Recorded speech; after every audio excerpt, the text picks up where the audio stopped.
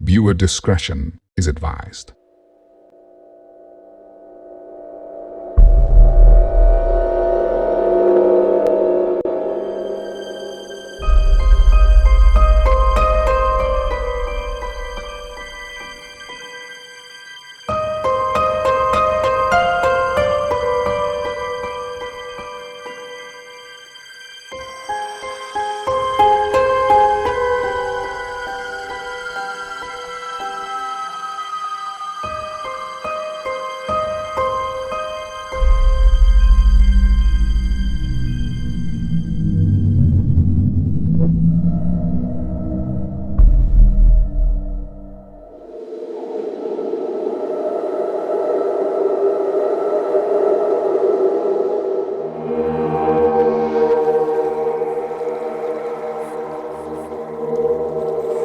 Prologue. Bad Things Come in Threes.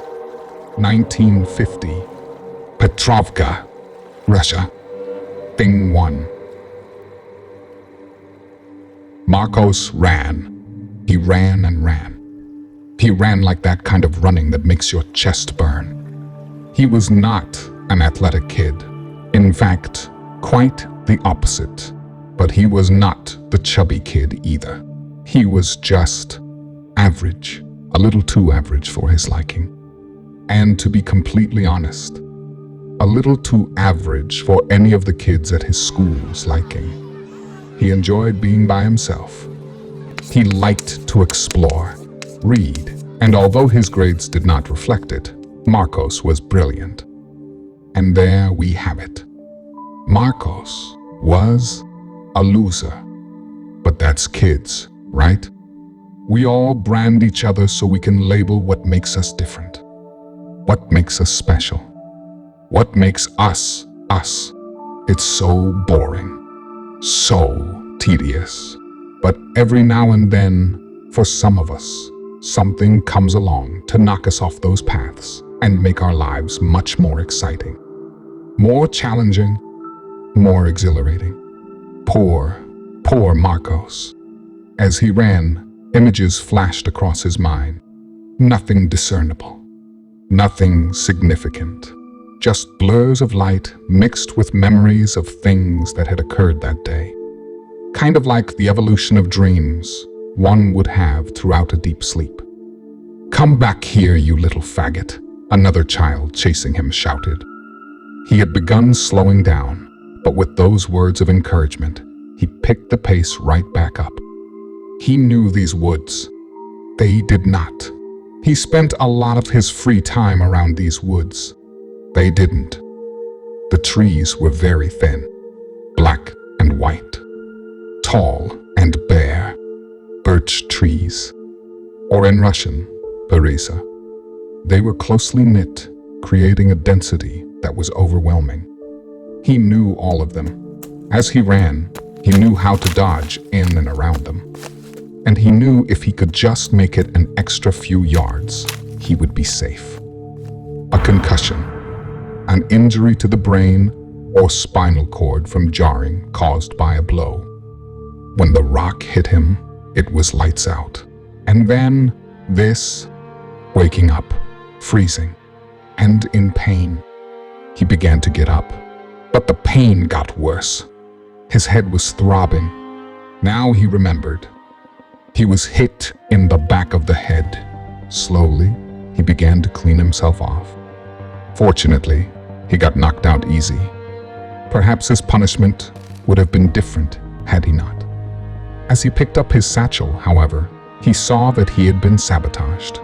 It was torn to shreds and much lighter than before. No matter, he had to get back home. He began his walk through the woods back to the main road. The road all the kids used to get to school and back. Not much of a road, not well maintained anyway. It was, after all, just a simple mining town.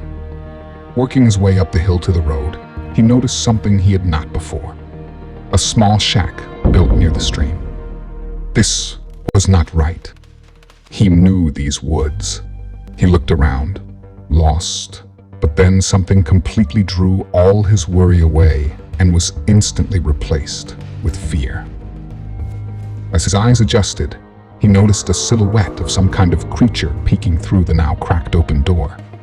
His eyes adjusted more. Thank God. A dog. Just a dog. Here, boy, he called out. But the animal darted inside. Marcos approached the door, completely forgetting that the entirety of even seeing this shack, let alone exploring it, puts him way off course. And who knows what time it must be. Nevertheless, he pressed on. As he came to the crack of the door, he nervously peeked in. It was pitch dark. One step at a time, he moved slowly into the shack. Then he noticed a faint light across the other side of the enclosure. Here, boy, he tried once more. Still nothing. He made his way across the room to the faint light. A stairwell. The dog must be down here. Slowly, he continued as he began his descent. He could hear boards creaking. The walls were cement. It reminded him of the bomb shelter his dad once built. The cement was cold to the touch as a hallway began to come into focus. And as he made his last few steps to the landing at the bottom, his fingertips grazed both sides of the narrow cement stairwell. It was some kind of underground bunker, dimly lit. As his eyes slowly began to scan the floor in front of him, they were met with a strange object across the room. A structure of some kind, like a statue, a piece of art, maybe, too dim to tell. He slowly crept forward, still too dim. Wait, bars. Those are bars. Is that a cage? Suddenly the stray came back to mind. Was this where he was kept? How did he get out? No, impossible. It's all locked up. That was when he saw it. A large, darkened cage. A cage that sunk into the dark recess of the basement's corner. But why? For what? A noise came from behind him, immediately followed by a foul odor. The noise was like wet sounds, like sopping sounds, and they were getting closer. He felt a temperature change as the hairs on the back of his neck began to stand up. He slowly began to turn around. When he laid eyes on it, horror washed over his face. He swallowed, but there was no saliva to swallow. His mouth was bone dry. A puddle of urine began to surround the young boy's feet as Marcos began to shake. The dark, shadowy creature stood over him. Just then, an appendage burst out from the creature's torso. It was not exactly an arm, but seemed to behave as one. A claw with 2 fingers, one apparently being the thumb, opened. The nails on the claw went straight for the boy's jugular and stopped, as if to warn. Marcos could not move. He just stood there, frightened, cold, and shaking. The creature then began making clicking sounds with its mouth. It lowered its head to meet the boy eye to eye. But Marcos shut them, terrified of what was happening. The long nail on the end of the creature's finger then began to drip with the little boy's blood. Then, without any warning, its nail slammed straight up through the boy's skull as he was lifted to the ceiling. The creature opened its large jaws, and just like that, Marcos was gone.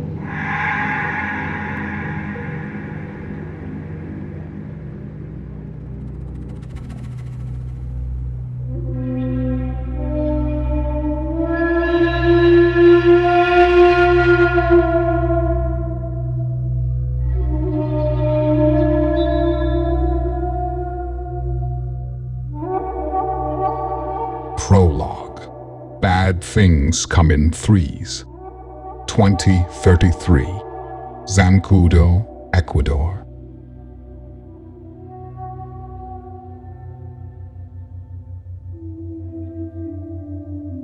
Deep in the South American jungles of Ecuador, twilight begins to settle in. A slight mist begins to roll off a nearby river known as the Agua Rico, a light, murky brown river that seems frozen to the eye. As the mist rolls across the muddy banks, it slowly begins to be swept away, and then rapidly parts as a loud rumble begins to descend on the forest terrain. Within seconds, all the trees begin to dance from the force of the ubiquitous entry. The large military cargo helicopter touches down in a clearing 150 yards north of the river, but within the dense jungle. While the propellers are still going at top speed, 3 figures in white hazmat suits jump from the vehicle and run in hunched-over positions while covering their heads.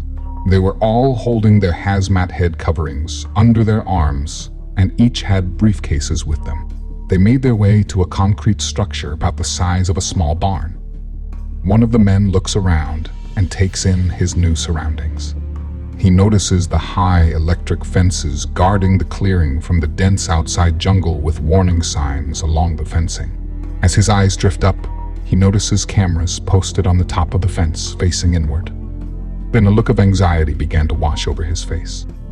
A look that said he expected what he was seeing, but still found it unsettling because he watched the ubiquitous ascend into the air and disappear as quickly as it had arrived. They were alone. "It's too late to turn back now, Charlie." Charlie nodded his head. "We only have 3 minutes to input the codes." Sal was right. He was looking at his watch with worry and stress in his eyes. He looked back up at Jack and Renee. They needed to move quickly. The 3 of them ran inside the concrete structure. They came to a solid steel door. On both sides of the door were small black boxes bolted to the concrete walls. Renee and Sal scanned their badges on either box, then looked at Charlie. Charlie slowly approached the box on the right, reached out his hand, and opened the front cover of the box. Inside, there were buttons for numbers, just like an old payphone would have. He took a deep breath and began punching the code in. Once he was done, he closed his eyes and clenched his jaw, hoping he had not made a mistake. Just then, the steel door opened. A look of pure relief washed over all their faces. On the other side of the now open steel door, an elevator was ready for them to board. They all got in. The elevator room was extremely bright and lined with stainless steel siding. There were no buttons, no certificate of inspection like your typical elevator. Just 4 walls, a ceiling, and a floor.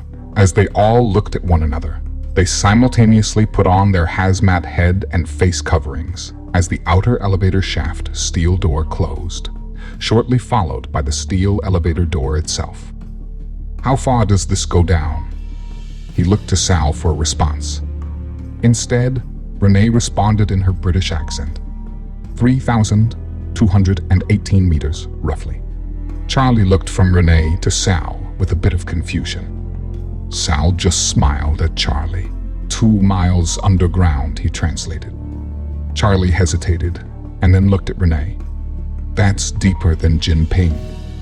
Renee looked at Sal, rolled her eyes, and looked back at Charlie. "Jinping's underground, yes, but built into the side of the Jinping Mountains. We are going straight down." He heard the disdain in her voice, but didn't care. He had a job to do here, and he might not be Enrico Fermi, but he knew his job was just as important as theirs. "I hate confined spaces," Charlie muttered under his breath. Sal put a hand on his shoulder. "Don't worry, Charlie. This elevator was built to sustain a blast from a bomb." For some reason, that cued both Sal and Renee to look at Charlie's briefcase for a second. Shit, if that happened, the damn thing would probably still even work. The 3 began staring at the ceiling, like polite elevator goers anywhere else would. They were closing in on ground level when another conversation transpired. "Charlie?" Charlie looked up at Sal. "Charlie, remember, do not touch anything. Keep your distance from the specimen, and for God's sake, keep your cool." Sal looked down at Charlie's side, where he was holding his briefcase once again, and so did Charlie. He then looked back at Sal, glanced at Renee, and back at Sal again. He noticed the two referencing his carry-on quite a lot, and thought he should put it to rest. You guys get your jobs done right, and I won't even have to open it. He gave Sal a slight smile. Renee and Sal gave each other a concerned look. Having a military officer in their laboratory made them both exceedingly nervous. The steel doors finally opened. Here we are, boys. They slowly exited the elevator. Charlie looked amazed. This was unbelievable. The room they were in was supposed to be a laboratory, but this looked more like an aircraft hangar. It was completely concrete. The ceiling was dome-shaped, completely curved from top to bottom. It was like being in a concrete observatory, but with no retracting doors in the roof for a telescope, and definitely no telescope. Instead, in the middle was a large cage made of steel bars. You couldn't see anything through the cage because curtains hung on all sides of it from the inside. It wasn't like other labs either. The room was dimly lit, and the ground, made of dark brown concrete, completed itself with a reflective luster. The walls were smooth, made of cinder block-like material, and stood about 15 feet high before blending into their dome existence. The room was shaped like a rectangle, spreading a good distance from the elevator doors, procuring a long, subterranean recession for the lab. Charlie noticed cameras, just like the ones now miles overhead. They were being watched. As they walked up to the cage, Sal reached out to a control panel attached to it and pressed a button. The curtains withdrew, and lights flooded the entirety of the cage. And there it was, laying on the ground. Its human-made home was a cold concrete slab, glass walls, and steel bars on the outside. The creature was extremely thin and sickly looking. Its skin was almost reptilian, rough in texture, with spikes all over it. 4 arms protruded from both sides of the creature, along with its 2 legs. At the end of each of its 8 arms and both of its 2 legs were 2 large fingered claws, with long, thick, and sharp nails, which seemed to be straight out of the Jurassic era. Lastly, a rhino-style protrusion adorned the back of its neck. There were more of them originally. Sal announced to the 2 of them. They were captured after taking out an entire Russian village during the Cold War. The Russians were convinced we had something to do with it. Both sides were experimenting with genetic engineering, so they assumed we had created something. They were able to subdue the alien clan to study it and possibly reverse engineer what we had done. They soon found out it was not us. Through the next 50 years, they tried studying the creatures. They experimented on them, dissected them, tried to communicate with them. After all these years, they have found nothing. Until now. This is the last one living that visited us all those years ago. The Russians turned to us for cooperation in this endeavor, as time was against them. We figured out a way to communicate with them through a mathematical code. They are far more advanced than us and can communicate through airwaves their own bodies create. They can download their thoughts right into our networks. In fact, if it wanted to, it could tap into any of our nuclear facility networks on the planet, hence this 6.5-foot thick concrete prison around us. And is that because of the virus? Charlie asked. Laying on the ground, half dead? Yes, it's extremely contagious. Airborne. The virus, once in the air, can travel for miles. Don't worry, it can't hurt us. It's completely incapacitated. This creature, this specimen, is the only thing on the planet that has it yet. Who knows if it got it here or came here with it? Once Dr. Shepard, Renee, and I retrieve the samples, you let us out of the cage. We exit the facility and decontaminate on the surface. Nothing will go wrong. Let us get started. Renee and Sal unlocked the steel gate and then the glass cage. They slowly walked over to the large creature with their briefcases. Each knelt on either side of it and opened their cases. Charlie closed and locked the gate and door. He watched as they spent the next minutes gathering samples from their specimen. They both stood up and headed back to the door. "All right, Charlie, let's get out of here." With that said, he began to open the locks for them. As he unlocked the glass cage, he caught something out of the corner of his eye. It was a reflection on the glass on the other end of the cage. A reflection of the creature. It was standing behind the two doctors now. Charlie's startled expression caught the attention of the two doctors, and they both turned around and were greeted with the creature right before them. Two arms simultaneously protruded from the creature's sides and impaled the two. Instantly, they both began to shake and spit up blood as their specimen proceeded to tear through their chest cavities. Charlie slammed the door and began running. He thought if he could just make it to the elevator shaft, he could get away. He was most of the way there when a cold sensation swept over his body. It was shock. He looked down to see the creature's claw peeking through his abdomen. The creature retracted its claw, and Charlie fell to the ground. He couldn't see much as he lay there on the cold concrete floor, waiting to die.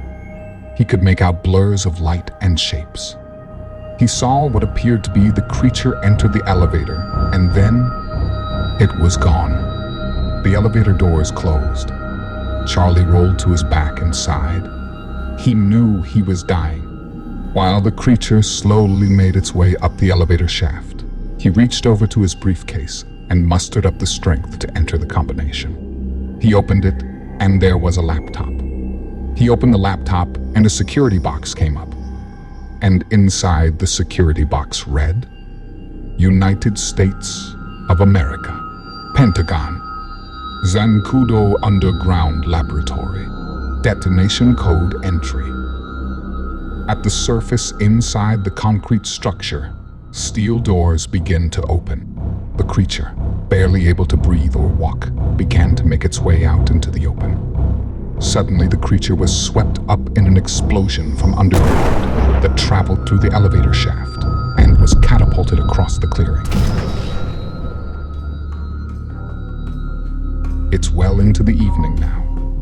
The stars shined beautifully over the Ecuadorian jungles. There was a full moon out that night, making for a bright night sky as a trail of black sooty smoke burning from the rubble below made its way to a tiny Ecuadorian village 35 miles south.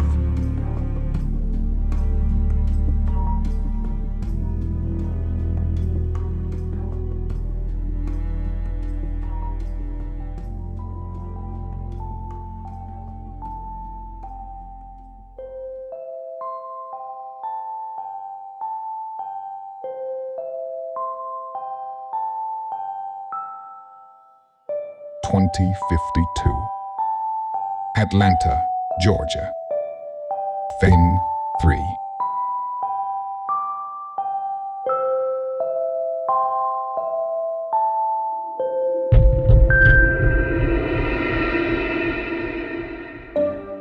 A little girl sits at her coffee table in the family living room. She seems to be extremely focused and organized at the age of 6 as she colored in her coloring book. Dad was sleeping on the rocking chair behind her, and her mom was talking on the phone in nearby the kitchen. It was a large, beautiful home, exceptionally clean and expensively furnished. Among the family portraits, some taken by photographers and some rendered by artists, hangs a large, expensive, original piece of artwork. The family portraits showed a well-to-do Asian American family of 5. Husband, wife, and 3 daughters. The artwork portrayed a family flaunting their wealth in a tacky yet somehow socially acceptable and suitable, or expected, fashion. Just the 3 of them were in this downstairs common area of their home at the moment. The young girl was, in appreciation, soaking up her current lack of sibling competition for the parental units. "Mommy, Daddy's sleeping. Can I turn my music on?" "No, sweetie. You know how Daddy likes to sleep to that stuff. Put your headphones on." Her eyes lit up at the realization of this wonderful idea her mother just had. She ran across the large living room to another overly sized living room, which seemed to be untouched, as if for show. She looked around and darted to the corner where a massive credenza sat. She opened the drawer and took out a small pair of bright yellow headphones. She put them on and raced back to her work, sitting on the coffee table, awaiting her next crucial decisions. When she got back, she waved at the TV a few times, engaging with the TV's functionality simply by hand motions. She opened a small box on the lower right corner of the screen. Within that box, she scrolled down to her desired first track and pressed play. A smile grew across her face as she plopped down and immediately went back to the work at hand.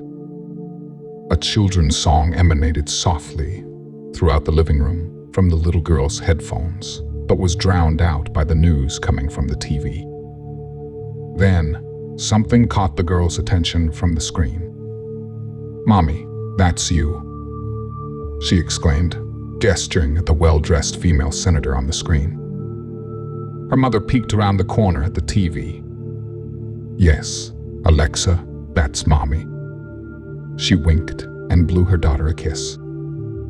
Alexa reached up with her hand and pretended to catch the kiss with it and giggled as she pretended to put it in her mouth and swallow it. Again, she put her headphones on and it was back to work. Suddenly, the conversation Mom was having on the phone went silent and Dad immediately sat up. There was a loud rumbling coming from over the house as the interior walls shook. Two teenage girls rushed down the stairs which led to the main foyer. Mom and Dad met the two at the bottom of the steps, within reach of the front doors of their home. "What is that?" both girls said at the same time.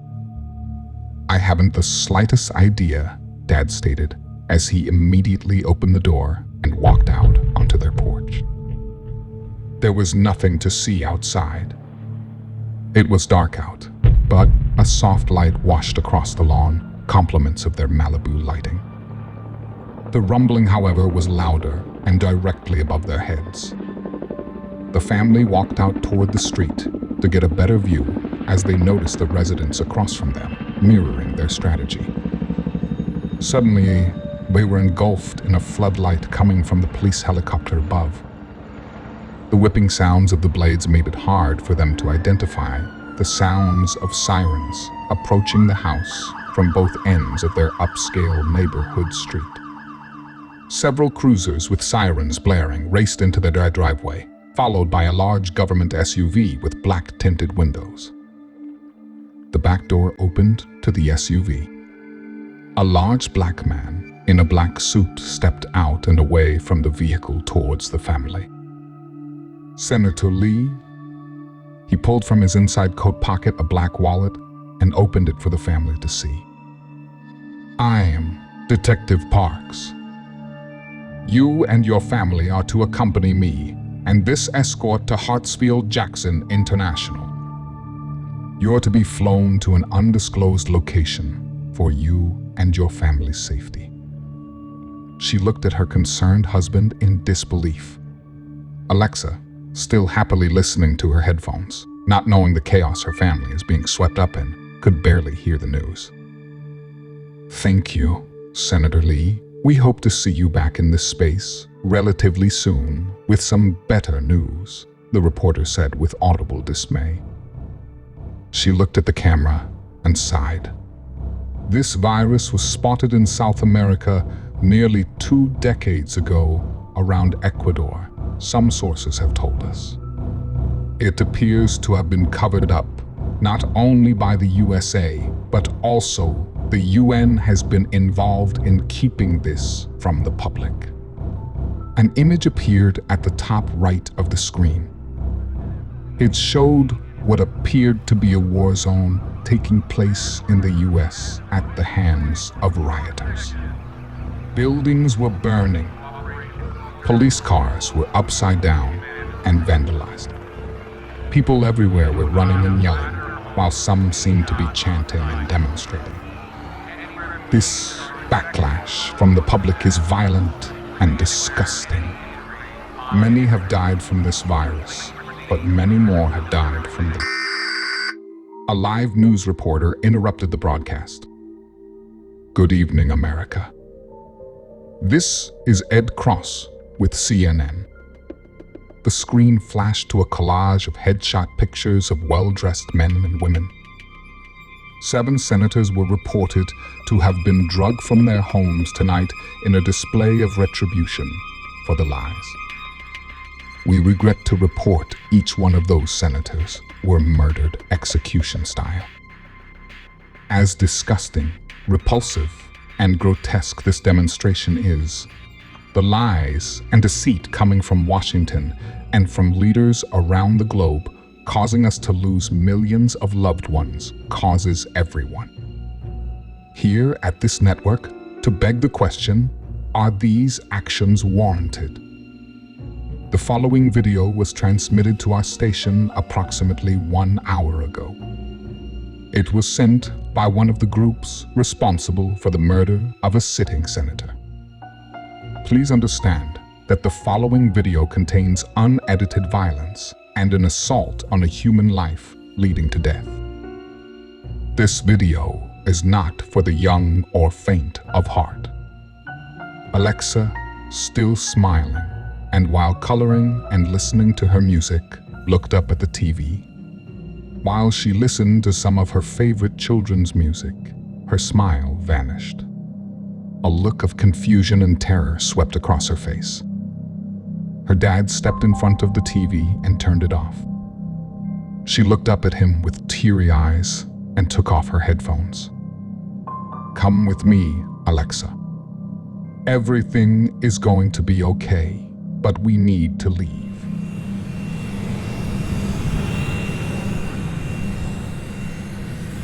Alexa slept in between Mom and Dad. It was a private chartered jet reserved for government use. Senator Lee stood up and gave her husband a kiss on the cheek.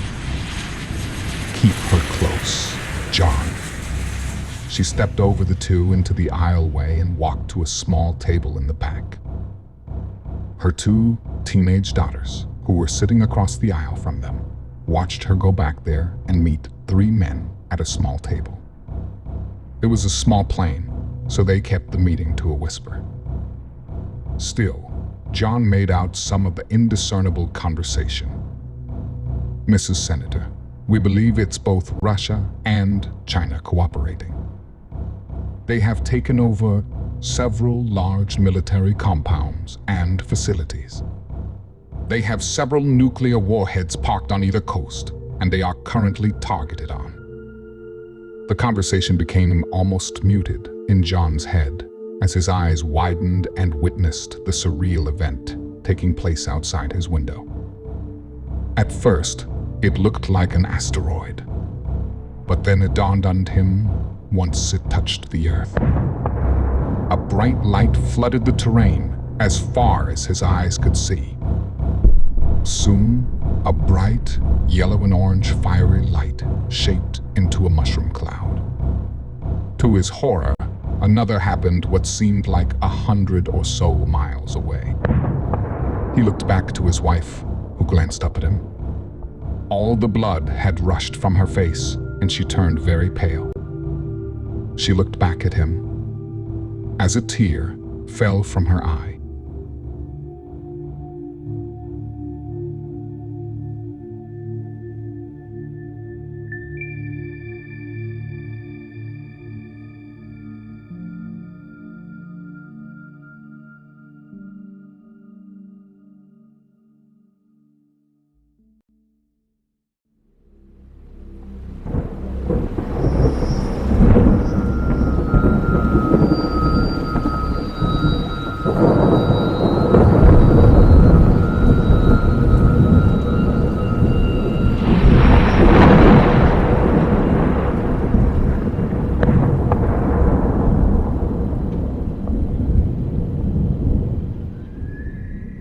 Chapter 1. Fallout 2068.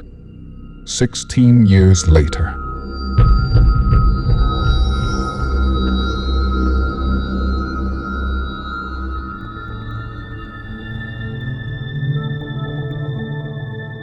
It has been over a decade and a half since the world went dark.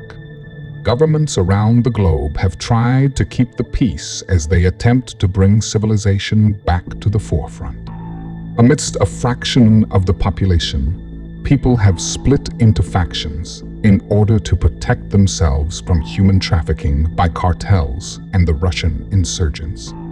Outnumbered by bad actors, the UN has temporarily suspended the Geneva Code.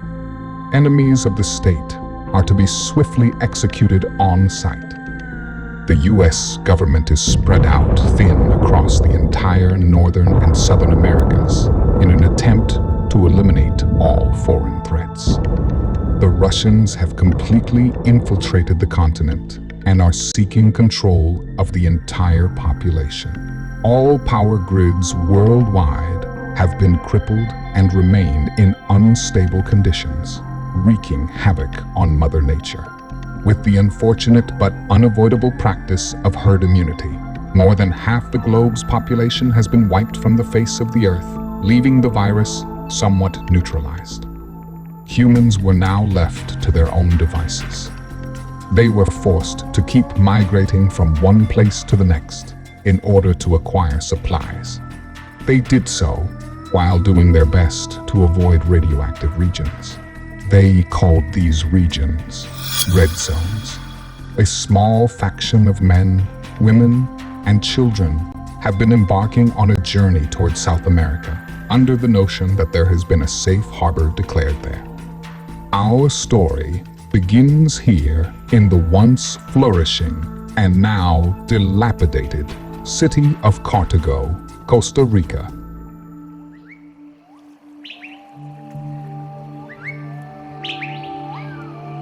Cartago, Costa Rica, 14 miles south of San Jose.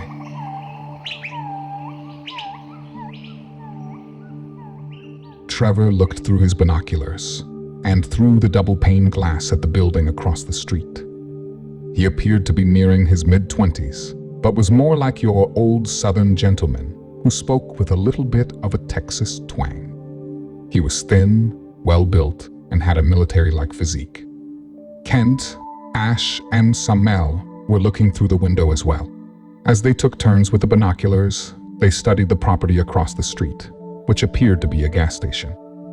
"It looks like all the pumps are hung up," whispered Ash, a tall, thin, tan, and gangly kid who talked like your average Californian surfer. And Kent, tan, as a brown leather wallet, in his black cargo pants and ribbed white tank top, painted a portrait of a picturesque military vet dating a sexy mistress named Midlife Crisis. As if that weren't enough, he finished off his appearance with a gray handlebar mustache. "What's our next move?" Samel, a very young, tall, thin, exotic creature, spoke up in his thick, Middle Eastern accent. "Let's move on it before someone else does." "Hold on. Hold on," Trevor said in a rolling, lazy delivery while putting his hand up to the three of them, urging patience while he peered through the lenses of his binoculars. "You guys see number 4?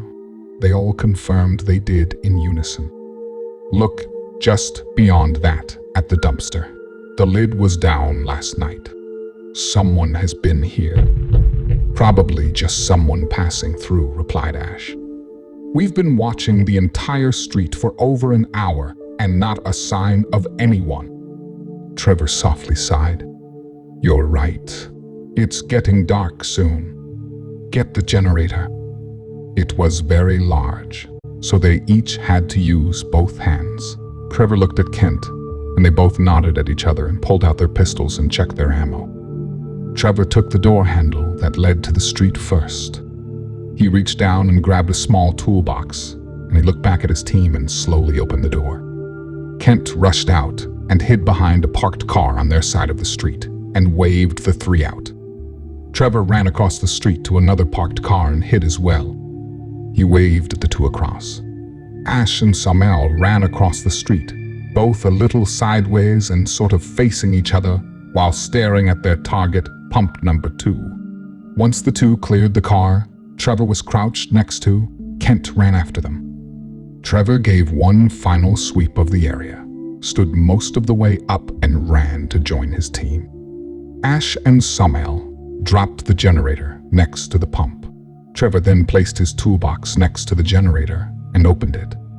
There were various wires and screwdrivers within the box. Trevor grabbed a few wires and started fastening them to metal piles protruding from the side of the generator that was obviously once covered. Ash and Samael hurriedly grabbed screwdrivers and began undoing the large panel to the pump's electrical unit. As they unscrewed one screw after another, they just let the screws fall on the ground. Kent had his gun, and now Trevor's as well, and had them drawn towards opposite directions while shifting his body, creating a lethal human turret. The last screws were being undone as Trevor had just finished the wiring and waited, with anticipation of setting his eyes on his next job. They removed the panel, and the three of them got to work wiring the inside of the pump. The generator was now fully hooked up, and Trevor primed the bulb and grabbed the throttle. He looked up at the two.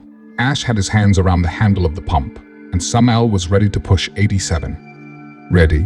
The two looked at each other, then back at Trevor, and nodded. Remember, the generator is on fumes, and it gets filled first, he said as he unscrewed the cap to the reservoir. They nodded once again. He then reached into his toolbox and grabbed a small broken mirror. While crouched down next to the generator, he used the mirror to catch the sunlight. He was bouncing it toward a sign that read Alto. The sign was absorbing the reflection. As he did it for a little longer, they heard engines around the corner start up. Within moments, 3 cars, one by one, raced around the corner. Trevor pulled the throttle. Nothing happened. They all shared worried glances. He pulled it again, and still nothing. He took a deep breath and closed his eyes. He knew too many pulls would fill the intakes and render the generator useless.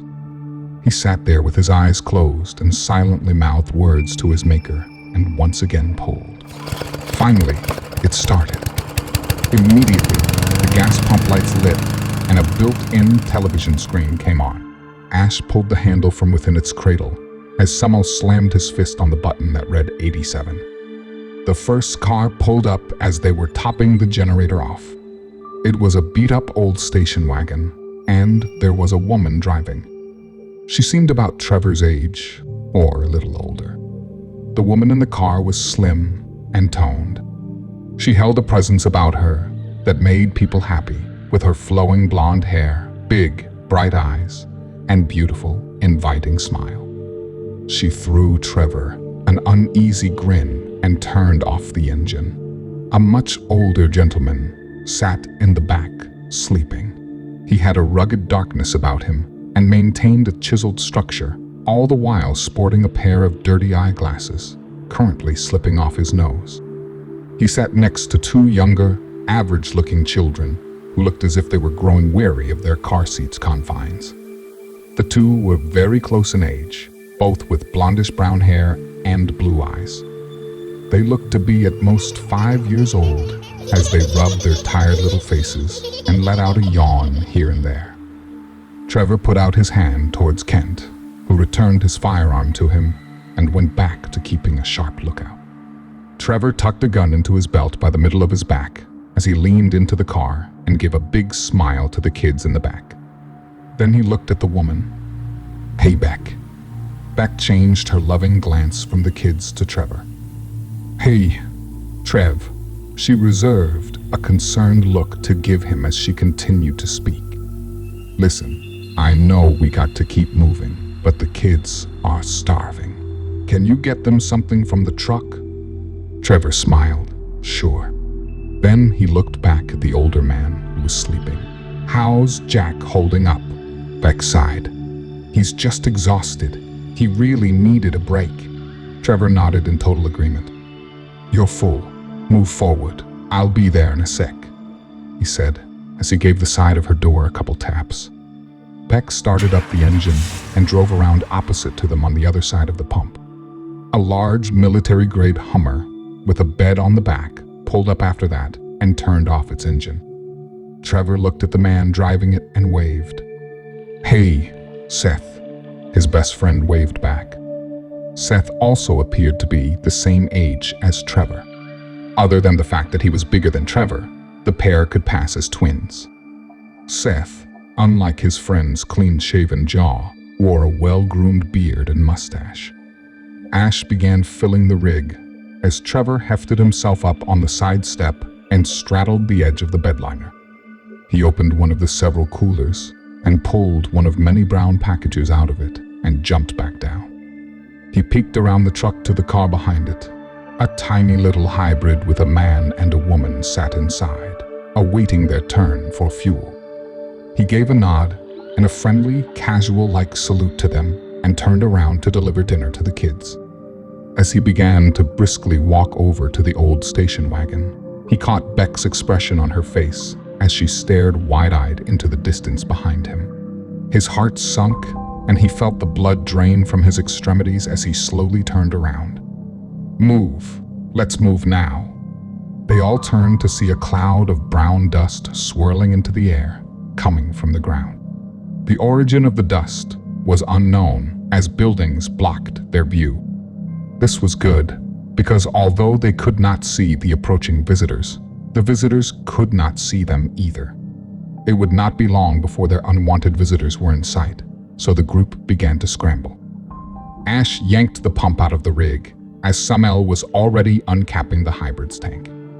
They filled it up as fast as they could and moved immediately to assist Trevor in rounding up the precious supplies. Ash looked at the two in the hybrid, which was just a small two-seater. "And Eugene, you guys holding up okay?" They were an older couple, rough around the edges, but seemingly content. Each of them was pleasantly aged around their mid-40s. They both portrayed a look that said they've had their fair share of life, but were still very capable of handling their own. Anne, who was in the passenger seat, gave a smile and a nod back to Ash. "We are good. Let's just get out of here." Then Eugene chimed in. "Next time we stop, I call the Hummer. This lunchbox wasn't exactly what I had in mind," he stated, referring to the tiny little two-seater he was operating. Ash smiled. Then immediately, him and Samael jumped into the bed of the truck and each pulled a rifle out and held onto the roll bars near the cab. They had to sit in the bed of the truck, as the Hummer's cab was packed full of supplies as well. They didn't seem to mind, though. On the contrary, they seemed to really enjoy it. They were both young and in shape and enjoyed a little bit of unease.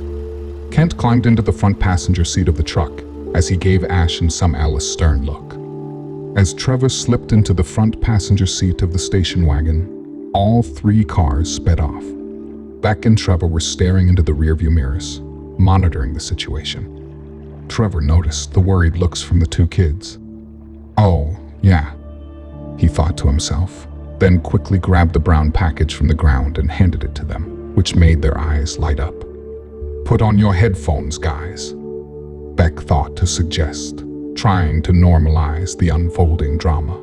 They had a little old-fashioned Discman with a headphone splitter, and each had their own headphones. Completely oblivious to the threat behind them, Caleb and Delilah gathered up their listening devices, put them on, and began opening up their dinner. Bananas, canned Spam, carrots, and a couple meat sticks was on the menu today. It was pretty much the same thing every day, with little switch-ups here or there. The pair were easily pleased. They grew up in this world, and each had their twin sibling for continuous camaraderie. At the vulnerable ages of 7, they'd already seen more in their short lives than most people 5 times their ages. "There, turn there," Trevor signaled. They were the lead car, as the other 2 vehicles closely followed. They kept looking into their rearview mirrors, unsure which direction the visitor or visitors were headed. They kept looking but lost sight of any evidence of moving vehicles. "Take it south," Trevor quipped, speaking of the highway they were approaching. Beck made a right turn onto the on-ramp for the IA-2 South as the two vehicles followed. Ash and Samel peered past the little hybrid behind them and searched the horizon for any signs of following vehicles. Meanwhile, the sun said its final goodbyes to the west, giving a beautiful light show across the sky as its final argument before retiring for the evening. As twilight turned the last page of its chapter, Trevor felt as if he were being watched. With the intuition one would have while being stared at, Trevor's instincts kicked in, which in turn drew his attention to a dim field just off the highway. There, standing in the middle of the field, stood a tall, large, darkly clothed figure. He couldn't make out any evidence it was a person, but he knew it was staring back at him. He looked over at Beck. "You see that guy?" Beck looked over. "What guy?" Trevor pointed in the direction of the figure, gave a little chuckle and retorted, "That." But before he could get the words out, the figure was gone. "That's weird," he said in a quiet voice, almost as if he was no longer talking to anyone other than himself. They both dismissed the issue and let the sound of the highway through the poorly insulated station wagon direct the conversation for the next few moments.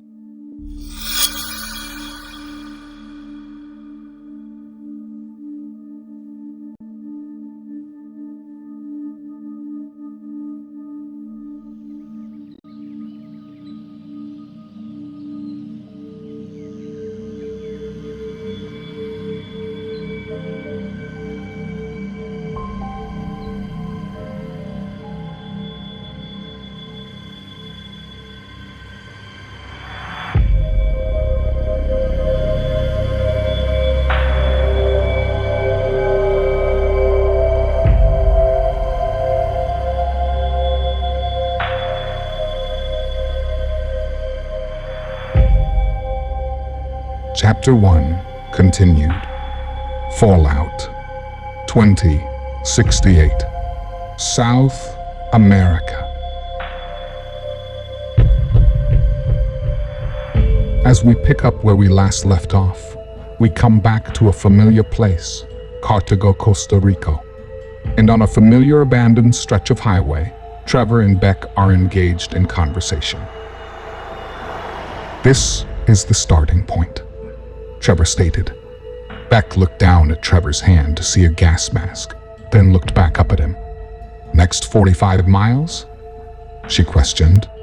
Trevor answered by distributing gas masks to everyone in the vehicle as he made an announcement. "Come on, everyone. Next 45 miles.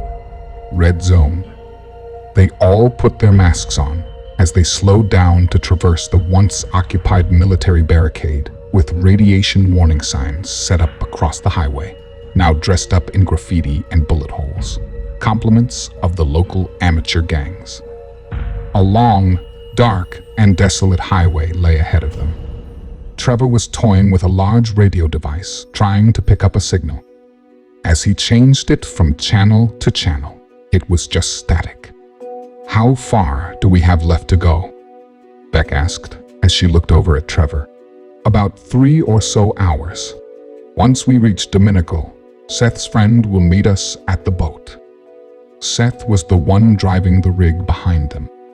"You tired? Would you like me to drive for a bit?" "No," she said with a smile. "I'm the older sibling. I get to drive." They both chuckled. Just then, something began to come over the radio. Trevor swiped it off the dashboard and turned it up. "This is it," he said. "It's that recording again. Caleb, Delilah, hand me a pen," he shouted to the kids as he rifled through the glove box to pull out a notebook. He got ready to write down the information coming across the radio. The voice was slightly robotic sounding with a bit of an English accent. The reception was not perfectly clear, but discernible nonetheless. Repeating transmission. "This is Zool. All networks back online. Properties are secure. Safe harbor has been acquired. Access code 719-AKQ641GSY. All local grids have been restored. Rendezvous 0.54811405 and 75.5128858. Temporary access expiring 8/10/2068. The radio went back to static as Trevor went over the numbers that were already written down from prior dictations. All the numbers are right, Trevor noted to Beck. Can you imagine electricity? Running water? Beck smiled as she responded. I'm gonna take the world's longest hot shower, but how do we know this isn't some sort of trap? Trevor took a moment to think. We don't. We'll have to check it out as we get closer. He paused for a brief moment and looked back at the older man sleeping in the back. Maybe send Jack in to spy on the place. He should be able to get some good intel before, but his thought quickly ended there. Ouch, he exclaimed as Beck threw a stern older sister punch. Leave Gramps alone. Then a slight change in her facial expression as she struck a bit more serious and quiet tone. What about this Paco guy? You think we can trust him? Trevor turned around in his seat and looked at the dark silhouette following them. Seth's friend? I trust Seth. This Paco guy has a boat, and Seth seems to trust him. I'm willing to roll the dice. You got a feeling? Beck just shrugged. No, I don't think so. She turned and glanced at the kids. Then to Trevor. We just need to be careful.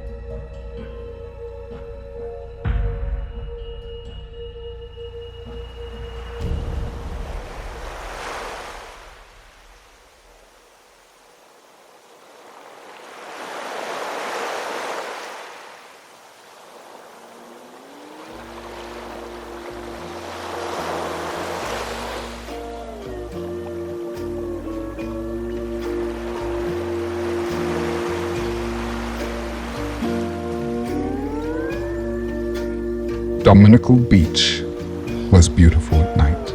Although vacant of venues, a boardwalk, or even crowds of people, it seemed to emanate a sense of nightlife. The Costa Rican forest met the sand with a seamless density, appearing almost out of place. The waves were calm as they washed up on the shores as the headlights of their vehicles lit up the sandy ground. They all parked close together in a semicircle, with the headlights facing the ocean. They all stepped out of their vehicles and took in their surroundings while shaking off the long drive. There she is, Seth said as he pointed to the approaching 3-level yacht, right on time. There was a long wooden dock about 20 yards in front of them that stretched out into the sea. The 10 of them began to walk towards the dock. The yacht was making its final approach as they could hear the water being disturbed from underneath the engines, reversing their force to decrease the vessel's speed. They climbed the staircase to the docks and watched as the ship made port. Just then, they were met with halting voices from behind them. Stop there! No more walk, a man said in a thick Hispanic accent. They all put their hands up and turned around. They were met at gunpoint by 2 men. What are you doing here? A third man asked as he appeared from behind the first 2 and walked between them right up to Seth and Trevor. With their hands still up, Seth attempted to defuse the situation. We're meeting some friends, he stated as he signaled with a hitchhiker-like thumb to the now docked boat behind them. The group noticed a few more men with flashlights going through their cars. Trevor rolled his eyes. In the excitement, he forgot. Always guard the supplies. And for Christ's sake, never leave your weapon. Those, my friends. That, my boat. You, not invited, the newcomer stated. Calm down, Solo. A voice beckoned from the boat. Seth breathed a sigh of relief. It was clearly his friend Paco. Evidently, Paco had more guests than he thought. The three men searching the cars looked up and joined the group on the dock. Paco emerged from the boat and briskly walked down the dock with four of his men following behind him, carrying assault rifles at their sides. "This is my family," Paco exclaimed as he put a hand on both Trevor and Seth's shoulders. The two men, once targeting the 10, now eased their guns. The 6 newcomers stood, facing Trevor's group. Their leader spoke up again. "No permission, Paco. This, my boat. I'm in charge. No room for more," he said as he turned to his men. "Go take supplies from truck." Trevor lunged forward, but the men drew their guns on him, again causing him to back up and put his hands back in the air. Salo, calm down. This was the plan. We need them, remember? Paco winked at Salo and Salo grinned. "For sale?" Paco looked at Salo. "For sale, Salo." Trevor and Beck looked at each other in utter panic and sheer disbelief. How could this be? How did Seth have it so wrong? How did he not see this? And why, for God's sake, did they leave their guns? Were they about to be caged and sold off to the highest bidder for supplies? Trevor tapped Seth with his foot and whispered, "What the fuck, Seth?" Paco walked in between the group towards Saulo, cueing the 2 armed men to again lower their weapons. Paco was shorter than the rest. He carried with him a who the hell cares and permanent vacation persona. He married that with a suitable Bahamas-style wardrobe. A little on the heavy side, this man kept a confidence about him that was mesmerizing to people engaging him. Being Hispanic, he spoke English very well, while almost seeming to emphasize his thick Latino accent. He embraced Saulo and gave him a kiss on the cheek. Then while he had his arm around Saulo's shoulders, he looked at his 4 men that escorted him off the boat. "Hombres, show Saulo the gift we have come with, for his wonderful hospitality he so kindly bestowed upon us." With that, all 4 men raised their assault rifles and began firing. Trevor's group, caught off guard, flinched and put their hands to their ears. Beck could feel blood dripping down her face as she watched the 6 men who once had guns pointed at her and her group get impaled with bullets through their heads and torsos. The now out-of-place, ragtag group looked on in horror, easily losing track of the crisscrossing flesh and blood, painting the open spaces between them all. When the firing stopped, she couldn't help her dropped jaw as she turned and looked at Trevor, who was also covered in blood and maintained a similar expression. Their eyes kept drifting to the 6, now unrecognizable figures laying before them, mangled in bloody disarray. They slowly turned and looked at Paco. He had the biggest smile spread over his face. With his arms high in the air, suggesting a celebratory hug, he walked up to the pair and embraced them and then stood back while still firmly clutching their shoulders and smiling. Then, a quick question swept across the gangster's lips. "How was your drive?"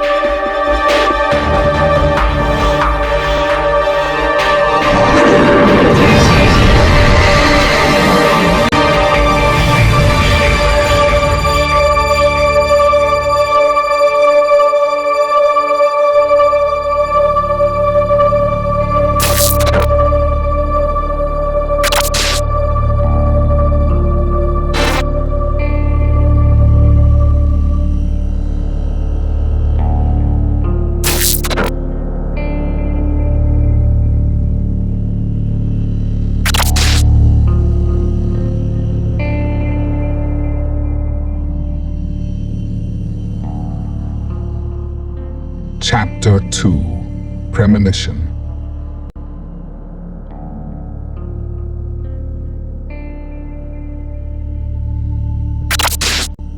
Although America had been sheltered from the majority of the virus over the past several years, recently, it had joined the rest of the world as large populations began to become infected. As deaths rose and tensions grew among social and political platforms, the country found itself in a downward spiral as desperation took hold. To quell such hardship, some found peace in spending time away from the cityscapes and joined nature for a much-needed reprieve. A good example of this, a young family from Grand Rapids, the Meeks. With about an hour left of sunlight, it appeared to be a nice family road trip. Two teenage siblings sit in the back of their family Jeep. A mom and dad sit up front while holding hands. It was Dad's turn to drive. The San Isidro Mountains were beautiful in the summer. This was the time of year the Meeks family spent some well-deserved downtime at their lake house on Lake Barrett. They knew this drive well, so the family was delving into some fun road trip games to quiet the growing anxiety they were all feeling. It was the learned anxiety of the blissful getaway that lay before them. As the San Diego International Airport was long in their rear-view mirrors, about 30 minutes or so, they figured they had about another 45 minutes to go. Although they were visitors here in Southern California, they were no strangers to the hordes of people and constant jarring noises of traffic that surrounded them as far as the eye could see. The big difference for them was the weather and that smell of salty seawater that seemed to envelop every oil-stained corner of the city.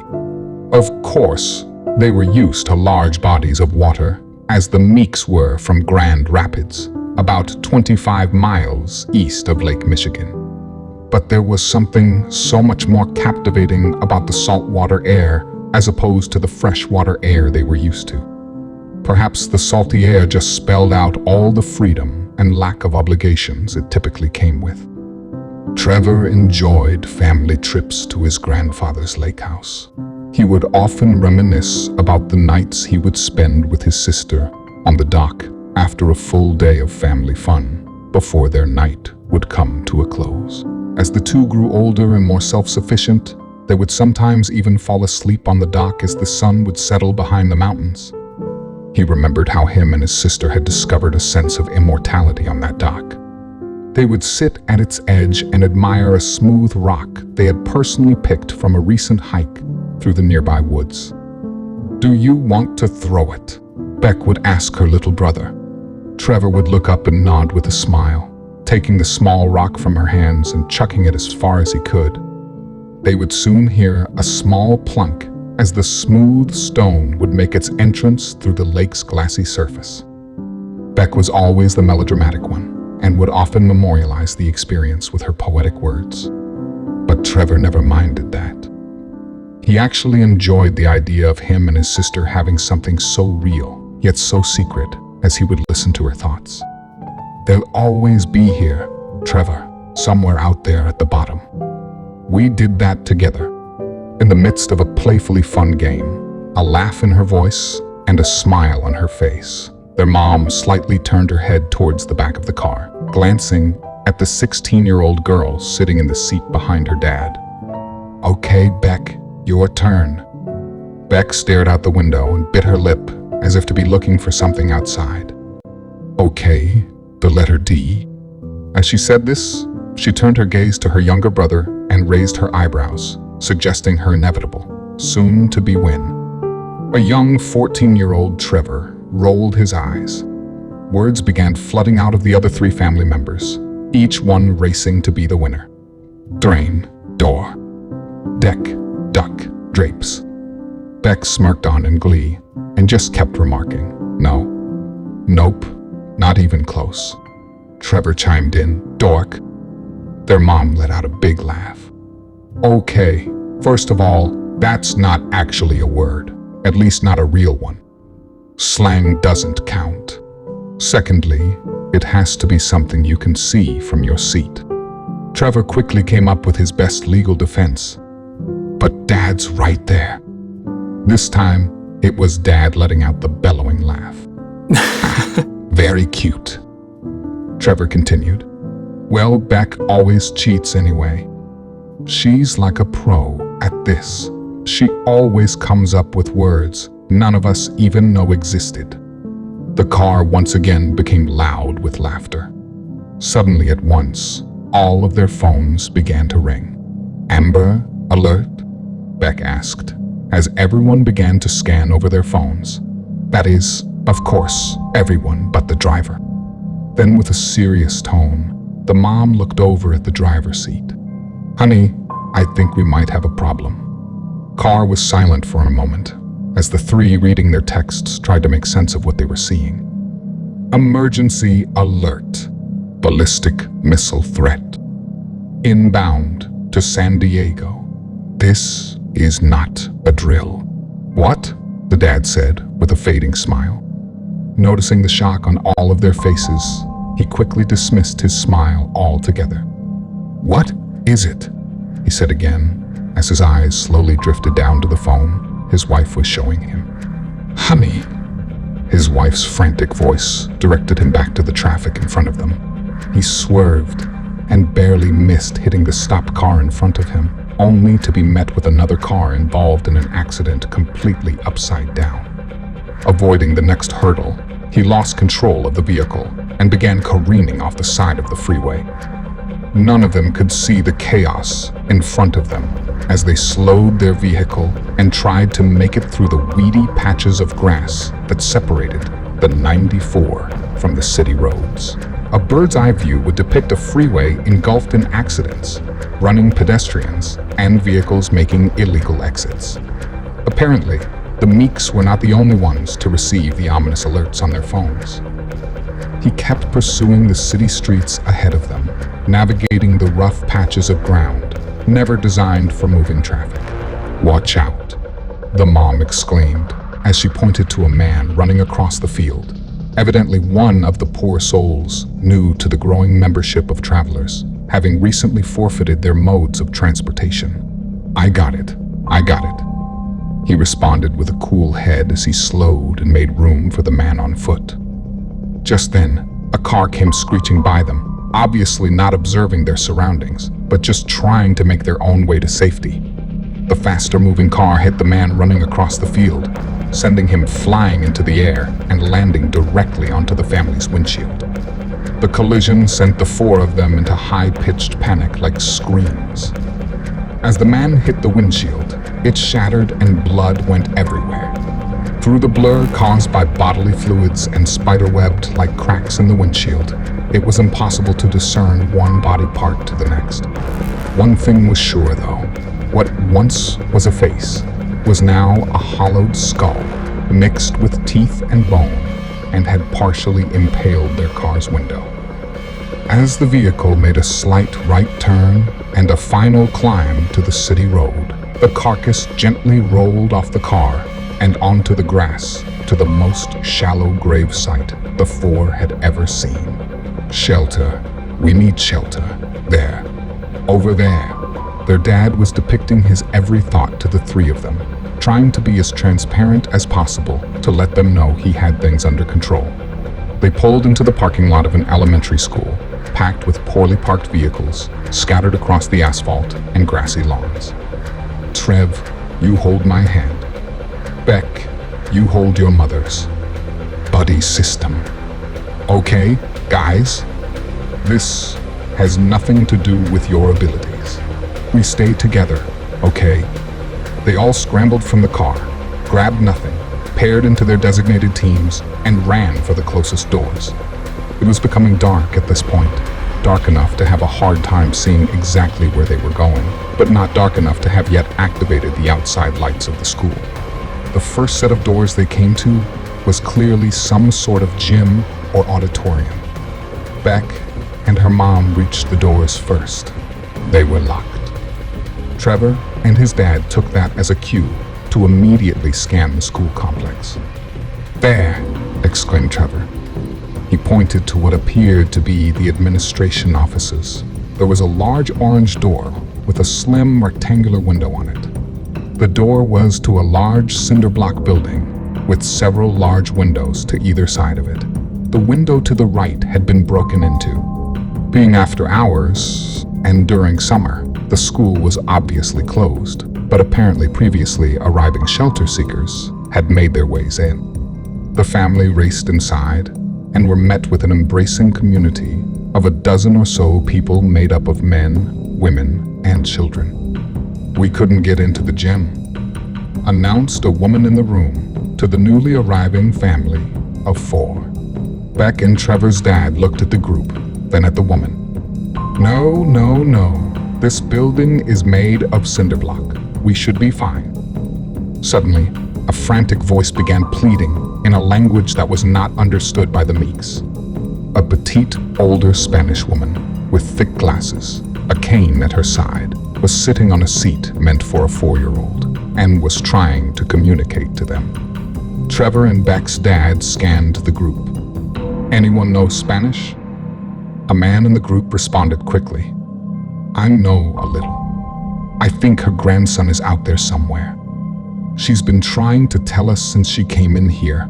I think they became separated." Just then, the power went out in the building. The entire city was engulfed in darkness as twilight was rapidly turning to night, sirens blaring from outside. Mrs. Meeks was staring out the window. Her husband, in a panic, began yelling in her direction. "Babe, get away from there. You don't want to be." Just then, she interrupted him. "Oh my God, I think I'm looking right at him." A small boy, about 7 years old or so, was frantically trying the doors of the gym, right where the Meeks had been just seconds earlier, then disappeared around a corner. Without hesitating, she let her motherly instincts completely take her over as she bolted out the door, her husband failing to hold her back. Trevor and Beck listened to their dad's next instructions like deer in headlights. "Beck, Trevor, stay away from the windows." He pushed them back beyond everyone else, lifted a hinged counter, allowing them access to a more secure area of the room. "Stay down on the ground, under these desks, cover your heads, and stay together." With that, he quickly chased after his wife. A few folks were looking through the window in disbelief as they watched the couple leave the safety of the cement building. More people of the group joined the kids in hiding under desks. Trevor had all the red flags going up in his head as he disobeyed his dad and crawled out from under the desk and peeked around the counter's corner. There, he could see the silhouette of 3 figures peering out the window. He was hoping to see his mom and dad come back through the door. He certainly was not anticipating to witness the following string of events. A bright light lit up the entire room, temporarily blinding everyone. The building shook as the sound of glass was coming from the windows beyond the counters. Within seconds, the body of a woman was hurtled across the room and slammed down in front of him. Suddenly, he was yanked back under the desk by his feet. His sister and another young boy about his age acted fast and pulled him from harm's way. Once under the desk, he looked back at the body, and for one quick second, before the lingering flash of bright light dimmed, he saw a woman laying on her back, coughing up blood. She had a large piece of glass that went straight through her left eye, deep into her head. He gathered up his knees and put his head between his legs as he began to shake. Suddenly, a voice beckoned the group from down the hallway. "Everyone, over here. I found some stairs. I think it goes to the basement." Beck grabbed Trevor by his hand, and the two got to their feet and ran with the others. They were making their way down the hall, feeling along the walls while being guided by the voice in the dark. Suddenly, without warning, a large sonic boom blasted in the distance, forcing half the group to their knees.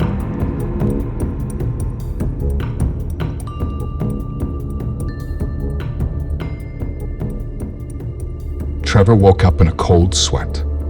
He heard loud, hard knocks alongside the boat. Whatever the sound was, it must have slipped into his dream, which ultimately woke him up. Trying to shake the awful memories his dream had conjured up, he rubbed his eyes with his fingertips while palming the rest of his face. Then, in one swift downward motion and some pressure along his nose, mouth and chin, he gave his entire face a refreshing stretch as he came to remember where he was. It was Paco's boat, and they were now at sea.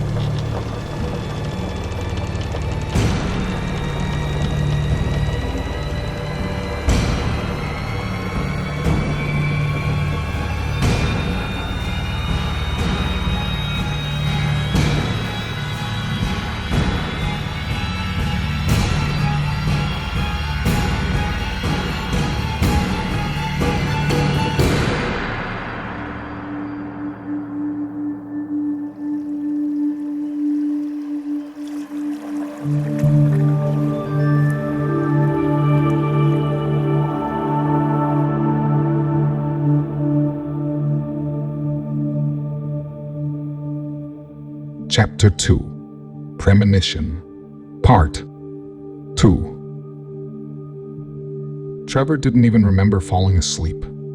As he attempted to get his bearings, he scanned the room. Round windows let plenty of light in as the reflections of sparkling ocean waters played artfully across the walls of the small cabin. Morning had come while he slept. He felt the hardwood floor beneath him with his hands as he turned his head to see Beck. She was on the bed, with the two little ones beside her. He smiled to himself. Of course, she got the bed.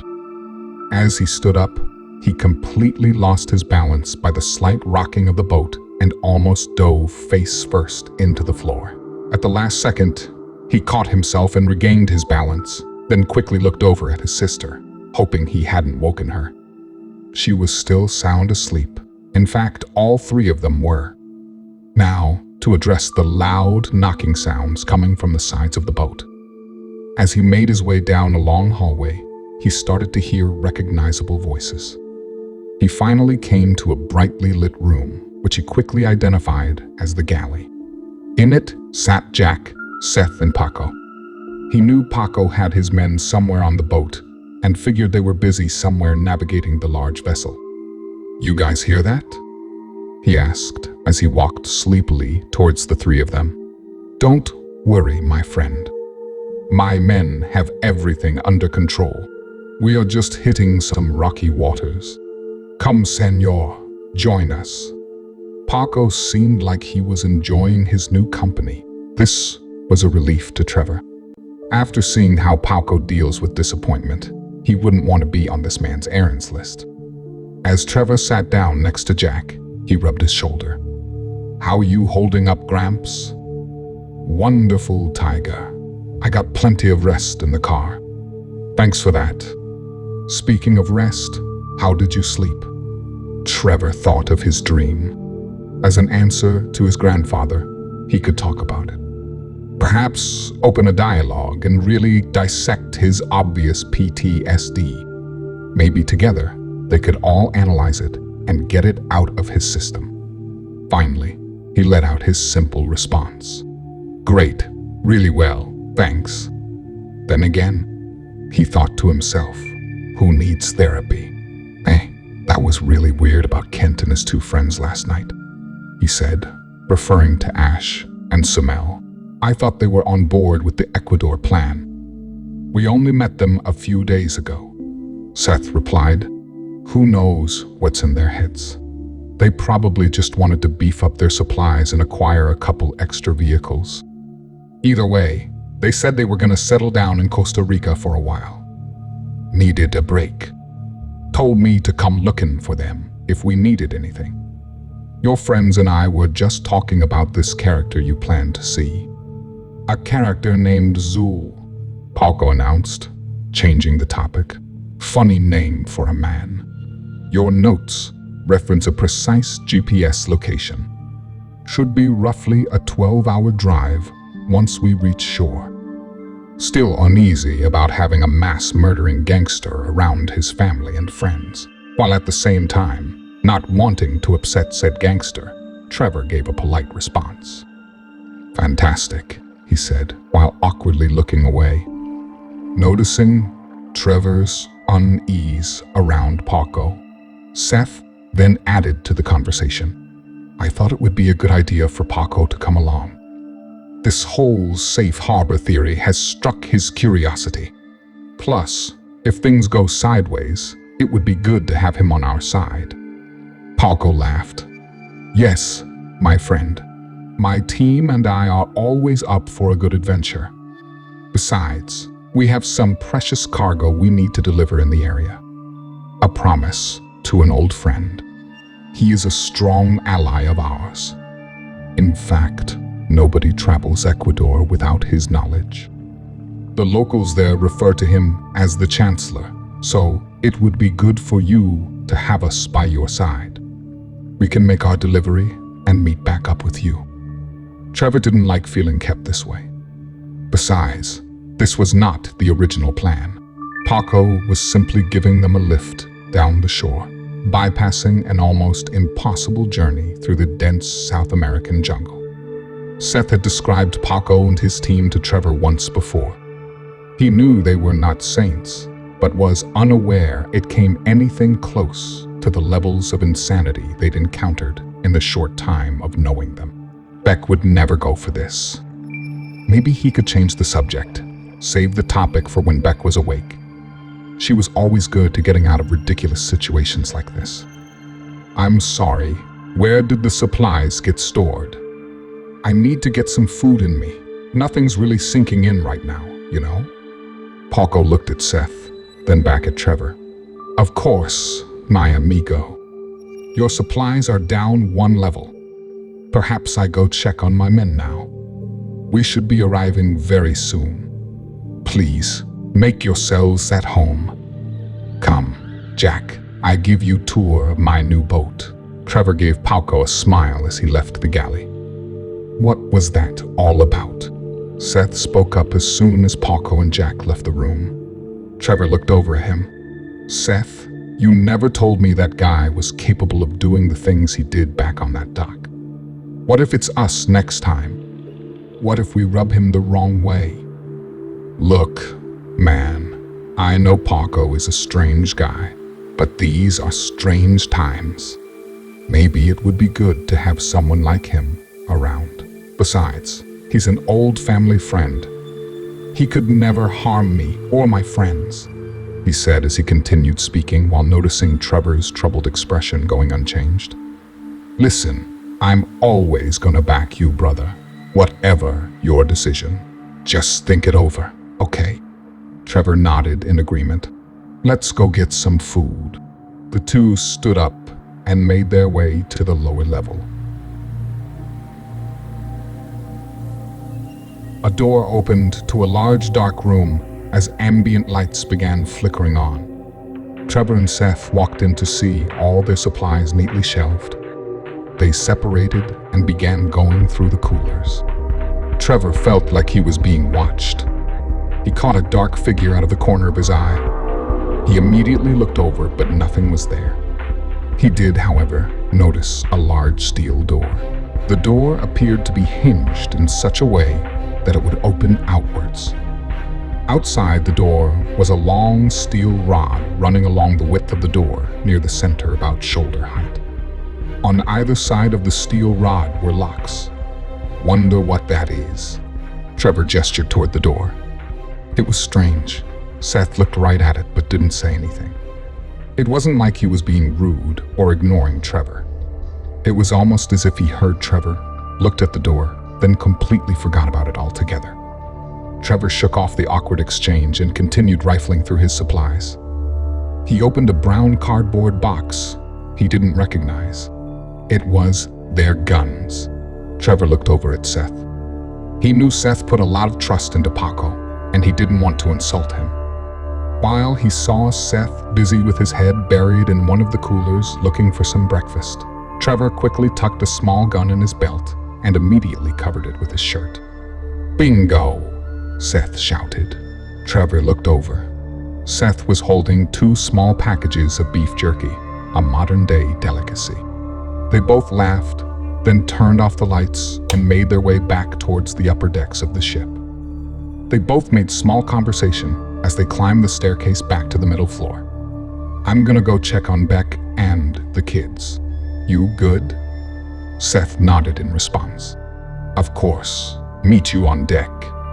Trevor jokingly ripped his share of jerky from Seth's hands. "This is coming with me," he said with a smile as he began walking back towards the room he had woken up in. While casually making his way through a small corridor, he opened the package of jerky and began to scarf down the first few bites. Before coming to the room where Beck and the kids were sleeping in, he came across a closed door. He thought for a moment and gave the door a polite knock. No answer. He slowly opened the door to a lightly lit blue room. A slightly bad feeling struck him as he pulled out his gun. He crept in the rest of the way, and a look of pure excitement came over his face. A full bar? Jesus Christ! He took his time while inspecting the wonderful treasure trove he had just stumbled across. He noticed, sitting atop all the rest of the alcohol, on a glass shelf of its very own, a beautifully designed glass flask of aged 100% pure agave Patron tequila. He placed his gun on the bar nearest the bartender station to reach the glass goddess, which was now giving him a come-hither look. Without another thought, he placed the flask in his back pocket. "I'll find a use for you very soon," he said aloud to himself, half expecting a rebuttal from the glass treasure, knowing all too well it must be too good to be true. Then he turned to the door and made his prompt exit. He then continued on his way down the hall, but paused for a moment as a bad feeling of something awful took over his entire body and made the hairs on the back of his neck stand up. He felt as if he were forgetting something. A door or something. What was it? He slowly turned around, as if beckoned by his subconscious. Of course, that was it. The large, locked steel door. It was just a moment ago. How did it fade from his memory so quickly? He changed directions and began retracing his steps back toward the stairs.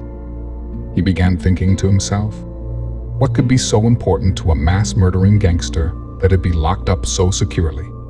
If there was going to be any arrangement between his group and Paco's of any future endeavors, he needed to trust this man. If he were to trust this man, he needed to know what was locked behind that large steel door.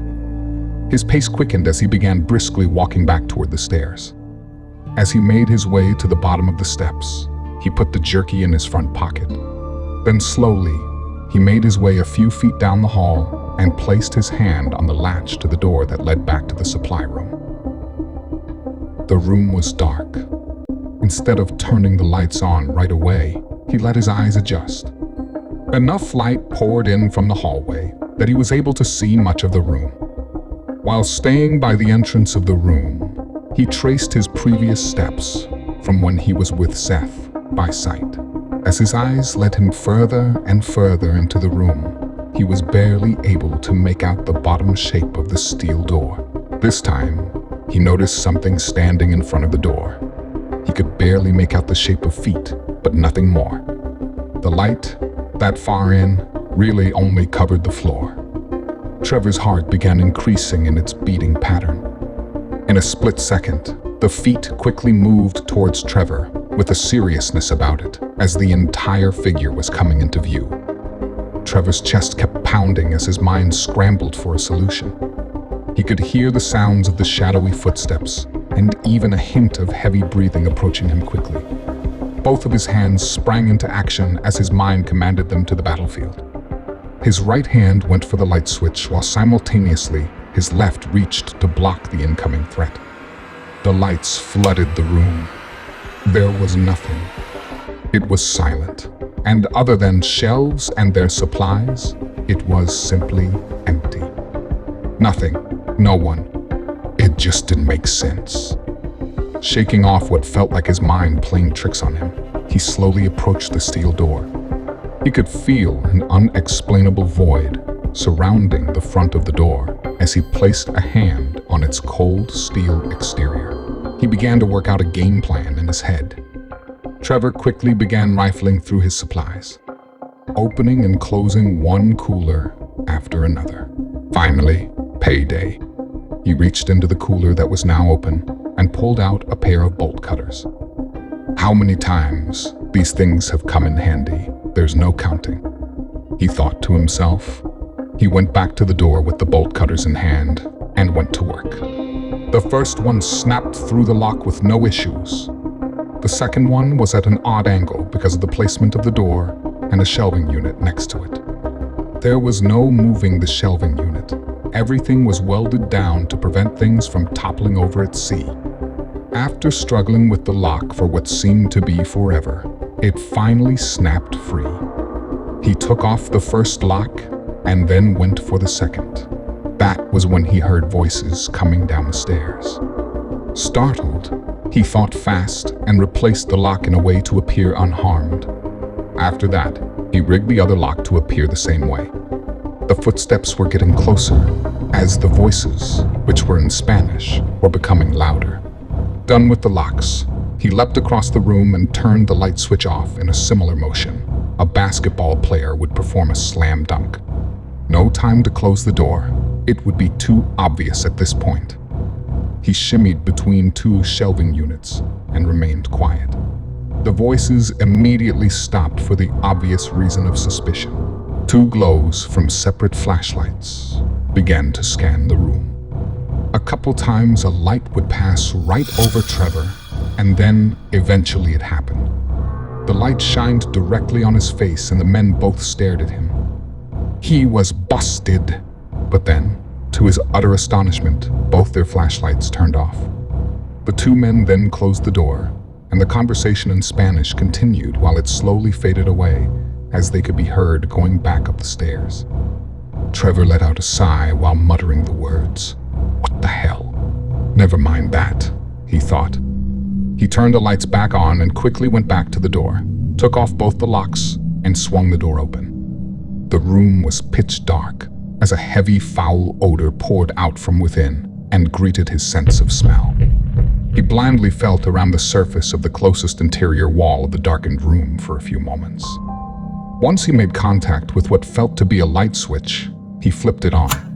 The same feeling he had one floor over his head moments ago was once again taking over his body.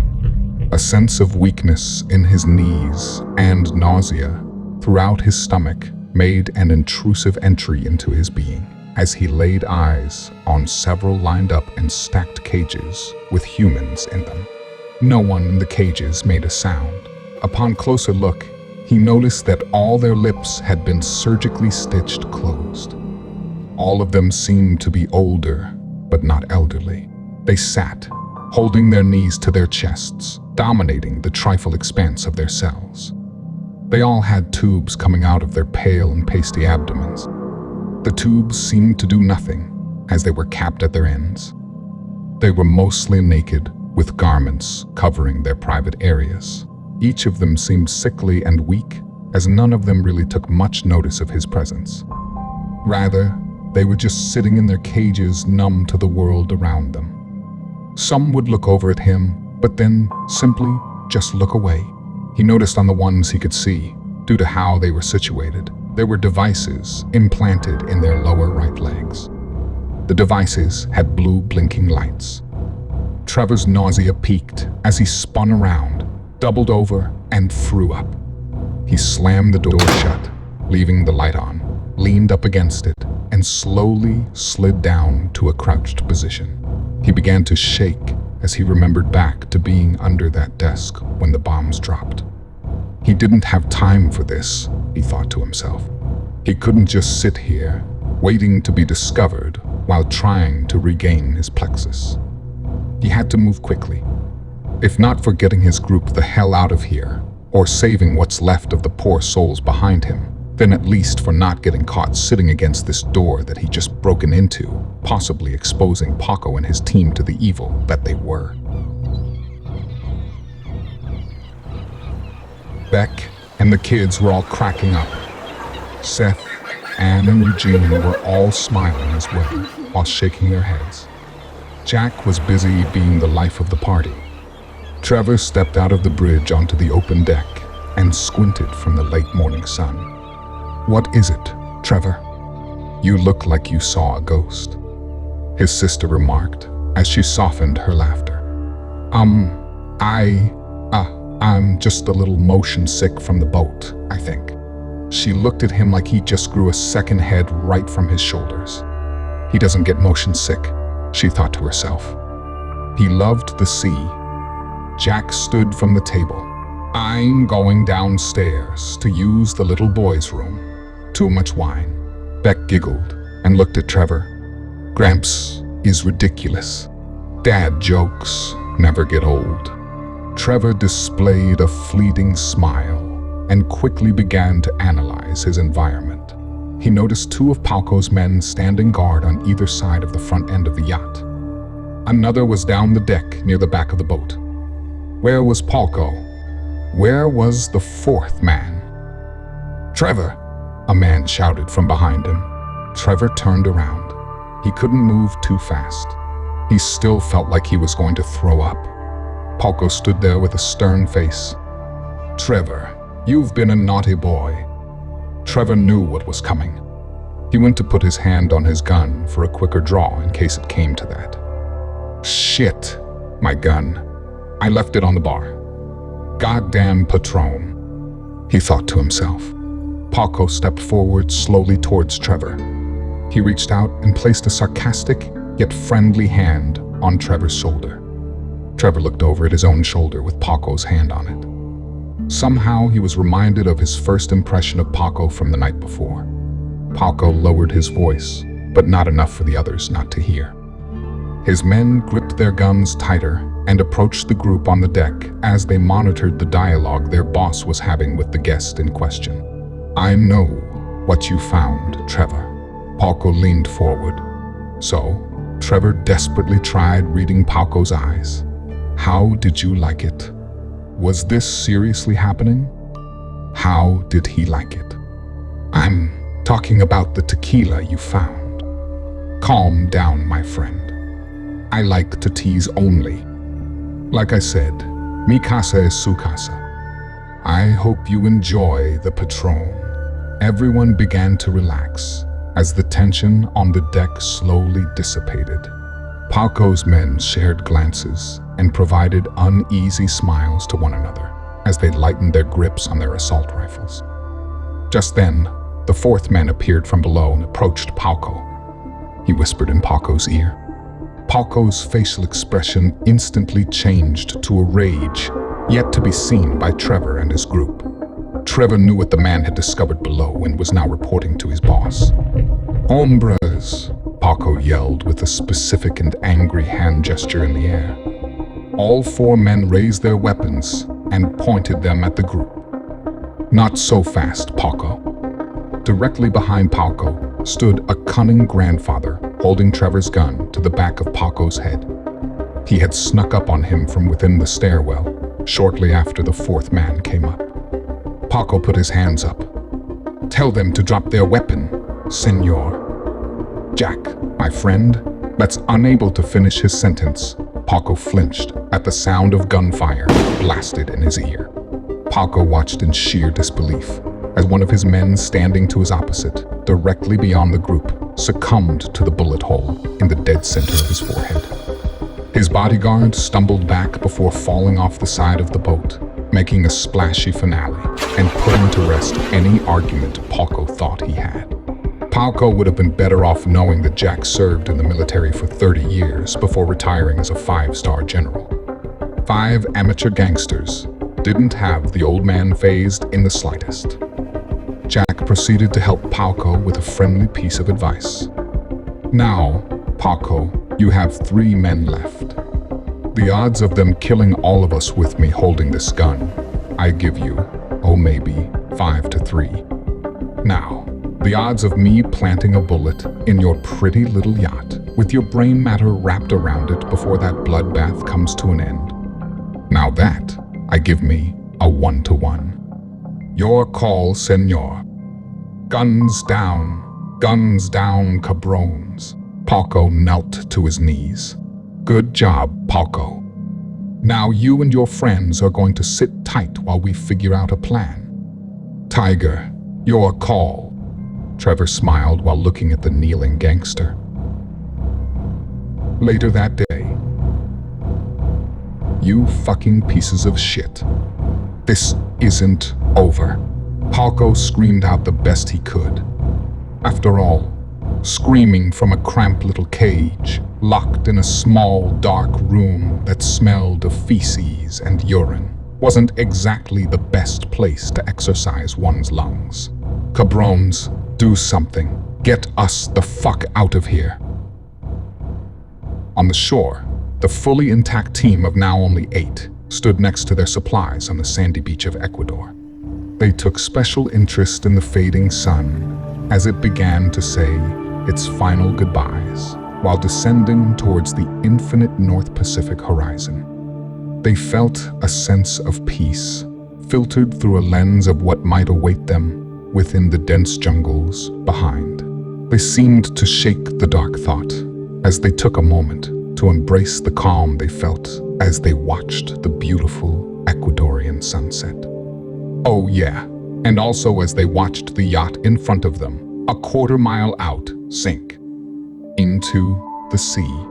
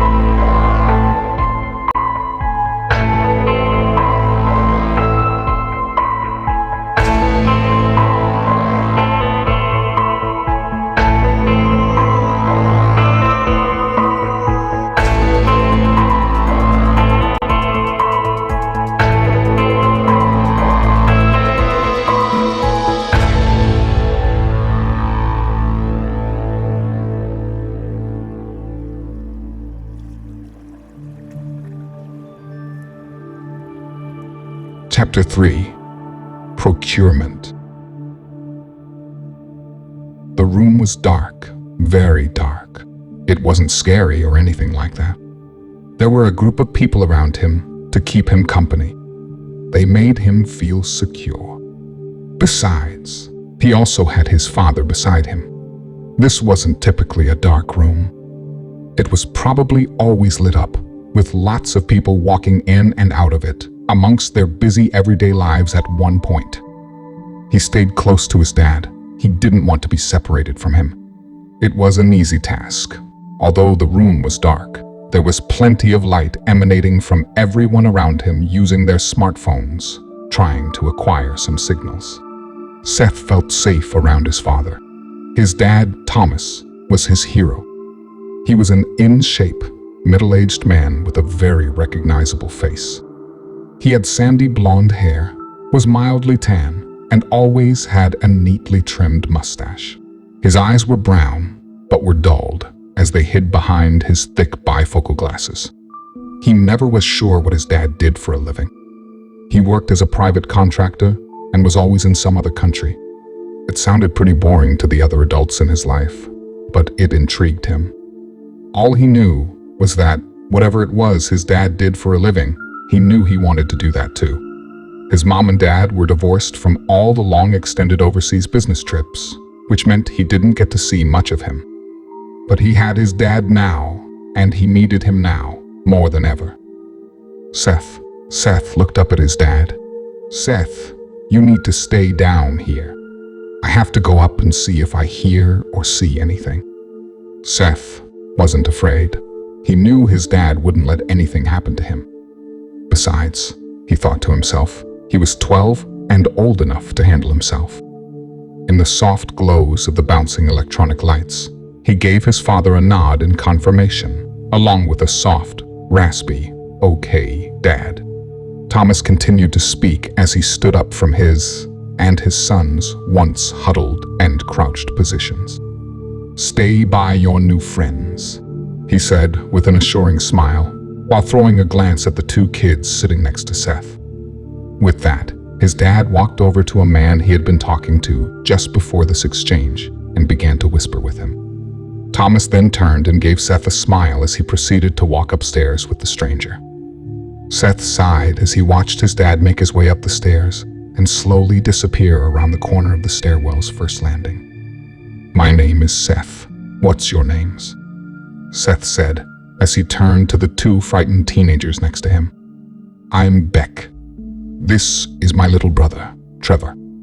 Seth, looking at the two, gave a weak smile as he tried to make the sudden temporary norm feel normal.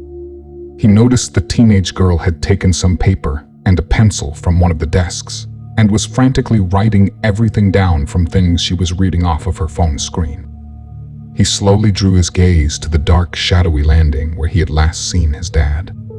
He became transfixed and began to lose himself in the depths of that darkness on the stairwell as a feeling of despair began to pour over him. "Seth, you okay, man?" Seth quickly snapped out of his daze. He could see the blank ocean seas with a slight disturbance in the waters where a boat had previously anchored itself before slowly sinking to the water's depths. Seth looked back at Trevor. "Yeah, just a little rattled. Paco was my dad's good friend. We had barbecues with the man, for Christ's sake. I thought getting to him was gonna change everything." "I know, Seth," but Seth interrupted. "No, you were right. I don't know why I didn't see it too. I'm sorry, Trev." "I'm sorry too, Seth," Trevor explained while looking back at the darkened ocean where the boat had once been. "The world's different now. Everyone's changed. You were just too close. You couldn't see it this time. Come on, we got to get out of sight before anything else comes along." Trevor and Seth turned to join the rest of their group. Eugene, Anne, and Beck were near the sand's edge, close to the labyrinth of trees awaiting the team. They were all sitting, entertaining Caleb and Delilah with some stories, while effortlessly drawing in the sand underneath the moonlight. Seth walked over to Jack and knelt down next to a man in all black on his knees, with his hands tied behind his back. He was kneeling in front of Jack as though he were his prisoner. He had his head bowed as one would bow their head for prayer, except he didn't have his eyes closed. Instead, he had them wide open, paying close attention to his surroundings and his captor's activities through his peripherals. As Seth knelt next to the man, thinking how to word his warnings, Trevor stood closely by while keeping a lookout on the darkening beaches and vast ocean's horizon. "We handled your friends, and we will handle you if we have to. Don't fuck with us. Jack, the man standing behind you is a trained killer. He doesn't miss. He'll be watching you." The man turned his head slightly and looked at Jack through the corner of his eyes. "And so will we. Cross us, and you'll end up just like your buddies. At the bottom of the ocean, in a fucking cage. Now, what's your name? The man lifted his head and looked up at Trevor. He froze for a moment, then looked back down at his interrogator and answered. Joe. Okay, Joe, Seth stated with a sarcastic tone. Who the fuck is the Chancellor? Joe lowered and shook his head in disbelief and let out a small chuckle. He began to explain to Trevor and Seth all about the Chancellor and what they were up against. The locals called him the Chancellor, not because he was a politician, but because he ran the town of Esmeraldas. He hadn't always run the town. He used to run a portion of the Mexican cartel known as the Beltran Leyva, back before the nuclear crisis. That was before the FBI had finally caught up with him with the help of the Mexican government. He was being held in a United States Penitentiary Administrative Maximum Facility, also known as the notorious ADX of Florence, Colorado. It was quickly dubbed by the world as the only supermax prison system, along with most other prison networks across the globe. In the thick of nuclear devastation, the prison's entire security network crashed, and all security guardrails were swiftly breached by inmates and outside mercenaries. The Chancellor, then known as Lazar, was widely sought after by allies and enemies alike. Lazar, knowing he must move quickly, found his way to an underground tunnel system buried deep under the prison. After months of living off rats and drinking sewage water, he was ultimately liberated by a few dozen of his former cartel soldiers, sent in to extract him by his cartel generals. In a large caravan of misappropriated United States military vehicles, Lazar's men hastily transported him 7 miles north to the Fremont County Airport. After his rendezvous with his two brothers, Santiago and Nicolas, his two higher-ranking generals, the group of gangsters, along with the flight crew, embarked on their 6-hour flight to their hometown of Toluca, Mexico. Once they hit the tarmac of the Adolfo Lopez Mateo International Airport, they promptly identified the unsustainable state of affairs that was once their home, the town of Toluca. Appreciative of their dire circumstances and their newly found demand for re-establishment, the 4 top-ranking cartel members assembled their armies and supplies and began to move south. Knowing of the state their North and South American governments were in, and aware of the temporary suspension the United Nations placed on the Geneva Code, Lazar and his men knew they were racing the clock. Being a homeless cartel left them unfortified and vulnerable. They also knew that this newly broken system of scattered and unorganized government agencies provided the Beltran Leyva with an unprecedented opportunity. They began rapidly making deals and verbal contracts with the scattered Russian insurgents as they aggressively moved south, ultimately settling into the devastated and half-vacant city of Esmeraldas. Now, under Russian protection, Lazar and his army made Esmeralda their new headquarters, annexing the extensive Spanish colonial-style Capitol building for the Beltran Leyva cartel. Unlike Toluca, Esmeralda still had a large, somewhat functional community. Although most of the structures of the city were in ruins and on par with the rest of the world, without power or running water, Esmeralda was far from any red zones. Word of Lazar's arrival spread through the thinned population of the city expeditiously, and he quickly became known as the Chancellor. His foot soldiers took up the mantle of law enforcement and descended on the town with exacting force and unmatched impunity.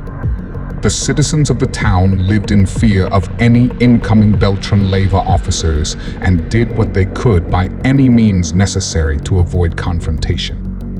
Some residents were recruited and mobilized throughout Ecuador, creating a vast, far-reaching espionage network of the Beltran Leyva cartel.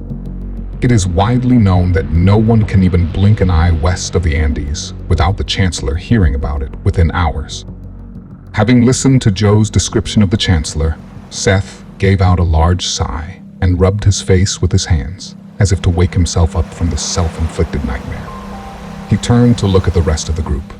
Jack didn't get fazed by much. With a background like his, he didn't usually worry while scrimmaging unprecedented and extreme situations. This time, Jack seemed worried. Seth then looked over at the 5, sitting near the thick jungle. He knew his group was tired, hungry, run down, and concerned. Then he looked to Trevor. "Well, that sounds like fun." Trevor chuckled, sighed, then scanned his group as well. He looked back at Seth. "We gotta have a plan." Seth nodded in agreement. He looked down at the sand and kicked it around a bit, creating a flow of dark amber ripples along the moonlit ground. A light went off in his head and then appeared across his face. "Didn't Pauco have an M24? He asked Trevor, signaling to the large army-like chest that the group had procured prior to Pauco's demise. Trevor quickly turned to look at the chest as the image of a Winchester M24 sniper rifle materialized in his head. He looked back at Seth with raised eyebrows. Seth looked back at him with a crooked grin. Jack let out an audible groan. Jesus Christ.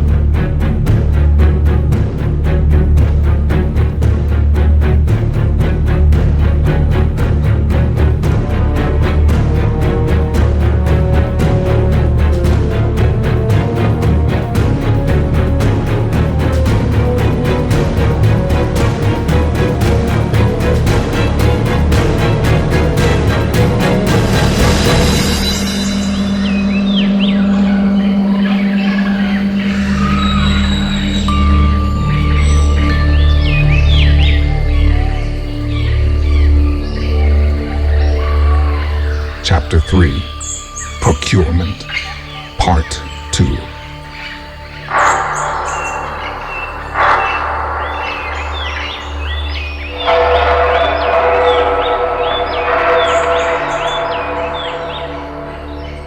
It was morning now. The group had set up a camp in the forest about 2 miles northwest of the nearby city. The group had already inhaled their daily rations, which provided much-needed nourishment for the impending probe of the unknown. Jack continued shimmying his way up a hill with binoculars around his neck, straddled to his back. He had the M24 clutched in both his hands. As he kept moving along the hill's landscape, he made sure to keep his cover, using the trunks of nearby trees and thick brush that sprang from the soil. Keeping the long-distance assault weapon off the ground, he used his elbows to do most of the work, moving himself slowly forward. Eugene and Beck followed closely behind in similar fashion. As they came to the crest of the grassy hill, where tree life came to a sudden end, they stayed quiet underneath the dense shrub. Jack reached behind him and used his binoculars. He began observing the back of a large Spanish colonial-style building. 3 men, one posted at the double doors, one on the second-floor ledge, and one standing right outside the gates by the trash compactors. He turned to the 2 following him. "Trash compactor makes it easy to hide the bodies," he said with a smile. Eugene rolled his eyes while his face shone from his nervous sweat, then pulled out a radio from under his jacket. A radio similar to the one Trevor had used earlier in the station wagon while dictating GPS locations. 3, he quipped as he spoke into the radio. Seth looked over at Joe. They were on their own, crouched behind a dumpster on a vacant street corner. He pulled the radio from his hip and, while giving Joe a stern glance, spoke into the device. "Take care of it. We're heading in, going dark." While maintaining his serious gaze at Joe, He reached up and over the filled dumpster and placed the radio inside it on top of the piles of trash. Remember, I get the slightest vibe you're turning snitch, I'll put a bullet right between your eyes. If you were to blow our cover, the rest of my team will get away. I know I'll be dead, which leaves me nothing to lose, so I'll be sure to take you down with me. You get us through this, we'll keep our end of the deal. Joe closed his eyes in hesitation, then gave Seth a much-needed nod in confirmation. With that, the two stood up and began walking in stride across the street towards a small pickup truck that they had acquired the night before. Seth noticed, as they were crossing, an eerie, semi-occupied town. People wandered about, seemingly with no objectives, while others simply stared at the two newcomers from nearby windows. The houses and buildings were in disrepair. Not a single car traveled the city streets, although plenty were available for use. The two made their way toward their vehicle, as Seth kept an eye out for any unwanted developments. They both simultaneously opened both doors and sat inside the truck, Joe in the driver's seat. Joe started it up, and they were off. As they slowly took a corner, ahead of them, situated amongst other buildings, sat the Capitol. The building was 3 stories at its tallest, but was split off into sections, comprised of only 2 levels. There were numerous palm trees lining multiple courtyards around the facility. Courtyards were surrounded by tall iron gates that met the city sidewalks. As they moved closer to the building, Seth noticed 2 men posted outside the gates of the fence, which were positioned wide open and led to the front entrance. Closer they came, the more armed guards he noticed. Men were positioned on the structure's 2nd and 3rd level ledges, and also on the roof of the complex. It appeared that the details Joe had given them in the strategizing planning the night before were very accurate. He took note of the 2 armed guards that stood at the gates as they pointed their rifles to the air while maintaining them closely by their sides. At the same time, they each put their hands out towards the approaching vehicle, signaling it to halt. As they came to a full stop, a guard approached Joe in the driver's seat. "This area is off limits. Turn your vehicle around." Joe looked at the guard and respectfully responded, "We have a meeting with the Chancellor." The guard stepped closer and peered into the vehicle at Seth. Seth nervously looked forward, attempting to keep his cool and not raise any flags.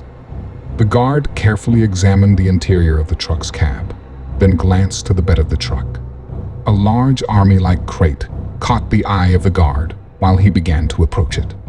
As he extended his arm toward the crate to inspect it, Joe distracted him. "The Chancellor has been expecting us. Paco sent us and is awaiting our return.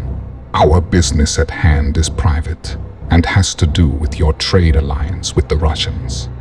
Chancellor is desperate to obtain this parcel as soon as possible." The guard, while his hand lay on the latch to the crate in the back of the truck, hesitated for a moment, then retracted his arm and placed his hand across his chest on a small radio harnessed to his opposite shoulder. "Paco has 2 men here claiming to have a delivery for the Chancellor," he stated as he walked away from the vehicle to secure some privacy for his radioed conversation. Another guard stood at attention, watching the 2 from outside Seth's door. The 2 sat inside the truck in silence, anticipating what came over the radio next. Suddenly, a non-discernible voice came over the crackly radio.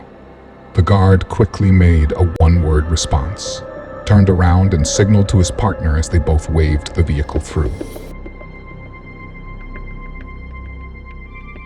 All the while, an armed guard near a trash compactor stood in the crosshairs of Jack's M24. Eugene and Beck watched Jack take one last short breath as he pulled the trigger. With that, the guard doubled over and took a faceplant into the pavement. Immediately, Jack moved his weapon ever so slightly to the left and raised it the tiniest bit and pulled the trigger again. Another man doubled over and fell flat to the ground, this time right outside of 2 double doors. Again, Jack immediately moved his weapon, this time a little ways up and slightly to the right, and pulled again. Another man then joined the corpses on the ground. It was all over within a few seconds. The 3 hurriedly made their way down the grassy hill and climbed over a fence to what appeared to be a loading dock. As they all made their ways over the fence, they moved on to quickly cross the empty lot among the 3 dead bodies. They all stopped quickly and maintained silence as Beck opened the door. Armed with her new silenced pistol she gained from their previous supply windfall, she breached the building, followed closely by her team. They now found themselves inside a kitchen. As they quietly scrambled to make their way around all the stainless steel counters, Eugene bumped into something. A large metal bowl fell onto the tile ground and made a loud metallic echo throughout the room.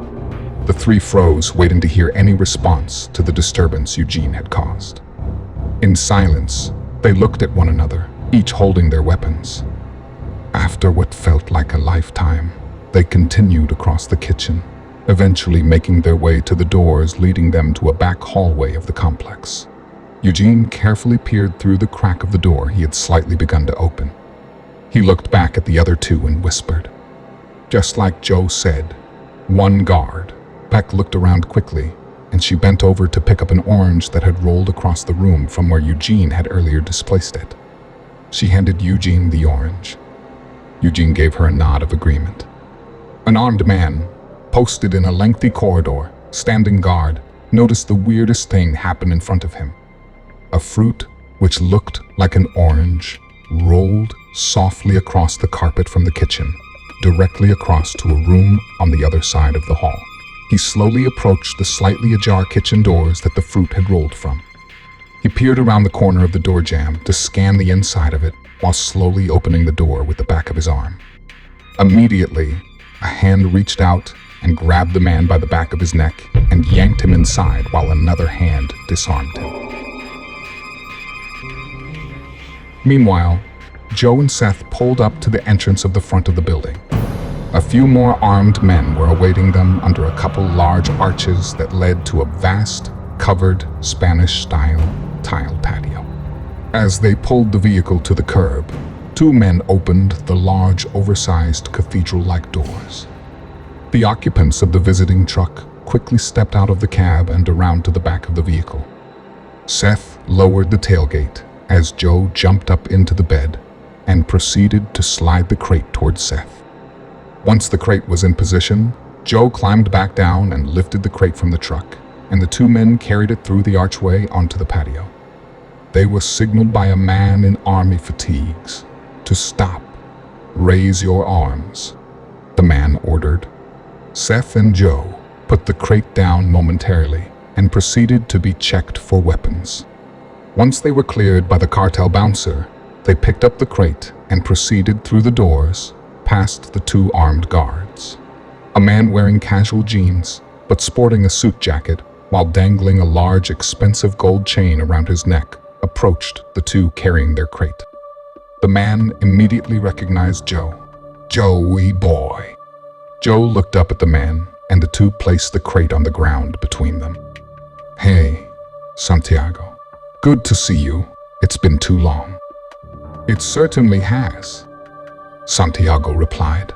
My brother will be right with you. He's dealing with some unfinished business at the moment. Joe smiled. Understood. Santiago matched Joe's smile. It was wonderful to see you, my friend. Perhaps later we can catch up. And with that, Santiago exited the room, the same way the 2 had come in. Brother? Seth asked, as he looked at Joe. The Chancellor, Joe replied. Just then, 3 people, young but not children, walked by them and followed Santiago out the doors. Seth could tell they were not members of the cartel, but rather appeared to be average citizens. They didn't seem scared, nervous, or anything like that, but they also didn't come across as your happy-go-lucky type. They held their heads down as they walked and avoided eye contact with anyone.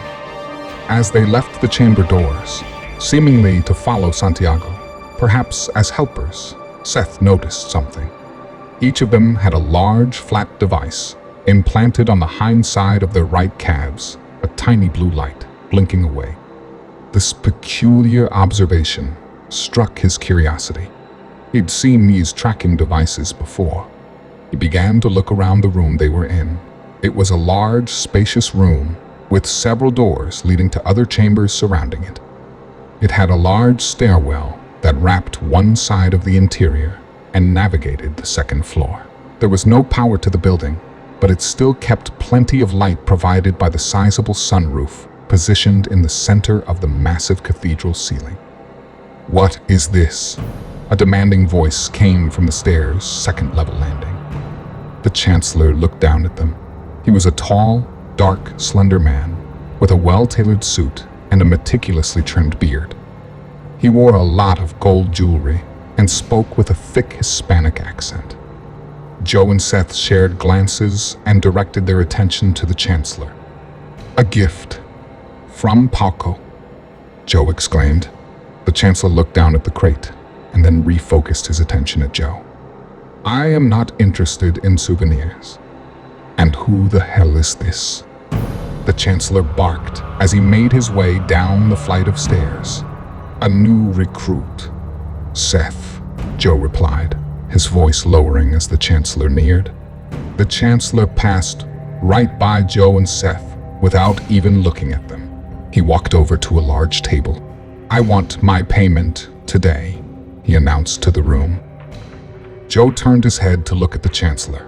"Of course. It's on the boat. Paco is just tying up some loose ends and is planning on being back within a couple of hours." The Chancellor scowled at the two and looked between them at the crate. He then made a gesture in the air for them to bring the crate to him and then gave the table a couple loud taps. The two men lifted up the crate and carried it to the Chancellor and hefted it up on the table. The Chancellor looked at the two almost in disgust, rolled his eyes and began to unlatch the crate. After undoing the first latch, he undid the second one. Suddenly, without warning, the lid of the crate burst open and a shadow emerged, as if it were being birthed from within the shallow container. The now fully erect figure that rose from the crate swiftly pointed a 9mm between the Chancellor's eyes. While training its weapon upon the cartel leader's brow, it slowly lifted its once bowed head and focused its eyes on the Chancellor.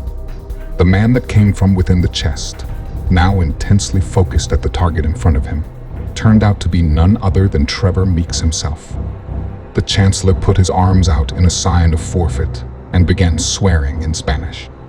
Several men ran from an adjacent room, attempting to come to the Chancellor's aid. "Hold it right there, gentlemen," shouted a voice from a dark hallway opposite the room the men had entered from. Through the shadows of the hallway emerged Jack, Eugene, and Beck, all pointing weapons at the Chancellor's armed cavalry. The armed men answered in kind and pointed their weapons right back at the three. "I don't think that's such a smart idea, boys," Jack announced. "You see, if anything happens to us, my Jack-in-the-Box killer clown over there will turn your boss's head into a pretty little canoe." They drew their attention to their boss with a pistol trained on the center of his forehead and slowly placed their weapons on the ground. "You guys aren't as stupid as you look. Kick them away." The men did as Jack instructed them to. "This isn't a war we want," Trevor snarled. "And I don't know why caged humans on the brink of death could be anyone's prize. Frankly, I don't want to know. This is your lucky day, Lazar." The Chancellor, having not been called Lazar for years, lifted his head slightly and met Trevor's eyes. "I'm going to make you a deal. You want your precious cargo? Well, we know where it is. Once you have us on one of your planes, with plenty of supplies, and we're headed on our way, we'll radio you the GPS location of where we hit it. This is your best chance of finding them," Trevor continued, as he maintained his stern expression. "We disabled their tracking devices. he said, finishing his words off with a menacing wink while forming a slight grin across his face. "How can I possibly trust you?" the Chancellor retorted. "I need that parcel by today, and with pulses, or the Russians will destroy me." Trevor cocked his loaded pistol in response to the Chancellor's argument. "We can explore other options if you'd like." No, it's fine," the Chancellor shouted.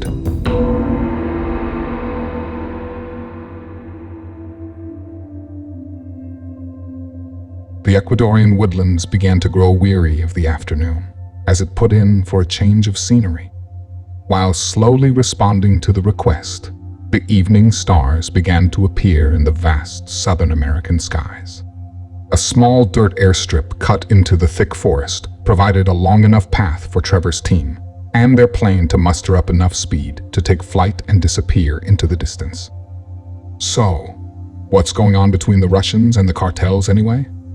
Seth asked Joe as the 9 of them climbed altitude in the Cessna Denali that Jack was currently operating.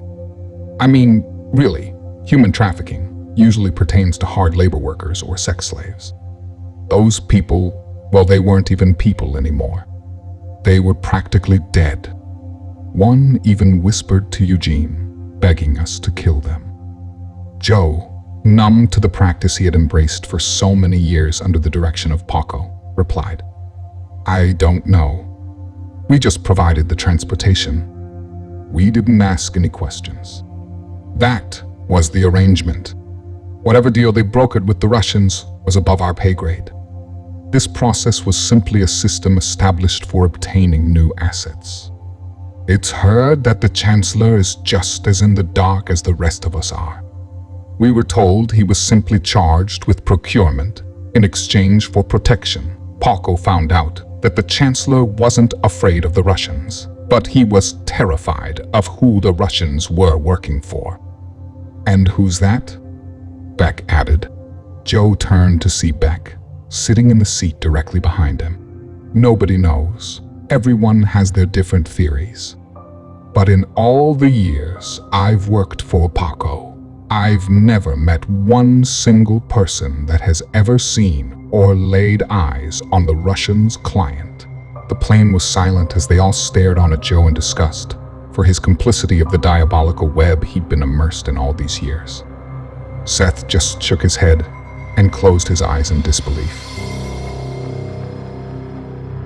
In the meantime, near the coast, within the thick and now dark forest, a rumble of vehicle engines disturbed the silence that once echoed there. A thick layer of fog that once belonged to the nearby seas began to take residence within the thicket. 3 military jeeps came to an abrupt sliding stop over the grassy, muddy terrain underneath the thick canopy. The Chancellor jumped out from the first vehicle, making a splash in a dark, murky puddle, not caring about his expensive tailored suit. While studying a small, ripped piece of paper with GPS coordinates scribbled on it, he hit the ground running, followed closely by his men armed with flashlights. He slowed his pace as his parcel slowly came into focus under the dancing lights of his men's flashlights. He stopped to see a shallow grave with a tomb over it. As his heart sunk and all his blood began draining from his veins, a colossal sense of anger mixed with fear took him over as he read the words inscribed on a headstone. 5 heroes lay here. 5 brave people who gave their lives. 5 strong people who brought us signs of salvation. And 5 great people who brought an end to Lazar's reign of terror by ushering in the Russian onslaught now upon his doorstep. May God keep you.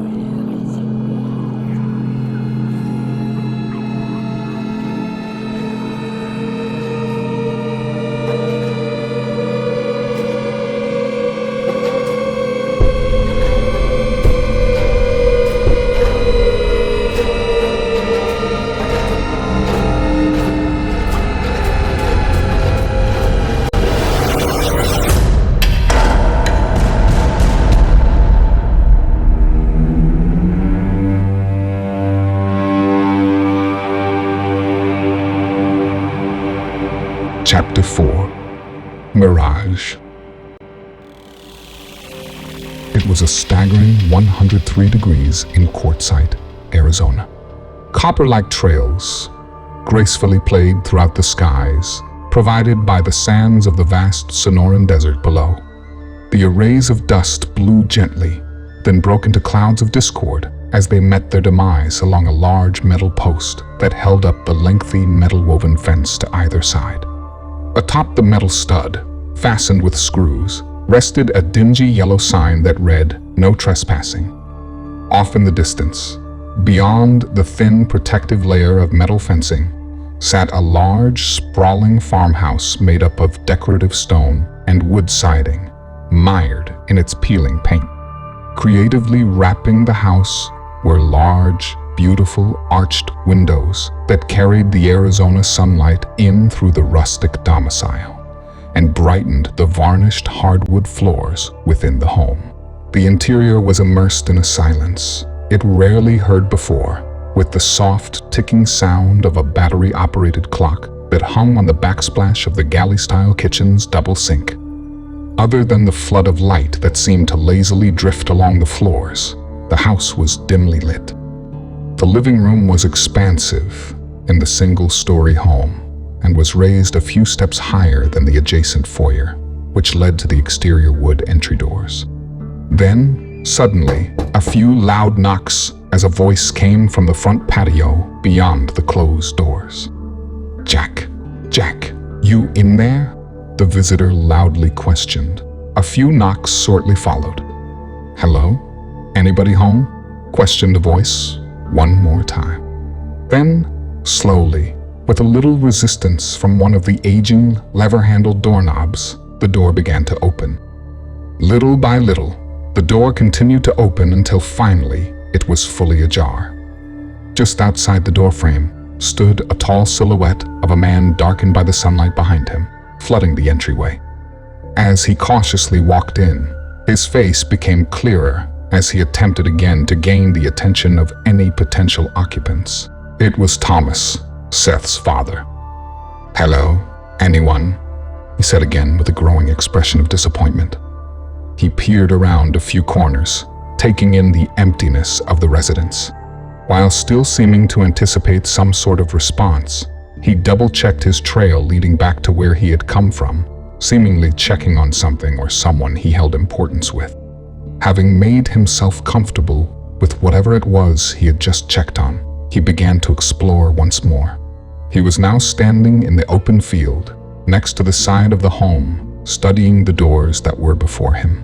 They were large, makeshift doors that almost lay flat on the ground, with the bottom of the doors flush to the dirt. They angled slightly in a way that the tops of the doors were about 2 feet high. There was a latch fastened to the door that was sitting in an open position that one could close and lock when not in use. Thomas reached down and opened the 2 heavy wooden doors and looked down to a dark stairwell. He looked around while squinting his eyes, protecting them from the sun to see if maybe anyone was perhaps out on the property. All he could see were a couple of horses grazing on some weeds off in the distance, but within the fence. He looked back down into the darkness, hesitated a little, and then carefully made his way down the steps. As he slowly made his way to the bottom, his eyes adjusted to the semi-darkness that surrounded him. He noticed a dim light emanating from around a concrete corner. "Anyone down here?" he asked as he began to peer around a corner into a lightly lit room. As his eyes made their way around the bend to gather the entirety of the room, now within his line of sight, he was greeted with a gun pointed directly at his head. "I don't know who you are or what you think you're doing on my property, but I'm going to give you 3 seconds to turn around and go back the way you came," Jack said, with commanding authority in his voice. With his hands now in the air, Thomas nervously hesitated while stammering his words about. You don't understand. I was sheltering with my son. He's out in the car now," he noted as he timidly gestured up the stairs. Jack looked past the intruder up the stairs and turned his scowl back towards his unwanted visitor. We were in the basement of a school in San Diego. I think we ran into your grandkids, the older one, Beck. She gave me this address. I promised I'd get them here. Jack's face went blank with astonishment. Thomas and Jack rounded the corner of the century-old farmhouse and gazed upon a dusty green Honda Civic. The back doors sprung open. Gramps! Both the kids shouted in desperate and excited voices. The kids began to run towards their grandfather with pure joy written all over their faces. Behind them, a young Seth, indifferent to the situation, slowly removed himself from the front passenger seat of the car and watched the teary reunion unfold. Jack, matching the excitement of his family, ran up to them and reached out to catch the incoming youngsters before embracing them with a hug undefinable by words. After several moments of holding them tight, he stood back, teary-eyed, and looked at the two. "How?" he asked. Beck gave a big smile. "Your address was in my phone. Before it died, I wrote down everything I could out of it that seemed important." Her Gramps let out a huge sigh of relief as he laughed aloud. While still holding his enormous grin, he looked at his little grandson. "And you've gotten big, Tiger." Tiger was Trevor's nickname that his Gramps had bestowed upon him when he was first conceived. After that, the name seemed to catch on, as most of his family addressed him as such. Once, knowing she was carrying a boy, Jack would ask Trevor's mother how his Tiger was doing, while she still held him in her womb. The nickname always brought a big smile to the little boy's face. Once more, Jack took them in for another big embrace. Jack held the two while looking over at Thomas. "Thank you, stranger." As Seth walked up to his dad, the two of them looked on at the scene in front of them with a sense of happiness as they both maintained mellow smiles. Jack, while still holding onto their shoulders, moved the two kids back a few feet and grew a concerned look. "Where's your mom and dad?" The pair immediately changed their body language and facial expressions, making clearly evident the answer to his question. Jack's face fell immediately as he slowly pulled his grandkids back in for a much more somber embrace. As he held them tight, he stared into the large, late afternoon sun, which slowly materialized into a morning sunrise, just beginning to peek over the Ecuadorian jungle. He regained his emotions as he scanned the Cessna's instruments in front of him.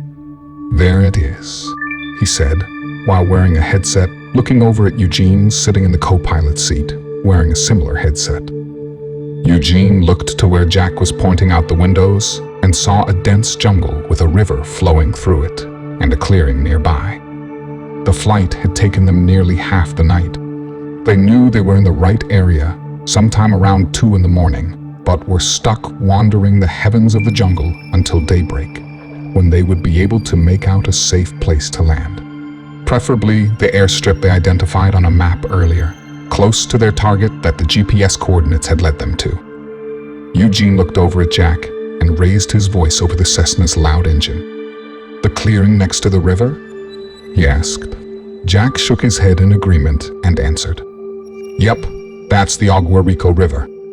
Eugene gave a half nod while thinking to himself, "I don't see anything. No signs of a refuge, anyway. No structures. No people. No camps. No, nothing." Jack agreed, with a facial expression that said he hoped that Eugene's accurate observations didn't necessarily mean anything. They had to stay positive.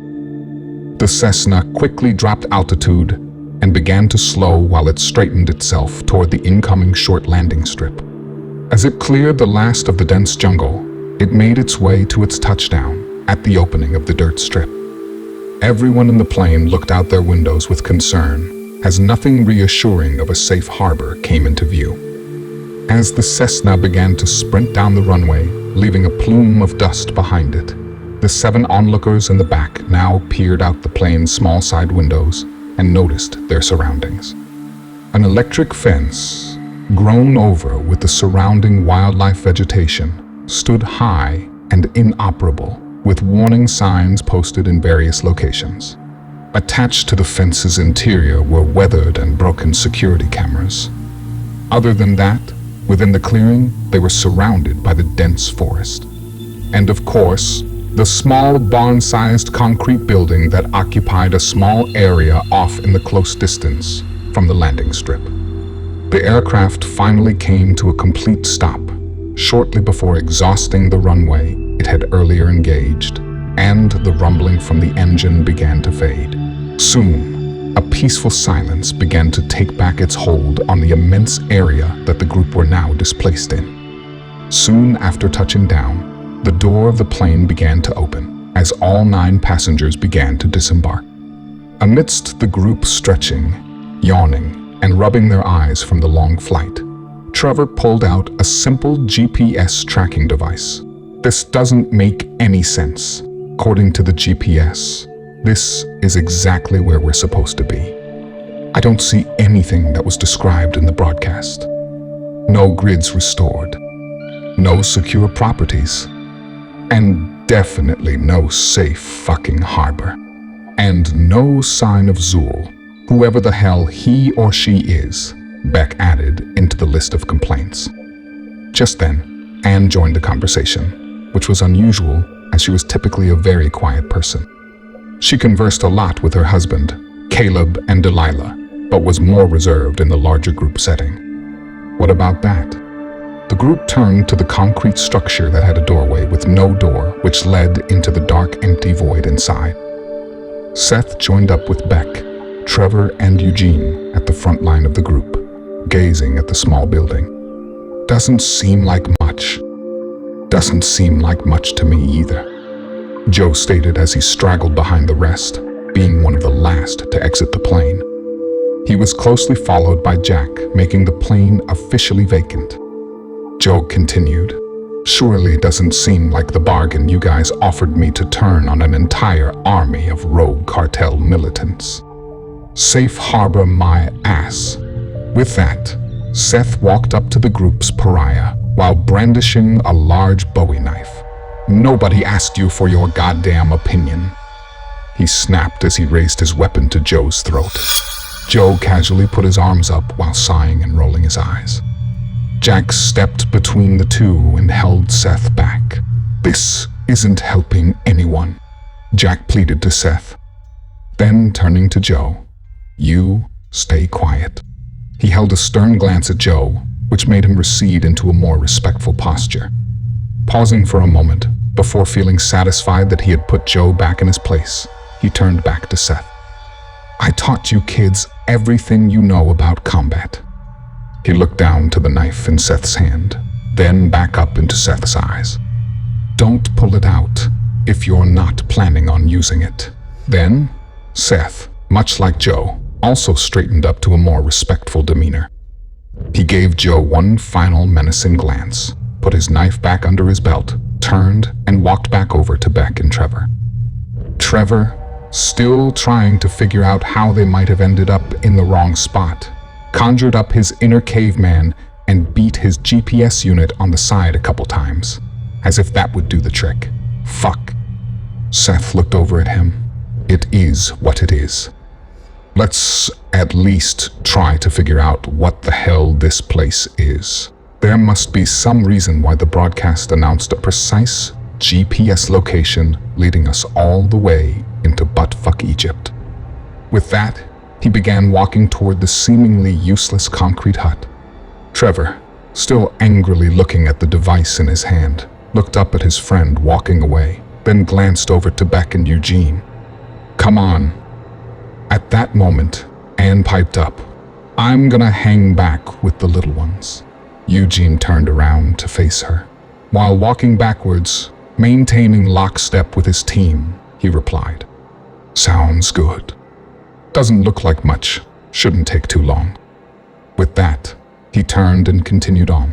As the group progressed towards their target, Trevor had a familiar feeling of being watched. He turned his gaze slightly to the right of the concrete shack beyond the defunct electric fence. There, Standing near the start of the jungle, he saw a blurry, dark figure. He couldn't make out specific details, but he felt as if it were staring back at him. For a second, he even swore he felt a vibration coming from the blurred entity.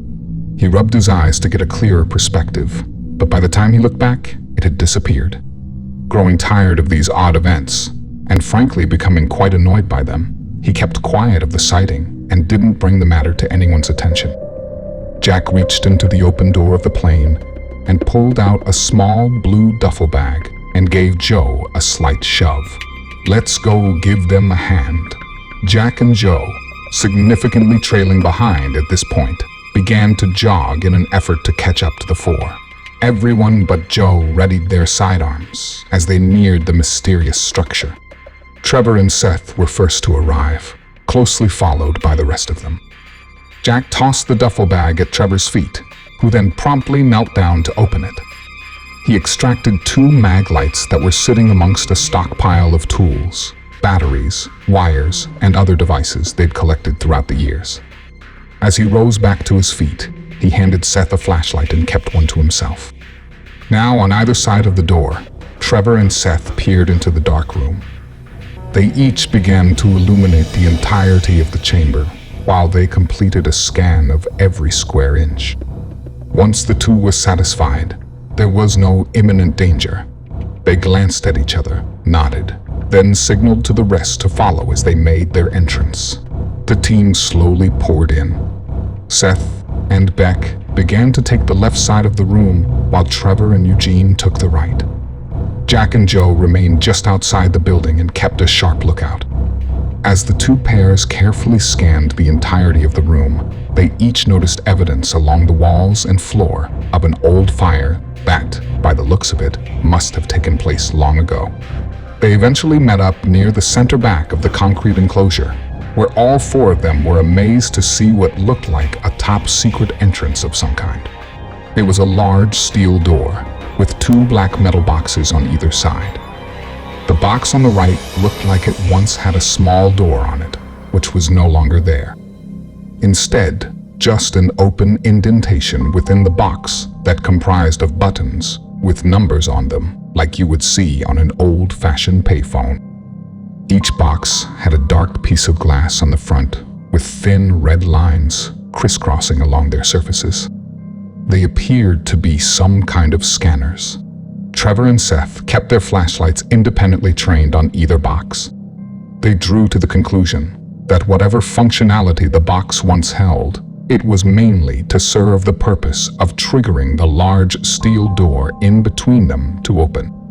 With their newfound knowledge, married with their ever-growing curiosities, Beck whispered to Eugene, "This one's all yours." With that, she put her forefinger and thumb together, placed them in her mouth, and gave a loud whistle to the outside door where Jack and Joe stood guard. Within seconds, the duffel bag, once on the dirt, just outside, made a speedy flight towards the 4 and landed at Eugene's feet. He then knelt down and, with the help of Trevor and Seth, now both pointing their mag lights at the duffel bag, quickly gathered the supplies he required to hack the computer system and hopefully gain entrance to whatever lay behind the daunting steel door. While Eugene went to work on the small boxes, unscrewing the faceplates, exposing a tangled labyrinth of wires and electrical tape, and fastened down computer chips, Beck began to closely examine the door. She felt around for anything, cracks, bumps, breaches, anything to suggest somehow prying open the steel door might be a good plan B should the hacking attempt fail. She carefully traced her hands from top to bottom and from left to right. She felt every edge and corner that met with the flush concrete walls. To her disappointment, nothing felt feasible that would thrust Plan B into motion. As she held her hands flat to the cold steel at the tippy-top center of the slab, the last place she had to inspect, she froze, gave an audible sigh, and let her arms fall back to her sides. Nothing, she thought to herself. She put her hands in her pockets, turned around and leaned on the big steel door. Then, suddenly, with no warning whatsoever, A substantial metal clang sounded from behind her as she threw herself from the now moving steel door. She turned and looked as the door began to open, revealing a dim green light from behind it, and then quickly looked at Eugene in amazement. Eugene, satisfied with his finished project, promptly stood up and threw her a smile and a wink. They all placed their focus on the now exposed space behind the once closed entry and stared in wonder. Even Jack and Joe slowly approached the four from behind in amazement. They soon realized that what they were staring at, this dimly green-lit room with 4 steel walls, was an elevator.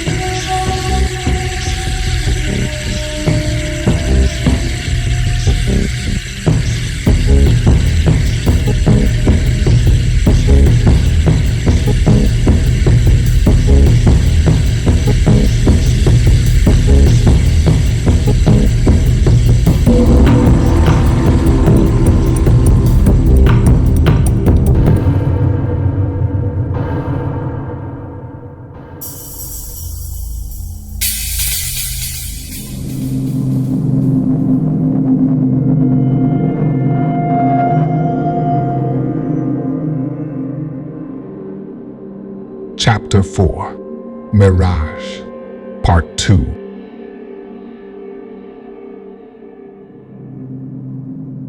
They all gazed at the elevator, now standing before them, wide open, wondering what on earth it could be for. Beck was the first one to break the silence. Well, fuck that. I'm not going in there. Who knows where that goes? Who knows what'll be on the other side of the door whenever it opens back up? She let out a small, sarcastic laugh and added, if it opens up. Yeah, but think about it.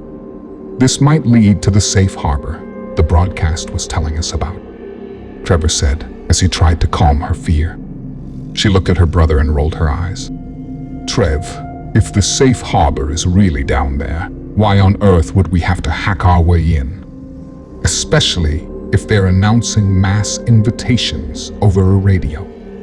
Trevor looked back at his sister while thinking of a good response to her very, very excellent points. Why do you have to use logic on me? It's such a waste of time. She smiled, crossed her arms, and walked outside. Jack then chimed in. No, this looks like some kind of military-style underground laboratory.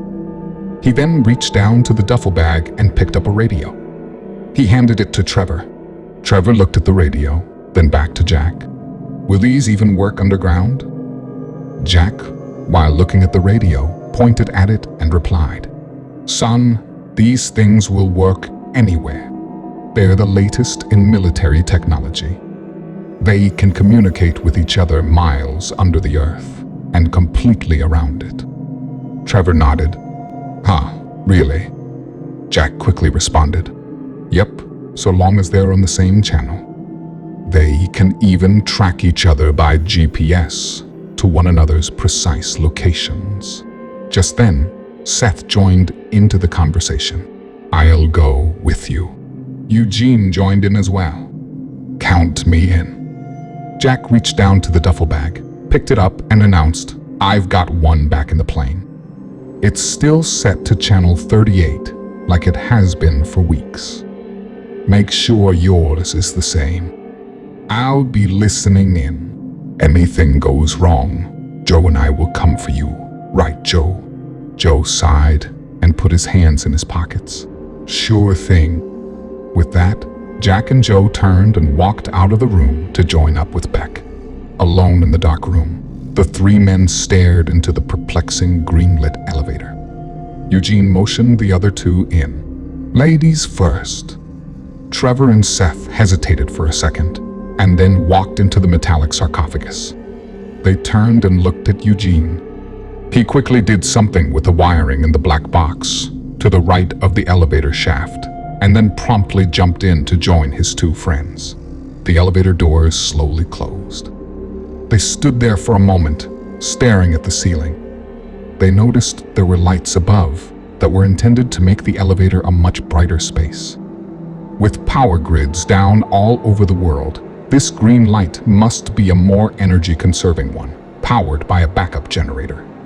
A few more seconds went by when they heard the unsettling sounds of chains rattle from behind the walls that surrounded them. The elevator was finally moving and picking up speed rather quickly. Hear me, okay? Over. A crackly sound came from the radio. Trevor turned a knob on the radio, pushed a button, and held it close to his mouth. Yeah, we got you. Over. Back on the surface, by the plane, Jack and Joe were sitting on two camping chairs next to each other, just outside the still open door of the plane, listening to Trevor respond over the radio.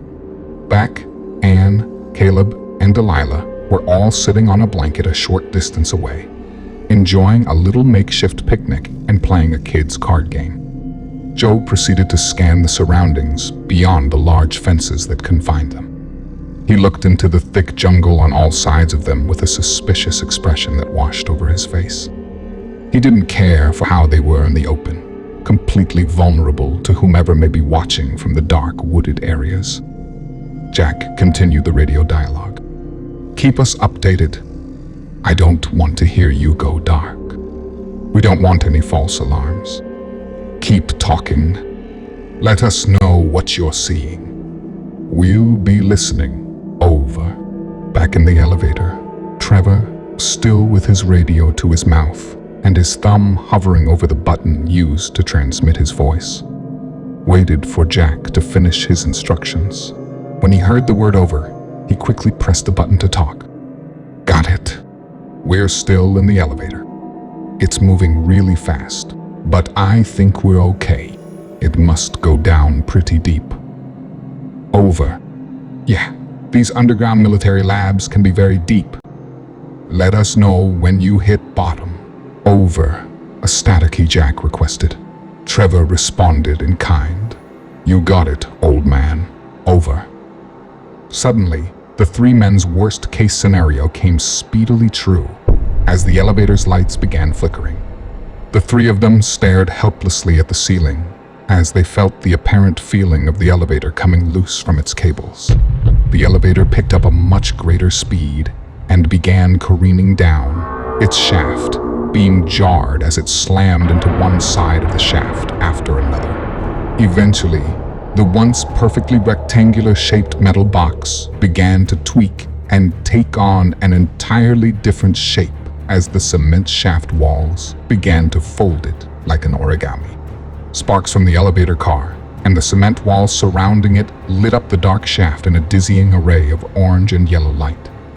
Eventually, the carriage began to slow as it became wedged between the walls. Inside, the men hunched over and looking upward, kept their eyes out for the ceiling to possibly cave in around them and crush them to death. They felt the friction of the shaft walls assault the exterior walls of the carriage and could feel the interior walls becoming warm, caused by the imposing thermal energy caused by friction. A release of tension filled the cramped air shared by the three as they felt the elevator come to its abrupt and final resting place. The lights continued to flicker as the men began to survey the damage and any possible escape routes. They were all fully aware of the lack of buttons on the elevator walls as they saw them bare upon entering. Upon further inspection now, they began to realize how very bare they actually were. No doors for a control panel, or pickaxe, or even a fire extinguisher to be found. They inspected the ground and ceiling looking for a trapdoor. Houston, we have a problem. Over. Trevor's voice came over the radio. Anne and Beck, sitting nearby, still relaxing with the kids, looked over at Jack holding the radio as their smiles quickly faded. The kids, oblivious to whomever Houston was, continued to play cards. "Go fish," Delilah said with glee in her voice as she looked to her twin. "What seems to be the issue, boys?" "Over," Jack said as he sat up to listen in. Back in the elevator's cabin, Trevor began explaining their dilemma. Everything was sounding smooth with the elevator. Then it sounded like it hit something, causing it to fall off the cables, I think. "It's become badly damaged. The walls are tweaked and caved in," Trevor stated as he looked around with his friends to weigh their options. Just then, Eugene pointed to the corner of the ceiling. There, he noticed a small, thin line protruding from one wall, then making a 90-degree turn and continuing on, ending at the adjacent wall, forming a perfect square, appearing to be the outline of a trapdoor. "Wait, I think we found something. Stand by. Over. See what you can do. Be safe. We're on our way. Over," replied Jack, who now had a greater sense of urgency in his voice that transcended through the radio. As the lights kept flickering, Seth pulled out his mag light and pointed it to the surface of the ceiling, focusing in on the outlining in question. Eugene knelt down by Trevor's side and folded his hands together, creating a cradle for Trevor to stand on. Trevor clipped the radio to his belt, put one foot in Eugene's handcrafted footrest, and used the other to spring himself into the air. As soon as he did that, Eugene stood up, maintaining his partner's foot in his hands, and proceeded to catapult Trevor toward the ceiling. Trevor reached his arm out, extended his fingers on his hand to create a flat palm, and as he closed the distance to the ceiling, he forced the trapdoor's panel wide open. Within the same motion of doing so, he grabbed the edge of the now exposed outer top rim of the cabin and hoisted himself up to the roof. Once atop the elevator car, in the dark elevator shaft, he resituated himself in a laid-down position, with his head and arms dangling through the small square hole. He stretched his arms out and grabbed Eugene's hands as they locked wrists. Eugene was then swiftly pulled up to join his friend. Seth kept his light fixed on the two men carrying out the rescue mission. He watched as Eugene was swept up into the ceiling and disappeared into the dark tunnel to join Trevor. Seconds later, Eugene's face reappeared, dangling his arms through the square hole just as Trevor previously had done. Seth turned off his flashlight and buried it in his back pocket. He threw up his arms and grabbed a hold of Eugene as they too locked wrists. Within seconds, the elevator cabin was left empty, its previous occupants now straddling the roof. There were lights dug into the sides of the cement shaft that glowed green, giving an ominous tint to an already chilling environment. As they gazed to the heavens, the three soon became very aware of how incredibly deep they really were. "Okay, I think we're fine for now. Over," Trevor announced over the radio. The three of them quickly began contemplating their options. Trevor looked over the side of the cabin's roof and was able to peer through a chasm left by the collision between the walls and the elevator. He focused as well as he could and saw the bottom of the shaft somewhere between 2 and 3 stories down. Then he noticed a ladder built into one of the cement walls. He traced the ladder going up the shaft and noticed that it had sustained severe damage, making it too risky to scale. He signaled to the other two his findings as he began speaking into the radio once again. "We got about 2, maybe 3 stories left to hit bottom, and there's a ladder embedded in one of the shaft walls. It's way too far up to travel by the ladder now. Besides, the ladder itself has taken on significant damage. We're going down. We will radio you as soon as we hit bottom. Over." As Trevor clipped the radio back on his belt, Jack sounded a response shrouded in static. "Sounds like a plan. We'll start workshopping some ideas from up here to help you get back up. In the meantime, get the hell away from that elevator. It's a potential death trap. Over." Realizing the excellent point coming from the other end of the radio, the three moved with urgency as they made their way, one by one, to the ladder. The ladder had been welded into the wall, giving them ample space to clear the elevator car. One above the other, they started making their descent. Eugene at the bottom, then Trevor, followed by Seth. About a quarter way there, the ladder shifted from being welded into the wall and carved into it to a metal-style ladder, scaling the interior of the shaft itself. Eventually, within moments, they were halfway there. Suddenly, they heard a metallic rumbling from above that sounded all too familiar and was a very unwelcome sound to their ears. They all froze and looked up at the same time.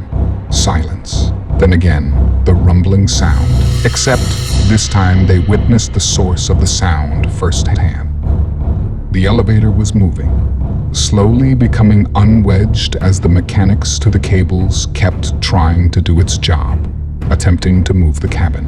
It quickly surrounded the three in dire straits. "Move," Seth yelled.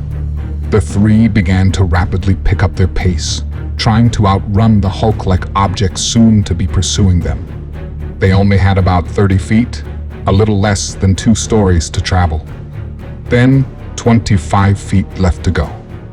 Then 20 feet. And then it happened. The metal box above them was freed by the trusty elevator mechanics and began to free fall. Each one of the men held on to the ladder loosely with their hands, placed their feet outside the vertical rails, and slid the rest of the way down. With sounds of absolute chaos from above, only getting louder as the behemoth became closer, the three hit bottom, one by one. First, Eugene, landing in such a way he lost his balance and was propelled backwards through the doorless doorframe, thrusting him into the underground lab. Then Trevor came next. He hit bottom, but was going too fast to stop himself and fell flat onto the cold stone ground. Lastly, Seth scaled down, hit the ground, and like the other two was floored by his speedy entrance. Laying on the floor of the elevator shaft, Seth looked up to see the carriage had nearly caught up to the team, preparing to completely flatten him altogether. Paralyzed with fear upon seeing the impending crisis closing in on him from above, Seth closed his eyes tight and put his hands and arms up toward the rogue elevator car, now on a collision course with his own body. Just then, as the elevator slammed into the ground, a large cloud of dust filled the dimly green-lit room. As the dust settled, Eugene and Trevor lay in hunched-over positions, heavily breathing, each clutching their friend Seth by an underarm after dragging him to safety. While clutching his friend on the ground, Trevor peered over to a blackened, burnt door. On it was fastened a sign singed around the edges. As the words came into focus, he read, ZUL, Zancudo Underground Laboratory, Safe Harbor Software, Safe Harbor Inc., Network Power Grid Access. Trevor studied the sign, momentarily losing awareness of the quagmire compounding the three, and reflected with an echoed mind, sounding the first 3 letters out. Z-U-L. Sool. Fuck. After the dust settled, the 3 began regrouping. They each felt utter despair when they saw the pile of rubble that used to be the carriage they once stood in completely block their only way out. Shit, Trevor cried out. Shit, shit, shit. Seth looked over at him. What? The radio. It's gone. It must have fallen off me when I hit the ground. Already realizing that they were in very bad shape, miles below the surface, this last development of being completely cut off from the only help they could count on sent them into panic mode. Pure fear began setting in as the air in the underground laboratory soon grew thick with tension. At the surface level, in the dark concrete structure, outside the closed steel elevator door, a worried group tried communicating by radio to their absent team, who now lay helplessly buried miles below the surface. Jack wasn't giving up. He kept on trying to get a response from the other end of the radio. Trevor, do you read me? Seth? Eugene? Trevor? Come in, someone. Do you read me? Meanwhile, on a vacant corner near the sandy beaches of the town of Esmeralda, a hand reached into a very familiar garbage dumpster, then pulled out a very familiar radio. It was two Beltran Leyva foot soldiers. The man that pulled the radio out heard a very faint voice coming from it. He studied the radio for a second, then turned a knob to increase the volume. He had turned it all the way up to hear the voice on the other end. From the radio he heard, Trevor, do you read me? Seth, Eugene, Trevor, come in, someone. Do you read me? Over. He immediately turned to his fellow soldier, handed him the radio and voiced his orders in Spanish. Inform the Chancellor at once.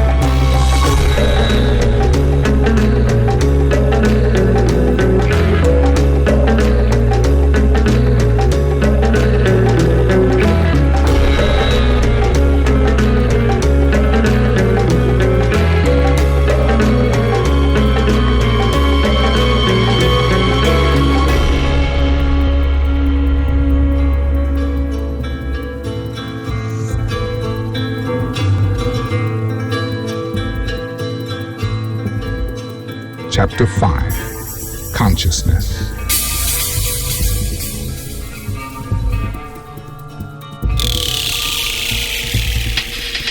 It had been over 5 years since the nuclear crisis took place.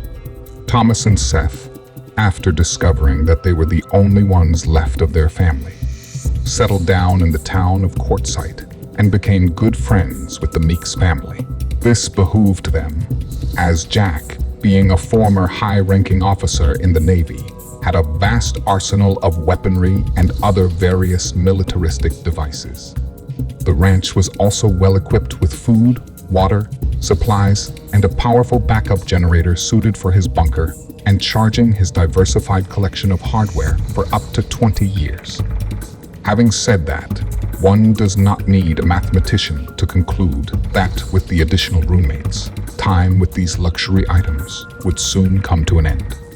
Jack, having devoted most of his adult life to the military, spent the last several years training the Four in weaponry and hand-to-hand combat. With his expertise on the government and with state-of-the-art communication devices at his disposal, they stayed abreast of the world around them. As they began to see the thinned U.S. military become overwhelmed by the Russian insurgents and the Mexican cartels. They came to grips with the reality of the increasingly violent world that America was becoming. There was something going on between the Russians and the cartels. Tensions flew high between the two. Although they seemed to hold a high level of animosity towards each other, they seemed to share a common goal: human trafficking. It wasn't clear to anyone who was benefiting from whom. All anyone knew was, when it came to the trade, the two worked closely together, hand in hand. This spurred the five to want to stick together and guard each other's backs. The four amateurs trained with Jack constantly. They trained in various military combat and were becoming very good at it. They had built themselves a very comfortable but lonely little community. The group all lived in Jack's farmhouse and took shifts keeping guard and completing supply runs. They were becoming a great team and worked well together. Over the years, the five became inseparable. The typical transient foraging for supplies slipped in and out of the town, but nothing thus far posed any threat to the well-defended family. There wasn't much Russian or cartel activity either in their sleepy little community.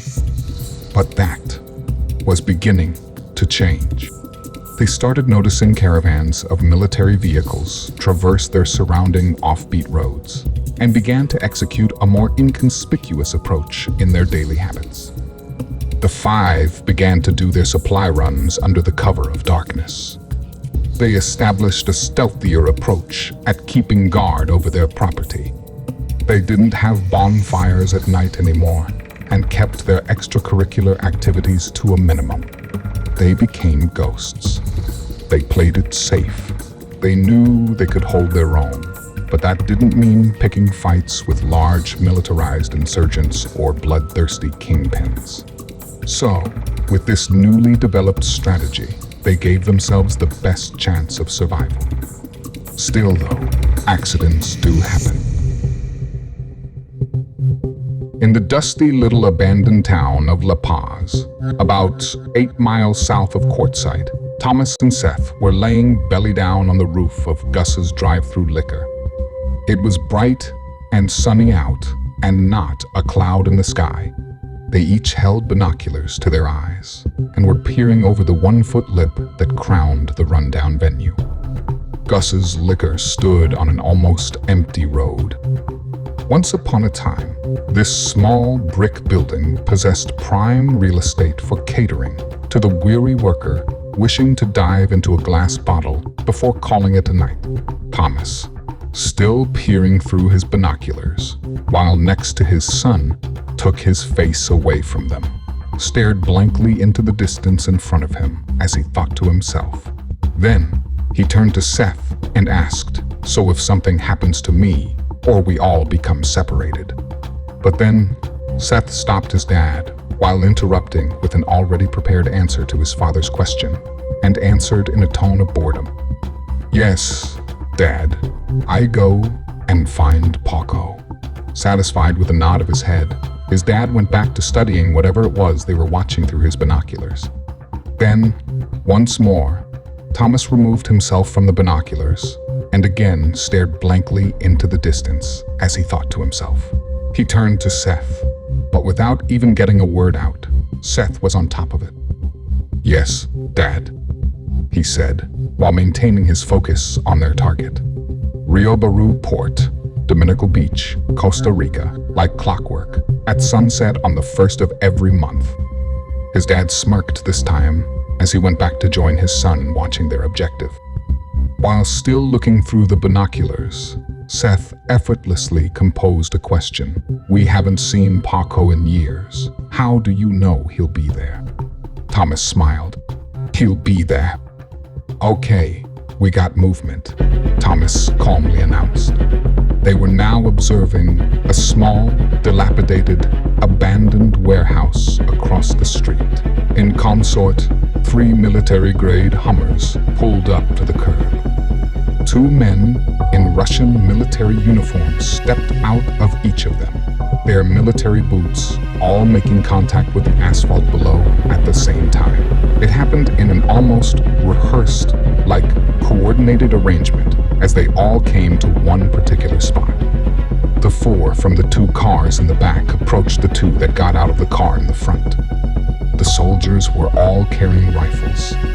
They exchanged a few words in Russian and then opened the rear doors of the first Hummer. 3 people stumbled out. While hopping about, it was obvious they had been handcuffed and shackled. There was an older man and woman, then a young female standing behind them out of Thomas and Seth's view. As Seth and Thomas looked on in anticipation, they were eventually able to identify the female as the 3 were being motioned to begin walking. It was Beck. Thomas immediately voiced, "Got her." He then watched as they escorted the prisoners into the warehouse. There were 6 men altogether. 2 went inside with their hostages, and the other 4 stood guard by the doors, about 200 feet from where they had parked. Thomas lifted his head along with Seth, and they looked at each other. "You remember the plan?" Seth gave his dad a quick nod, and they both lowered flat to the ground and began army crawling backwards along the small rooftop.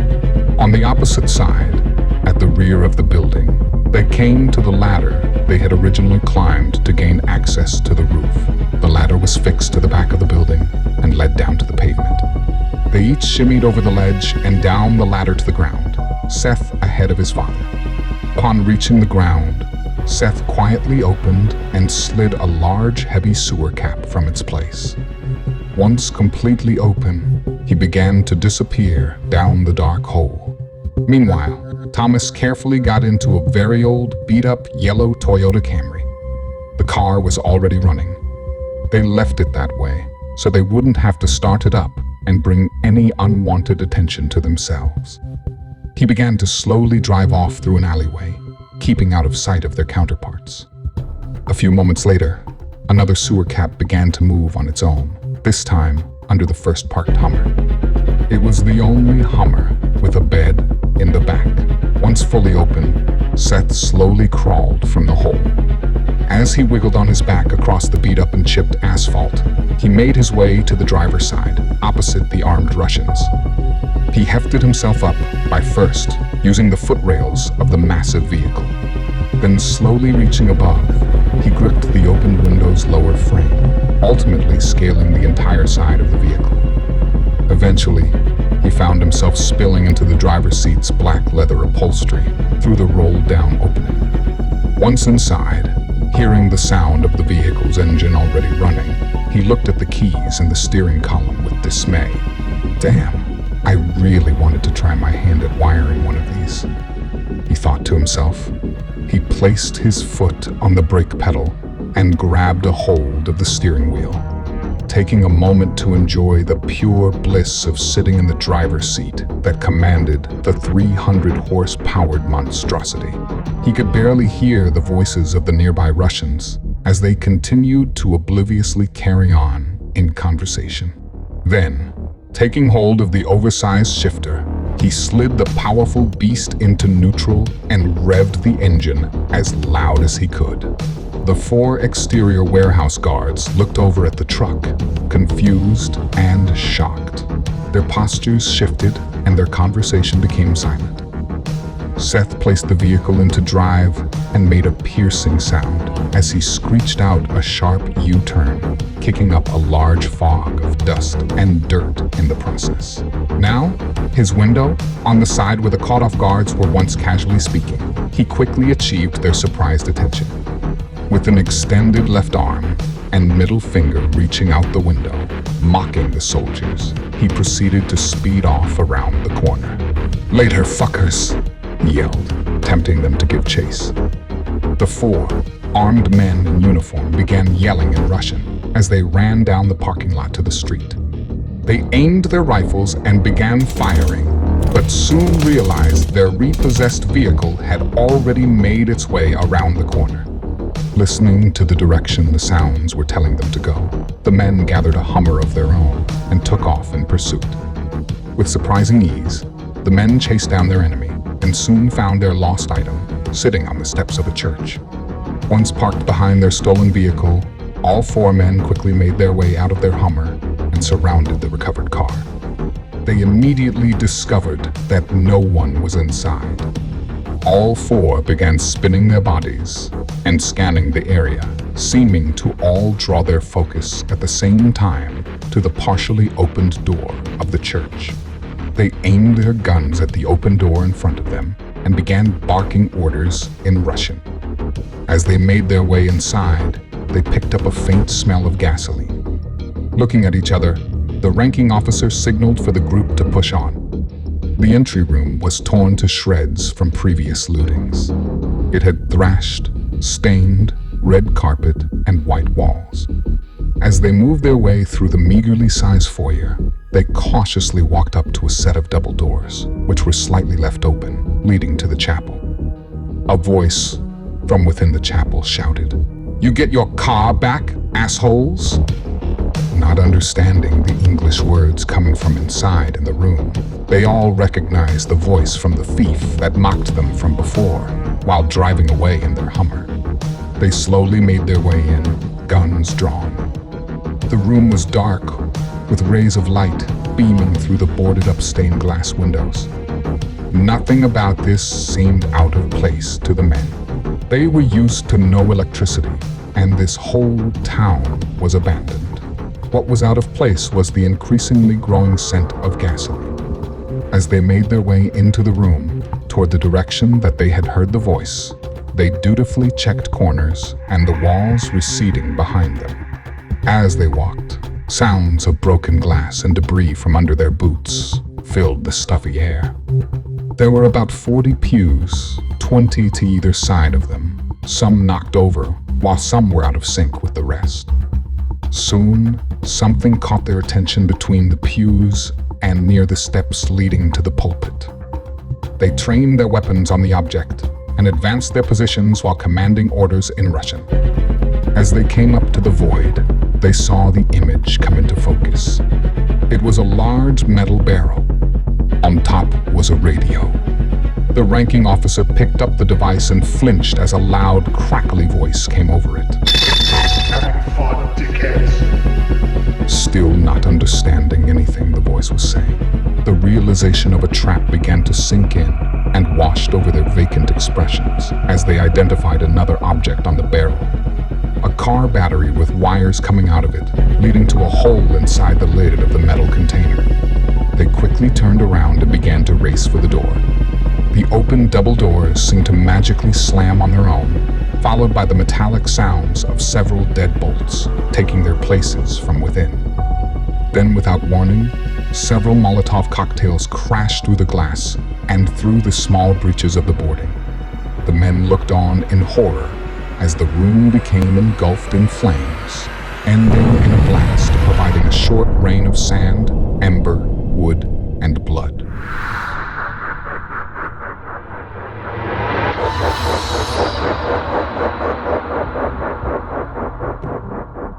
Meanwhile, Jack and Trevor walked up to the now unguarded warehouse doors armed with small pistols. Jack looked at Trevor. "Ready?" Trevor nodded. Jack then pounded on the large metal sliding door. He then yelled in Russian with an impressive Russian accent, attempting to gain the attention of the hostage takers within the building. Then he stood back and let Trevor handle the next step. Immediately, the door to the warehouse slid open. Trevor yanked the man by the collar underneath his chin as Jack disarmed him of his weapon. Trevor swiftly changed his grip on the man from the man's collar to his arm, spun the man around and held his arm in a painful position high up his back behind him. Trevor then walked the man in, using his arm to steer him and his body as a human shield while pointing his pistol at the soldier's temple.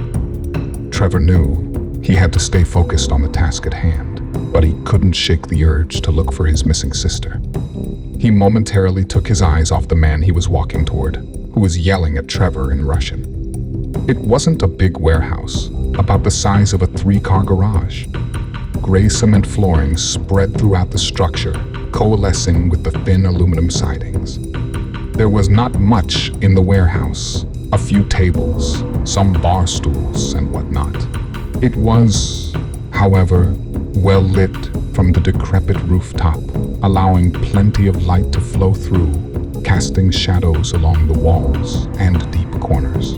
The soldier across the room, once sitting on a chair next to a table monitoring a radio and still armed, was now standing, the chair he'd used knocked over behind him. He had his gun, which he had immediately taken off the table in front of him, upon noticing his abrupt threat, now pointed at his comrade, who was in the way of Trevor, his real target. But all he could see was Trevor's face, as Trevor strategically stayed behind his life like shield. The soldiers were both yelling in Russian, most likely ordering Trevor to surrender. He watched and kept his aim as Trevor kept advancing. Just then, he saw a man appear from behind Trevor. It was Jack.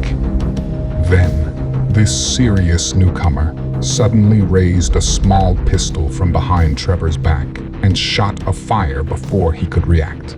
As 2 gunshots sounded, a bullet went straight through his forehead as the man crashed to his knees and tumbled face first into the concrete floor. Almost at the same time, Trevor also dispatched his weapon, dropping the limp body from his clutches. With both men now fatally subdued, Trevor and Jack immediately scanned the room and found Beck lying on her stomach, hog-tied and muzzled, in between the other 2 prisoners. They were near the back of the warehouse in a dark corner. The pair of rescuers immediately liberated the 3 by cutting loose their bonds. Beck sprung into a hug with her grandfather. Later that evening, the reunited group drove through the dark summer's cooling heat. They were now heading north, back toward home. Seth, happily at the wheel, paid little attention to anything or anyone else, absorbing the emotions the truck incurred upon his male hormones. He made his turn onto the highway with his father at his side and had the look of utter enjoyment written across his face. In the back, a very relieved Gramps and brother sit close to Beck as they did their best to sensitively balance emotional support with interrogation. Then, Beck turned her head and peered into the seats behind her. "So, what's your names?" One of the other 2 rescued hostages spoke up with a little hesitation. "My name's Eugene. This is my wife, Anne." Anne and Beck began to laugh while sitting next to Delilah and Caleb amongst their modest picnic spread. The story of Beck's rescue mission and the fortunate events leading up to Eugene and Anne's freedom had always delighted the group. But no one told it the way Jack could. He always made everyone laugh when he described how Seth mocked the kidnappers. Joe didn't really get it as he sat next to Jack, staring resentfully into the distance. He was still annoyed at his unfortunate side of the so-called bargain the team had made with him. Delilah and Caleb didn't seem to care much either. Now was the time to focus on the real issues at hand, collecting the largest set of 4 in their card game. A lull came over the group's discussion as they reminisced upon old survival stories. Anne's smile faded softly. "I just wish we knew how they traced us back to your house. When we found Thomas the next morning, after his shift to keep watch." Her face grimaced as she could still vividly see Thomas hanging from the awning of the back porch, his stomach split open and his entrails splattered across the deck below him. The Arizona sunrise, glowing behind him, creating an eerie juxtaposition. "I just don't get it. We never saw anyone follow us. Seth's never been the same since." "Of course, I don't blame him," Jack responded while pausing in thought. "You want to know something I still don't get? Why the hell didn't they finish us all off? At least we found Kent and his friends. Their brilliant plan with that gasoline generator really got us hell and gone from there. We were lucky that night for some strange reason, but I'm positive we were next on their shit-to-do list." Beck then added to the conversation, "I just wish we never heard that stupid broadcast. Fuck this place." Jack and Anne smiled in response. Then suddenly, a voice came over the radio that Jack was holding casually in his lap. It was Trevor. It was the first they'd heard from him since he descended down the elevator with Seth and Eugene. And unfortunately, he didn't have good news. He sounded rattled and spoke with a sense of hesitation, yet urgency. Houston, we have a problem. Over.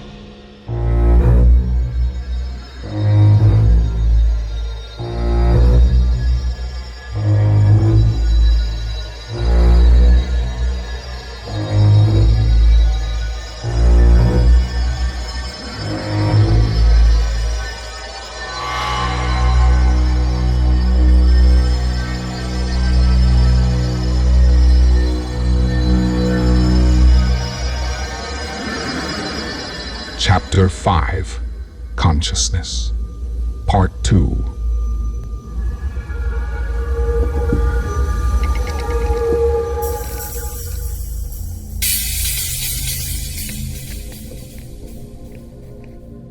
Miles underground, after the dust had settled, the three rushed over to the rubble that should have been their return trip awaiting them, preferably in better condition. There were large, jagged pieces of cement, which used to be the shaft's interior, that the elevator had forced down underneath it, laying before them. On top of the debris sat a defunct carriage that didn't even have the will to flicker green from inside any longer.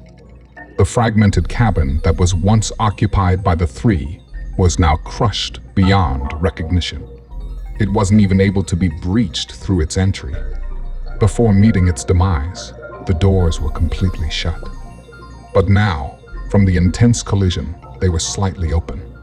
Just above the cabin, as well as underneath, messy layers of more and more concrete lay wedged between each other and the elevator. The underground team tried pulling, pushing, and prying the collection of broken matter to no avail. They desperately tried, reaching through cracks and crevasses throughout the mire, attempting to place their third sense on anything remotely feeling like their missing radio. A slow descent of the impromptu mission began to take place as Seth started to observe the rest of the room that they were in. His focus was drawn to a large dome-like ceiling. Centered directly underneath was a large steel cage with curtains lining the inside partially open in the front. They had dark brown, splashy stains all over them. As he began walking towards it, compelled by pure curiosity, he suddenly realized the remains of a human body along the way. It was all skeleton, clothed in what appeared to be a tattered hazmat suit. Near the body's head sat an open briefcase with an open laptop and a darkened screen inside of it. This obviously wasn't his plan, Eugene said. He had walked up behind him while he was focused in on the lifeless figure. Seth turned his head slightly toward Eugene, without shifting his eyes from the deceased human. "There's two more in that cage over there." Eugene looked up to where Seth was lazily pointing. Sure enough, just beyond the open cage lay two more bodies bereft of life. They were also in tattered and tarnished hazmat-like suits. "What the fuck happened down here?" Trevor said, joining his two buddies, both contemplating scenarios of the long-ago occurrence. They stood there for a moment, letting the eerie display carnage beg questions. What really went on here? They thought to themselves.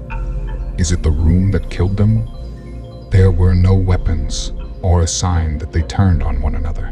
Could they soon share the same fate of their three lifeless roommates? "We gotta figure a way out of here.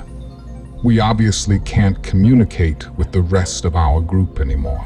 We need to spread out, see what we can find. Maybe there's another elevator or something."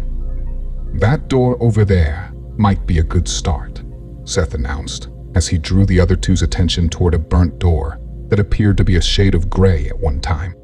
The three, completely forgetting the resourceful tip of splitting up, mentioned by Trevor just a second ago, slowly approached the door. Seth continued to talk. "So much for a safe harbor. Says here, Safe Harbor Software. A software company. We tracked down a fucking software company." The thought crossed each of their minds, but was immediately and unanimously blocked out due to the array of dark threats the thought was accompanied by. Why? Oh, why would anyone lure a group of people all the way into the jungles of South America? Some unwelcomed conclusions flashed in their heads as a much-needed distraction came about. "Sonkudo Underground Laboratory," Trevor said while reading the sign he had seen earlier aloud, while letting out an annoyed sigh. "And there's our Azul." The three came up to the door. It had a regular doorknob on it that clearly was able to be locked. The three hesitated for a second as Eugene looked over at his companions. "Should we knock?" Trevor looked back at him with a crooked expression and a frown as if to say that his humor wasn't comforting. Eugene smiled and shrugged while looking at Seth, who was just shaking his head in disappointment with a sarcastic smile. Trevor reached forward and grabbed the handle. He closed his eyes as if that would give him a better chance. He slowly turned it until they heard the inner battery assembly click into place. He looked back at the two with raised eyebrows. Slowly, he pushed the door open. Having no weapons, they were all beginning to feel a sense of unease as a very dark room began to introduce itself. Finally, after all the complaining through its slow, creaky sounds, the door stood completely wide open, only leaving them inches from the borders of the unknown. A soft humming sound slightly echoed through the curious darkness, while the tiniest of red and green lights pulsated off into the distance.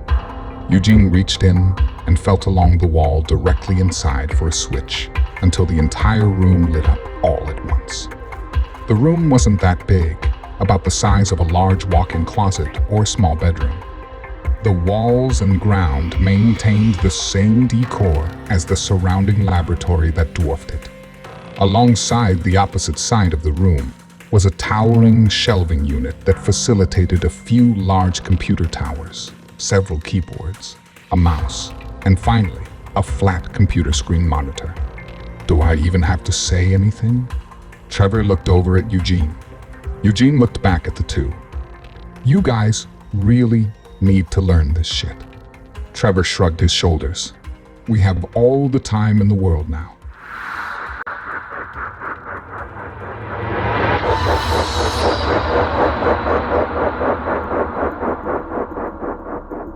It had been about 5 long hours now, without any word from below. Beck, along with Jack and Joe, could not even get the steel door open to survey the damage below. The wiring inside the black boxes to either side of the door spoke a foreign language to the three. This is where Eugene could really come in handy, but irony had him miles below instead. They had tried for hours to contact them by radio, and were slowly losing hope. They had no idea if the 3 men beneath were even alive anymore. If they were they hurt? And if so, how bad? Did they make it to an opening? Were they at least able to stumble across some supplies? Without getting an answer over the radio for so long now, these questions kept persisting conclusions that drove Beck, Anne, and Jack insane. The entire surfaced party were now all inside the concrete structure, including the little ones. Jack was still fussing with the radio, seeing if maybe Trevor had inadvertently changed channels. Beck was trying her hardest to understand the wiring in the box, while Joe kept a steady light for her, illuminating her workspace. They had all agreed that the kids would be safest right now inside the enclosure, while all the adults were putting their heads together, brainstorming as best they could. Caleb and Delilah were left to their imaginations, sitting quietly, facing each other, whispering war plots towards one another as they played on the sandy concrete flooring. They were at the feet of one of their many parental figures, Anne. She was watching Jack and Beck with the terrified thoughts of what may have become of her husband burrowing their way through her head. Anne heard it first. Was that the sound of helicopter blades? It was the slightest sound, but she definitely heard something. Shh. She immediately signaled to the kids playing while also receiving an audience from the other adults inside. Does anyone else hear that? Jack and Beck looked at each other. Shit, was Anne losing her mind? Jack thought to himself. But then, slowly he saw Beck's expression change. Then he looked to Joe, and sure enough, he was hearing something as well. Jack still was at a loss as he asked, "What is it?" Then he heard it too. The 4 adults ran out of the covering and all formed a line parallel to the open door behind them.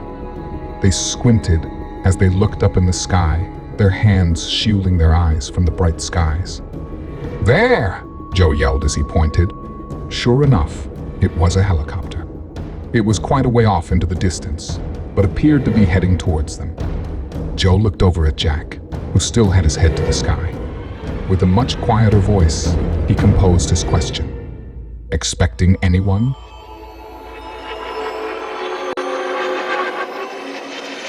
All the while, about 2 miles under the aerial sighting, a drama was still unfolding.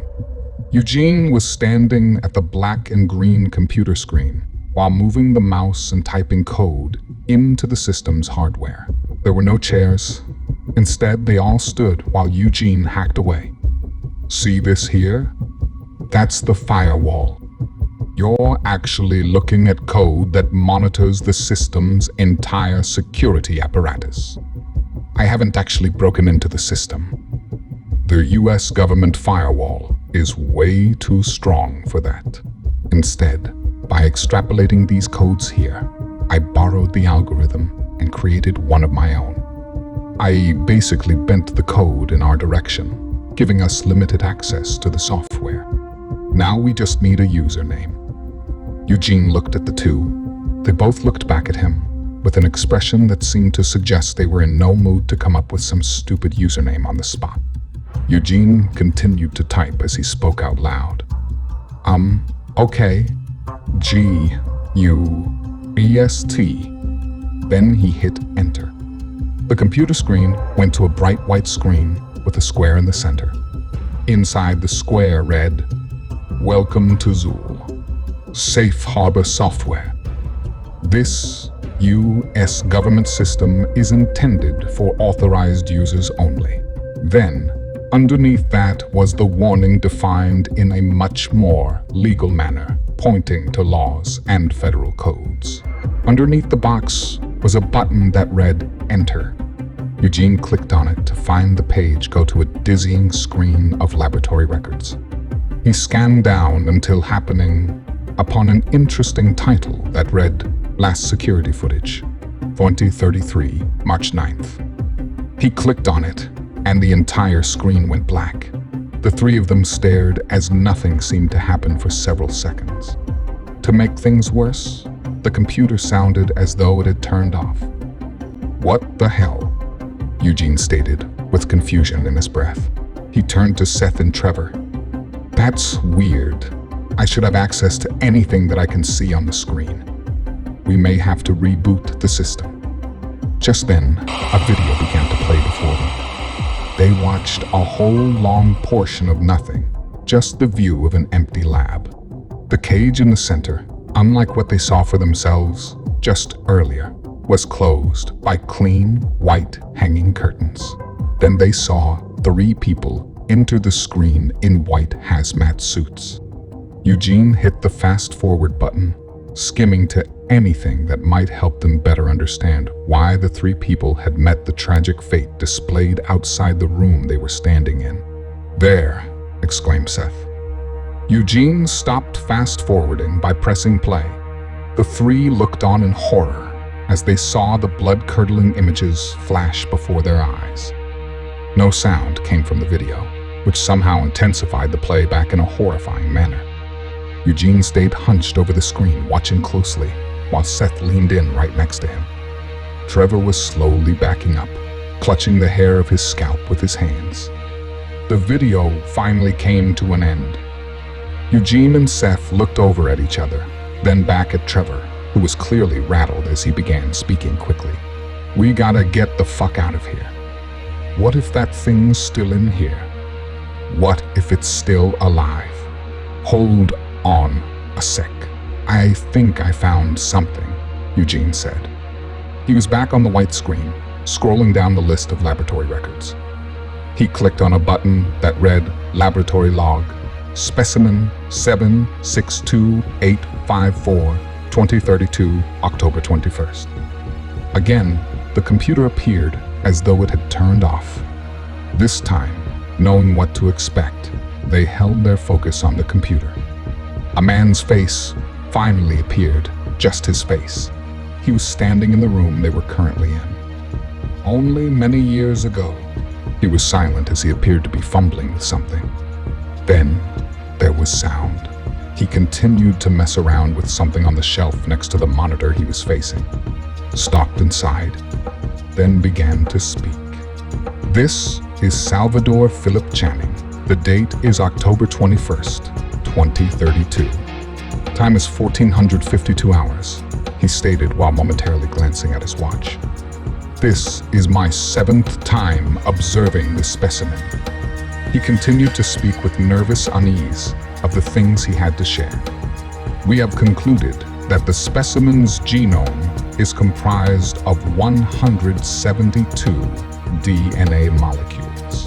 The human body only has 46. While the complexity of their DNA is vastly greater than ours, it seems to be the least alarming aspect. Their brain from frontal lobe to the cerebellum measures roughly 37 centimeters, while ours averages about 15. Furthermore, upon several magnetic resonance imaging tests, it is found to use 97% of its entire brain's capacity. Through several tests, we have qualified the specimen to possess abilities such as, but not limited to, telepathy, levitation, localized teleportation, and instantaneous metamorphosis. However, the specimen is extremely weakened and cannot perform these abilities to their fullest extent.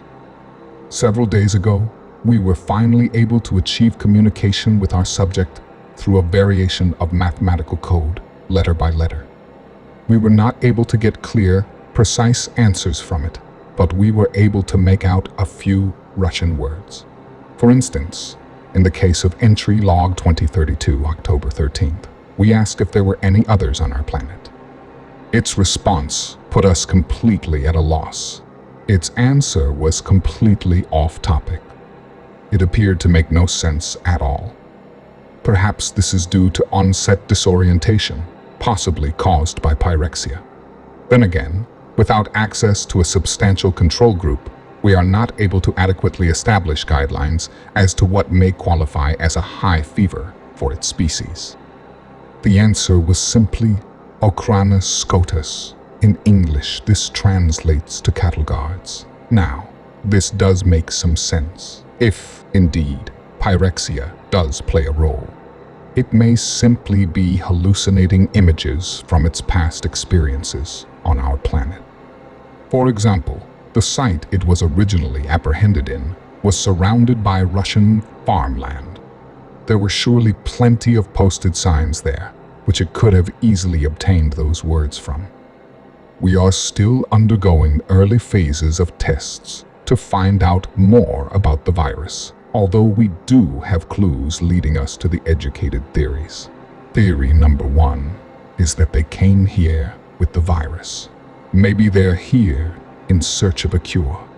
Oftentimes with unknown viruses, it behooves oneself to scan the heavens. A distant rock can often hold elements to unlocking useful tools to combat microscopic invaders.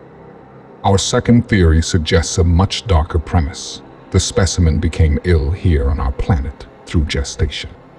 This theory examines a dilemma we hope not have to overcome. Upon our investigation of the originating site of Petrovka, there were absolutely no human bodies found. At the same time, nearly hundreds were wiped out. As outlandish as it may seem, we believe it is worth looking into the minute possibility that static came over the computer as the lights in the entire facility began to flicker. I think the computers are bogging down the generator, Eugene said as he looked to the other two.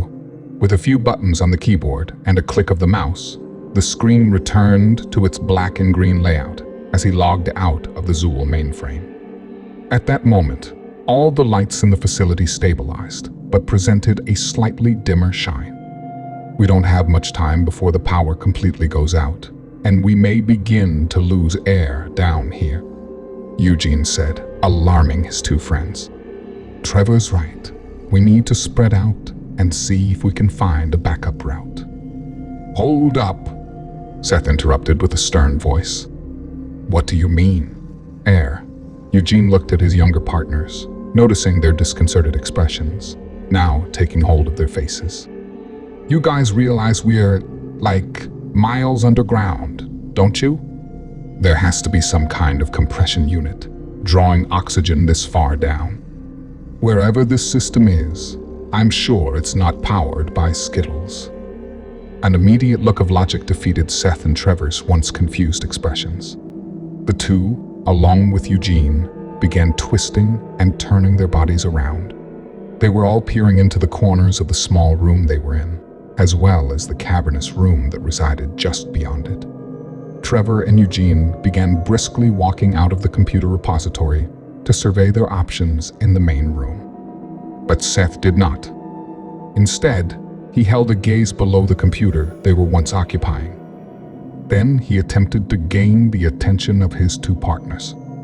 Hey, guys, Trevor and Eugene, frantically eyeballing the larger room, unintentionally ignored their would-be cellmate. Seth, still focused on his new mysterious finding, tried beckoning his buddies once more. Hey, guys, check this out. I think I've got something. Trevor and Eugene shared glances, as if developing a telepathic ability of their own. Without parsing words, shared the same thought. What on earth could be so important in there? We saw every inch of the room. Not much to see. Still, the two immediately doubled back as requested. They met Seth on either side of him, designing a shoulder-to-shoulder assembly. Their minds raced as they laid their eyes on Seth's potential jackpot. Just underneath the tall shelving unit on the ground, barely exposing itself to the three aspiring escapists, was a separation in the flooring parallel to the unit. On each end, The separation angled 90 degrees and crept under the lowest ledge, apparently continuing on to form a square. Could this be a tunnel? Without even exchanging ideas of any semblance of a plan, they all began rearranging the cramped computer room to emancipate the possible exit. Once they removed enough weight, through carelessly removing items from the shelves, they slid the unit aside. Sure enough, it was something. In the dead center of the square slab, separated from the rest of the concrete flooring, was a handle. On the opposite end, nearest the wall, were what appeared to be hinges, embedded along the furthest crevice. The three looked on in hopeful shock. Trevor hurriedly bent over, grabbed the handle and began to pull. He grunted at the weight, but slowly built a gap between the closest side of the lid and the floor. Upon the sight of freedom, Seth and Eugene dropped to their knees, slid their fingers between the gap, and proceeded to assist their teammate. Now, all three began to grunt. Eventually, the lid started opening much faster, until finally it came to a loud slamming, resting place against the stone wall behind it. They peered into a dingy, musty, dark hole. It didn't have any stairs and was absent of a ladder. They could see with the provided light above, from the space they were currently standing in, just barely, the hint of ground below. It seemed to be about 4, maybe 5 feet down. The three shared glances, and after slight hesitation, all agreed this was their best option. One after the other, they slipped into the depths below, not the slightest clue of what the near future would provide them with. First went Trevor, then Seth, and finally Eugene. There was a slight tumble, but nothing to shake their nerves over. The room was dark, but clearly made of the similar cement material, matching the rest of the superstructure. It was very cold, and a musty smell lay thick, permeating the tight atmosphere. Eugene hit the ground, landing just behind Seth, who was turned away from him, but facing back with a celebratory look. Eugene's gaze moved from Seth's face to the back of Trevor's head, and then, finally, beyond the two, to a dimly lit end with a red ladder ascending beyond their sights. They simultaneously raced forward, paying no attention to how silly 3 grown men looked, trying to run while crouching down a dark, small hallway. They didn't even fight the stupid-looking grins growing across their faces as they approached the ladder towards the end. In a single file, but not so orderly way, they reached their goal. The team were finally able to stand, fully erect, and observe the discovered riser room. The three were immediately overwhelmed with the amazing sight that unfolded overhead. The vertical hole was about 10 feet wide. The ladder was positioned in the dead center, not contacting the ground.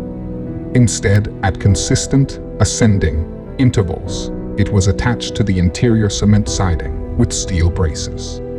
At each one of these intervals were safety ledges, wide enough for one to rest. Each was paired with a familiar green glow of lights, fixed to the walls, just above each ledge. With just the little bit of light, they could see the daunting task that lay before them. Unable to see the ladder's end, it was still enough to see the immense distance the stairs traveled before receding into the shadows. Unable to refrain from laughing with each other, while exchanging a few fist bumps, not seconds passed before they began to make their journey up. "I can't wait to get to the top," one of them cried out while they climbed their first leg.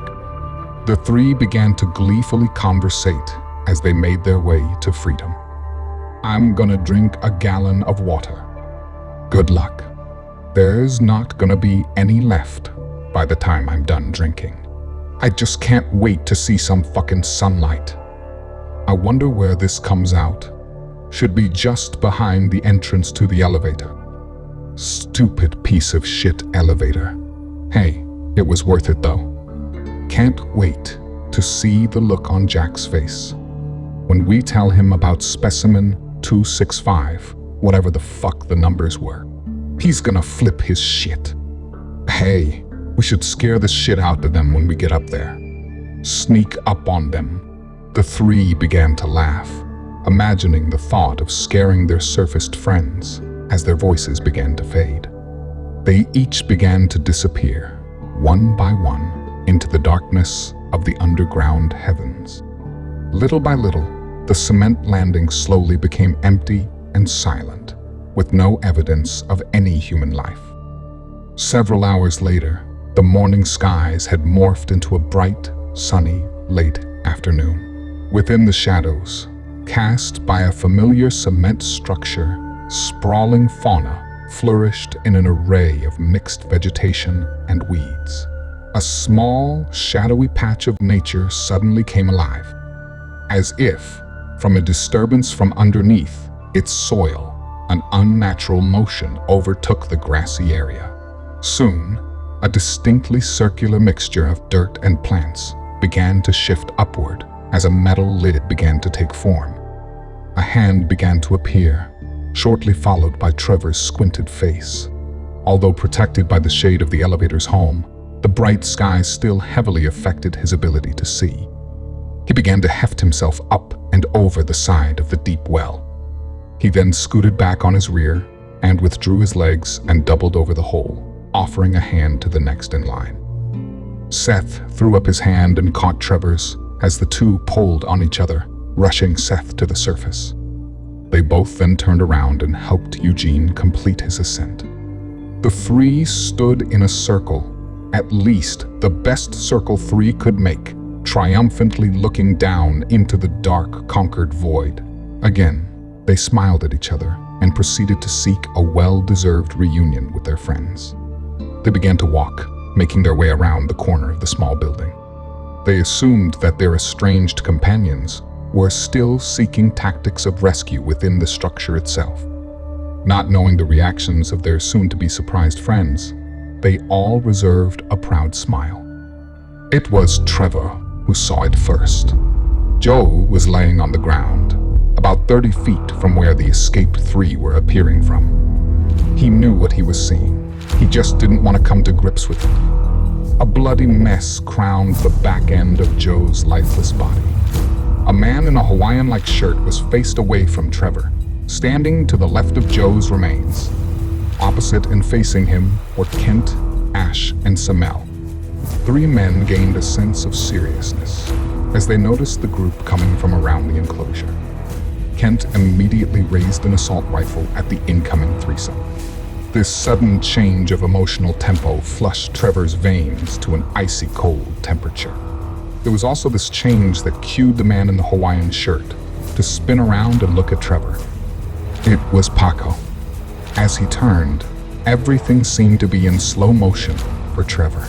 He saw his Gramps now come into view, kneeled before his captor, hands behind his back.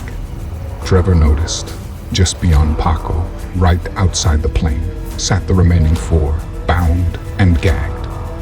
Trevor's completely heartbroken and shocked face refocused on his grandfather. Jack slowly raised his head and looked at Trevor. He mouthed to Trevor, "I'm sorry, Tiger." Paco stood next to him with a handheld gun in his right hand, pointed at Jack's head. He had the biggest smile on his face as Trevor tried to say something, but no words came out. Paco kept his smiling stare right on Trevor. "Never mind, Jack. I found them." With that, Trevor watched the bullet enter his grandfather's skull as blood splattered the men surrounding him. Trevor dropped to his knees as his two friends on either side caught him from completely falling to his face. Through all the tears and ringing in his ears, he could barely see or hear Paco approaching him. A very thick Hispanic accent began to echo his entire being. "Trevor, snap out of it, amigo. We got some fun stories to tell you. Plus," he added, while still walking up to the three, huddled to the ground. He came to a knee and leaned into Trevor's ear and gently whispered, "Plus, we have some wonderful new cages to show you."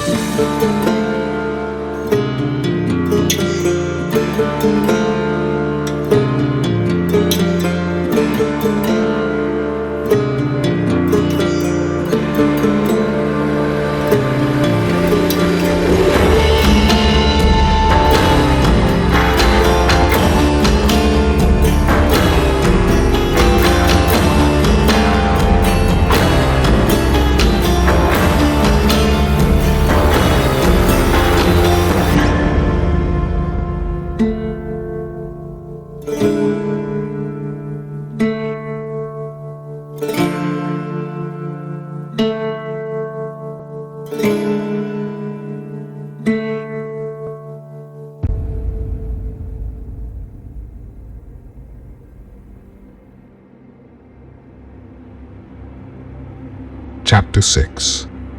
Mea Culpa. Sometime earlier.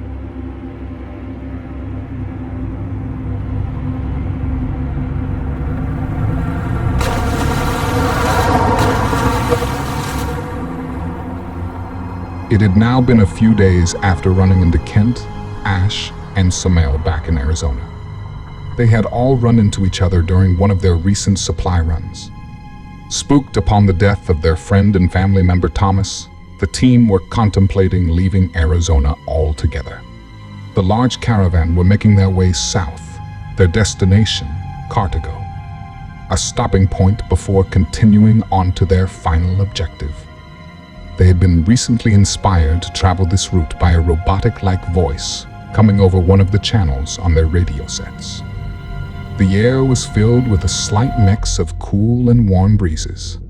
A mere mist of precipitation remained from the sporadic showers that the monsoons brought to Central America throughout the warm summer season. It was afternoon, but the sun was absent, replaced by a thick fog, darkening the skies, casting marching troops of shadows throughout the vacant wilderness. They were about 150 miles out now. They knew they could make it that far with the gas that they had from just recently fueling up. Planning on gassing up once more in Cartago, they would then continue on from there to meet Paco, the old family friend of Seth's, unaware of the depraved baggage this particular contact carried along with him. They were hoping that this friend would provide them with an alternate route, avoiding the dense jungles. It was about the halfway point when Beck noticed something ahead. Debris and overgrown vegetation meandered through the recently formed cracks of the asphalt they traveled. On it, still a little way out, sat a peculiar deserted vehicle. The desolate highways were typically home to abandoned cars. This particular one, however, seemed out of place. It was a dark, burgundy car, pulled off to the road's shoulder, as if an altercation had developed. Quite often, a car was simply parked, as people passing through would often run out of fuel, deeming the car disabled. This one, however, was pulled to the side with what appeared to be some items spilling out of the ajar driver's door. "Do you see that?" Beck said to her brother.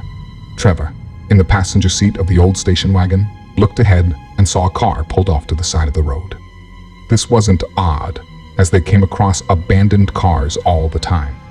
What was odd was that the driver's side door remained open with a body laying outside of it. With its feet still in the car, the figure appeared to have simply fallen right out of the vehicle and was left frozen in place on the warm asphalt. The group of three mismatched vehicles slowed as they approached the suspicious scene. They were not sure if this was the result of an amateur gang, or possibly Russian or even cartel activity. All they knew is they had to be careful. Any one of these scenarios were just as deadly as the next. As they slowly moved past it, they noticed a woman sitting up in the passenger seat, appearing lifeless. Just beyond the bizarre encounter, Beck pulled her vehicle over. "What on earth are you doing?" Jack asked from the back seat. Beck looked back at him. "I saw something move in the back seat," she said, while focusing her attention in her rearview mirror. Trevor interrupted the conversation. "All the more reason to get the fuck away from it, and the fuck away from here." His sister just gave him an exhausted look, silently but effectively placing a blame of paranoia on him. "It's fine. Nobody's around. What if it's a little puppy dog?" "You said we should get a guard dog, right?" Trevor rolled his eyes. This isn't what he had in mind when he had originally recommended the canine idea. They got out of the car, Jack included, and began to walk back to the other vehicles in their group. They explained their delay as they continued on toward the metal glassy tomb. The rest of their group looked on as they watched the three cautiously approach the vehicle. Trevor's hand was on his gun. He kept tucked into the back of his belt. Seth, in the Hummer, kept a sharp eye out. He kept looking ahead and in his rear view mirrors. As the curious three came up to the car, they were joined by Eugene and Anne. As they made their way past the front seat, they noticed a needle on the ground next to the man laying outside. He was wearing jeans and a blue flannel shirt. The seatbelt had kept him from falling all the way out. A light buzzing sound came from a few flies that had taken advantage of the free meal. The woman inside had a light drizzle of blood protruding from a corner of her partially open lips. She was younger looking, wore tattered clothes, and her eyelids were slightly open. "Overdose," Eugene piped up. No one responded, except for Beck and Anne, who both had shocked expressions on their faces, with utter heartbreak coming from their eyes. Their jaws both dropped at the same time. They were not responding to Eugene, though. They were simply reacting to the two young toddlers, sitting, strapped in car seats, in the back. A boy and a girl, very close in age. Beck slowly approached the two youngsters, with Anne close behind her. "What's your name, little one?" The boy spoke up. "Caleb," he said with a tone of certainty in his voice. The little girl put a tiny finger to her lips. "Shh, Mommy and Daddy are sleeping." Beck smiled at the two in their car seats, now in the back seat of their station wagon. Jack closed his door as he sat next to them. Beck returned her eyes to the road and slowly pulled away with two vehicles closely following. The 9 travelers now became 11, as the receding car in their mirrors now sat, completely lifeless.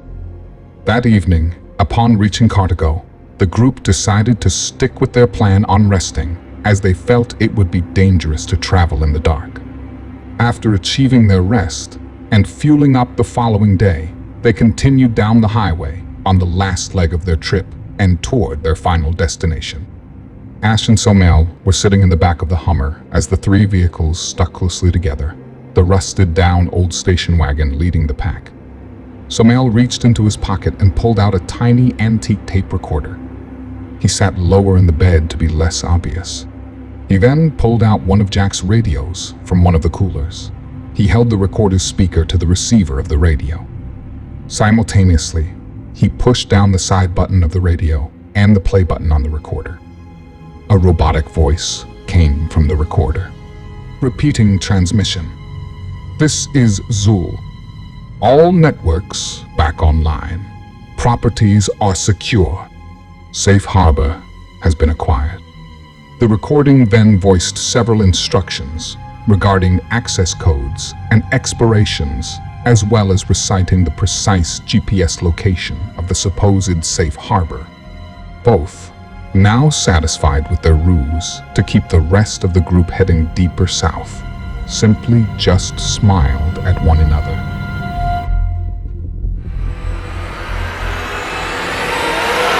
While sharing their nefarious schemes with the three, Paco and Kent both sat on a couple of crates, facing Trevor and his two friends, Eugene and Seth. They were all in separate small new cages, just as Paco had promised them earlier. While sitting with their backs pressed upon the cold steel bars behind them, they held their knees up to their chests. The three of them held gazes at their two captors with pure resentment. The hard ground floor of the cramped steel enclosures only fueled their rage. The room they were in appeared to be some type of basement. It was darkly lit, as only several kerosene oil-based lamps illuminated the atmosphere, casting dancing shadows along the interior walls. They could see a large steel table beyond Paco and Kent, gowned in a thin blue cloth that was obviously used for medical purposes. The work table next to it, however, held a much more sinister display, as it was crowned with an assortment of crude, antique medical devices. The most alarming of them all being a large, rusty amputation saw. Trevor, having gone through losing his grandfather to the vicious events that unfolded earlier, leading to the current development he now found himself in, was not letting the threatening surroundings faze him. He wanted blood, and he wasn't going to let his steely cell stop him. While looking at Paco, with a furious animosity in his scowl, he listened to his murderous adversary spew his diabolical narrative. While phasing in and out of the conversation, he took in a bit more of his surroundings. It was a small, square-like room. The walls were tan and seemed to be made of a sandy-like brick material. There was a flight of stairs curving around a corner, leading out of sight to the top of its dark extremity. The flooring wasn't completed upon construction of the building, as it was just hard, flat earth. The room was a blank canvas other than the freestanding medical tables and the caged hostages. "You betrayed us," Eugene said as he looked at Kent. Kent, still wearing his black cargo pants and his white sleeveless shirt, gave a crooked grin to the speaking inmate. "That's kind of the point. You were, after all, our property. And you too," he said, switching his stare to Seth and Trevor. "She was just one girl. Why couldn't you let it go? Instead, you decided to take out an entire team of armed Russians. But more importantly, our clients." Seth's eyes lit up as he looked at Kent. It was all coming together. It was you. Kent moved his gaze directly at Seth and cocked his head as if to be amused in curiosity. Seth continued letting accusations fly. "You followed us." A smile slowly spread over Kent's face. "And?" Kent asked, as if to invite Seth to further his investigation. He gestured with his hand, as if he knew what Seth was about to reveal. Seth looked at him with a malevolent glare. "You killed my father." Kent let out a loud laugh and looked over at Paco, who was also bursting into shrieks of laughter himself. Kent looked back at Trevor, then to Eugene while his laughter faded slowly away. Then he peered back at Seth and looked deep into his eyes. "You should never fall asleep on guard duty." He gave a sigh and a shake of his head in a disapproving manner and threw a wink at Seth. He appeared gleeful as he began telling his story. It was extremely dark and silent. The stars over the Sonoran Desert pulsated more than ever, as they had been liberated from their former prison of the distorting lights of civilization. A sprawling ranch crept along a peaceful, vacant town, emulating a tranquility one would find hard to resist. Thomas was basking in the moonlight, laying on a slightly reclined garden chair. He clutched a large assault rifle, as it was his turn to keep watch. They usually did this in pairs, for safety reasons, but tonight he insisted everyone should get their rest. Besides, he loved being alone under the dark wilderness sky. It brought him a sense of normality he rarely felt these days. Everyone else, with the drama of the day, were easily persuaded to let him be. He was probably 3/4 of the way through his shift. The events that took place earlier that day played on repeat within his head. As he stared into the skies, he felt a sense of serenity take a calming effect over his body. He began to drift while his eyes slowly closed. The flashes of the day still permeating his thoughts were slowly being muted by the stillness of the surrounding desert.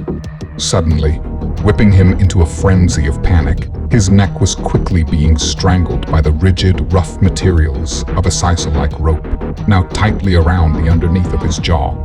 Ash and Samael began to yank the other end of the rope. It was woven through a horizontal support beam of the awning's rooftop. Thomas let out muted grunts as his fingers went from holding his weapon to trying to loosen the tightening rope, now asphyxiating him. He tossed around like a rag doll as he was hoisted up into the air. He felt his face begin to burn with what felt like boiling blood, about to burst from his eye sockets. Through the blurred vision of his rapidly shattering capillaries, he saw a man with a handlebar mustache approach him. Kent looked up at him as he held a large, serrated knife. You really need to stay more alert. These are dangerous times. With that, Kent made a swift, sweeping motion with his blade. Thomas let out a long, gasping sound of pure anguish as his mouth was opened wide in response to the assault. He could hear the splatters of what previously were the insides of his bowels hit the deck below, after seconds of sporadic tremors. His head fell along with his arms as his lifeless body swayed to the creaking sound that the rope and wood fixture made in unison. Just beyond him, in the open fields, 3 dark silhouettes dissolved into the night as the desert slowly retook its somber silence. Paco and Kent shook their heads in disbelief of the easy target. They looked at their caged audience, proud of their chilling recollections. So why didn't you just finish it? Trevor asked, with a tone in his voice that let his captors know he grew weary of their tales. Paco looked back at him. Santiago and Nicholas, brothers of the Chancellor, hired these men to acquire new assets, not to have them ruined by the likes of you and your friends. So seeing that you guys had their stolen property, their jobs were clear. Trevor and his friends didn't understand. A look of confusion mixed with an intense growing anger swept over their faces. Kent leaned forward on his crate. He opened his arms wide to the 3. Repossession of our property with interest. The 3 were silent in thought. Things weren't all adding up. Eugene broke the bewildered silence. Yeah, but why not just kidnap the entire group? Why kill Thomas? He paused and looked over at Seth, as if to apologize for the shallow remarks. That's why Kent is such a good asset to the Chancellor, Paco announced, always with his bright ideas. Kent picked up on his colleague's cue. We knew you just took out 6 Russians. We're not stupid. You see, when I was a boy, my father taught me how to hunt. He always told me, don't go after a fox. It will always out-fox you. Instead, let the fox come to you. Okay, so you lured us here. We get that, Eugene said. That still doesn't explain Thomas. You could have lured him as well. Kent stared at Eugene. He rolled his eyes, sighed. He continued speaking, slightly louder, signaling to Eugene to shut up. His explanation wasn't done. Daddy also said, if the fox is sleeping, never breach his hole. Instead, upset the fox within. Make him want to leave his hole. Leave it far behind. A smile grew over his face as the 3 prisoners realized their fates had been sealed once Beck's rescue mission was in motion. They didn't get away with anything. They were being watched, observed by the Chancellor's point man. And that point man didn't see a problem. He saw a bigger payload. But you were my dad's friend. How could you let this happen? Seth spoke up, addressing the casually dressed gangster sitting on the crate before him. He had hoped to appeal to Paco's better nature, if there was such a thing. Paco looked at Seth. That is where I am sorry, my friend. I was miles away, unaware of Kent's developments. It is, in your language, how you say, collateral damage. Once I saw Kent, His men, you and your buddies, appear on the shore. I knew what had happened already. I was hoping to separate you from them, and maybe I have new recruit, eh? But then you. Paco looked at Trevor. You had to go snooping around boat. No, this is unacceptable. Friendship too risky. If only I had my men keep a closer eye on Jack, eh? Paco laughed. Trevor, now feeling overwhelmed by the realization that he was the hunted fox, looked at Paco. And the boat. How'd you get out? You were all in fucking cages. On the bottom fucking level. Paco and Kent shared glances and chuckled. Paco stood up and patted Kent on the back. He is so smart, this one. Kent looked up and smiled at his trading counterpart, then looked back at the three, proud of his stealthy nature. He regaled the threesome. We never left you. We just felt it a better decision to trail you from behind. You know, just in case you and your friends tried something stupid. This time, we were going to see our parcel through. Security detail, if you will. So, before you departed from the dock, we quietly snuck back and used a life raft Paco lowered for us. We were with you the entire time, being towed out of sight, right below the rear deck. Of course, when things went south, it took us some time to get on board. By the time we made it to the top deck, well, you and your friends were already heading to shore. Not seeing Paco or his men with you, we quickly made our way below, he said, painting a clear picture of what happened next. The vessel was filling up with water. The lower level was almost completely flooded. The compartment with the cages that once held the poor souls on the brink of death now held Paco and his men. It was at the far end of the ship that was still somewhat above water. Still, the room was rapidly filling as Paco began cursing aloud. You fucking pieces of shit. This isn't over. Paco screamed out the best he could. Suddenly, the door to their watery would-be grave opened, casting waves of filthy seawater around it. In walked a soaked and alert man followed by his two cohorts. It was Kent, Ash, and Samael.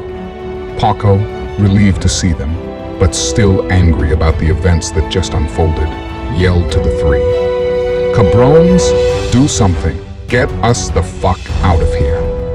Kent smiled to his three captive men as he ended his history lesson. Of course, knowing how armed you all now were and recognizing your relentless skills, we decided to flank your position in order to dry out, regroup, and corner you on the beach the next day. But by then, we found your camp empty. That's when we got word from the Chancellor's compound of your daring invasion. That's also when we knew our task just became more complicated. Thankfully, you decided to take his plane. A plane that's equipped with a private GPS signal which we have access to. So we simply gathered another aerial vehicle and proceeded to track you down. And here we are. Trevor looked at Kent. And the GPS location? Kent smiled again. Actually, that was a real broadcast. We heard that thing for ourselves years ago. We even decided to check it out. Place is a dead end. Trevor realized the men never discovered the lab below. Kent continued. Knew it would put you on the Chancellor's shores, though. Now, Paco was standing at the table which held the medical devices, near the gowned operating table. With his back to everyone, Paco interrupted the history lesson. Time to get started, boys. The three caged men looked at each other, then back at Paco. Seth couldn't help but to feel at blame for his team's demise. He felt like he should have seen this coming. It was also him that trusted Paco in the first place. Sorry, guys. This is completely my fault. I'm the reason we're here, he said to himself. He only wished he could tell them aloud. While looking over at Paco, rummaging through the medical devices on the table, he couldn't shake the images of the 5 people he freed from the cages of Paco's yacht. What disgusting, horrifically painful events are about to take place in this dark, dingy basement? Are they about to become like one of those he had tried to save from the boat? Seth needed answers, as terrifying as they may be. What are you going to do to us? Paco answered, still facing away from them. We always try to recycle. Good for the environment, yes. Removing tracking devices from human flesh is easy. Just hack away. The human is already likely dead anyway, right? He said as he continued his horrifying words. Putting them into the flesh, the human alive, awake, twitching in sheer pain, much more tedious. Precision required. A steady hand is also good. Paco turned around and looked at the 3. He held 3 very familiar-looking GPS transmitters in his hands. They were each black, about a 1/4 inch thick, an inch wide, and about 3 inches long. Several wires dangled from them as he spoke. They each had blinking blue lights. By the way, the Chancellor wanted me to thank you for the GPS location of the 5 bodies you buried. A big smile grew over his entire face, and his eyes lit up. These things are hard to come by these days, eh?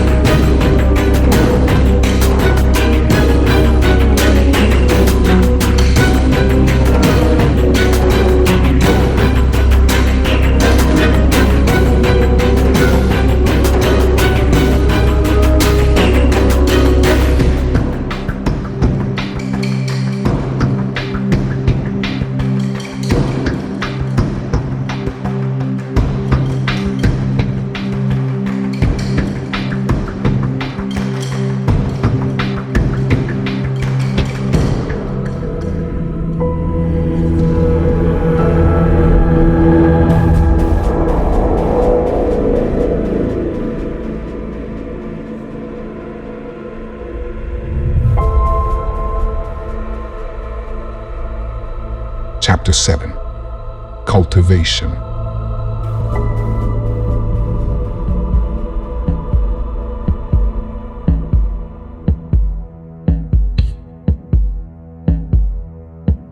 Trevor, Seth, and Eugene were now in the back of a truck. They were not sure what the truck looked like or who was driving it. All they knew is that they were in the back seats and the vehicle was in motion. They could barely make out blurs of light through what seemed like the car windows in front of them. The dark fabric of the hoods, placed over the men's heads, were thin enough to breathe through, but too thick to really make out any detail of their surroundings. They couldn't do anything about it either. Their hands were tightly bound behind their backs. They were constantly bumping into one another and being jostled up and down as the truck seemed to move quickly over some kind of bumpy terrain. They could hear, from the front seats, the chattering of two men. The conversation they were having was in Russian. Trevor was sure that Eugene, sitting to his left, and Seth, sitting to his right, felt the same intense pain that he did as his lower right hind calf was pulsating in agony. The surgery felt like it took forever. Now, embedded in his flesh was a GPS transmitter. He was sure that it blinked a blue light. After what seemed to be about 15 minutes or so, the truck began to slow. The blurs of light went completely away. Darkness was now enveloping their entire lines of sight. Suddenly, the conversation became silent as the engine to the vehicle stopped. They listened as the two front doors sounded their squeaky hinges as they began to open. They heard the men get out and began to talk. Their voices, as the conversation progressed, became abruptly muffled upon the slamming of the two front doors. A moment went by while the muted conversation kept taking place. Then, the voices were heard coming closer to the back doors on either side of them. Both doors then opened, and Russian orders were barked at Eugene and Seth as they were sitting on the sides. Assuming the Russians were ordering them to vacate the vehicle, the two turned out, put their feet down on dirt, and stood up. Trevor slid over and out of the vehicle to his right, following his best friend. He felt a bump on his shoulder and realized it was Eugene, who had been escorted around the vehicle to be stood next to the other two prisoners. And just like that, their hoods were removed from their heads. Two Russian soldiers with assault rifles were standing in front of them. They were standing on a dirt driveway that was covered by a dilapidated wooden awning. The awning was attached to a small shack of a house. The three of them noticed the army-style jeep that they were riding in was now directly behind them. It was daylight out, however, quite shady under the awning. The skies were cluttered with storm-like clouds, and there was a slightly cold breeze in the air.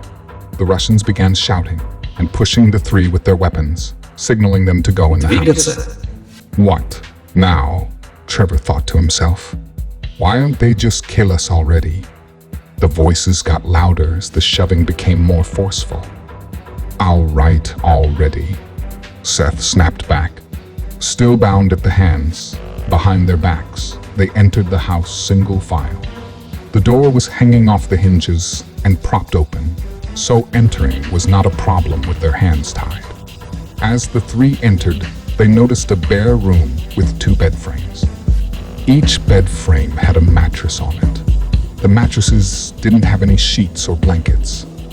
Instead, nicely folded in the corner of the room, under a large window, were about 5 or 6 dusty, tattered blankets. At the back of the room was a door that was closed, and to the side of them was a small kitchenette with a window that peered into the street. Inside the little kitchen was a stove and a fridge, although certainly not working. One of the soldiers walked over to the kitchen and opened a cabinet. As he spoke to them with sharp Russian words, he opened the cabinet, which was crammed full with various cans and packages of preserved food. He pointed to the closed door across the room, while speaking in Russian once more, gathering his three prisoners' attention. Then he pointed to a diagram posted on the fridge with magnets. The diagram appeared to be a layout of the house and a few blocks or so around it. There was a red line drawn around a big portion of neighborhoods that included the house inside of it. The soldier kept saying things in Russian that seemed to signal to the men not to breach the line. As he sternly spoke while moving his finger back and forth across the line, he kept on pointing inside the red line, then out again. Just then, He walked up to his hostages and pointed at Trevor's GPS transmitter as he barked a single word in his native language. At that time, he paused for a moment and looked at each of the confused men. Then he signaled to his partner. One by one, the other soldier cut them loose, while the other one drew his weapon. Then he spoke another single word in Russian, but the three just stared in confusion. The Russian then repeated the same word, only louder, while gesturing to a bed. Trevor sat down, while Eugene and Seth followed his lead. Both of the Russians were now pointing their weapons at them. The one that was just barking orders stepped forward and lowered his weapon. He pulled out a piece of paper and read 4 words aloud from it in plain English to the three. The words came across with a thick Russian accent and were clumsily spaced out. Welcome to Open Pastor. Then, just like that, he placed the paper back in his pocket, turned, and walked out of the house and back to his jeep. His partner followed closely behind while watching the 3 hostages as he left. As if they were not confused enough, they listened as the car doors opened and closed. Then the engine started up, and the sounds of a vehicle backing up met their ears. The jeep sounded as if to stop, then changed gears as it sped away. Eugene got up and rushed to the window. He watched as the vehicle made a right turn and disappeared around a corner. Eugene turned around to Seth and Trevor, who were now also standing, staring at him. What the fuck? Open pasture? What the hell is this place? Where the hell is this place? Where the fuck is my wife? Trevor and Seth started looking around. Seth began looking under the beds and rifling through the blankets. Trevor went over to the closed door and opened it. A waft of stale, foul odor met his nose and made his gag reflexes go into overdrive. I think I know what Vinay means in Russian, Trevor stated, referring to a word recently used by one of their Russian captors. Seth and Eugene looked over at him and into the room behind. What once was a bathroom now appeared to be the centerpiece of some horror movie. The old bathroom had been converted into an outhouse-like compartment. There was a toilet still there, but it sat on a plank of wood, obviously over what used to be plumbing, now most likely replaced by a simple hole in the ground. The human waste, obviously still there from the house's most recent occupants. A grimy, rusted-out, old sink was fixed to the wall and barely hanging on. Surprisingly, there were rolls of toilet paper in the corner, stacked next to the toilet. Jesus Christ, for the love of God, close it, Seth cried out. Trevor quickly accommodated the request. Just then they heard what sounded like laughing. They looked over at the thin window behind them, facing the street. At the very bottom left corner, there was a face. But as soon as they laid eyes on it, the face disappeared. The 3 of them bolted outside, Eugene leading them. A little Hispanic girl, appearing to be about 7 or 8 years of age, wearing a little white and blue flowing dress, was running away from their house. Eugene was able to catch up with the mini intruder and grabbed her by the arm. As he did, both his friends from behind yelled for him to stop. The little girl, shocked, spun around and fell to the ground, slipping from Eugene's grip. You think this is funny? Eugene asked in a stern voice.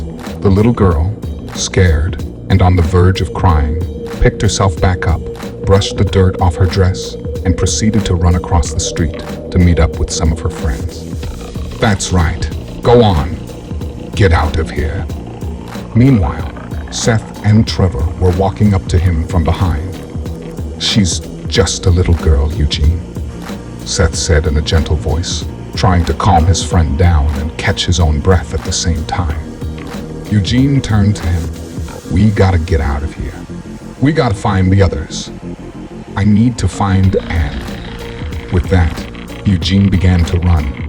Trevor and Seth followed him, begging him to come to his senses. Eugene, stop. We can't go too far. They'll know. Let's go back to the house. We can come up with a plan.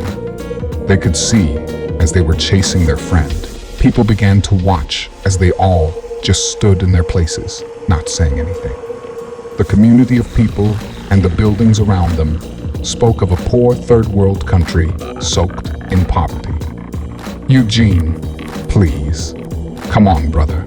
We'll figure it out. Just then, they heard beeping from their transmitters. Seth and Trevor stopped in a manner so fast, they had to put their arms out and catch their balance. They looked on in horror as Eugene kept going. They could hear the beeping on his transmitter pick up pace and frequency. Eugene, they each yelled. All of a sudden, Eugene collapsed and looked like he was having a seizure. Except he wasn't. The transmitter must have an electrical shock mechanism in it for when designated borders are crossed. Trevor immediately began forming a game plan in his head. He could hear a much slower beeping from his and Seth's transmitter. If Eugene just now became too far and triggered the mechanism, maybe they could just walk up, barely to that line, grab their friend, and pull him back over the threshold. Then he thought to himself, his shoes, they were just like rain boots, completely rubber. Stay behind me, I have an idea. Trevor looked over to Seth and commanded. Trevor got down to his knees and started to crawl toward Eugene, who was violently writhing in electrical pain, about 30 feet ahead, frothing at the mouth. Seth was now down on all fours as well, as he followed his friend. They slowly made their way across the invisible fence lines. The beeping on their transmitters were gradually increasing in frequency, matching the increased frequency of their racing heartbeats. As they neared their friend, they slowed immensely, as the threatening, now exceedingly rapid beeping warned them of a similar fate. Just a little bit further now, Trevor whispered to himself. He began to reach out to Eugene. He could almost touch him. He turned to Seth. As soon as I grab a hold of him, grab my feet and yank us out. Only my feet. He knew that once he grabbed onto Eugene, he would become a conduit, but Seth would be fine, grabbing Trevor's rubber boots. He got to his belly and began to crawl, the beeping on his transmitter now practically matching Eugene's. He reached out his arm again and stretched as far as he possibly could without moving forward any further. Finally, he was able to reach his friend. He slapped his hand, not wanting to be shocked away, and firmly grabbed it. He began convulsing, with electrical shock waves racing through his body. Then, almost immediately, he felt the ground slip from under his belly, up and past his face as he was being dragged backwards. Finally, the electrical shock faded from his body, leaving him tense throughout, with a fierce taste of copper and blood in his mouth. He let go of Eugene's limp hand, looked up at Seth, who was looking at him in amazement. He gave Seth a thumbs up and threw him a large grin, and then swiftly proceeded to pass out. Upon a few seconds of being unconscious, and after being helped up, Trevor and Seth looked over at Eugene, who was still on the ground, seeming to be completely knocked out. The two knelt over their friend, and from either side, they lifted him up from his underarms. They began to make their way back to their new hovel, noticing all the stares they were receiving from their new neighbors. The first night in their new house proved to be very dark, with only 2 windows on either side of the small one-room home. Only a tiny bit of moonlight crept in. They managed to force the front door closed, even though the upper hinge was completely dismantled. The clouds over the small, micromanaged community crisscrossed over the moon, causing the lights in their home to morph from one shape to the next. Trevor took one bed, while Seth insisted him and Eugene should have the comfort of at least a mattress for the evening, as he slept between them on a blanket on the floor. Eugene was knocked out from exhaustion on the opposite bed. It was reasonably chilly that night. They had used all the blankets to make themselves their places to sleep. Seth used one in particular to give himself a buffer from the rotting hardwood floors. Seth continued to speak as him and Trevor were whispering their mere muted conversation. And they just stood there, Seth remarked. They were trying to keep their voices down as their friend Eugene recovered. It's the weirdest thing. It's like everyone is just okay with this. They all had transmitters like us. Trevor replied.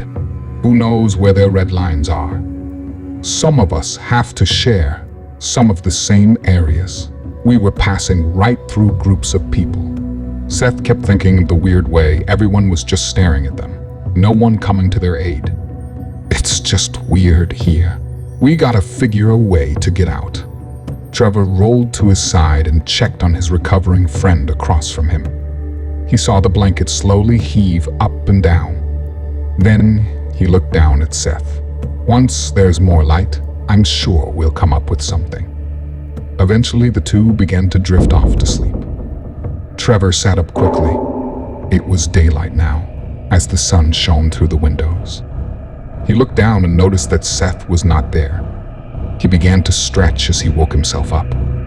Then, looking across the room, he saw that Eugene wasn't there either.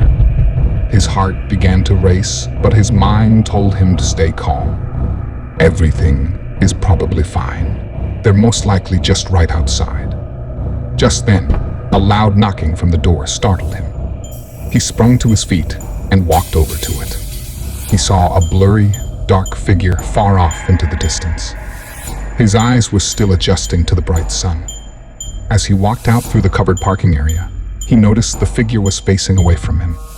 Slowly, it turned around toward him, and as it did so, he noticed it had Eugene by the throat. Even from the great distance away, he heard Eugene screaming. Trevor sat up quickly again. He was back in bed, and it was no longer daylight. It was pitch dark. It soon dawned on him that he had just awoken from a dream. He looked down at Seth, who was still sleeping on the floor. Then he heard a voice off in the distance. It sounded like Eugene, and it echoed of his dream he had just woken up from. He immediately looked over to the bed across from him. Eugene was gone, and then he realized that the door was open, once again, leaning against the interior wall, clutching on by its bottom hinge. He heard another shout from off in the distance. It was definitely Eugene. "Seth!" he shouted in a whisper. He didn't know why, he whispered, just habit from being in a dark, sleepy room, having just woken up. "Seth," he said again, this time in a louder voice. Seth sat up and turned to Trevor. Trevor gestured to Eugene's bed. Seth looked over and then back at Trevor. This time, they both heard it. Eugene was screaming outside, way off in the distance. They both scrambled to their feet and ran outside, where they could hear Eugene more clearly now. As they ran towards his voice, they began to see him come into focus. They slowed down, remembering the event from earlier. They approached him, cautiously listening for their transmitters.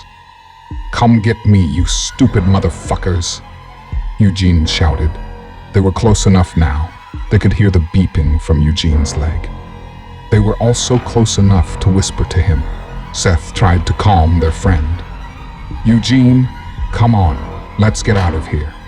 Eugene looked over at the two. "I'm gonna wait till those stupid fucking Russians come and get me. Then I'm gonna make them eat their own fucking guns."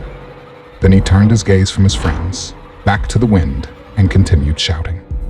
"Come on, you pussies. Come get some." Trevor noticed car lights off in the distance, approaching them. He thought he'd take a shot at convincing his friend to come with them. "Come on, Eugene. You know we can figure this out. This isn't the way." Eugene looked at Trevor with sad eyes. "Where's Anne? I want my Anne." Trevor sighed and looked at the car lights getting closer. "I know. I want my sister back too. And Delilah. And Caleb. But I'm telling you, brother, this isn't the way. Let's get back inside before they get here." Eugene paused. A slow expression of logic washed over his face. Trevor and Seth indulged in a temporary rush of relief as Trevor held out his hand. Come on, man. Let's figure this shit out together. Without them, again, Trevor gestured to the incoming hazard. Eugene's facial expression changed. His eyes lit up. No, I'm gonna get my wife. Right now, he said to the two of them. He looked up at the approaching headlights, now only about 500 feet away. Over here, you assholes. Trevor and Seth's faces dropped. A jeep came to a slow rolling stop. With headlights flooding the three, they all shielded their eyes, unable to see beyond them. The sound of a car door opening cued Eugene to taunt the Russians even more. Take me to my wife, motherfuckers! Just then, a shot fired from beyond the lights. Eugene fell screaming to the ground, holding his leg. It was a warning shot. Trevor and Seth, unable to assist their friend without escalating the situation, just stood back in shock, both with their hands on their heads in a stressed posture. Eugene was now on his knees, sobbing, as two Russian soldiers approached. They were both holding their assault rifles. Once they got up to him, one of them grabbed Eugene by the scalp and yanked him up to a standing position. The other soldier walked back to his car. He pulled out a megaphone and began to make an announcement in Russian to the rest of the neighborhood. Внимание! Приди и посмотри, что получится, Trevor and если Seth послушать. were unsure what was being said, but they had an idea. They noticed everyone come out from their shacks. One by one, they all lined up. It almost appeared as though they had practiced this before. They couldn't see everyone because of how dark it was, but in the close vicinity, there were at least a few dozen people. Men, women, and children. The Russian calmly placed the megaphone back in his jeep and pulled out a small handgun. He walked up to Eugene, who was crying and begging to see his wife. He slowly raised the gun to Eugene's head and began to look around at the small crowd. He ensured everyone was paying attention. Then, without even saying anything to Eugene or anyone else, he pulled the trigger, letting his gun make a pop that echoed through the community. The bullet went through Eugene's head and out the other end, spraying blood and brain matter across the beaming lights of the soldier's vehicle. The man clutching Eugene's scalp let him go as Eugene's lifeless body promptly crumbled to the cold, sandy ground. The two soldiers looked at Trevor and Seth, who had now dropped to their knees, still clutching their heads in trepidation. Satisfied with the example they made of their friend, they quickly spun around back toward their vehicle and climbed back in. As they drove off, the headlights slowly began to show Trevor and Seth the multitudes of residents watching the drama. They were lined up at their designated red line limits as they then faded out of sight, as the car made a full U-turn and headed back from where it had come.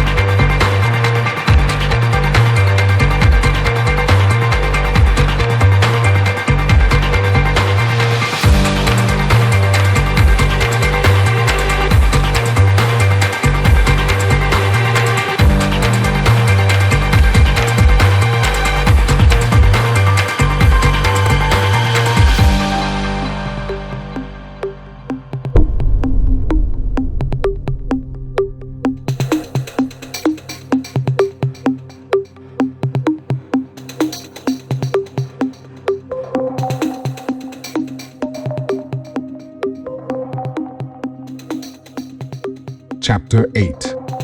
Retribution.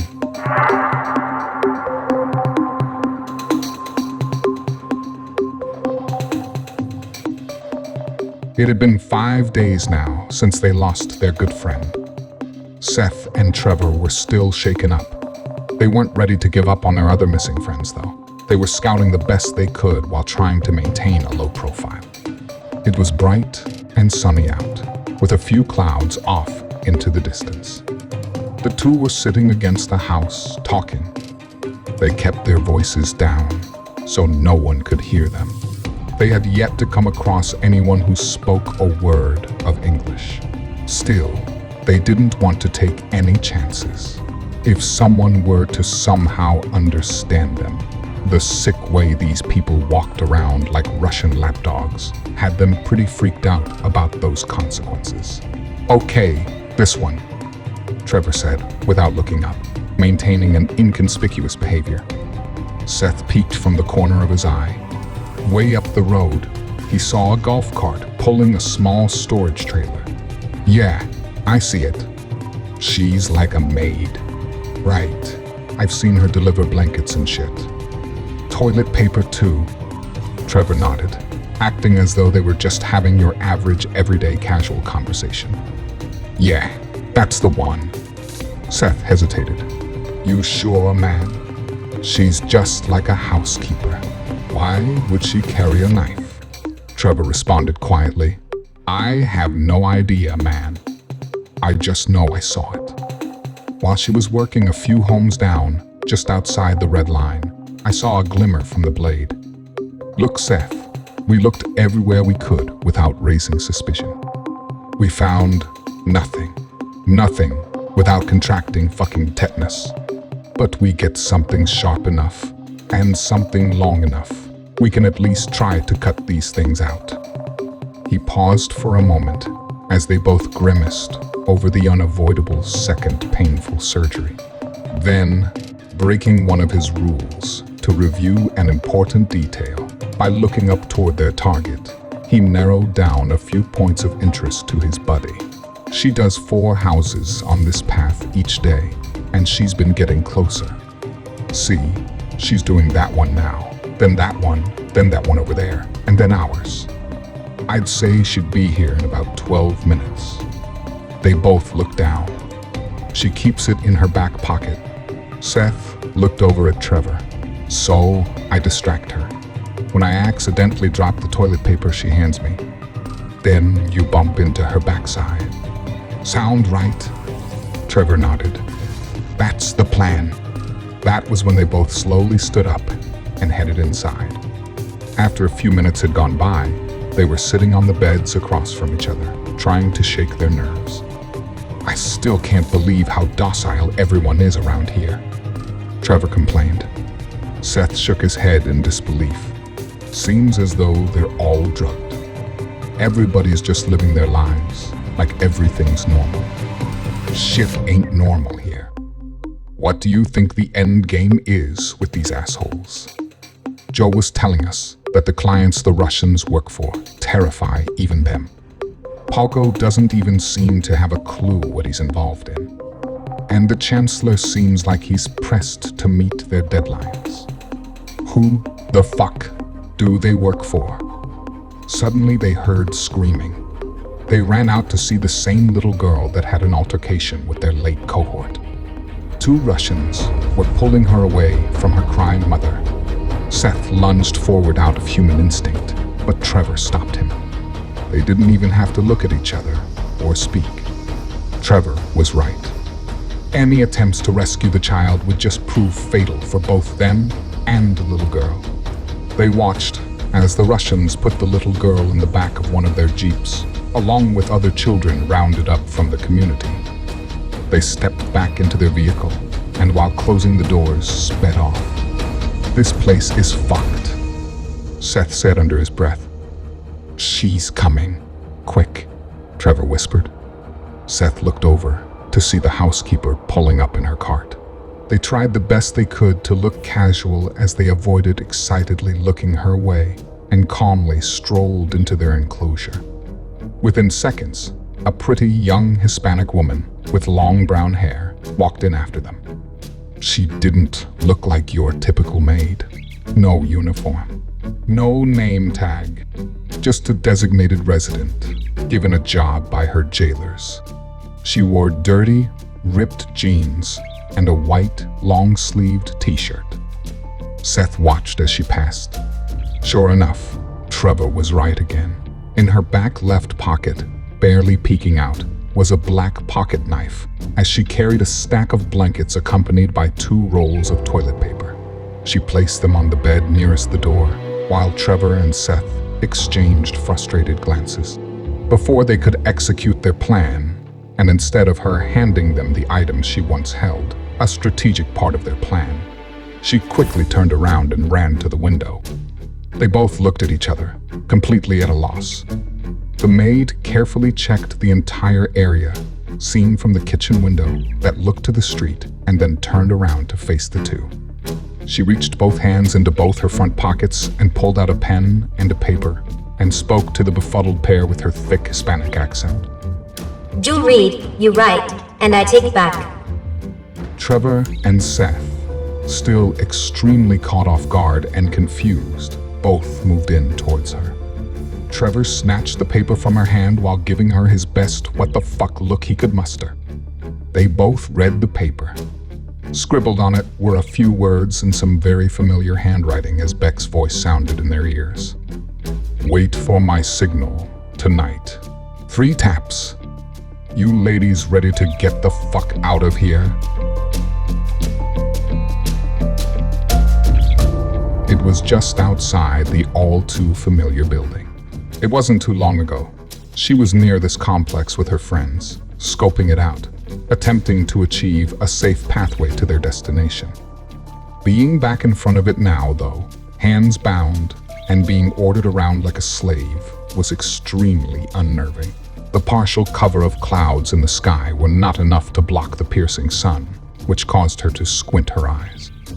As she was escorted down the Capitol steps of Esmeralda, she saw, just outside the gates, a bus full of other folks, appearing to be just as frightened. From her scattered sights, and while being pushed towards the bus, she assumed was for her, she noticed something. It appeared that the passengers all had their hands up. It didn't look right. It looked odd. It was as if they were all praying, their hands all folded, raised over their heads. The guard kept pushing her, speaking Russian, as they closed in on the impending nightmare with their hostage newcomer. It was Anne. It was a small school bus, still mostly yellow on the outside, but rusted and peeling in several spots. She was finally forced to the open door and made her way up the first couple of steps of the shuttle. Still being barked at in Russian by the soldier behind her, Anne was able to now peer in and absorb the alarming view within. She was crying and trying to appeal to the man pushing her up the stairs. She kept asking about Beck and Caleb and Delilah. She asked where her husband Eugene was, saying his name several times over. All the responses that kept being shouted back to her were just in Russian, sometimes loudly interrupting her teary efforts. She kept repeating their names. She wondered where they were, or why had she been separated from them. Finally, at the top of the stairs, she looked around, being forced to proceed down the center between the other passengers. The driver was another Russian soldier, who just patiently waited for his last fare to board and take her seat. The seats inside were made of a brown, leathery material and were completely torn and scratched up. She noticed, as she made her way down the aisle, everyone was bound just like her. They all seemed to be older people, similar in age as herself, but no one appearing to be much younger. She didn't really pay much attention to this detail, however, as she noticed the more chillingly eerie sight that made her skin crawl and her blood turn cold. There were dull hooks hanging over all their heads. Each one of the riders had their bounds hefted over the hooks that had given them the prayer-like posture she noticed from outside. They were all quiet, much quieter than her anyway, As she still let out pleas and cries, the shouting soldier followed closely behind. They sat in the seats next to each other, 2 by 2, docile yet petrified. Each one of the windows, as she passed by them, were positioned completely open. This was likely to remove the foul aroma of a dozen or so people cramped together, appearing to not have seen a shower in a number of years. Eventually, she came to an open seat, next to a man who seemed to be no older than 50. He wore raggedy cut-off jeans and a yellow sleeveless shirt with a pair of sandals. He also had his hands bound, which were hanging on the hook above him, his arms raised high over his head. He also wore a seatbelt, but she noticed there was no visible buckle. The Russian hung his assault rifle on his shoulder and swung it around his neck as it came to a rest on his back. He stepped in front of Anne, who was looking at what she thought would be her seat for the unforeseeable future. He grabbed her by the wrists and hefted her bounds above the hanging piece of metal until it fell into place within the cradle of the hook as her arms stretched uncomfortably above her head. Сидеть. Сиди сейчас. He ordered in Russian. She assumed he was telling her to sit down. Her eyes closed, flushed with salty tears. She hesitated and pleaded once more, letting out a pathetic whimper. Сидеть. The Russian yelled once more, obviously ignoring her solicitation. Сиди сейчас. Anne finally caved and promptly took a seat. The Russian knelt at her side and began fussing with the seatbelt on her other side. He swung it around and swiftly pulled it through the underneath of the backrest, jarring her waist back into the seat. She heard him fussing with it a bit more as metal clanking noises began to sound, and then, finally, the unsettling sound of it clicking into place. She was now locked into position like the others, her torso completely stretched to the limits, unable to move her bound hands or loosen her belted waist. She began desperately crying out as the Russian made his way back to the front of the bus. "Please, don't do this. Please stop. Where's my husband? Where's Eugene?" She continued to bellow. The attempt for sympathy was completely unheeded by her Russian detainer as she managed to plead another question. "Where are you taking me?" The Russian froze. It was almost as if he understood the last question she desperately cried. This development made her calm down slightly, but in an uneasy manner. Was he angry with her? Did she push him too far? Was she being too disorderly? What measures of discipline might he usher back her way? She noticed the driver watching her in the large rearview mirror. He just shook his head and started up the vehicle. The Russian, who froze at her last inquiry, turned around and briskly walked up to her as she gripped the cold metal hook above her head in fear. He then leaned down to her level and said one word. It was an English word. A word he seemed to have recited for just such an occasion. With a lowered voice and a thick Russian accent, he finally obliged her latest inquiry. Фидлат. Did he just say feedlot? What on earth could that mean? She wondered as the bus slowly departed. Anne watched through her blurry, damp vision, onset by the wetness of salty tears as the capital of Esmeralda became smaller and smaller.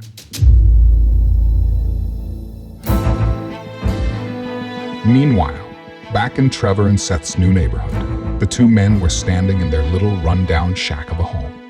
The maid patiently waited as Trevor knelt on the ground, gripping a pen, thinking of something to write on the piece of paper laying in front of him.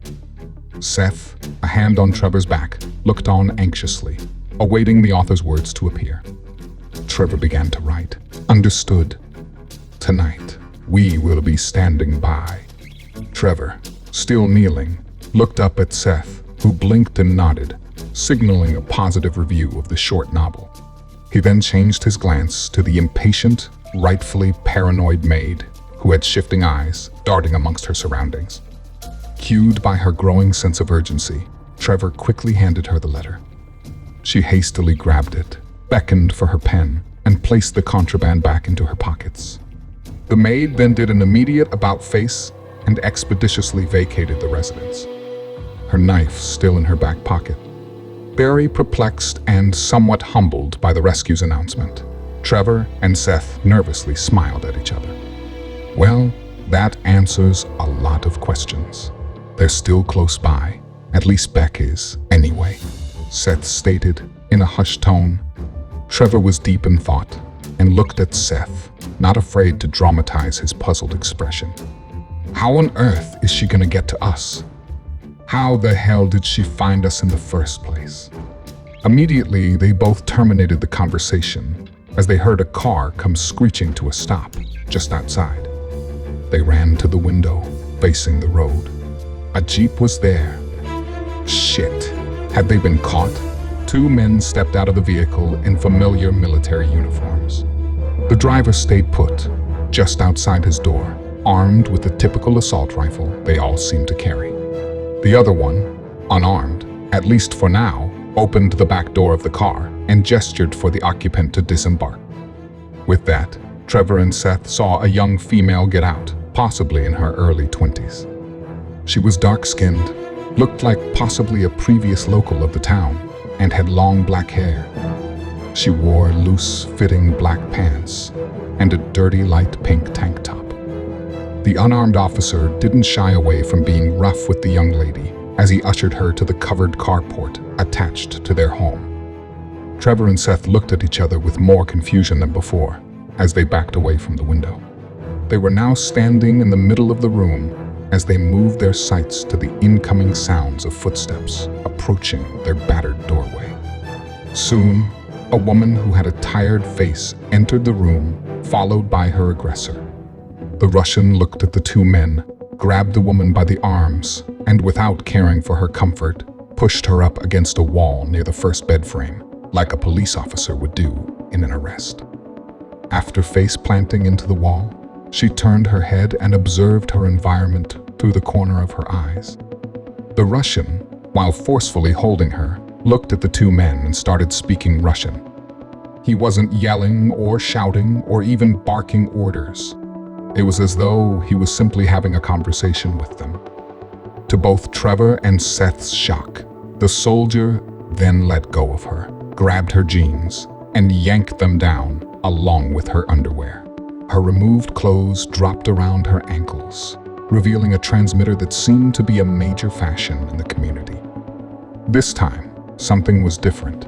It was ever so slightly different, but seemed to scream out to them. There was no blinking blue light. She stood there, not seeming to be shocked by the sexual assault that she just endured, and just stayed still. The Russian then pulled out an electronic-looking wand-like object from a cargo pocket off his right leg and waved it over the woman's transmitter. 3 loud electronic beeps sounded from her device, and a familiar blue light began to blink. This detail must have been something Trevor and Seth missed when they had arrived, most likely due to the fact that they were hooded at the time. The soldier then gestured to her exposed rear end and said a few more things in Russian. He slapped her exposed behind, causing her to grimace, looked at the bewildered pair, and smiled as if proud of the prize he was offering them. Then, just as he arrived, he regained a rigid face, gave them a stern look, and walked out of their home. The two just looked at the half-naked, heavily breathing woman, aghast at what they had just witnessed. She stayed put, eyes open and paying close attention to them, still viewing them through a side angle, her face still mostly positioned away. The 3 observed a moment in stillness as the sound of the Russian vehicle made its departure. Seth ran up to the woman and grabbed her pants to pull them up. With that, she aggressively took over and took upon the personal task herself. Abashed, she faced the two and walked in between them to sit on the bed. She put her head in her hands and let out a long, exasperated sigh as she slightly wept. Trevor looked over at Seth and mouthed a few words. What the fuck? The cabin was dark later that night as Seth and Trevor sat on the floor, leaning against the bed frame nearest the door. Planning for their friend's arrival, the two had already prepared the door, as it lay against the wall, hanging by only one lower hinge. They watched their new roommate as she lay on the bed opposite them, facing away. This new development had them at odds. They knew that Beck was planning on something tonight, and they didn't know if they could trust this newcomer to tag along, so they were wary to wake her. If she doesn't hear the signal, we shouldn't try to wake her up either, Seth whispered, continuing the conversation they'd been having. Trevor agreed. And if she does, he said, sweeping in a moment of reticence. They both thought for a while, then Seth broke the lull with the best rebuttal he could muster. Take her with us? Trevor put his head between his legs and drug his fingers through his hair. God, why now? Why tonight? Shh, Seth softly sounded. They both looked up at the sleeping female stranger as she tossed in her sleep suddenly. They sat on edge and looked on as they watched. Then, to their relief, the young woman fell back into her previous sleepy patterns as they both let out nearly muted sighs. What do you think she meant? Seth asked. Trevor looked over at Seth and gave a slightly confused stare.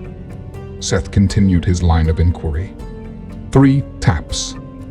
A look of understanding came to Trevor's face as he considered the question. On the window? He answered. They both looked at the small window to the back of the house, where the stacks of blankets had previously been neatly folded upon their arrival. How is she not gonna get caught? Seth said, continuing to try to understand Beck through the mind of her brother. Trevor, having had the same question rattling around in his head for half the day, didn't have any good answers. Who knows? Maybe she hasn't had the procedure yet. Maybe she made her escape early and they can't track her. Seth shrugged. It was about as good of an answer he could get with the little information the two had on hand. They sat there in silence as the two watched the shadows in the room shift across the floor, obedient to its lunar conductor, orchestrating the shady waltz from above. They wondered if Beck was going to be able to come through. They worried for her safety, wherever she might be. Just then, they heard a small tap. They froze in place, only able to hear the sounds of their own breath and heartbeats. They waited, anticipating and hoping to hear 2 more light taps. And as if that had spurred the next thing to take place, they heard it. Another soft tap. This time, not caught off guard, and listening to find the location of the expected but still strange noise, they noticed it was coming from the wall near the bathroom. Suddenly, and hopefully not from the slight disturbance, their bunkmate began to jostle once again, letting out a few snores in her sleep. They focused on the blanket, heaving slightly up and down, covering the unconscious young girl as they watched her return to her routine slumber. Then, one last time, another small tap against the wall drew their eyes up and over. They both looked at each other and softly rose to their feet. They began to walk outside while their hearts began to race, warning them of the madness of their plan. After seeing the demise of their close compadre, they didn't want to amount to another example of what becomes of rebellious behavior for the surrounding community. As they peered outside, they cautiously made their way through the covered awning. They soon began to feel the vulnerability they were being submersed in, as the moonlight illuminated the 2 conspirators. Knowing that the sound had come from the other side of their hostel, they gradually made their way around the back. They made sure to stay down while staying close to the dilapidated house, as they rounded the last corner before coming to the same wall where they heard the sound originate from inside. You see her? Trevor whispered, trying to stay calm and quiet, hoping not to alarm anyone. Seth looked around, his eyes almost fully adjusted to the distant dark shadows of wilderness that sat behind their domicile. He noticed a fence. Nothing too extreme. Just an old wire, property fence, probably built with the shack many years prior. Beyond the fence, the earth began to descend into a wash full of vegetation. The reasonably sized cove through cascades of dark, dense shadows throughout the riverbed. He continued to scan the area when something caught his eye. "There," Seth whispered, the two still by their designated living quarters. Trevor immediately looked to where his friend was pointing and noticed a small hand waving at them, just on the other side of the weak barricade. It was Beck, and she was looking right at them, maybe 30 to 40 feet away, summoning them to her location. The two quickly looked around, scoping out their environment, assuring themselves they hadn't alarmed anyone to their covert mischief. Convinced they were, to this point, undetected, they began to run to Beck while maintaining hunched-over postures. They eventually felt comfortable as they arrived in a blanket of darkness provided by the tall, surrounding fauna. They were finally reunited with their rescue-wielding teammate. Trevor grabbed his sister, palming her face in his hands by her cheekbones, and gave her a kiss on her forehead through the openings of the wire fence. "How?" her brother demanded in a gleefully hushed tone. Beck looked at Trevor, reached behind her, and pulled an object out of her pocket. She brandished a very familiar item the two of them had recently laid their eyes on earlier that day. It was the electronic wand the Russian used to activate the woman's transmitter in their house just hours ago. Beck smiled at them. "Ever see one of these bad boys?" Trevor and Seth rolled their eyes, whilst smiling and shaking their heads in sheer disbelief at her ingenuity and resourcefulness. "Wait a minute. Where's Eugene?" Beck quietly asked, with a desperate urgency to quicken the mission at hand. Trevor and Seth, feeling an immediate punch to the gut, shared a momentary glance, and then both gave Beck a look that told her everything she needed to know. Her face fell, and her eyes grew a sadness that expressed both sorrow and anger for her abrupt loss, as well as an apologetic tone for theirs. As if to have a period of calm for the fallen, but keeping it to only seconds long. Knowing there would be time to grieve later, they proceeded with their task. They immediately lifted both their right pant legs, exposing their transmitters. Taking their cues, Beck got to work right away. She proceeded to wave the wand over her brother's transmitter first. Just as expected, 3 loud electronic beeps instantly sounded, alerting the 3 to the disturbance they were making. They all looked around and stayed quiet for a moment. Nothing. Beck then proceeded to do the same for their friend, as she waved the wand over his extended hind right leg. Again, 3 loud beeps, and again, they quieted, looking about, scoping their surroundings for anyone catching onto the 3 schemers.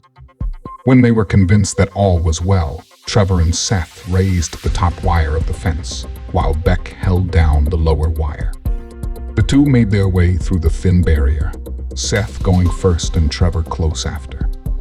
Once the 3 were officially rejoined, they all made their way deeper into the dark thicket of the wash, moving quietly while maintaining a sense of urgency.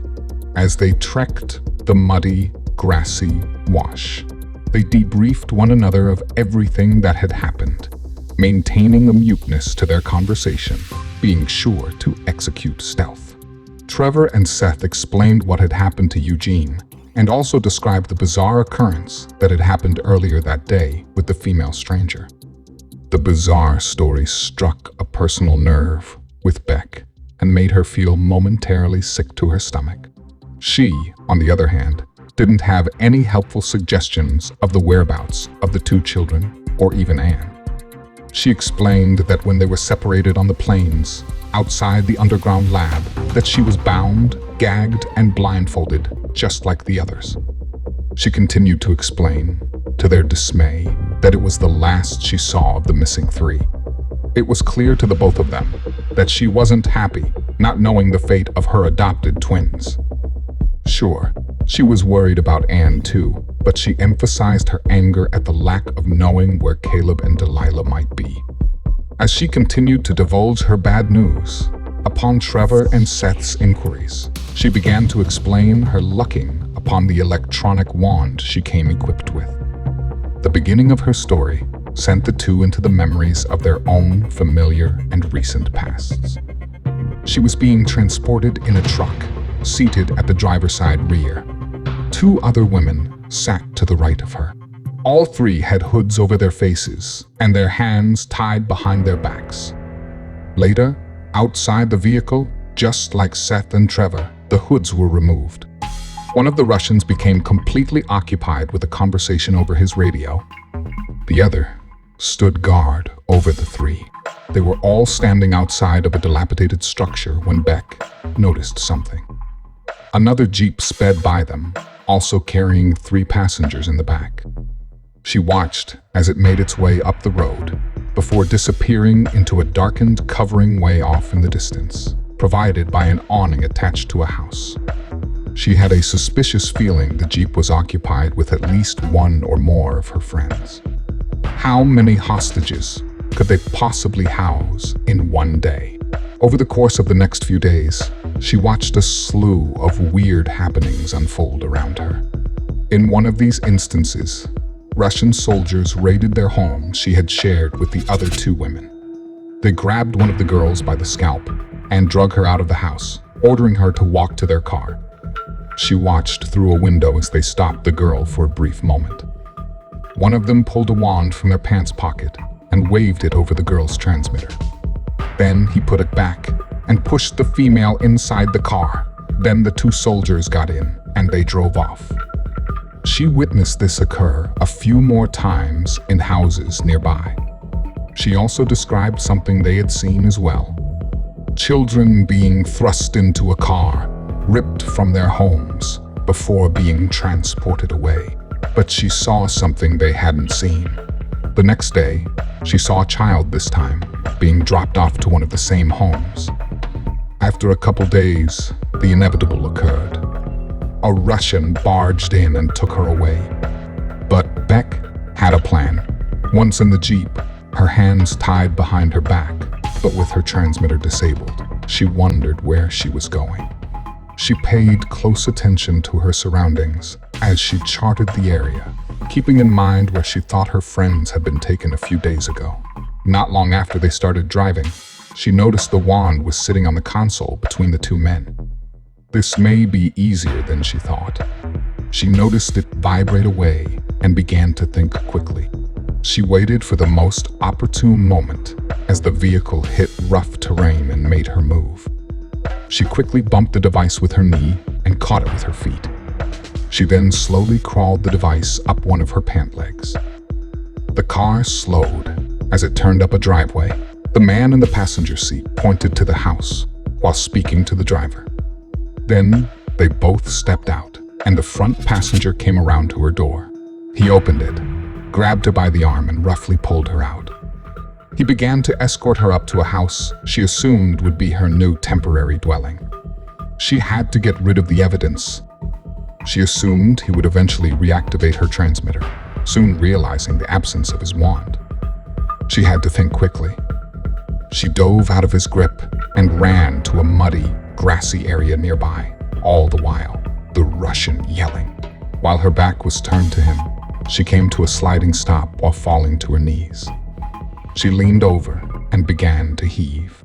While pretending to spew her guts all over the mud, she allowed the wand to slip from her pants and onto the ground, where she forced it into the wet soil with her knee, all the while maintaining the charade of simply needing to throw up. She now heard the 2 soldiers laughing at her and speaking to one another, likely mocking their hostage. Satisfied with her impromptu assignment, she gathered herself up, turned, and walked back to her counterparts.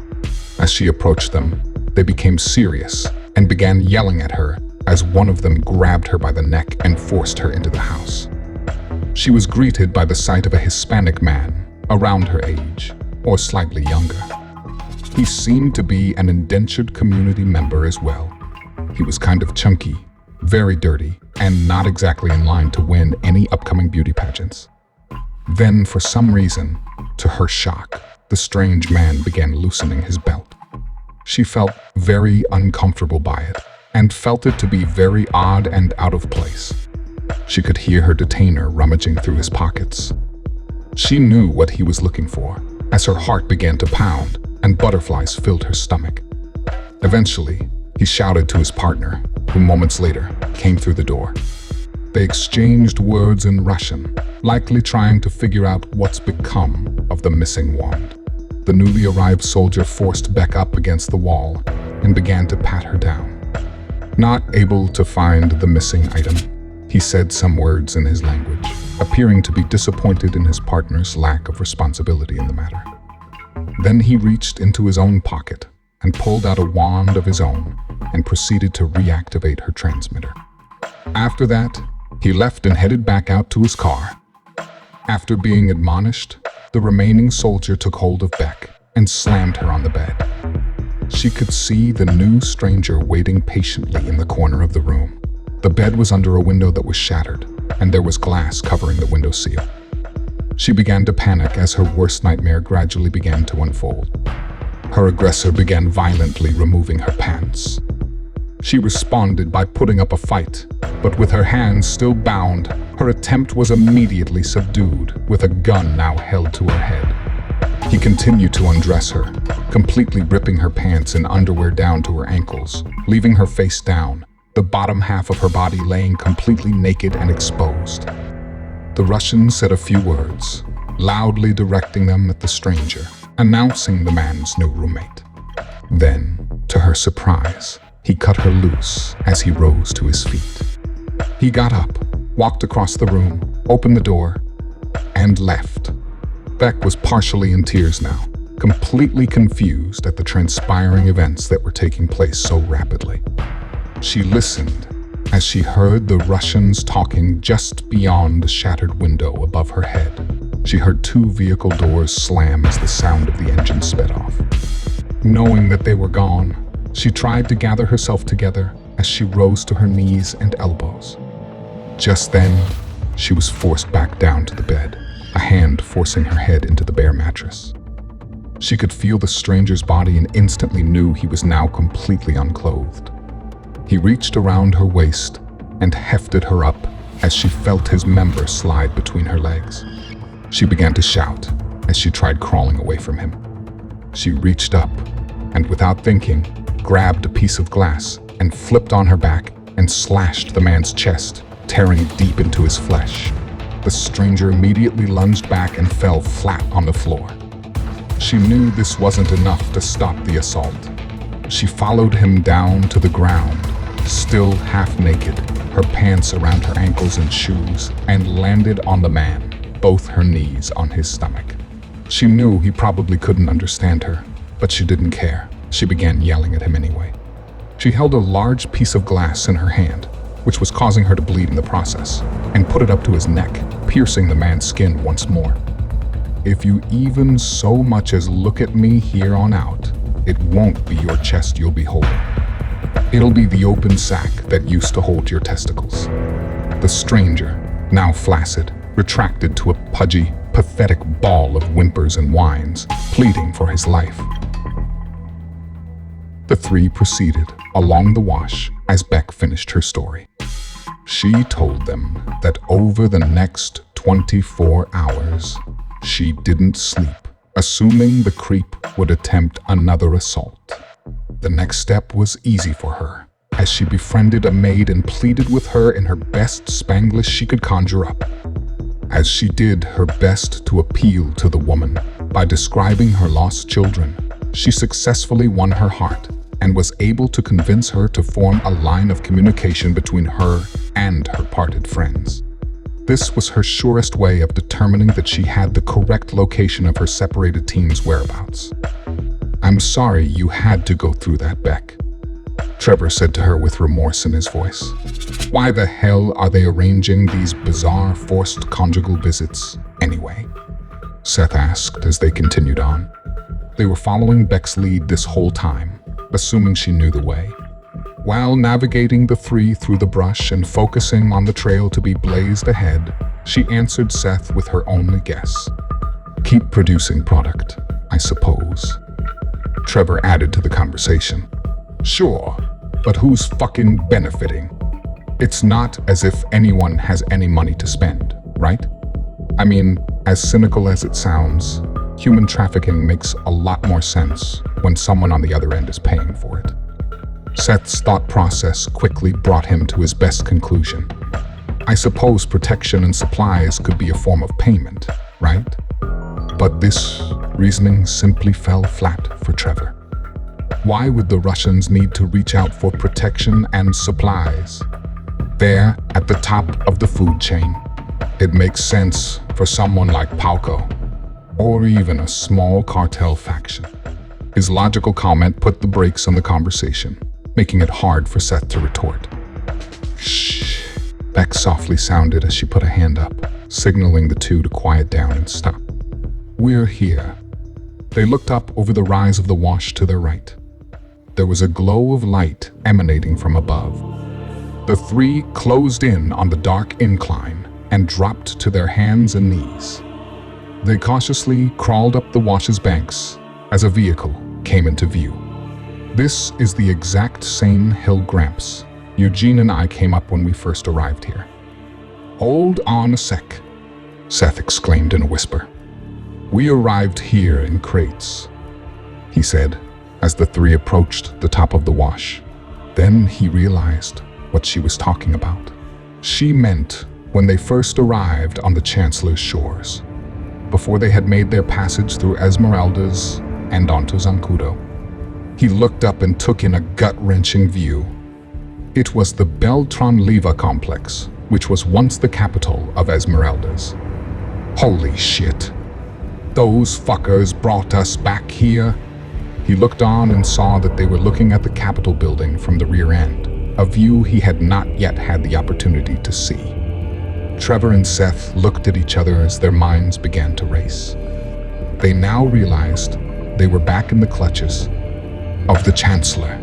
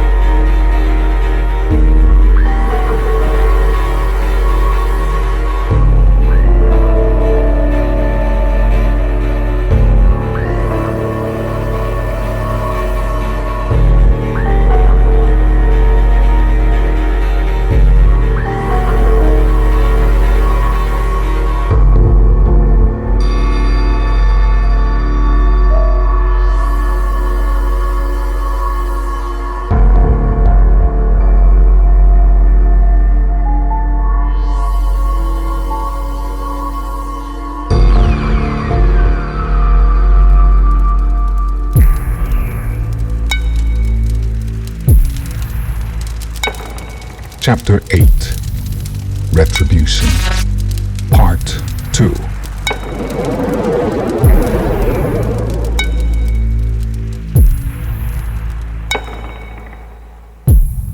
It was still dark, very dark.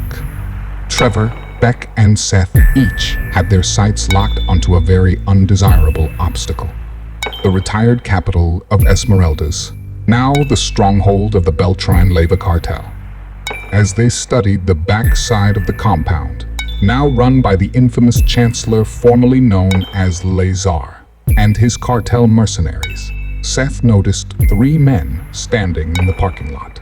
The parking lot was vacant, other than trash piling up, and of course the vehicle they'd spotted earlier now, sitting mostly in their line of sight, obstructing a better view.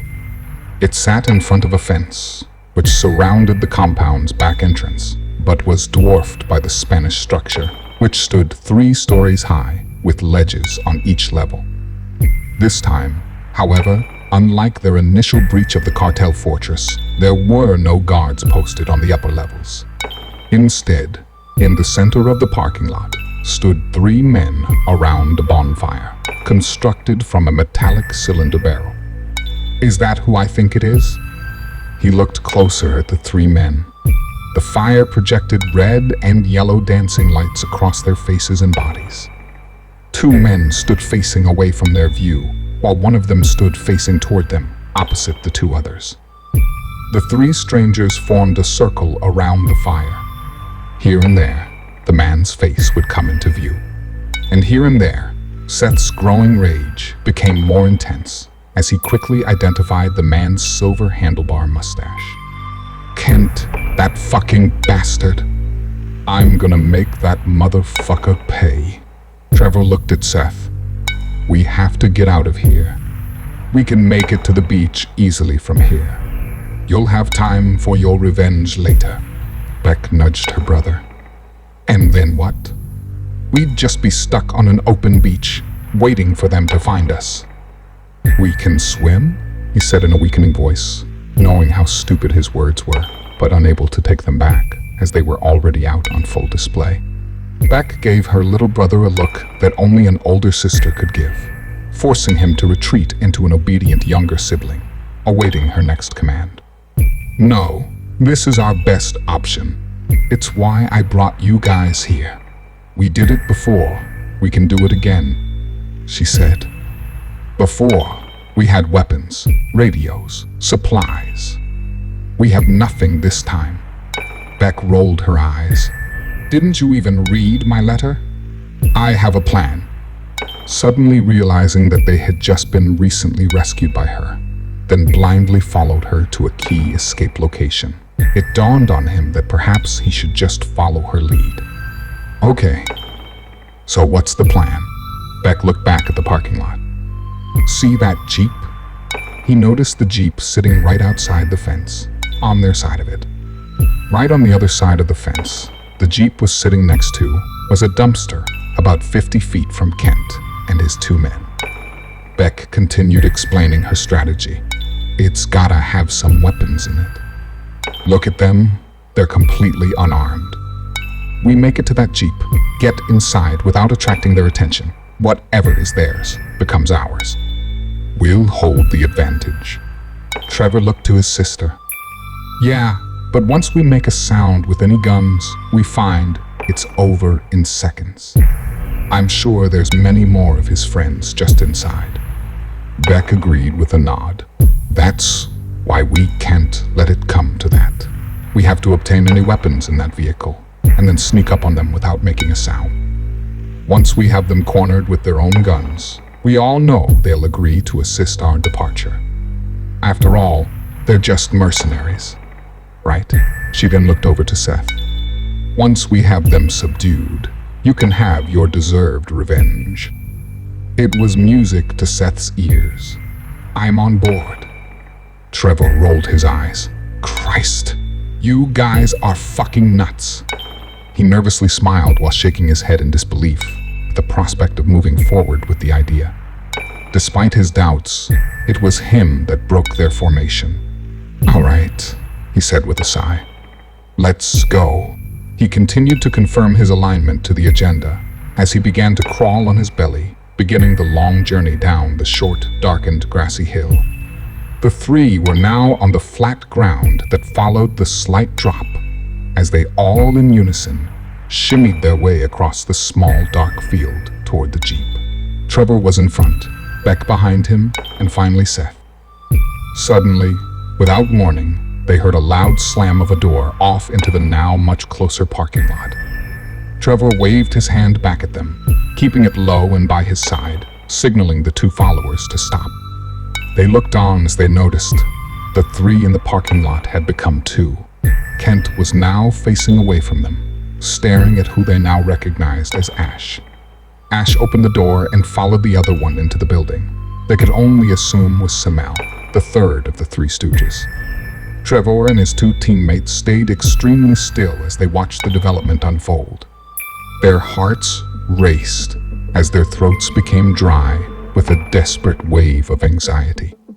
They watched as Kent turned around and started slowly walking across the parking lot, smoking a cigarette. He walked past the bonfire, raging from within its metal home, and stopped about halfway to the fence. He looked up into the night sky and paused as he took one last puff of his cigarette and flicked it far in front of him, almost reaching the fence line. Then, he turned and faced the bonfire, approached it, and placed both his hands in front of it, absorbing the heat for warmth. Now it was only Kent, and he was facing away from the three. Trevor waved his hand again, in the same exact manner as before, only this time in the opposite direction, signaling the two to proceed towards the Jeep. After what felt like a lifetime of sheer anxiety, the three of them finally made their way to the vehicle. They each got up in a squatting position and huddled next to the car, hiding out of view of Kent's sight. Beck signaled to the two of them to the door of the Jeep. Trevor peered around the car and focused his view on Kent, while holding a fist directed behind him at the two, telling them to hold tight. Once he saw Kent, still occupied with warming himself, unaware of the events taking place behind him, he broke his fist into a gesture that suggested moving forward with the Jeep. Seth stood most of the way up. Beck still crouched to his side, and ever so gently took the door handle into his hands and slightly lifted it. A very soft, muted click sounded, letting Seth know it was unlocked and ready to be opened. He slowly and cautiously opened the door and leaned in. Trevor was still watching Kent for any hint he might turn around and blow their cover. Beck, still crouched by Seth's ankles, had no idea what either were currently observing in their individual efforts. Seth, leaning into the vehicle, reached across the seats and on the floors for anything that might feel like a weapon. Nothing, at least nothing on the front seats. He didn't want to open the back door, as the front was traumatizing enough. He also didn't want to give up. He put his hand between the front driver's seat and the door frame and stretched his arm through and began feeling the back seat floors. Eureka! He felt an assault rifle. He grabbed it, feeling by memory the best place to hold it for making the least sound, or God forbid, firing the thing off. Very carefully, and as quietly as possible, he slowly retracted the weapon from the back seat to the open air. Beck made a motion with both her hands, suggesting he give her the weapon. He placed the gun in her hands, and she began to inspect it for ammo and functionality as quietly as she could. Seth, meanwhile, leaned back into the car to hopefully luck upon another useful item. After searching for a moment, he was unfortunate and came up short. He looked down at Beck and shrugged. Her eyes lit up as she pointed to the vehicle's open door interior. He turned and looked down at what she was pointing at, and there, in the pocket of the door, sat a large, serrated knife. He threw a wide-eyed stare and a smile right back at her. He grabbed the knife and quietly closed the door without latching it, not wanting to draw unnecessary attention their way. He crouched back down and thought to himself, "It would have been better to have found another gun." He continued to contemplate in his head. This will have to work. Spending too much time on this assignment may blow their cover. If they wanted to be successful, they would have to move swiftly. There's already one man to confront now, possibly two with the potential return of Kent's cronies. Who knows who'll be joining the reunion if too much more time were to pass. Get while the getting's good. Seth finally tapped Trevor on his back, letting him know mission accomplished. Trevor shifted back on his feet, staying crouched, then tucked himself back out of sight and turned to the two. He looked at the weapons they held and nodded with content. Then he signaled for them to double back, the opposite way around the vehicle, toward its back bumper. The three, having turned their positions, now gained a new leader, Beck. She peered around the bumper to view Kent's activities. He still stood there, his back facing them with his hands to the fire. He was warming them up, losing himself in the flames as he was wondering what was taking Ash and Samel so long. He withdrew his hands and reached into his pockets and pulled out a pack of smokes and a match in either hand. He struck the match across the cold asphalt and began to light up another smoke, oblivious to the three behind him, darting into sight and then out of sight as they prepared to scale the fence that stood between the truck and the dumpster. His cigarette was fully lit now as he took a long first puff, when suddenly the door swung open, but it wasn't Ash and Samel. A young white male appeared, blonde hair, blue eyes, and tan skin. He wore a finely trimmed beard and sported camouflage pants and a white sleeveless shirt. He was of a more slender tone than Kent, but just as tall. He carried with him a rifle, slung to his backside, and approached Kent without a word, forcing Trevor, Seth, and Beck to momentarily halt their advance, each laying as flat as possible on the darkened ground behind the dumpster and still beyond the fence. As the newly added dilemma approached Kent, they finally exchanged words. "Horatio," Kent said loudly at the approaching man, cueing him to respond in kind. "Hey, you guys heading out?" Their conversation became lowered in volume as Horatio closed the distance between the two, making their exchange discernible for the three stalkers. It was a quick conversation as the pair promptly exchanged a tight embrace, not leaving out a few manly pats on one another's backs as if they were saying goodbye.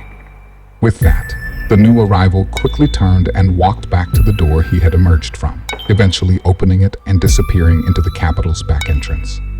Kent was alone again, taking another large puff of his cigar, while three blurry, dark silhouettes beyond him silently ascended the fence, falling behind the trash compactor one by one. As he stood there smoking, the figures emerged and slowly came into focus as they became closer to his backside. Suddenly, he dropped his smoke and raised his hands in forfeit as Seth slid a knife across his throat. Beck, now confident, walked in front of him with a condescending smirk. Trevor walked around his other side and joined Beck as she pointed the assault rifle at Kent. Kent looked at the two while holding his hands up and listened as Trevor used his own words against him. "You know, Kent, one should never fall asleep on guard duty. Or, smoke a cigarette while completely unarmed in the middle of a fucking parking lot." Kent stared back at the two and gave his best chuckle while his Adam's apple lay tightly under Seth's blade. "There's no way out of here. You guys are so fucking dead." Beck chimed in on cue. "You see, that's where you're wrong, old buddy." "The three of us?" she said as she eyed her two companions. "We've got nothing to lose. You took our family away, carved massive holes in our legs, and left us in the middle of a fucking cartel fortress. You, on the other hand, well, that's a whole nother story, isn't it? You've got quite a lot to lose, and I think your friend there might start with that pretty little throat of yours. So, if you don't do exactly what we say when we say it, we're gonna turn your insides out and force them down your fucking throat." She gave him a flirty little smile and a wink to sum up her proposal. Kent took a hearty gulp. Just then, they heard the door behind them swing open, accompanied by laughter. Beck and Trevor swung around as Beck pointed her gun towards the threat. Ash and Samel stopped dead in their tracks. They each dropped the cans they were eating out of and the spoons they were eating them with, and raised their hands. Trevor looked at the pair, caught off their guards, and signaled for them to join Kent. "We've been waiting for you guys. Why don't you join your friend, Kent, over there? Get warm by the fire." The pair cautiously moved over near Kent, their hands over their heads, attempting not to escalate things any further. "Trevor, check them out," Beck ordered. Trevor walked up to them and began going through all their pockets. Not much was found, chewing tobacco, cigarettes, matches, and whatnot. Then Trevor happily sounded off. "Look what we have here." He dangled a pair of keys in front of Kent's face, which he had just removed from his pockets. They were the keys to the nearby Jeep. "Tell me where the kids are," Beck said in a much lower and more deliberate voice. Kent laughed, making Samel and Ash uneasy. They didn't want to die tonight over Kent's hubris. Beck continued on. Seth slid the knife deeper into Kent's throat as blood began to drip from the serrated edges. "Okay," Kent said in immediate response to the fatal threat. "They're safe. They're in a town 9 miles southwest of here. Vuelta Larga. The Russians swap the kids from town to town. They call it crossbreeding. And Anne," she sternly requested. Seth kept digging the knife deeper into Kent's throat, giving him some encouragement to answer his interrogator's line of questioning. Kent, under duress, frantically continued. "At the Esmeralda airport, probably in one of the hangars. They turned them into some kind of medieval hospitals. They force-feed hostages there, intravenously. They call it a feedlot. They have a lot of them. The Russians' clients are sickos. Nobody knows what they're up to, but they are very well equipped. That's why the Russians work for them. They were very prepared when shit went sideways across the globe. They supply the entire program here and everywhere. In return, the Russians are supplied, as well as the cartels. But they're fucking diabolical. Any cartel anywhere pale in comparison to the Russians' clients' agendas. It's like they're herding and raising humans as fucking cattle." "What do you mean, cattle?" Beck questioned. With that, Kent just rolled his eyes and repeated the certainty he felt would be the three's fate. "What the fuck does it matter? As soon as you leave here, they will find you. And when they do, they will kill you," he said, causing Beck to nod at Seth as he obliged by piercing Kent's neck once more with his blade. Now, with his shirt slowly being drenched in his own blood, Kent quickly answered her question, achieving a reprieve from the knife's edge as Seth loosened his grip, allowing their hostage to speak clearly. "That's why they feed and house you fuckers. It's why they give you clean toilet paper. They want their cattle to be more pure or some shit. They've got an endless supply chain of goods to take care of their product and to pay their mercenaries. How do you think these motherfuckers all around us have plenty of ammo and guns after all these years? How about that cigarette I just smoked? We're not the ones you guys should be angry with. It's these fucking clients that the Russians have. You see, we're just like you. We're in this shit show too." He then chuckled and looked at Beck and Trevor with an antagonistic grin. "We're just smarter than you and much higher on the food chain," he said as Seth clamped down harder on his throat with the blade of his knife, causing Kent to grit his teeth and shut his eyes as he let out a slight grunt. Beck smiled. "Was that so hard?" She looked at Seth and nodded. Seth eased off the knife slightly, but kept it firmly on his throat. Then Beck looked at the keys in Trevor's hands. "Well, Kent, I'm sorry. I know this is anticlimactic, but we just really must be going. And as we learned our lessons, you most graciously taught us we just can't afford to leave any loose ends." Ash and Samel looked at their boss, then back at each other, their hearts beginning to race as Beck's ominous tone echoed in their ears.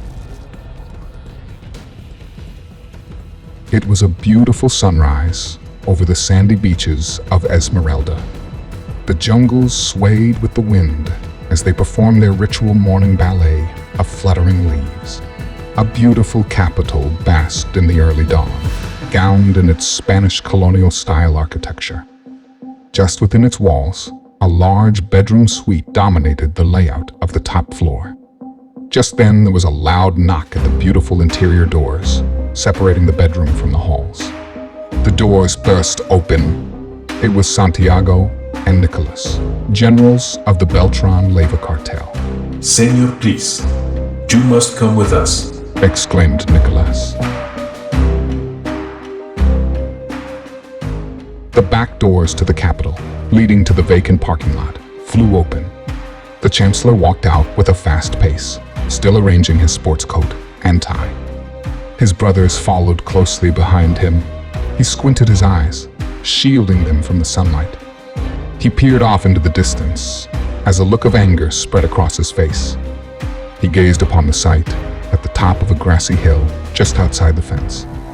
There, among the trees, hung three men, Kent, Ash, and Samel. Kent was hanging in the middle, his abdomen sliced open, his bowels spilling out, covering the grassy earth below.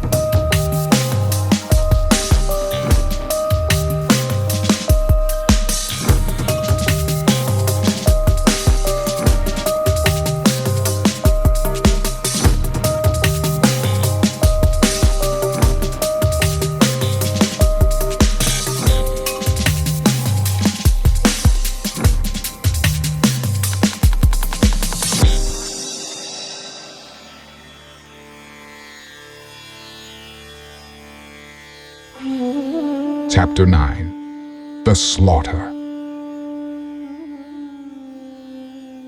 Trevor started to wake. The sun beating down on him was beginning to make him feel as if he were being cooked alive. It was intense and made his sleep untenable. He was lying flat on his stomach as he slowly turned his head.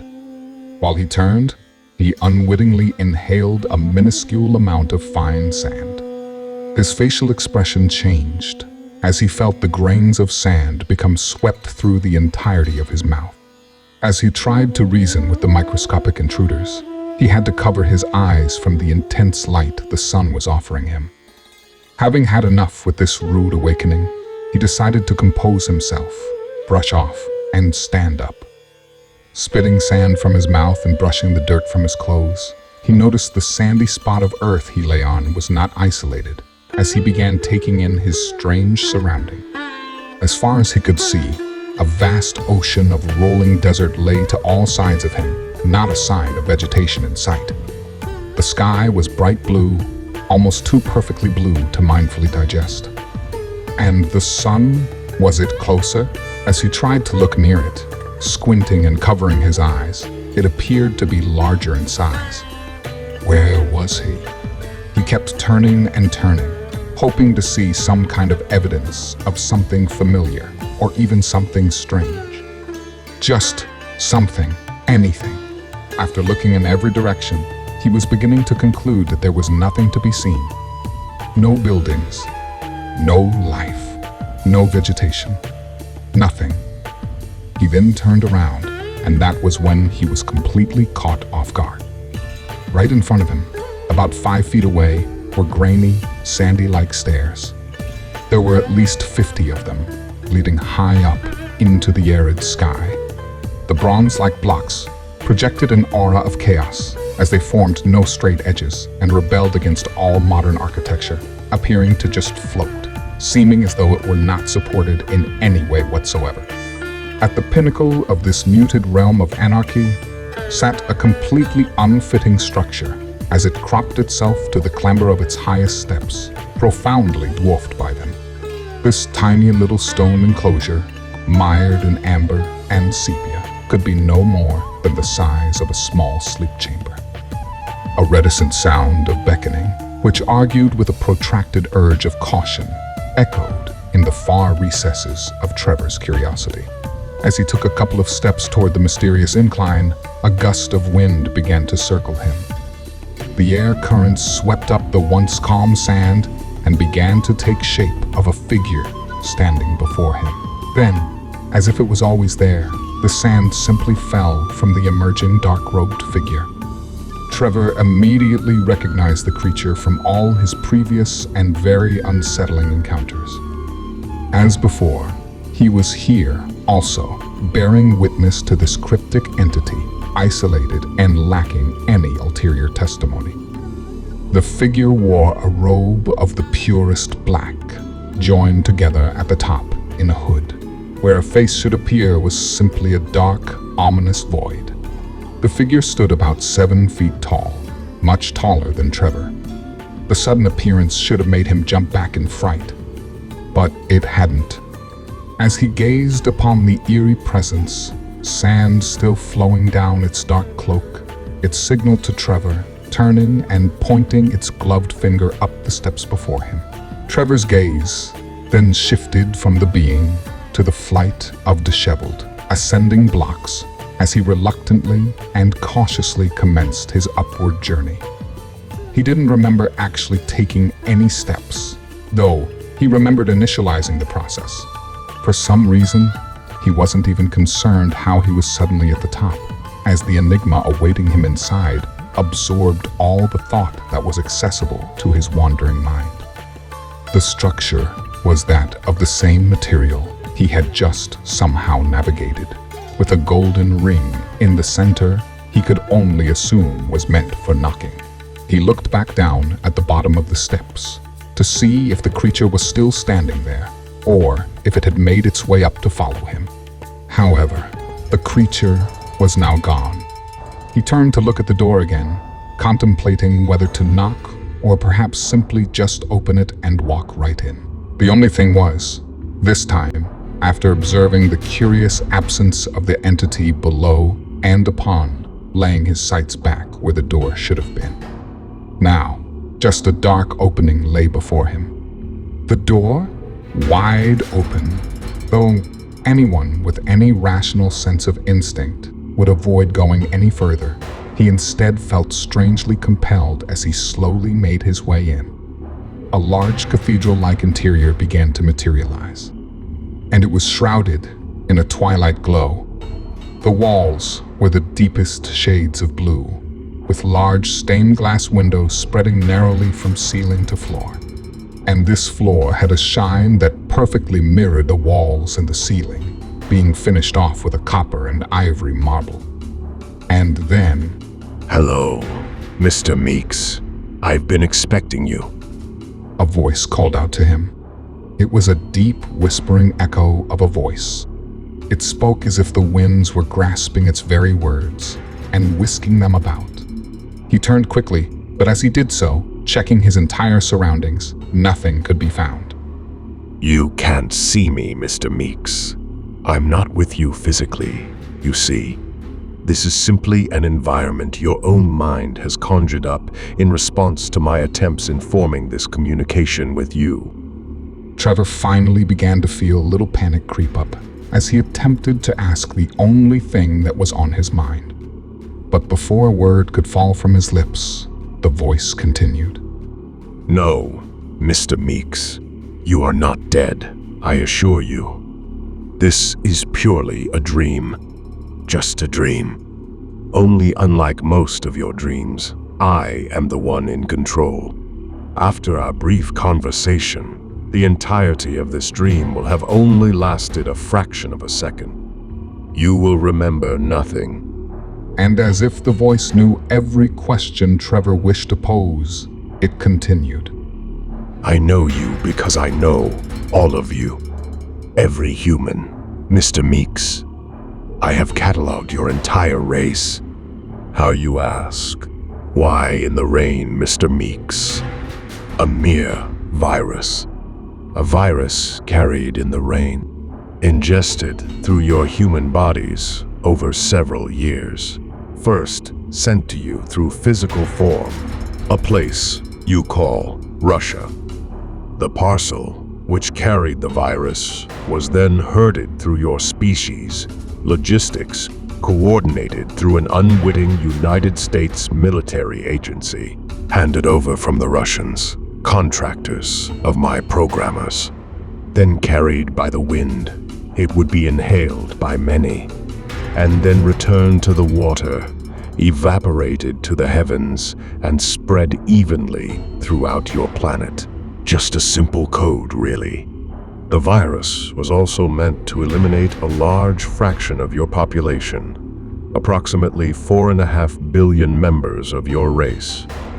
This was to make the product more manageable, a culling, you might say in your dialect. Trevor looked around, a slow expression of concern taking over his face. A culling? He remembered back to when he was young. His gramps would remove a large portion of chickens from the ranch that were no longer productive. He would then have them slaughtered, plucked, washed, and butchered. He called it culling, just as the machine had referred to the virus, which wiped out half the human race. Was this thing speaking to him, responsible for the virus he lived through as a child? It was all too overwhelming for Trevor. It felt like a dream, but at the same time, so very real. Who was this?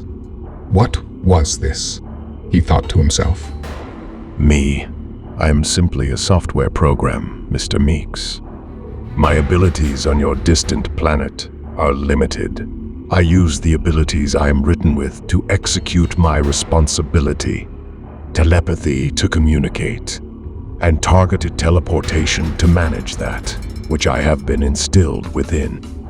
Although you are of the physical world, a world which one can feel, one can smell, one can taste, mine is much more simple than that. However, from time to time, my realm and yours, Mr. Meeks, must often be joined together in order for a program from mine, such as myself, to determine a solution to any developments in yours, such as yourself. And that's why we find ourselves here in this moment. It is why I have called on you through this biological microscopic genome. Yes, Mr. Meeks, you too still contain the virus itself. Your inner self, this subconscious of yours, was simply strong enough to render it dormant. The code was simple. It was written to steer your kind away from entities like me. It is why your friends choose to turn the other way when you can just simply walk right up to us. It is why they choose to avoid where we stand. But it is still within you, Mr. Meeks, always ready to answer any directives given. We must rectify this security failure. It must be done before you and others like you learn from it, before you learn to practice it and harness it. The human subconscious is a problem we have yet to fully control. It is one we wish to eradicate, but for now, in order to achieve a sustainable production line, we must simply do our best to subdue it. This seemed odd to Trevor. Why subdue a problem such as this? when you can instead exterminate it? And then, as if he had posed the question to this voice within his head, it answered his question, satisfying his curiosity on the matter, but only opening several other hidden doors to 1,000 more questions. We tried this procedure, Mr. Meeks, thousands of times over. Too many assets were being lost for not nearly enough results.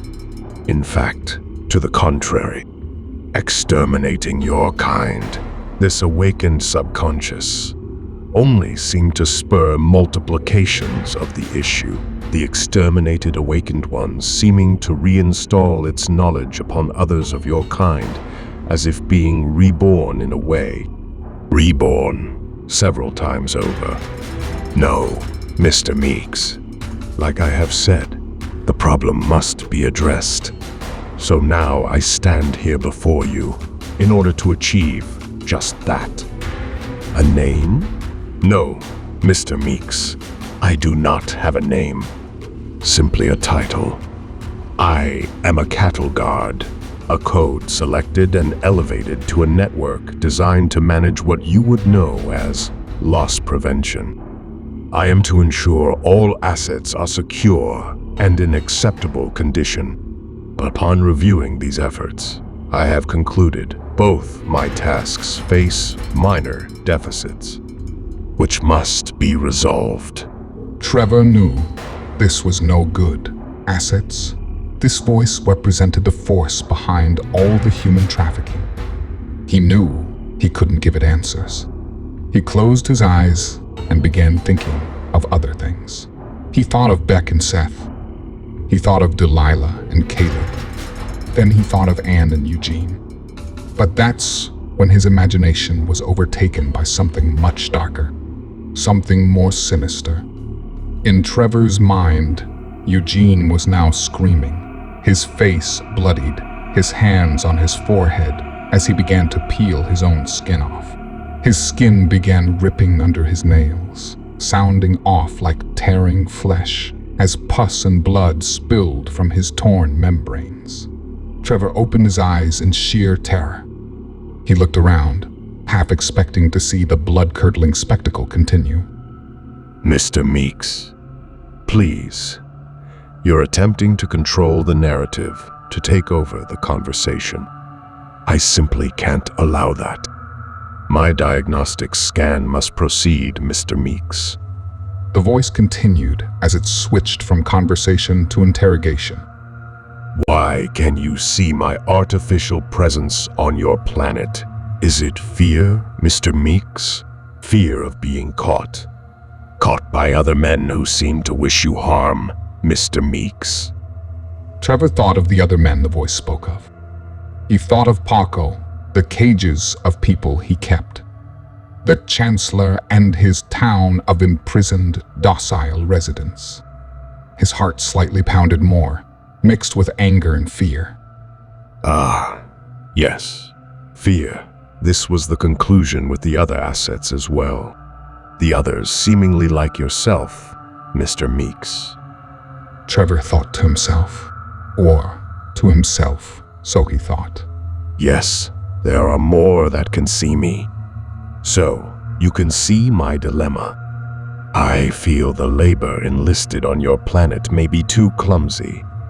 They use tactics that are not intelligent. You see, Mr. Meeks, humans will do anything to avoid fear. Why? They could look at a monster straight in the eyes and lose themselves to a place they feel more secure. A place in their minds, you see. They are calm, docile, manageable. But then there are some like you, those who embrace their fear. Not that you would be able to decide the difference. Your mind is not prepared for that. It is your subconscious, Mr. Meeks. It is what is within you that somehow awakens. Yes, I believe my diagnostics is concluded. For your species, a sense of security is needed. Perhaps a sense of family. A sense of sanctuary. The breeding needs to be patched. An update must be completed. Perhaps an open pasture parameter be put in place. A new open pasture for a more sustainable production line. Thank you, Mr. Meeks. The sounds of whisking winds that seemed to carry the voice to Trevor's ears quickly faded. "Hello," Trevor shouted to the empty room, but just like it had arrived, the voice was now no longer.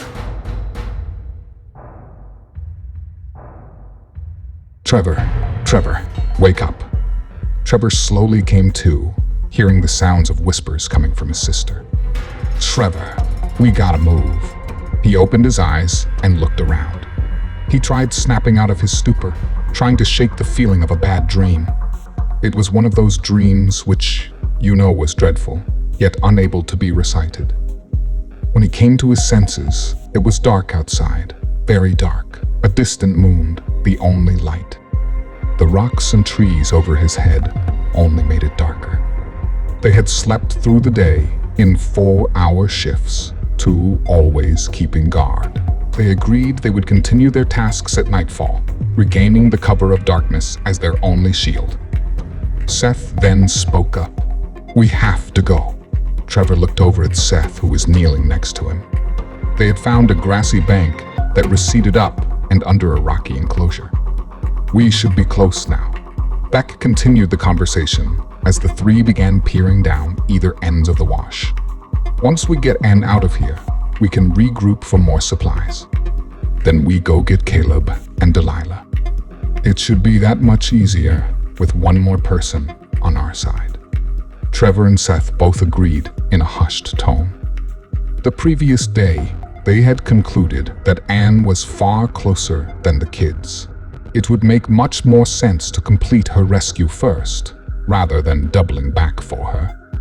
Trevor, while looking from side to side out of their modestly cramped cave, began to make observations. "The wash seems clear. When we make our way up the other side, we'll have to take another look around. The Jeep isn't far from there. It got us over the canal.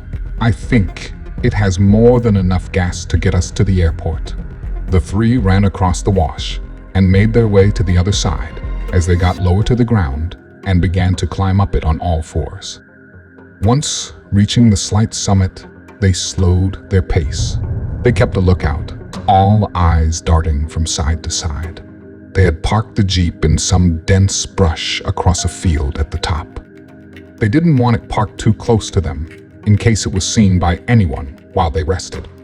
The small field was cluttered with young natural growth and surrounded by larger growth on all sides of it. The meager-sized moon that night gave off just enough light to gather the sights of the field and surrounding narrow forestry. It bled out into the darkened void of the abandoned cityscape beyond it. There, Beck pointed.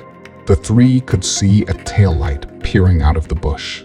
They all began racing toward the vehicle, crossing through the partly open pasture, eyes open for any incoming issues. Beck was now in the driver's seat, and then, starting up the engine, they made their way through the field, dodging around the sporadic plant life. As they traveled the fields, Seth pulled a map from the glove compartment in front of him, left there previously. Compliments of Kent and his 2 lapdogs. "It's maybe 3 miles tops." They were driving slowly, as to keep an eye out ahead for any upcoming threats. They kept the headlights off to maintain stealth as they traversed the muddy patches, making their way to the darkened eastern district of Esmeraldas. They stuck to the back roads and alleyways as they made their journey across the fragile cityscape. Unable to make out most of the street signs while driving, they had to often stop to gain their bearings. Eventually, they came up to a sign that read E15, an old stretch of highway that now separated them from vacant dark fields with the silhouettes of a jungle landscape off in the distance. "There it is," Beck announced as she stopped and killed the engine. "We walk from here. Shouldn't be far." They had agreed earlier not to come too close to the airport with a running engine, announcing their arrival. The three grabbed their weapons. This time, they were each armed with assault rifles and flashlights, thanks to a more thorough search of the vehicle the previous night. Once placing the flashlights in their pockets, they swung the rifle straps to their shoulders. They ran across a small field that separated the on-ramp they were once on to a small gas station parking lot. It was dark and eerily silent as they dashed across the vacant lot. A slight ring resonated close by, emanating from an old, rusty wind chime hanging from a tattered awning attached to the station's small store. There were 4 old-style, run-down gas pumps directly in their path, a medium-sized canopy sheltering them. The 3 huddled behind one of the pumps, trying to view the scenery across the highway and spot anything resembling an airport. It was extremely dark out, with not much of a moon in the midnight sky to light the terrain ahead. Seth was the first to break the group's silence. There. He pointed to a dark void, ever so slightly cropping out of the distant, shadowy horizon.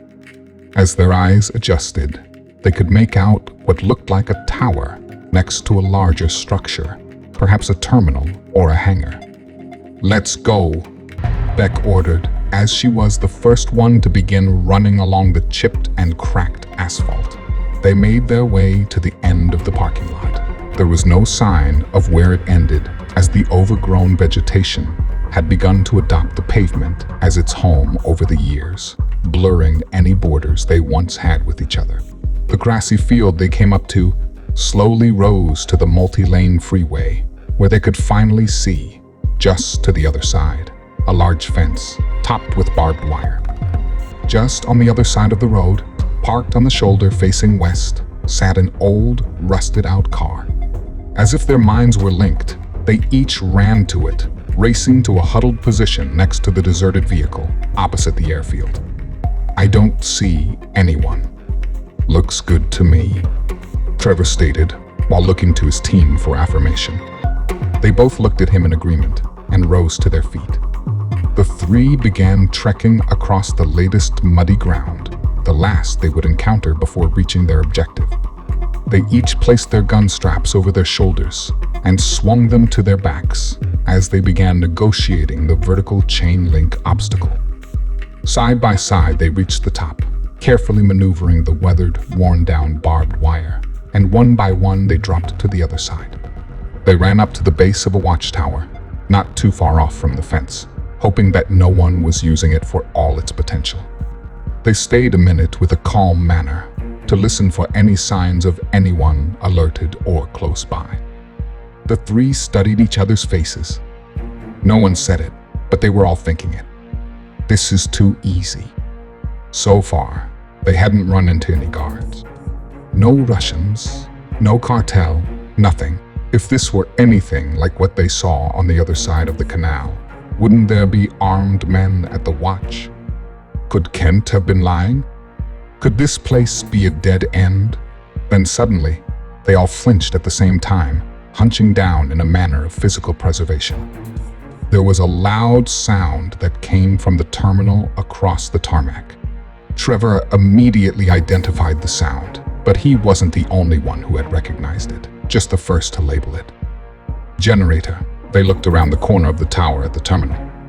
They knew the sound they heard was a generator, but they saw no lights coming from within the building. He continued, "I don't see jack shit. Not a single Russian or anything." Seth agreed with a few remarks of his own on the topic. "Let's not look a gift horse in its mouth. We heard a generator for sure. There's at least something going on in there. I say we just start crossing, guns aimed in all directions." He finished his remarks, awaiting their answers. "I'm in," Beck announced. "Me too," her younger brother echoed. Seth, happy they were on board, continued leading the small portion of their mission. "Okay then, let's go." They proceeded across the grass, soon encountering the hard pavement of the runway. Seth led the way, and Beck and Trevor walked behind, marching backward, training their weapons upon the open spaces closing in around them. Eventually, and surprisingly, without incident, they each arrived at the terminal's exterior walls. They began scoping the wall for an opening as they felt their way along the outside of the vast building. Trevor was now leading them as the other two peered into the open lot, staying alert, maintaining the safety of the operation. A noticeable difference in the generator's level of sound had the three on edge, as they assumed they were closing in on whoever or whatever was operating it. Trevor's hand, sliding along the black and dark wall, felt something cross its touch. "Got it." The other two looked over at him and then at the wall. Their eyes adjusting to the blurry void, they ultimately saw a door come into focus. The three looked at each other. Trevor nodded, followed by a nod from Beck and Seth. With his cohorts on board, he slowly began to pull the steel handle down. As he rotated it, they heard the clicks of the inner workings of the handle sound off. After what felt like forever, the handle was all the way down, the door ready to be open. The three looking at each other, not knowing what to expect inside. Trevor stood back and slowly opened the door, swinging it toward them, while Beck and Seth aimed inside. A thick, icy air crept out of the growing opening and enveloped the three. They slowly proceeded into the unknown darkness that lay before them. First Seth, Beck, and then Trevor, softly closing the weighted door behind him, avoiding a slamming sound it would have made on its own. Whatever the generator was powering, it wasn't lights, as the room was nearly pitch black, with just a tiny glow let in by the high windows from the little light the partial moon was giving off. The chilly interior was a first big clue as to what the generator was for. The three of them noticed their visible breaths, exhaled from their lungs, hanging in the motionless, frigid air.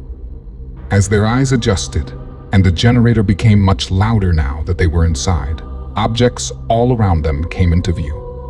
They all took out their flashlights and pointed them up where the still objects could be seen.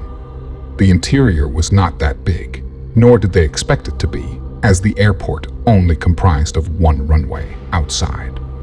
The ceilings were maybe 20 feet high, with hooks systematically placed along its surface. Each hook had a cable attached to it, suspending large see-through plastic-like objects slightly above them.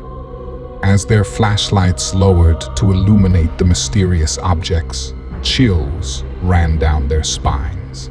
Within each large plastic wrap dangled a lifeless human body. Each one was equally plump as the next, onset with bruising of the skin, ushered in by post-mortem. The plastic was tightly fixed around each corpse, as if to be vacuum sealed. They each had their mouths stitched closed and tubes protruding from their abdomens. It was an all too familiar sight for the three who were brought to utter stillness, battered by the ghostly silence that swept through the vast tomb. Upon further undesired observation, they noticed a chilling difference with these bodies. Aside from them all maintaining an unsettling similar plumpness, they all had thick metallic bolts jutting from a swell on their foreheads. It was a telling sign of the demise of the cadaverous assembly. Seth was the first to lose it. "I'm gonna be sick." With that, he promptly doubled over and lost what little he had in his stomach over the cement flooring below him. The two beside him, still gawking at the horrendous displays around them, held their flashlights to the air. The team soon lost all ability to maintain an acute lookout of their surroundings, stunned and overwhelmed with their latest frightening encounter. Trevor was the first to snap out of it. This deer in headlights posture the three were currently exhibiting left them open and vulnerable. "Over there," he squeaked in a sickly manner, trying hard not to join his friend in losing his stomach to the cold cement.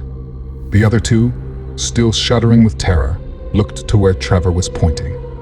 It was an elevator, but most importantly, it was an elevator with a lit-up control panel, signifying that it had power.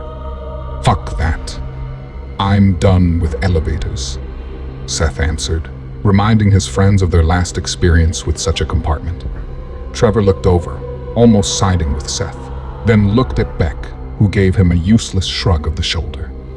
Trevor tried to press his weak-stomached friend. "We have to, Seth.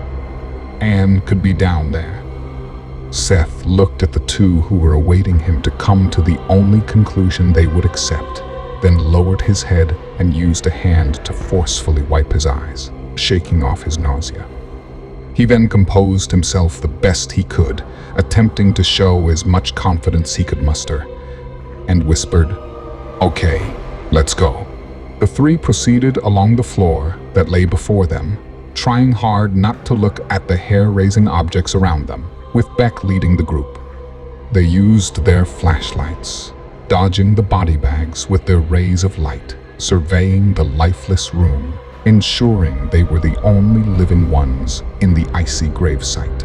Then Beck broke the whisper tone they had so carefully kept. She didn't mean to. She knew how to be just as stealthy as anyone else, but the sight of what her flashlight now rested on changed the entire course of their mission.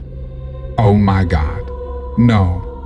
Trevor and Seth ran up to her on either side as she fell to her knees, her flashlight rolling away into the darkness, projecting a jarring display of lights and shadows around them. They came to their knees and embraced her, hoping she hadn't been hurt. "No," she cried again. The two, while holding her, looked over her head at each other in confusion. She wasn't hurt. Was it something she saw? They both shined their lights ahead of them, then slowly up. They could not yet make sense of her distress, and she was too distraught to console or question, so they proceeded to take in any clue of what may have alarmed her. Their flashlights wandered slowly side to side and mostly upward along a naked and bruised, plump body. Tubes extended from the abdomen just like the rest. Mouth stitched closed, also just like the rest. And then they noticed what had her so upset. As their lights joined together, they illuminated a familiar sight. A face of someone they knew. It was Anne. A thick metallic bolt extended from within her brow.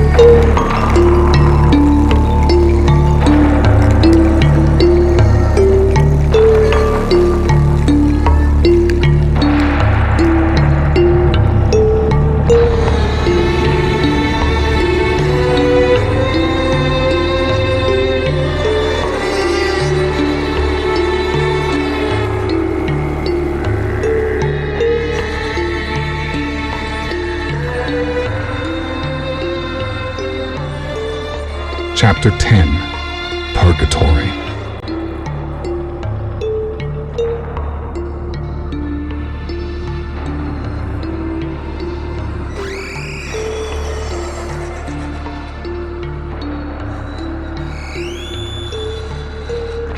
It didn't take long for us to arrive. Anne recollected the story within her mind. She now found herself in a place of despair, nowhere to turn to. As she remembered the last few days, she only assumed she was still alive. Weak and broken, she continued to grasp onto her fading, distant, and shadowy memories. I still remember the foul stench. God, it was awful. And the entire bus was filled with those I did not recognize. All our hands bound to the ceiling as we were rocked about by the uneasy earth below. Then I remember crossing that bridge. I remember now. That was where I was able to catch the slightest shred of hope as I peered out the window beyond my seatmate. And there, looking into the distant canal, leading to the vast Pacific ahead, the sun bounced joyfully along its rippled expanse as glimmering sparkles danced across the water's surface. But that didn't last long. We eventually made our way through the last small parts of the town, the abandoned and tattered streets on the other side of the now vanishing bridge. Its defunct buildings we quickly passed, representing a growing feeling of terror from within me. Its pot-marked roads we hastily traveled echoed a chaos that mimicked the thoughts, which were now ricocheting throughout my increasingly darkening mind. We soon arrived at an opening within a tall chain-linked fence, topped with weathered, rusty barbed wires. A tower stood tall inside its borders. As it surveyed the tarmac, it dutifully patrolled night and day. As we rounded the grounds around a tattered structure, appearing to be some kind of airport terminal, or maybe even a hangar, I noticed a flock of birds flutter away off in the distance. For a moment, I swore I saw a dark figure cause the aerial disturbance. But upon further observation, the dark blur evaporated from my view. I felt as if my mind was beginning to turn on me, just as the rest of the world had done. As the chamber-like vehicle slowed, now on the side of this terminal, facing the roads, out of view of the recently passed landing strip, 2 men awaited our arrival. They were standing outside what appeared to be elevator doors. I couldn't help a slight dark humor come over me, the only sanity I had left to cling to. My husband would hate the sight of those elevator doors. He hadn't had much luck with them as of late. But that fleeting sense of humor, though dark as it was, only spurred my racing mind to memories of my husband. Memories that would typically make me smile, but instead only darkened my mind that much more as I thought of Eugene. I knew he was out there somewhere. I was partially inspecting my surroundings, expecting him to show up at any time and rescue me from this terrible position I then found myself in. I could picture his face, clear as ever, standing over our kitchen sink within our long-lost home in the Sonoran Desert. God, I wish we had never left. We would always clean up from dinner together. We never had kids. We were simply too in love with each other for any other distractions. We would playfully flirt and laugh while we cleaned. He would always do the dishes. I hated washing dishes. They always ruined the softness of my hands. He would always interrupt our playing with a smile and tell me how much he loved me, suddenly bringing me out of my quickly slipping acumen. I was being handled by one of the guards who slid my bounds from the dull hook above. and unbuckled my waist from the seat. Again, and speaking in Russian, a language I was growing to despise, he ordered me up from my seat to escort me off the bus with the others. Stumbling into one another, we were all guided off the vehicle, one by one, and then onto the cracked and chipped overgrown cement below. Once assembled outside, cued by the man escorting us, the two men at the elevator doors manually pulled back the sliding walls of its dark descending shaft. A large darkened room with no lights awaited us on the other side, as I failed to fight back the tears coming from my eyes. They ordered us inside as we filed in, again, one by one, surprisingly forced to be crammed in. As they insisted we all share one trip, there were about a dozen or so. All of us then piled up inside that small, dark room, as no guards joined us for our journey. The aroma was even worse than the ride here, as a sad irony ushered in a longing for that nightmarish sight of the old rusty bus we recently occupied. It was only a small trip down, as we could see the outside of the shaft walls quickly shift up through the opened cracks of the steel doors, now to either side of us, as we traveled lower. The loud sound of a generator echoed from the depths of the structure around us, growing and fading as we descended. Soon the shaft walls, opposite the side we entered, disappeared as the doors slid open and a large room below began to take form. The room was that of a large open warehouse, expanding through the airfields underground, almost as far as you could see. It was dimly lit and had hundreds of old-style, dirty white hospital beds throughout its vast confines. In between the beds were various mismatched metal stools and steel medical tables. On each bed, there were people chained to the frames, at their ankles and wrists, forced to lay completely flat on their backs. They were each completely naked, all of them having tubes coming from their abdomens, leading to medical-like pouches hanging above their beds. That was when I was briefly reminded of Paco's yacht, and the poor souls we had momentarily rescued from below, only later to be put out of their miseries. Within the intimidatingly dim makeshift clinic walked men in hazmat suits, monitoring their suffering prey. One of these men greeted us as we touched ground, this one, however, pointing a rifle at us. He ordered us to move into the sizable chamber as we slovenly poured out of the cramped elevator. The warehouse was purely gray cement. Cement walls, cement floors, and cement ceilings. The ceiling wasn't that high, perhaps 9, maybe 10 feet at the most. The floor was lined with drains at the foot of almost every bed. Our tour guide stopped us over one of these drains and signaled a few others to come assist. This drain, however, was within an opening in the room, where there were no beds. Hanging from the ceiling, though, was a long hose with a large metallic head, and curtains, stained brown and red from dirt and blood, widely circled it. Soon we were inundated by 6 or 7 other men who promptly began undressing all of us.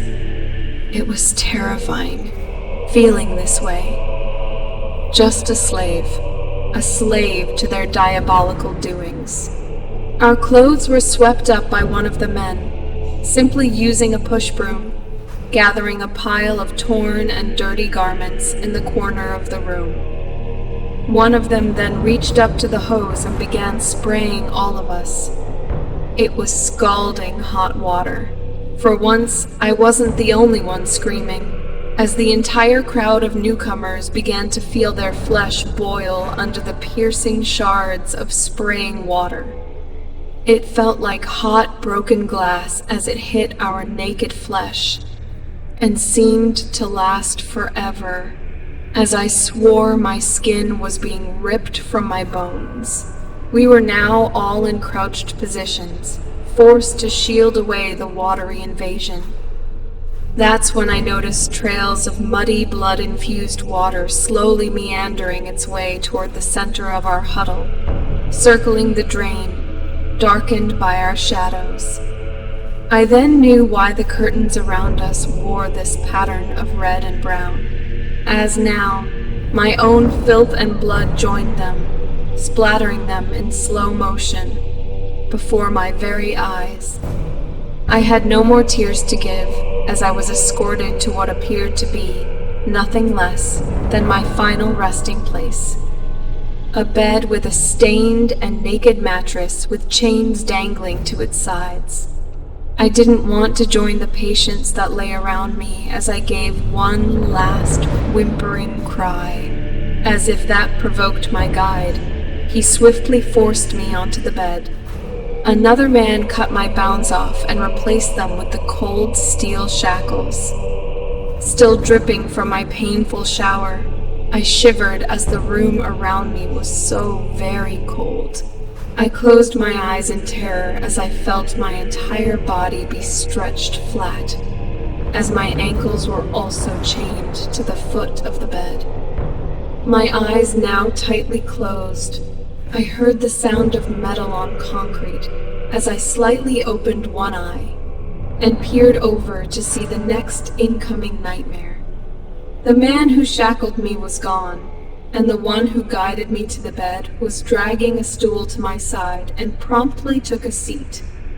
He followed that up with sliding a metal table over between him and I, with various tubes and knives laying upon it. The sight of the knives made me grimace as I felt all the blood rush out of my veins. I kept shaking my head, trying to cry out any word in revolt I could possibly muster when another man came up behind him. He was looking at the man on the bed next to me. This patient of theirs seemed completely oblivious to his surroundings. He was plump, pasty, and appeared to be bereft of any semblance of consciousness.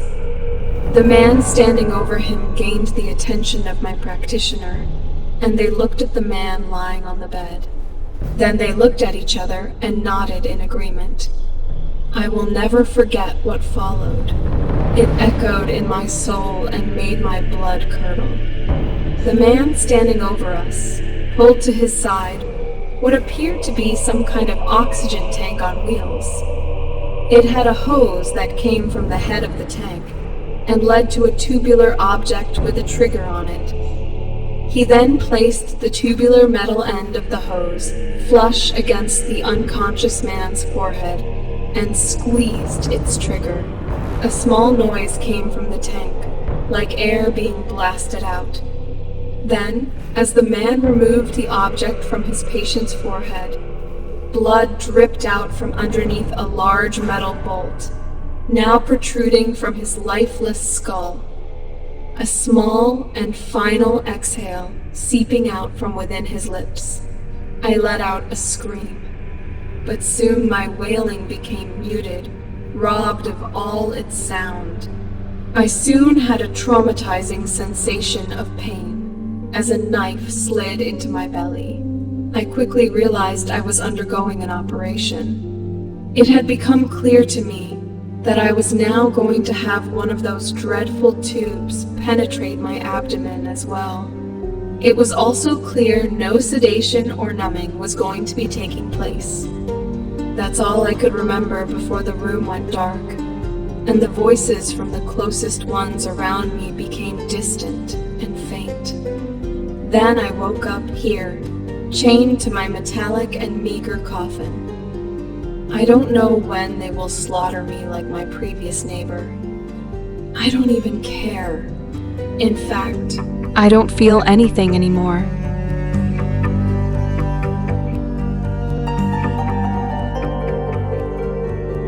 back inside the ghostly terminal, the three looked up at Anne, hanging from the ceiling, plastic wrapped and lifeless, not wanting to think of the horrors she'd endured.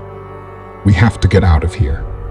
Somebody's eventually gonna be making their rounds," Seth whispered. Trevor agreed as he held his sister, attempting to console her. Beck interrupted the two. "We have to cut her down. We have to bury her." A panicked look swept over Seth's face. "We can't do that. We'd be caught for sure. Besides, we have no way of cutting her down. Even if we did, how would we even get up there?" Beck's sobbing face immediately became serious as she stood up and looked at Seth. "Your friend Eugene wouldn't want her hanging up there." With that, she pushed Seth and Trevor out of the way and grabbed her flashlight from the floor. She took her rifle and aimed it high above Anne's body. She clasped her flashlight next to it, aiming it at the same area. Trevor and Seth looked at each other, horrified with the thought of raising such a sound, possibly alarming anyone nearby. Both in hushed voices, the two tried stopping her. "No, Beck, don't." But without warning, she fired one single shot, sending a hair-raising echo through the frigid chamber. Anne's body came crashing down, her rigid carcass smacking the pavement, making the two of them slightly shudder. "We're not leaving here without her." Beck then turned and walked to the doors. She assumed Trevor and Seth would eventually lift their dropped jaws and clean up their shocked expressions they both were giving her, and proceed to move Anne's body from the terminal. They both looked at each other when Seth questioned Trevor. "How the hell did you survive your childhood?" Trevor rolled his eyes. "Sometimes I really have no idea. Come on, let's get Anne out of here." Later, after the somber night had become dawn, the three of them sat at the edge of a wooded area, a ways from the airfield. They watched the sunrise blanket the eastern district of Esmeralda in a golden morning twilight. For a moment, the discarded town seemed lively as the reflection of the sun peeking over the nearby Ticino jungles gave the distant battered windows of the town a glimmering shine. Before the three sat a shallow grave, a grave for their latest departed companion, Anne. "We should get going. We need to locate another vehicle before ours runs out of fuel," Beck stated to the two. She stood up and swung her rifle over her shoulder and walked back to their truck. Trevor and Seth stood up to follow. They loaded up into their vehicle, and as the engine cranked, soon made their way across the sleepy terrain into the day's distant and dawning lights. The ride had started out with a quiet calm among the three, as a bitter awareness of their many losses shrouded them with a dismal gloom. Seth drove while Trevor sat in the passenger seat, leaving his sister in the back, gazing out the window off into the distance. Trevor had a map in his hands, which Seth had previously discovered in the glove box, and was guiding Seth toward Velta Larga, while they all kept a hopeful eye out for another vehicle to commandeer. "We can't go back over that bridge. It takes us way too close to the Chancellor. We don't need any run-ins with his men. If we stay south on the E15, it shows another bridge that crosses over to Look, look, Beck exclaimed. Trevor looked back to see her pointing out of her window behind Seth. He looked over to what she was excited about and laid his sights on a small truck in the distance. It was on top of a hill, clear of any trees. Seeing the vehicle, Seth pulled to the side of the road and made his way to a small covering of jungle and turned off the engine. The newly spotted vehicle, now in question, became their main focus as they sat in the quiet, dense brush and devised a plan. When Beck had first noticed the vehicle, it was far off into the distant hills, just barely coming into sight. They were all keeping their eyes on it, making sure it did not change position, signaling they'd been made. Seth looked over at Trevor, then back at Beck. "It's gotta have somebody in it. It can't just be up there by itself. Trevor agreed, along with Beck, and quickly formulated a strategy. I'm sure it's a lookout. And I'm sure they're looking out for the three of us. We walk from here. Take your guns with you. I'll take mine and the backpack of supplies we found in the trunk. We use the forest around it to get a closer look. We find out what we're up against, and then we put Beck's plan into play. Beck's plan? Beck said with a mix of confusion. And what exactly is Beck's plan? Trevor smiled and looked at his sister. Whatever is theirs becomes ours. We'll hold the advantage. She let out a small laugh, remembering her strategy to take out Kent and his men. Music to my ears, she concluded. With that, the three checked their weapons and left their vehicle. They began making their way up a small patch of jungle as they hiked up a slight incline. They made sure to stay clear of the meadows opening alongside their left as they watched their footing within the muddy earth amongst the roots and rocks. They held a muted conversation as they disappeared into the thicket, their voices trailing off, silenced by the dense vegetation. How much further is it to Vuelta Larga? Beck questioned, cueing her brother to recite his knowledge of the map, now stowed in his bag. 6, maybe 7 miles, he stated, only to be confronted with another question from his sister. How big is the town? How do we know where to go when we get there? We'll have to wait and see, Trevor answered, spurring a sarcastic remark from Seth. Seems to be a pattern lately. Meanwhile, back on the clearing on the rise of a small hill sat a small, black military truck. About 200 or so feet from the parked vehicle, the humid jungle prairie met the dense forest of Tachina. Upon a closer view of this wooded entrance, a small disturbance began to take place as the team of 3 began to take form. Trevor took a knee, promptly slipping his backpack down his side and onto the ground in front of him. Beck and Seth both knelt behind him. He then started rifling through the bag and pulled out a pair of binoculars. He put them up to his face and began to study their target. You gotta be kidding me, he said with a chuckle. Both Beck and Seth immediately questioned the perplexing remark in a whisper. What is it? With that, he handed the binoculars to his sister. Beck began peering through them, at first not grasping what her little brother was talking about. But then, oh my God. No way. She handed the binoculars over to Seth. Seth took them up to his face, anticipating, joining his friends in their seemingly gleeful amazement. He peered through them and positioned them right on what they both had just seen. He let out a small laugh, matching Trevor's most recent chuckle. Meanwhile, within the dusty military-grade truck, the 3 were now honed in on. A cartel foot soldier sat in the driver's seat. And this soldier was sleeping. He was a dark Hispanic man, wearing fatigues and sporting a black mustache and beard. And as if it were his passenger, next to him in the upright position in the front passenger seat, sat his rifle while binoculars rested on his chest, hung around his neck. The early morning breeze swept through the car as his overnight shift was slowly coming to an end. And as the breeze swept through, it brought with it a small treat of petrichor composed from the early morning mist upon the recently dry soil. The aroma began to gently wake the man up as it brought him a slight comfort, ushering in a slow, diminutive smile across his face. Suddenly, his muscles tightened and his face became serious, while his throat underwent the duress of having a knife's serrated edge placed firmly against it. He shifted his eyes and saw a man holding the knife outside his door. Another man smiled while aiming a rifle through his front windshield. And finally, a woman to his right quickly retracted his only weapon within his reach through the front passenger window. Seth, holding the knife, spoke to his friends. He doesn't look Russian. Trevor, aiming his rifle through the front windshield, lowered it and walked over to Seth. Nope, looks like cartel.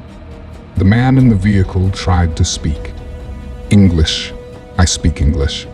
Take anything you want. Really, look. Look. The three stiffened up and watched the man carefully as he dug into his army vest pocket and pulled out the keys to the vehicle, his hand nervously shaking all the while. He threw them at Seth, landing on the ground. Take it. You can have it.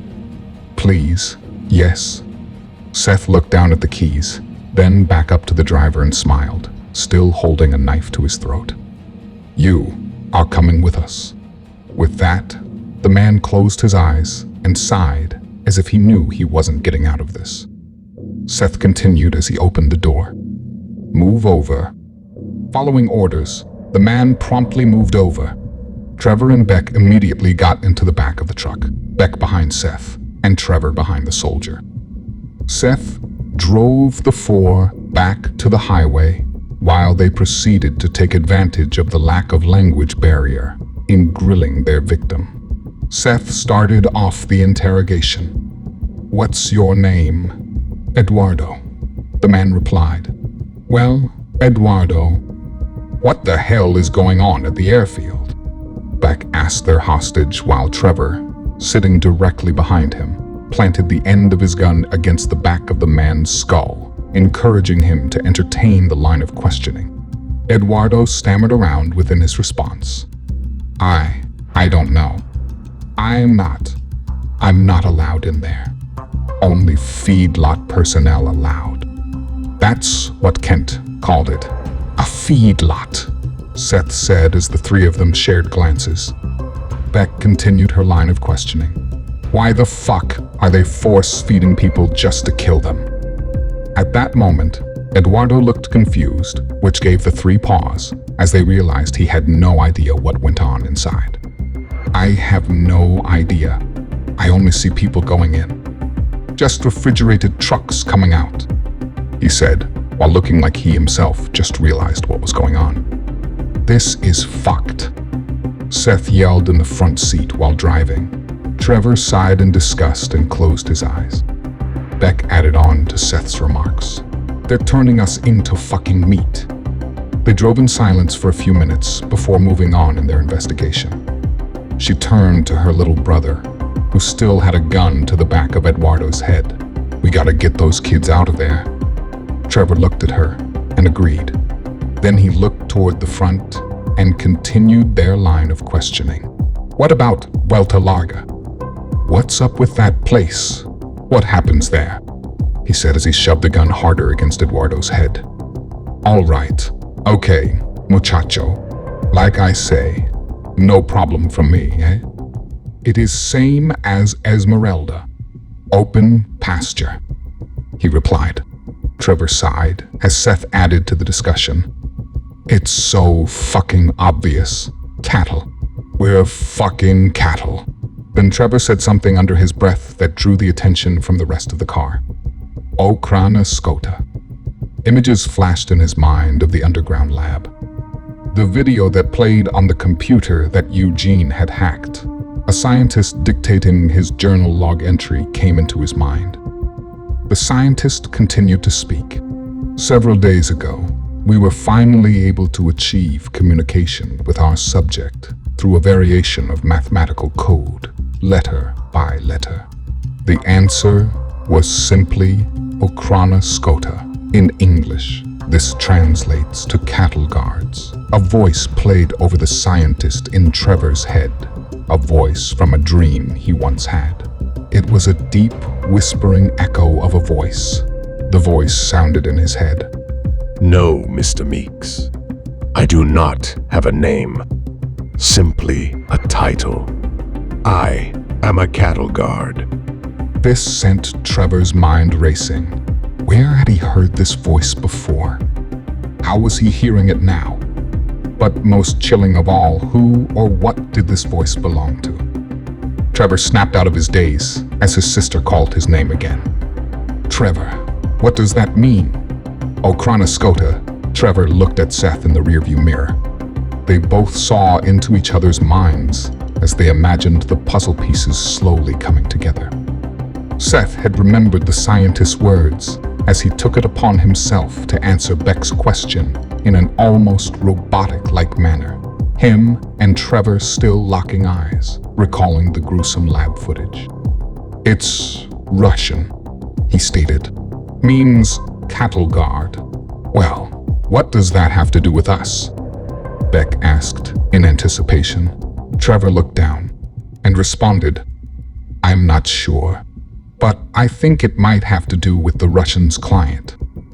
Another silence swept through the vehicle when Beck finally chimed in. She looked at Eduardo. "You're helping me get my kids back?" Eduardo looked back at her. "From Vuelta Larga? You crazy lady. Santiago runs town. His brother is the chancellor. Very bad idea." Beck gave a sarcastic glance at Eduardo before responding. "We've handled the chancellor. I think we can handle his brother." Eduardo continued his plea. "Yes, but Santiago, they call him Muerte. It is a name given to him through generations of his cartel family. It started with his grandfather, Arturo Beltran Leyva, but he has earned this nickname far more than his predecessors. The Chancellor is nothing compared to him." "What the hell does Muerte mean?" Seth asked, with confusion in his tone. Eduardo looked at him. Then he looked back toward Beck while defining the title for the three. "Muerte, in English. In your language, it means death." After this, he hesitated for a moment, then continued, warning the three would be rescuers. "Besides, no one goes in, and no one come out, unless you're working the pasture or being transferred as a prisoner. The place is like a fortress outside the town's borders." Beck and Trevor exchanged glances. Seth joined them in his mirror. He was in on the plan. Then he added his own proposal to the scheme. "Let's find a place to rest. We'll enter Santiago's fortress late tonight."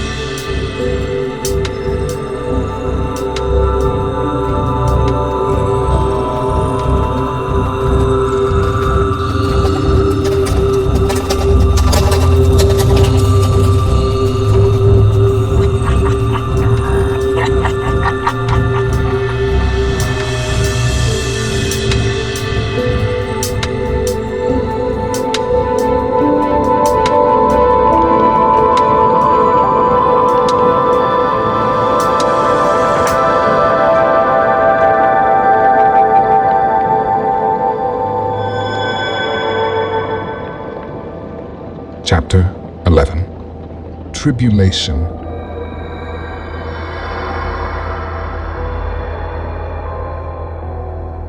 The moon was full later that night as it wrapped the town below in an iridescent shine that placed the empty community of Codessa in a brief state of tranquility.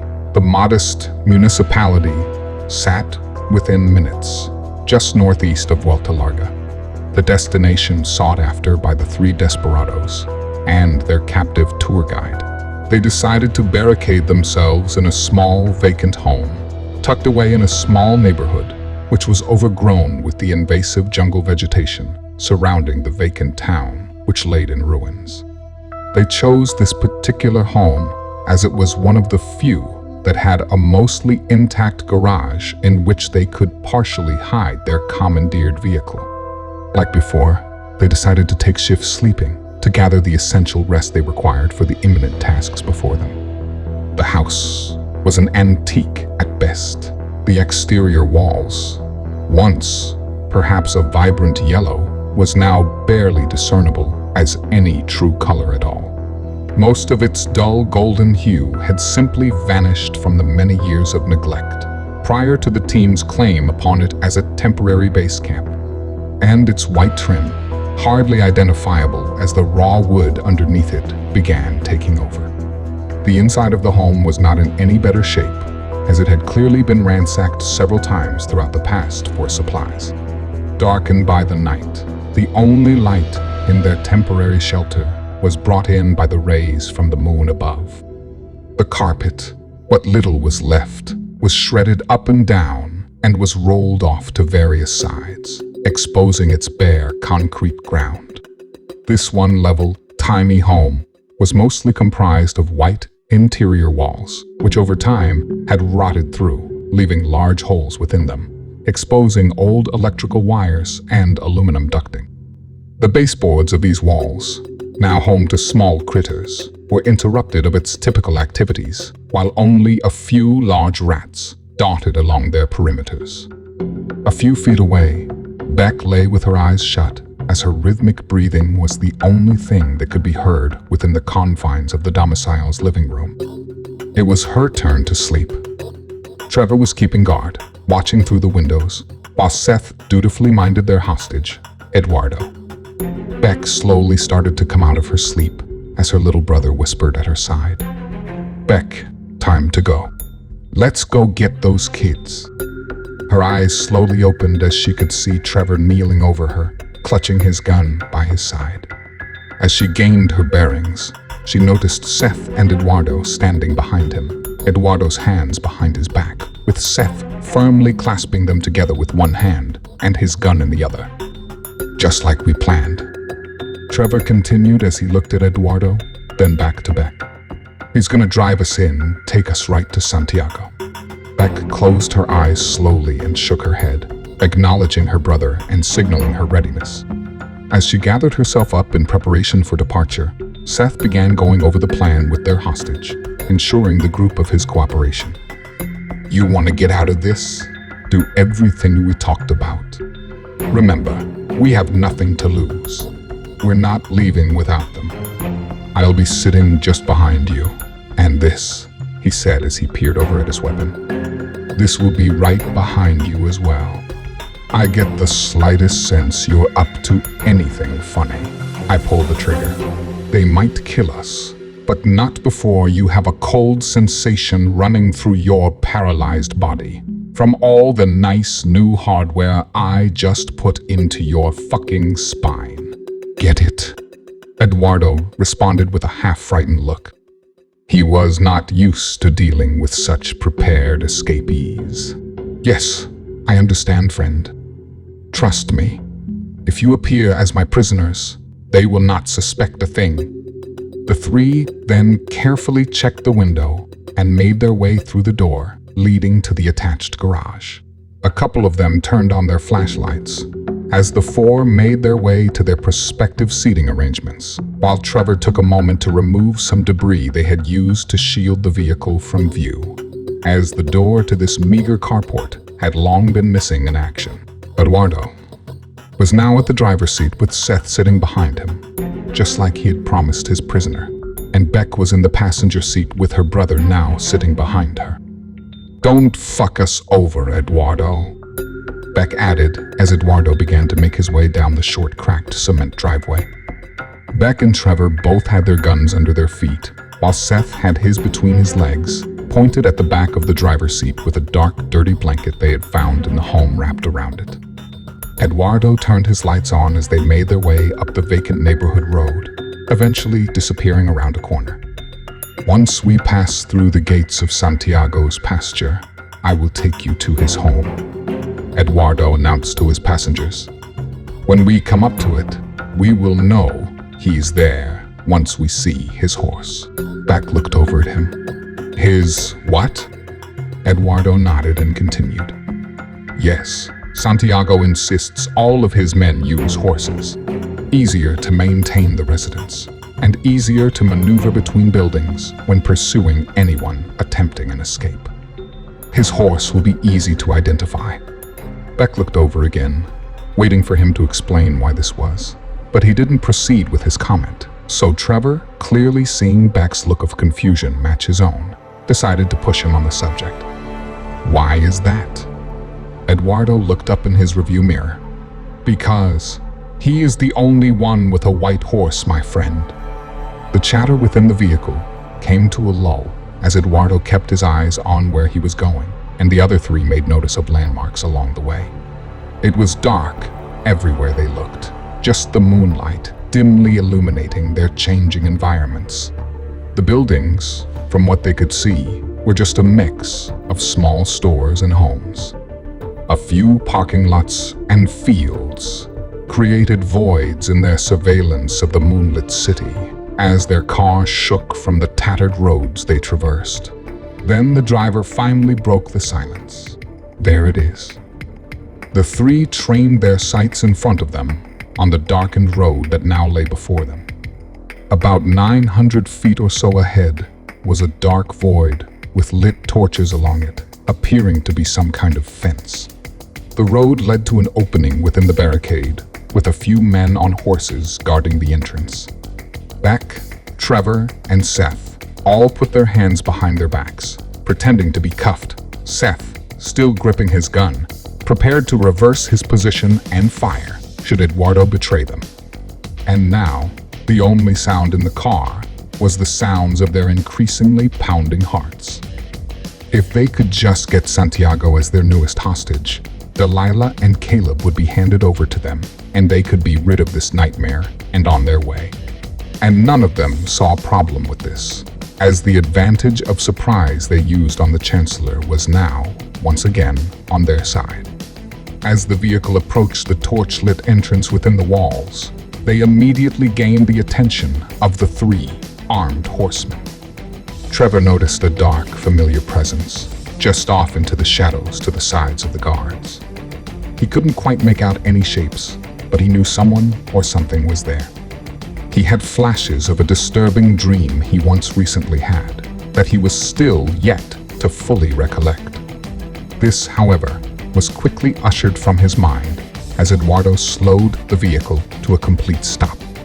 Two guards on horseback now approached their vehicle on either side, peering down into the truck. Eduardo, one of the Hispanic horse riders, called out in his native accent, greeting the driver. Eduardo responded in kind. Carlos. Senor, ¿qué pasa?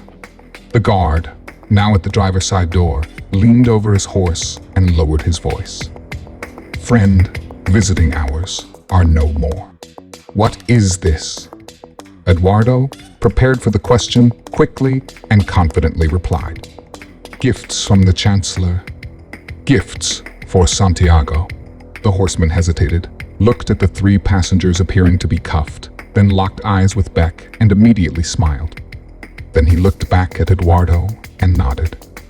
He looked over to the one horseman left at the entrance, nodded once more, and with that, a path became clear for the vehicle as Eduardo slowly entered Santiago's prison compound.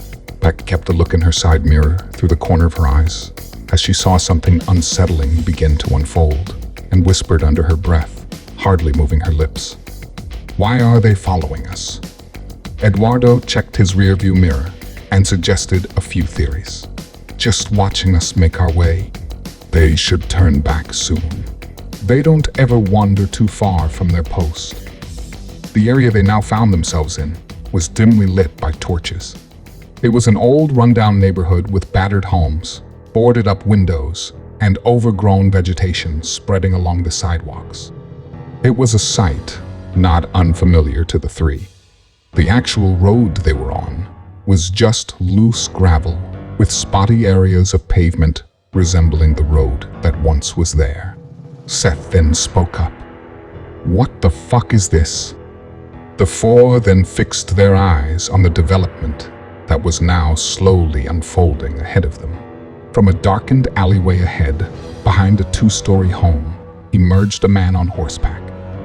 He crossed the torch-lit road in front of them about 200 feet or so, turned towards them, and stopped, forcing the truck to slow. Then, several horsemen followed behind him as they fell into the same pattern, forming a line of 9 or 10 horses in front of the approaching vehicle. Eduardo came to a slow rolling stop. "What the fuck? You said they wouldn't suspect anything," Seth remarked from the back seat, removing his hands from behind his back and nudging his hostage forcefully with it through the back of the driver's seat. Eduardo, seeming to be caught off guard by the growing dilemma, tried reasoning with his captors, stammering his words about, I'm sure it is just precautionary. Yes. Just act normal."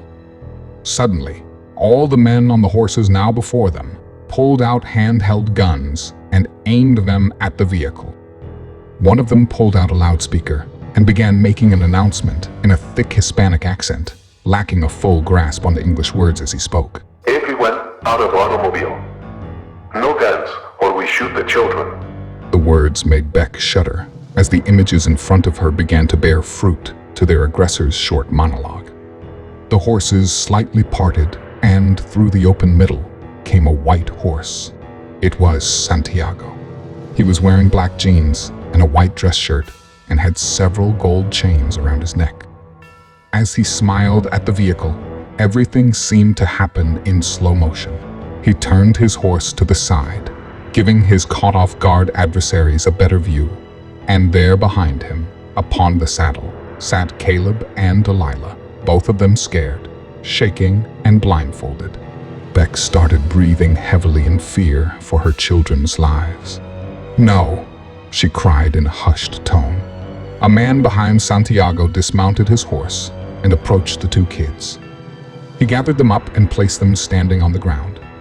Though they could not see anything going on, they each held a frightened face, petrified of what was taking place around them.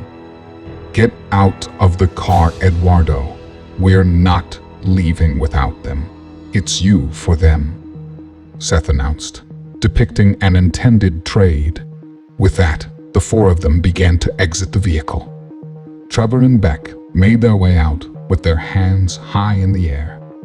Seth followed Eduardo out, carrying his gun.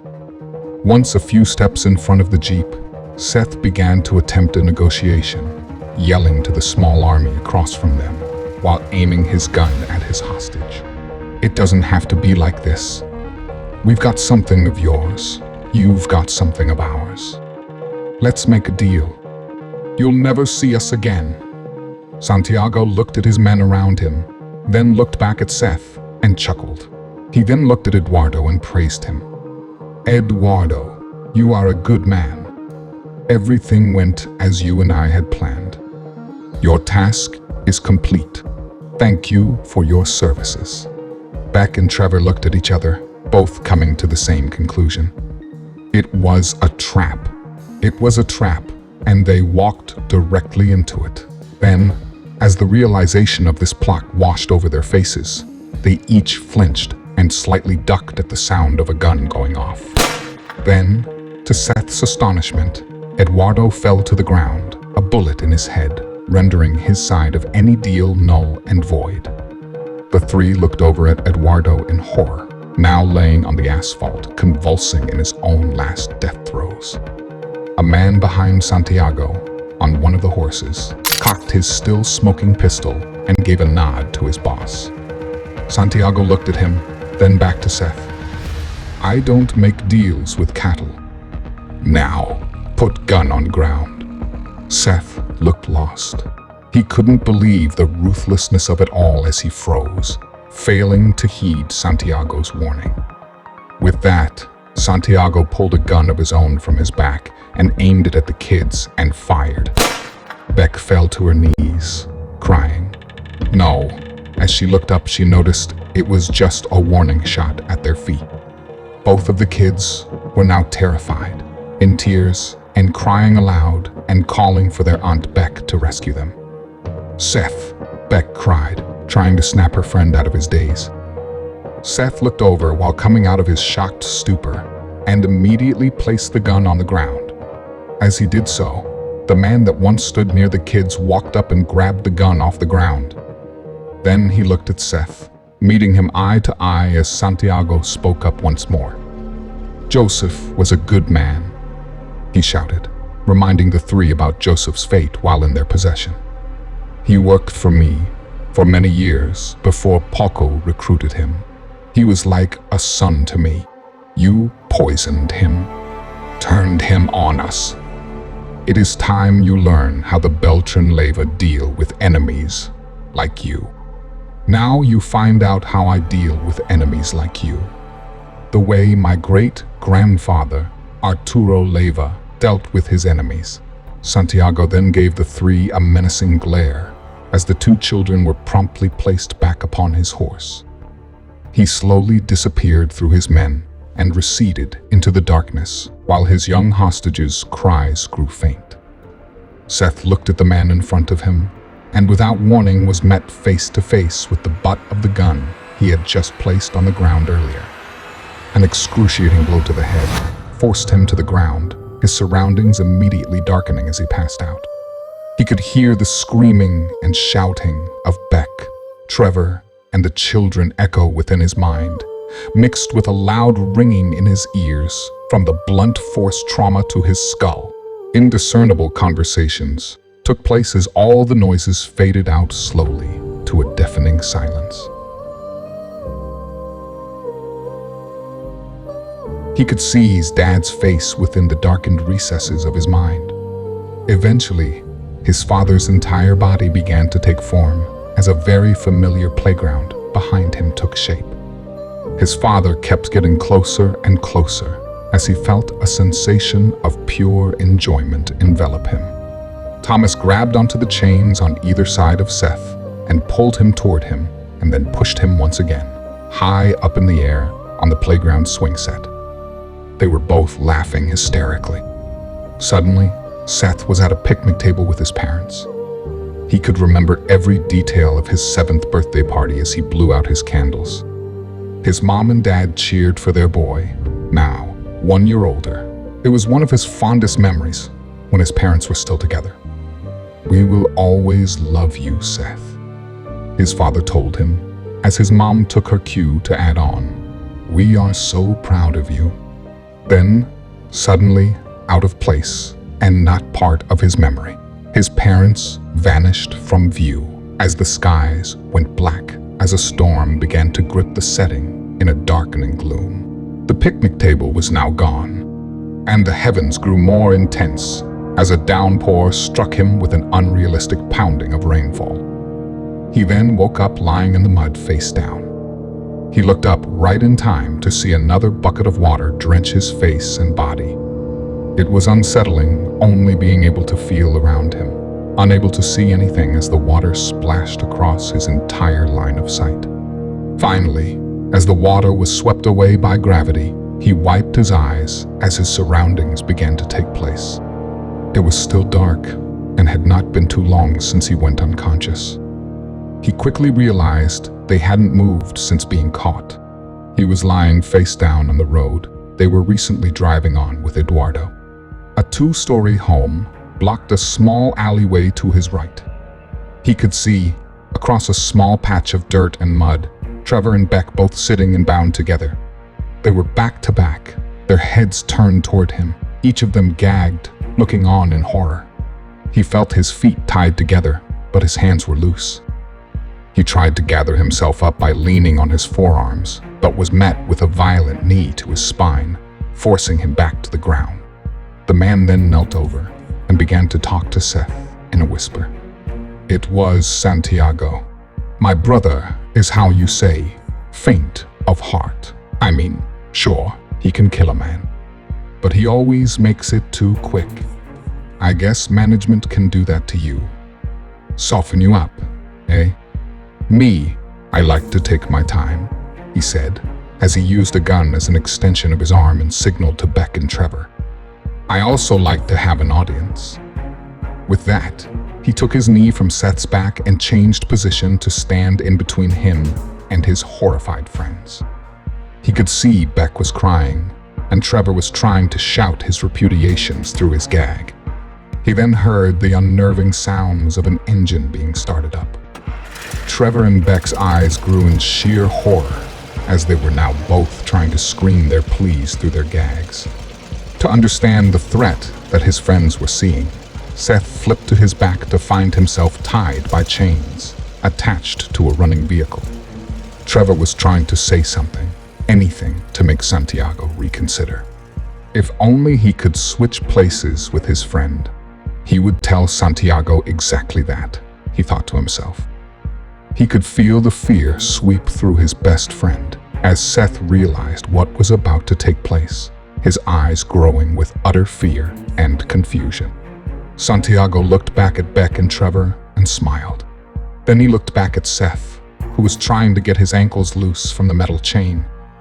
He just laughed as he said his goodbyes to Seth. Adios, muchacho. Trevor and Beck, now both letting out muffled screams and crying, closed their eyes and grimaced to the sound of Seth's painful shrieks as his body was pummeled across the jagged terrain, slowly fading into the dark distance. And just like that, Seth was gone. Only the sound of the roaring engine muffling his screams fading away. Santiago turned and walked up to them, kneeling by their sides as they shed tears for their friend's slow, painful death actively taking place in the distance. So, what was the plan? You come in as Eduardo's prisoners, and he takes you to me, eh? You use me as a hostage to get your kids back? You know, for a moment, you guys really had me and my brothers worried. Honestly, I didn't think my plan was going to work. But you cattle, you are so tied to your loved ones, not willing to just let go. He continued speaking over their muted anguish. Didn't it seem all too easy? Your ticket into my town, just sitting there on a hill, sleeping, waiting to be taken. Once my brother figured out it was you who killed Kent and his men, I knew you'd want your kids back. So now you can have them back. Santiago snapped his fingers. Beck and Trevor watched as the back door of a nearby truck opened, the two kids being escorted out of it. Not blindfolded anymore, they saw Beck and Trevor and ran up to them. They embraced the pair on their knees, crying out their names. Trevor and Beck, bound at the wrists, were unable to embrace them back, but felt comforted by the short reunion nonetheless.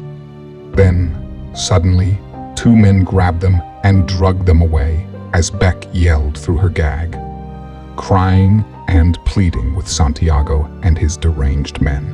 They could not see what the men were doing, however, as they were turned away from their view. Finally, the men parted and Caleb and Delilah came into focus, each of them wearing a noose around their heads. Santiago looked at Beck and leaned into her. Now you get to watch them die. Beck looked at him, only able to make out bits and pieces of his face as her tears became too much to see through. Suddenly, to her complete and utter shock, the face she was looking at, the face of this gangster they call Muerte, was ripped from its bones as blood went everywhere. Gunfire began rapidly taking place. The jungle momentarily lit up in a fiery blaze of several machine guns dispatching their ammunition across the cartel congregation. Santiago's detached jaw fell from its bone structure onto her lap as he collapsed to her side. She closed her eyes and grinded her teeth around her gag, waiting for a bullet to do the same to her as the once somewhat quiet field around them quickly turned into a war zone. The gunfire kept going for several minutes as she heard several men yelling in Spanish. She could hear the sounds of horses and the ground trembled from their flurry. She could feel her brother up against her back, shuddering as well, neither of them understanding the evolving drama around them. Slightly behind her, she could hear and feel a horse take an unfortunate fall as it came crashing to the ground. Slowly, the gunfire came to a stop as Trevor and Beck looked up. The kids, now free from their captor, still with nooses around their necks, once again ran up to them. They sat there, bound, not understanding the gravity of what had just happened, and took in their surroundings, while Delilah and Caleb embraced them. The small neighborhood dirt road around them was now filled with several dead cartel soldiers. A few horses had met their demise as well. One of them, its lifeless carcass atop a deceased man still clutching a pistol. Throughout the dirt road and small fields around it, bodies and entrails dotted the surface, blood glimmering under the dancing lights from nearby torches. Along the ground, small red dots from distant sniper weaponry darted from this way to that. Suddenly, from the shadowy distances on either side of them, military soldiers, all in dark fatigues, ran out of the darkness up to the survivors. All of them were moving with stealth, not speaking, wearing night vision masks, aiming their weapons at Trevor, Beck, and the panicked children. Eventually, they were surrounded by dark military figures, standing around them, while others secured the perimeter as one of them knelt beside the 4 startled survivors. Trevor immediately identified the patch on the shoulder of the officer kneeling in front of them. It was an American flag. A small sensation of relief flushed through his body.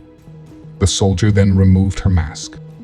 She was carrying a small toolbox with a familiar red medical symbol on it and placed it at her side.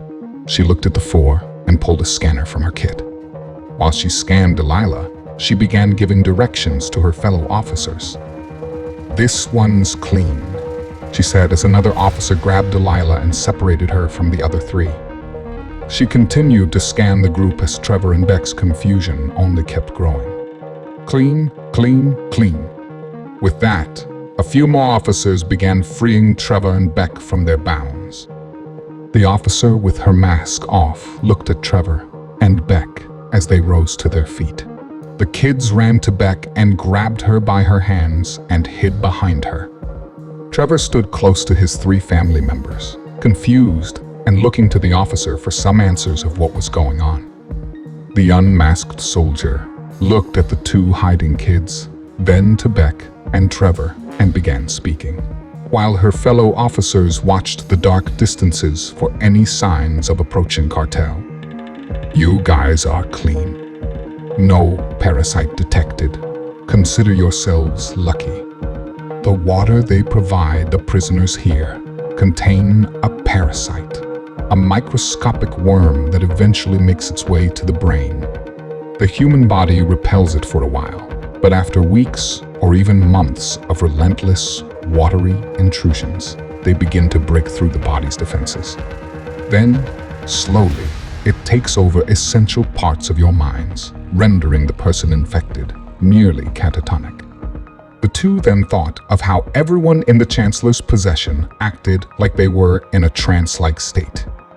Beck thought of the people within the cages of Palkos yacht, and Trevor thought of the ones that were just standing and looking on with no appearance of any emotions as his late friend Eugene lost his life at the hands of 2 Russian soldiers.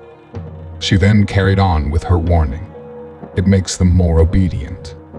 But it also forces dormant traces of the virus that caused the pandemic years ago to resurface. Only this time, it's much more contagious, spreading quickly with the parasite along for the ride. So, if you come in contact with any water from these villages, do not drink it. Stick to boiling your water from rivers and streams. Now, this region is to be decontaminated by 0900. We're not in the business of rescuing the healthy. So, I suggest you move out before we finish our mission here. Trevor and Beck looked at each other, and then back at the speaking officer with more confusion. "Finish?" he asked, wondering what would become of all the cartel's innocent hostages. The Marine looked at him, and as if to speed up the unnecessary meeting taking place, without answering Trevor's question, reluctantly responded. "There's a city about 9 hours south of here," she said as she pulled out a map and handed it to Beck. "Punta Blanca. We can't help you get there. We still have a lot of work to do with these cartel camps. But if you make it there in 2 days, 3 sunrises from now, a United States military aircraft is going to be vacating healthy survivors. The vessel's name is Salvation. Beck looked at the female officer with a confused expression. Just like that, we're on our own. We have 2 small children, and most of our group have already been killed by these gangsters. There's no way we can make it. The officer rolled her eyes as if wishing to hurry this conversation to its end. Listen, lady, we have 3 things on our agenda we have to accomplish before Salvation lands in 2 days. 1. Eliminate the Russian threat. 2. Eliminate the cartel threat. And 3. Neutralize the parasitic virus. Now, I'm not sure if you noticed, but rescuing survivors is not in our scope of tasks. We don't have room for recruits, let alone survivors. It's strictly against orders. Beck's face fell in despair as she slowly realized their nightmare wasn't close to over. The impatient Marine looked at Beck and made a half attempt to console her. Look, the cartels and Russians have their hands full with us now. Besides us, there is only one target they're after. Some renegade outfit, I guess. Anyway, find a vehicle with plenty of gas and make it there. Stay off the highway. You're likely to be caught, she said as she gestured to the map Beck now held. Evacuation teams are taking everyone to an undisclosed location. A sanctuary. A hope for survival. Trevor looked over at the map Beck held and then regained his focus on the soldier. What's the one other target? You know, besides you, Trevor questioned, as the female officer put her mask back over her face and her team readied themselves for departure. Geared back up with her mask on and a medical kit and gun at her side, she let out a hushed sigh and answered Trevor. I don't really know. Our intelligence has come back with bits of information, but not much. They appear to be hell-bent on making amends with a leader of some group that infiltrated their town of Esmeralda. Apparently, this group dispatched one of their head trackers and a few of his men. Hung them from trees. Trevor and Beck's eyes widened. She kept speaking as her and her team began leaving the area, speedily moving on to their next objective.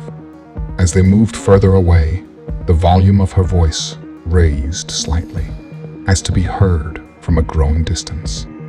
We haven't made our way to Esmeralda yet, so we're not exactly certain. But we do know the cartel leader was the infamous Lazar, goes by the Chancellor, now though. Used to have him locked up in Colorado. According to our sources on the ground, him and a few of his men are personally seeking this revenge.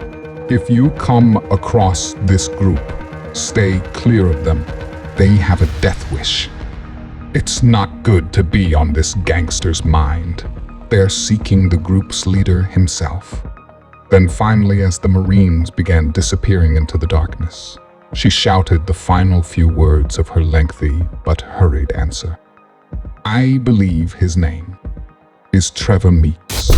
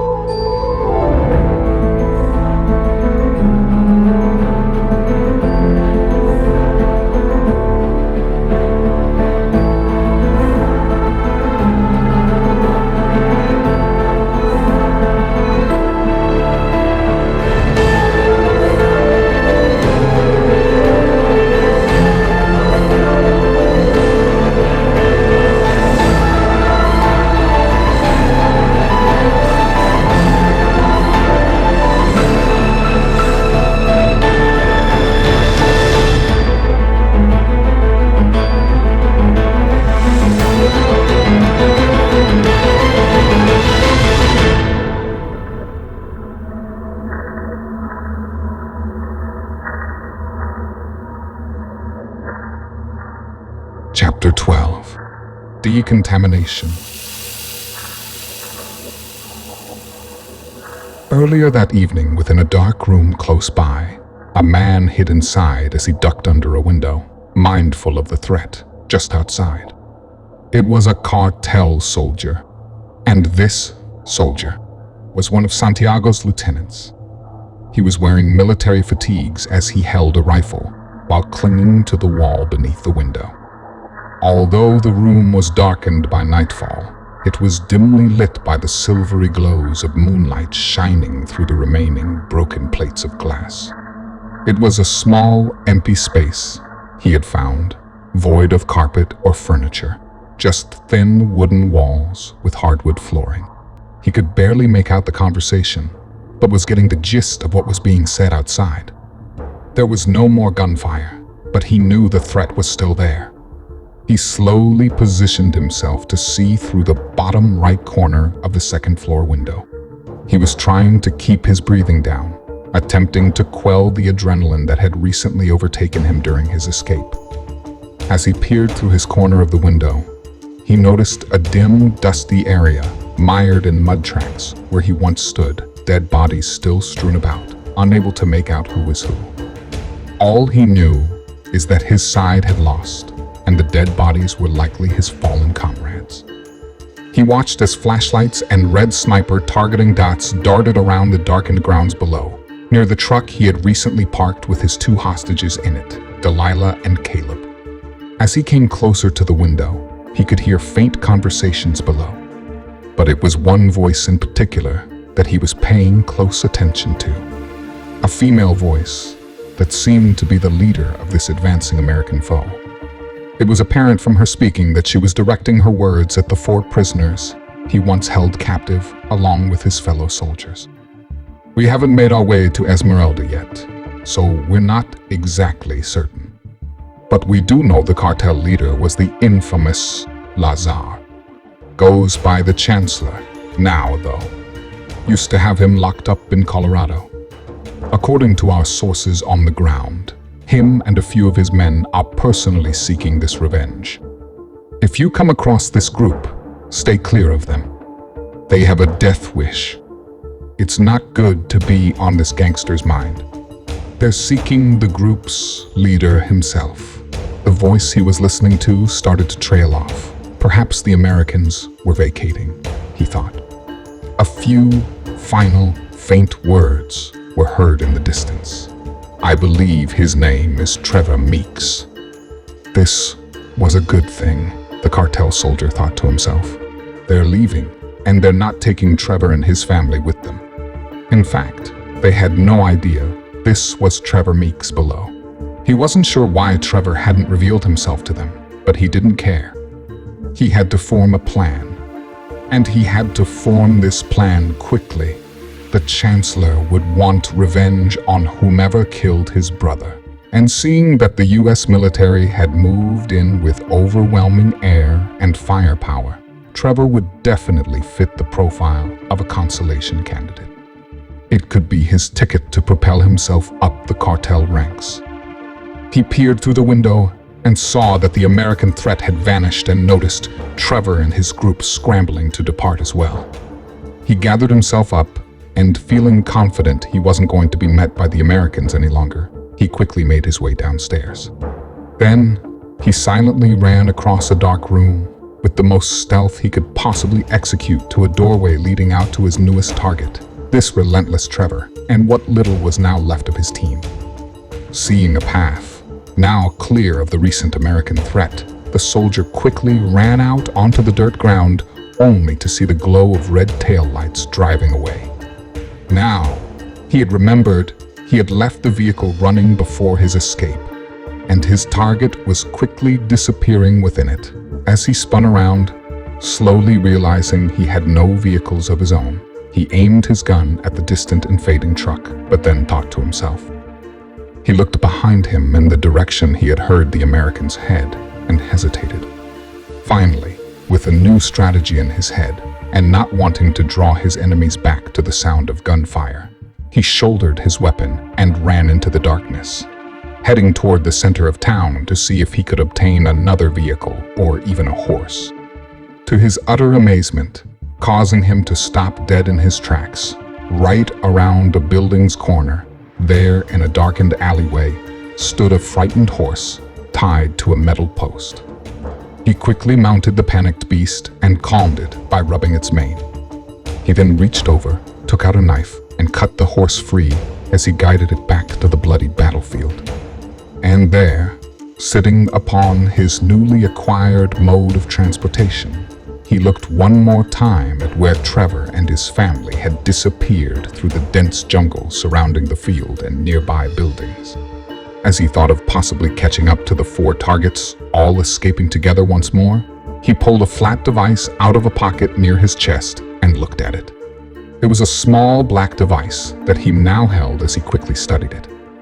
Then he peered back up to where his target had vanished and smiled. He gathered the horse's reins and gave them a quick tug and whistled for the beast to make haste. But instead of trailing the crippled team of 4 he once sought to contain, he speedily took off into the opposite direction. He was now heading toward Esmeralda, eventually disappearing into the shadowy wilderness himself, just beyond the streets of Volta Larga. Later in the morning, a sliver of sunlight began to peek over the Andes mountain range, submerging the small coastal community of Tonsupa in a calm amber light. The once dark, heavenly skies now held hostage ripples of sun rays across its vast cloudy and overcast prison. The atmosphere over the seas met with its counterparts over the nearby woodland and whisked about a mild early morning storm. Gusts of winds traveled effortlessly across the jungle canopy, sending leaves into a flurried frenzy as they were swept from their lifelines of canopies below. Fluttering about, they would swirl this way and that. Some of them would dance in the air for longer, while most would simply succumb to their fate, landing on the cold ground below. It seems some would find their way to a man-made resting place, a desolate asphalt highway, the dense forest on one side and Tonsupa on the other. Laying there, peacefully resonating to the light storm above, they suddenly departed each other's company as a disturbance began to take hold.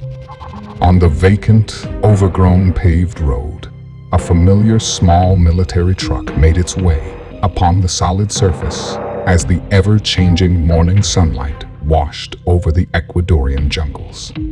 Adding to the light breeze through the nearby trees, another sound now echoed through the coastal woodlands as 6 cylinders within its metallic confines roared down the abandoned road.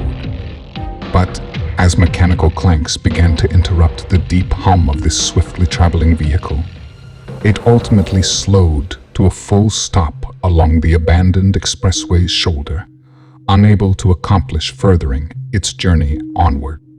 "Are we stopping?" Caleb asked as he sat in the back, next to his sister. Trevor, sitting in the driver's seat, looked at Beck next to him, then into the rearview mirror where he could see Delilah and Caleb. "I'm afraid so. That's as far as this one is taking us. We're gonna have to walk for a little bit," he replied, glancing back at Beck with slight worry in his eye. Caleb and Delilah smiled. They were just happy to be back with their 2 guardians. Beck looked over at her brother. "So, what's the plan?" Trevor thought for a moment.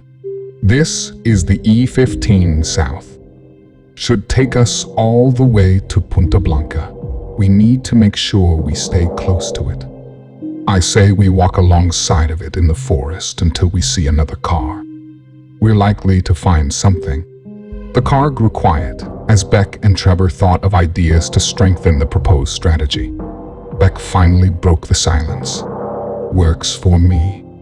Let's go," she said as she turned her whole body to look at the kids. "Come on, guys. You want to go for a little hike?" The 2 kids smiled back at her as Delilah chimed in. "I get to be the leader." "No, I'm the leader," Caleb rebutted with disdain in his voice. Beck let out a small laugh. "You guys can take turns being the leader. Come on, Let's get our things." With that, the four of them began to gather their mismatched duffel bags and backpacks together in preparation for their inevitable family outing. Both Trevor and his sister knew the gas would only get them so far. They were just praying to spot something before then. The alluring forest held a delicate splendor, as lush and leafy ivy meandered up and down the trees and across the scenic landscape. The earth was a dark brown and bragged of rich soil as small puddles gathered here and there. Trevor cautiously stepped through the low-lying foliage, a camouflage duffel bag on his side, while Delilah bravely led the group in front of him, wearing a beige backpack. Caleb was following directly behind, as Beck dutifully guarded the back of the line. Beck decided to lift the children's spirits with a game her and Trevor used to play on their own family outings. "You guys want to play a game?" Trevor, still walking, looked back at his sister and smiled as he knew what she was suggesting. "Yes," both kids exclaimed. The four kept walking through the forest alongside the highway as Beck began to explain the rules. Their voices faded as they made their way through the trees, beginning their long journeys ahead. "Okay, it's kind of like I Spy, but with a twist. It has to be something you can see. Can it be a tree?" Caleb asked. "Of course. But you don't describe it. You just say the first letter. Like T for tree. That's the twist. And you're not allowed to cheat," Trevor added. "I don't cheat. Anyway, if someone requests one, you can give them the next letter. Like R after T in tree?" Delilah asked. "Yes, just like that. Whoever guesses the word gets a point for every letter left." Their voices finally faded away as they made their journey through the jungle's thicket. The forest now held a peaceful daylight glow, while rays of sunlight broke through the stormy clouds and transcended the thick leaves above. About a mile ahead, a slight clearing of trees about the size of a small softball field stood as a small obstacle of vulnerability to the four. And from this clearing, the sounds of the traveling family could be heard coming closer. L, Delilah guessed. "Nope," quipped Caleb. "I want a letter." "You already got your letter. Plus, Uncle Trevor gave you his too." "Everyone quiet," Trevor whispered as they approached a sudden end to their covered paths. "Let's pause the game for a little bit, okay?" He looked at Beck as she moved to where he was standing. He continued speaking, strategizing their next move. "Doesn't seem like a problem. Just a short time of being in the open." Beck was about to agree in response when they all heard a familiar sound in the distance. "Is that a plane?" she asked, looking at her brother. Trevor turned toward the open field and beyond the forest at the other end, where the noise seemed to be coming from. "Sounds like aircraft. Jets. A few of them," he answered, looking toward the incoming noise with wonder. The noise grew louder and began to vibrate in their bodies as they surveyed the small patch of sky above them. Just then, as if they were close enough to touch, 2 military fighter jets flew over the forest they were hiding in, sending echoes of deep shockwaves that resonated within the four. Beck and Trevor threw a glance at each other with confusion and suspicion in their eyes. The four then began running toward the highway they had been skirting to visualize the aircraft's pathways. They made it to the edge of the asphalt, where they could once again see the planes, now far off into the distance. Suddenly, both jets made an immediate change in flight pattern as they both pitched straight up into the air. Beck and Trevor knew what to expect next, as they each grabbed a child and braced themselves to the ground. Within seconds, a loud, thundering explosion resounded across the vast jungles. Still grasping a child each, Trevor and Beck looked over to see a plume of smoke work its way up into the atmosphere. Beck looked over at her brother. Esmeralda, Trevor, still looking at the distant explosion, slightly shook his head signaling that her answer was close, but not completely accurate. Vuelta larga, he answered as he gathered himself back up. The three others followed his lead as they all looked off into the murky, overcast horizon, where the smoke was now gathering into a spherical-like shape. While standing alongside the highway in awe of the far-flung devastation the group had just witnessed, they all heard it at the same time. A sound of approaching vehicles from behind them. They all turned in unison to lay their sights on the sounds approaching them. It appeared to be a bus, though faint and far away. They could make out the bus's yellow siding and distinctive front grille. Immediately, without any need of formulating a plan and in complete lack of hesitation, the small family ran to the nearby woods to gain cover. A good 100 feet into the forest, the four hid behind a couple large trees that housed a large boulder in between them. They hid Caleb and Delilah behind the enormous rock as Trevor and Beck looked out to survey the unknown travelers. Eventually, the sound became louder as the vehicle approached, the sound of its engine filling them with anxiety. They waited there by the trees, completely still and silent as the bus finally came into view. To their dismay, the large vehicle seemed to slow as it pulled to the side of the road. Suddenly, making the situation much more dire, two large military trucks followed the bus directly behind it. They all came to a complete stop, led by the bus on the shoulder of the road, across the opposite side of the highway. Trevor looked over at Beck. "You think they might have seen us?" She just shrugged her shoulders and took off her backpack and placed it on the ground. She looked back at the kids and then into her bag while she began speaking to her brother. "Those fucking Americans took all the guns from Santiago's men, so we're defenseless here. If they've seen us, we run," she said as she pulled out a pair of binoculars.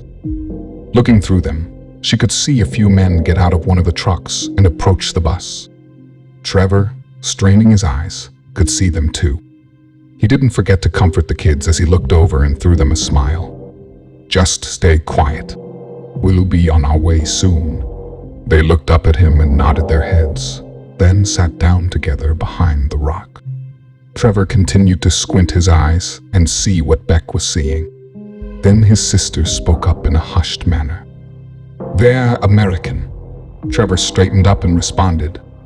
"No problem then, right?" Beck, still peering through her binoculars, replied, "I don't know. Something's not right here.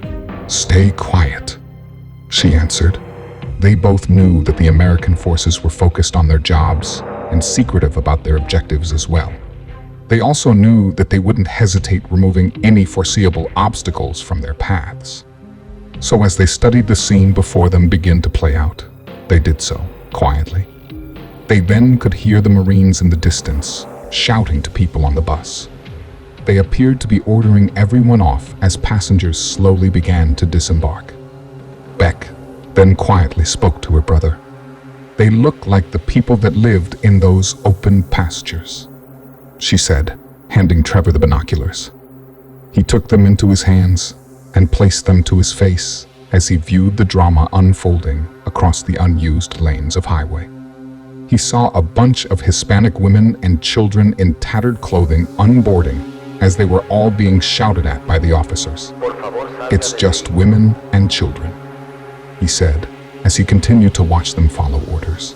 They all lined up along the length of the bus as a few Marines walked a few feet away and faced them as if they were about to address the group.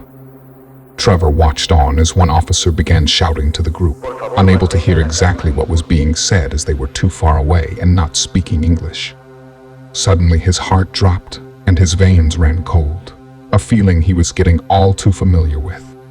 In sheer horror, they watched the three soldiers raise their weapons as they placed a relentless rapid fire among the innocent crowd. There was no screaming to be heard, as it was over within just a few seconds. The passengers from the bus now lay in a bloody disarray of lifeless human bodies. Trevor quickly scrambled with his sister as they ducked behind the rock and held the kids close to them, all of them now sitting against the large boulder. Trevor looked over at his sister as she spoke to him. "They're just killing them all like sick cattle." Trevor put his hands to his forehead and forcefully wiped his brow, attempting to calm himself down. Hearing his sister's words, and in agreement with her conclusions, he looked over at her to respond. But before he was able to speak, they suddenly heard more aircraft screech across the sky above. The four of them looked up, but could not see anything, as the leafy canopy was too thick. Realizing what was about to happen, they looked at each other and grabbed the kids closer to a huddle once more, bracing for an imminent blast. And within seconds, additional aerial fire hitting the earth off in the distance violently shook the soil beneath them as they all clutched each other tightly. Trevor finally responded to his sister's most recent comment. Decontamination.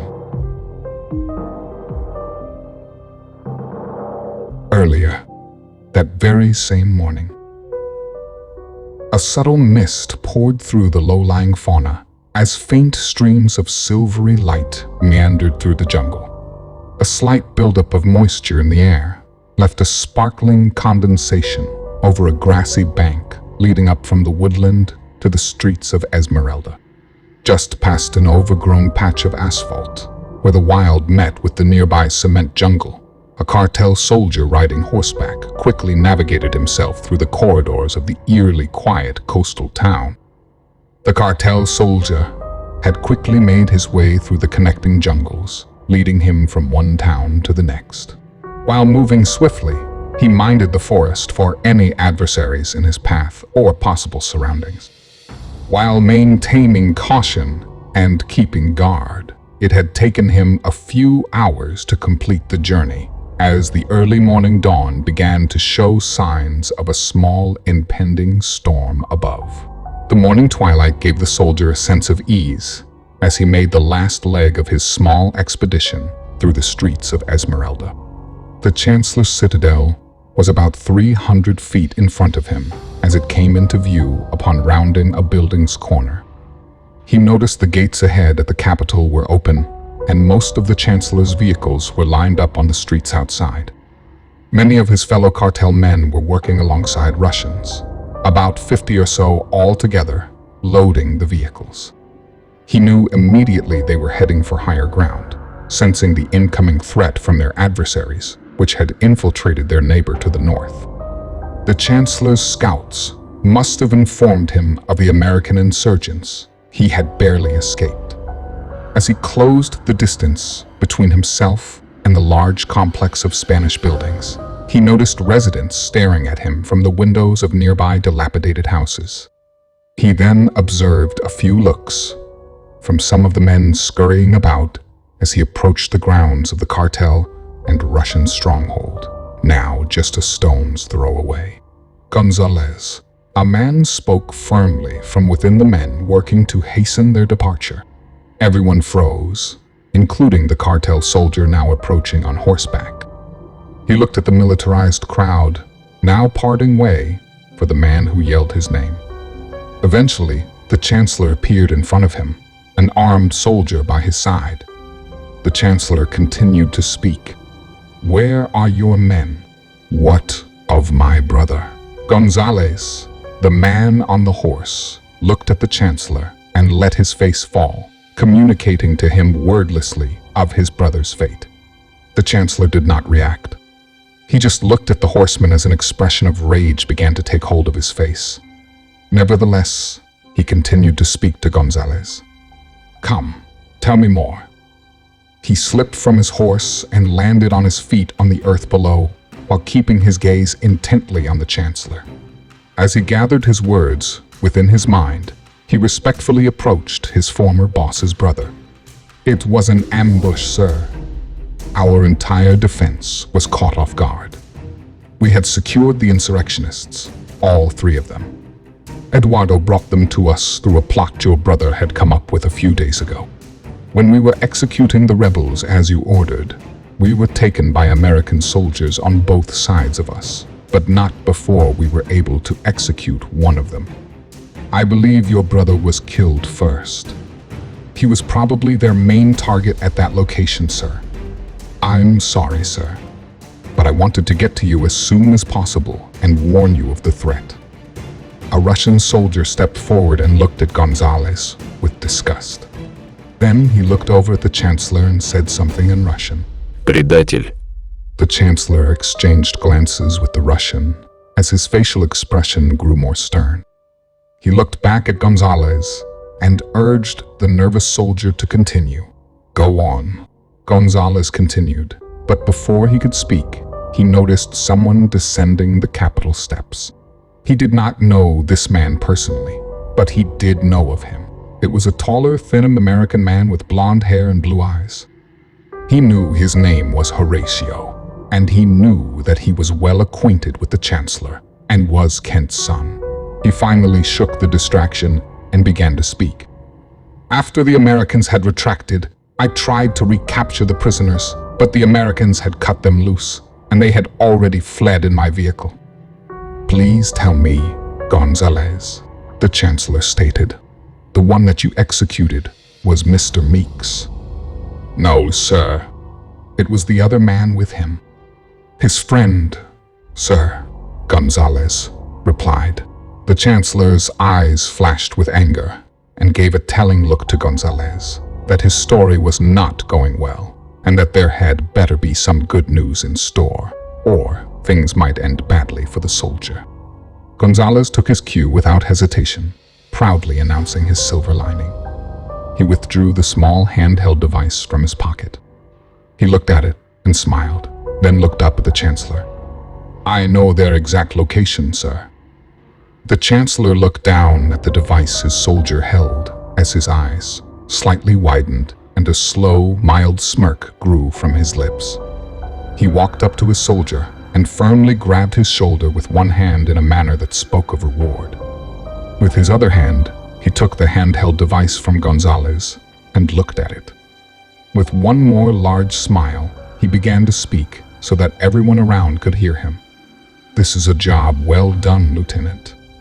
Everyone here should take notice of the Lieutenant's good work. Gonzalez nervously smiled, looking at his boss smiling back at him. Then he watched as the Chancellor leaned in for a more private dialogue, as his face became fierce with rage once again, melting his delighted disposition away with it. The Chancellor spoke once again, this time only slightly above his own breath. If my brother is dead, Gonzalez, then why are you here? Just then, a gunshot sounded off and was met with the splattering of blood all over the Chancellor's face. Gonzalez, now clinging to his last few breaths, dropped heavily onto the soil at the Chancellor's feet. The Chancellor then looked down at the dying man with indifference, while putting his pistol back in its place under his belt behind him. With that, he gathered his leader-like composure and turned to Horatio. Horatio, he yelled as he tossed the device to him. I have my hands full with these ridiculous Americans. Consider your mentoring over. I have 2 tasks for you now. The Chancellor spoke while his volume decreased as he approached the boy half his age. These people, this Trevor Meeks, it's your responsibility now. Remember, he continued as he looked over the crowd of his men and then back at Horatio. This man and his group hung your own father and his 2 men right here on these grounds. The Chancellor then leaned into Horatio and said in a whisper, Make them bleed. Horatio smiled as he pocketed the device, then posed a question to his mentor. And the second task, sir? The Chancellor took a pistol from around his back and handed it to Horatio. He stepped closer to the young man and put an arm around his shoulder and announced to the crowd, Nobody calls my men traitors.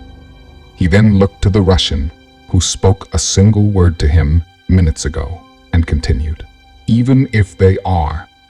With that, Horatio accomplished his second task first. He lifted his pistol and shot the outspoken Russian from earlier, right between the eyes. The Russians in the group loudly rejected the brazen show of force, but were soon quelled by the outnumbering cartel men around them readying their weapons, preparing to back their leader's display. As the crowd became silent once again, the Chancellor regained their attention. He addressed the now seized Russians in his outfit in their own language. "Comrades, your armies have been depleted from one region to the next. Those of you left can choose to work for me or join your friend here on the dirt. You are far away from home, and new recruits are an issue for you. Know this is my home, and my recruits will keep rising. So, the choice is yours." The crowd of men stayed quiet as the Chancellor moved away from Horatio and headed toward the Capitol doors. He turned and looked at all of his men before disappearing into the Capitol building. "Horatio, you have your orders. You may take 2 men with you. The rest of you, our scouts, have found American aircraft heading this way. We have less than 1 hour to move out. Leave the residence." Horatio looked down at the device he was removing from his pocket. It was simply a black GPS receiver with a darkened black screen underneath a thin, cracked glass cover. Within the black screen was a green dot in the center, and at the bordering lower edge of the screen, a red light soundlessly blinked away.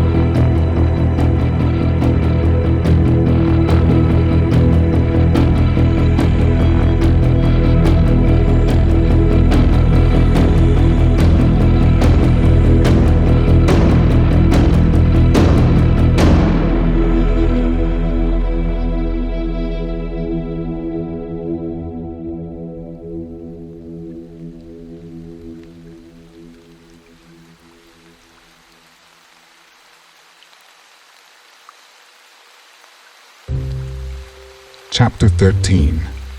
Adrift.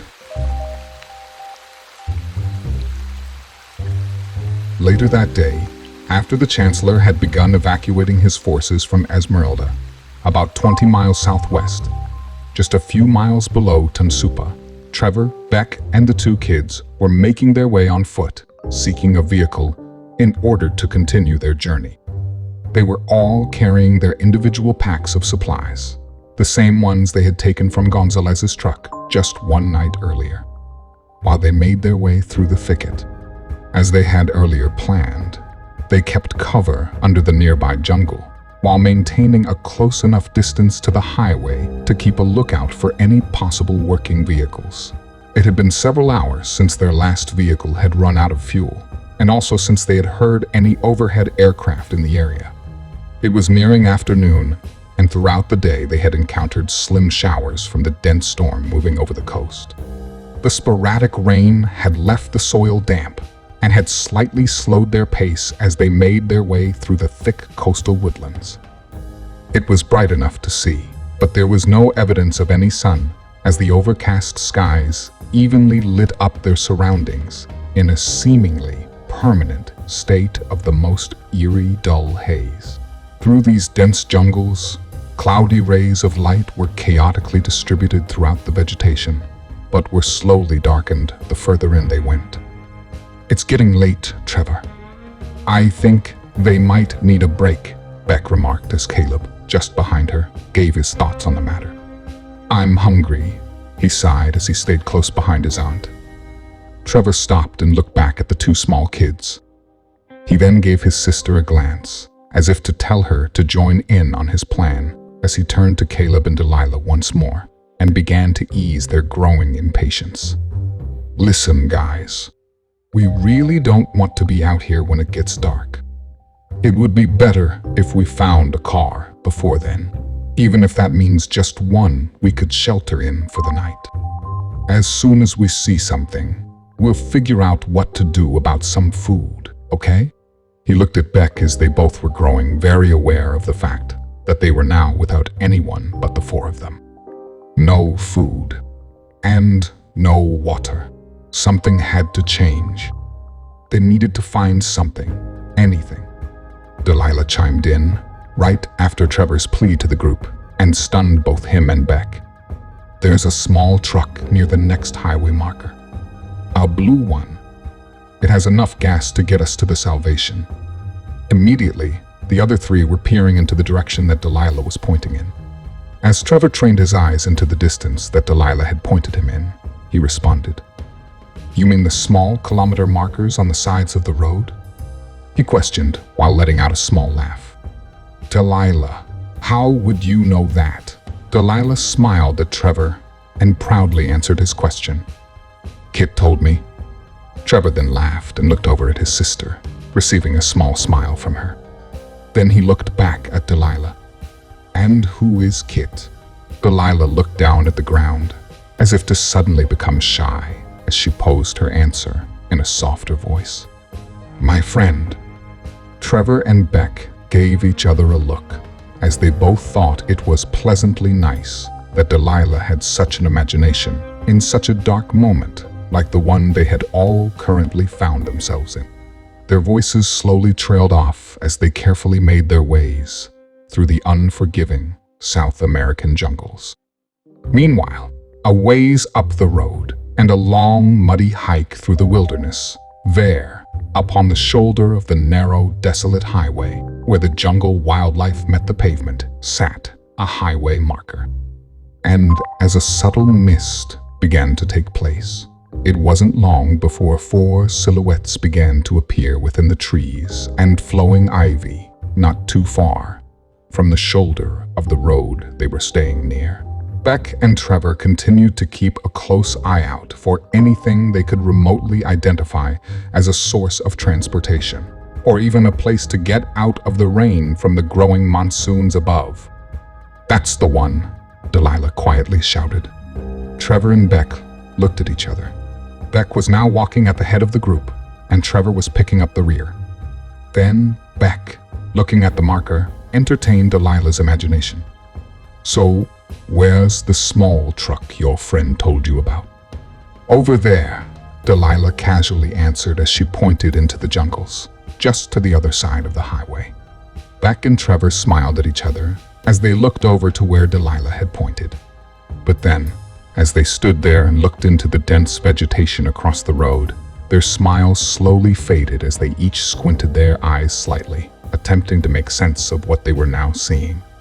As they both looked on, sure enough, just as the little girl had so simply put, something was there, barely peeking through the leaves within the wilderness. They weren't able to make out much, just a metallic surface of some type showing through the jungle's thicket. A small opening, as the apparent side paneling of a possible vehicle shone with a slight bluish color. Trevor and Beck now gave each other a confused look. Then, both at the same time, looked over at Delilah with even more confusion. Delilah, when did you talk to Kit? Beck asked. Both Trevor and Beck now looked at Delilah with anticipation in their eyes. They knew that they couldn't be too careful, and they weren't exactly sure who this Kit character was. Were they someone she had talked to from Vuelta Larga? Was this some kind of twisted trick? One of Santiago's traps he set before he was killed? How did she know this? And who is Kit? They had to be careful, but they also knew they were running out of options, and they couldn't simply walk away from this current windfall. Several hundred feet away, within the trees, sat a blue truck. A vehicle so hidden that if Delilah hadn't said anything, it would not have been discovered. Suddenly, footsteps could be heard approaching as a large crack in the middle of the windshield reflected what little light the stormy skies above had to offer. As the footsteps made their way around the vehicle, a man began surveying his surroundings, seeing if anyone was close by. It was Trevor, and he was now alone. He looked at the vehicle, studying it for any suspicious attributes. It was a much older vehicle, which looked like it was just recently hidden. It was rusting in several places with a mostly intact yet fading blue-painted surface. The small SUV housed 5 seats within it and had various items inside, seeming to belong to its owner. It wasn't much, just some maps and tools, and other various belongings. Then he noticed the back seats, littered with empty water bottles. Suddenly, Trevor heard footsteps behind him. He quickly spun around, and there, just a few feet away from him, stood a young Hispanic male. Trevor froze. The man he now looked at was well within striking distance, and he didn't want to initiate a confrontation. The man, now facing him, wore torn blue jeans, a white undershirt, and a thick khaki corduroy jacket. The man seemed unfazed by Trevor, which struck him as odd. He wasn't quite sure what the man was capable of. He wasn't sure if he had any weapons he might soon brandish. And most importantly, as he checked his surroundings with his peripherals, he wasn't sure if this man had any nearby friends that would be joining them. Then, to Trevor's shock, without saying a word, the man simply walked past Trevor, past the vehicle, and into the jungle, leaving Trevor slightly panicked and now confused. He turned and peered through the back window of the small truck, across the interior, and out the opposite window, where he could see the man stumbling about as he seemed to pointlessly wander into the woods. Trevor then noticed the man pull from his coat pocket a bottle of water as the man quickly threw back the remaining liquid inside. And that was when Trevor lowered his gaze to the back seat of the vehicle where several more empty water bottles lay. As bad as Trevor felt for the man, he knew it was too late for him as he kept an eye on where the stranger had disappeared. While doing this, he slowly reached for the front passenger door and began to open it as a few more water bottles fell to the forest floor. And there, in the ignition, was the vehicle's key. Meanwhile, Beck was crouched behind a rock, near Delilah and Caleb. She was peering around it through her pair of binoculars. And then, after waiting some time, she saw Trevor emerge from the forest across the road, signaling her and the kids that the target had been acquired. As Trevor waited, he turned to the vehicle once more and muttered under his breath, "Okay, let's get to work." And within a few moments, the vehicle sounded off, the 4 now inside as it slowly made its way up the muddy vegetation back to the nearby E15, leaving in its wake a messy patch of consumed, tainted water bottles Trevor and Beck had removed before their departure. Once in full motion, the car made a large U-turn and continued down the highway. As it slowly disappeared, the calm stillness of the forest took hold of the vacant expressway as small drops of rain began descending on the quieting pavement. "This thing is 3/4 full," Trevor said, while behind the wheel as his face beamed with joy. "This can get us all the way there." Beck smiled as she looked at her brother and then back at the kids. She reached into her bag and pulled out a thermos, gaining Trevor's attention. "Isn't that the rainwater we collected earlier?" "I thought we used it all," he said, receiving a rather quick response from his sister. "I refilled it from the runoff of a rock while we were waiting for you." She then reached back and handed the thermos to Caleb, who took his turn and quickly handed it over to Delilah. Upon pleasing the children and their thirst, Beck turned back around in her seat and once again reached down to her feet, this time pulling out a map they had been given the night before. "We still have another 325 miles left to go. What is that, like 8 hours?" Beck asked her brother. Trevor thought about his sister's estimation and agreed with her. "Yeah, something like that. Maybe 8, 9 at the most, I'd say." Beck thought to herself, reflecting on their current find. Although for years, Things really hadn't made much sense. However, this paled in comparison to the last couple of days. And he just walked away. Trevor had his answer ready.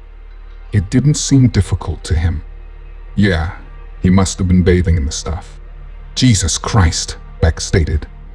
That could have been us. I drank a few of the bottles they gave me.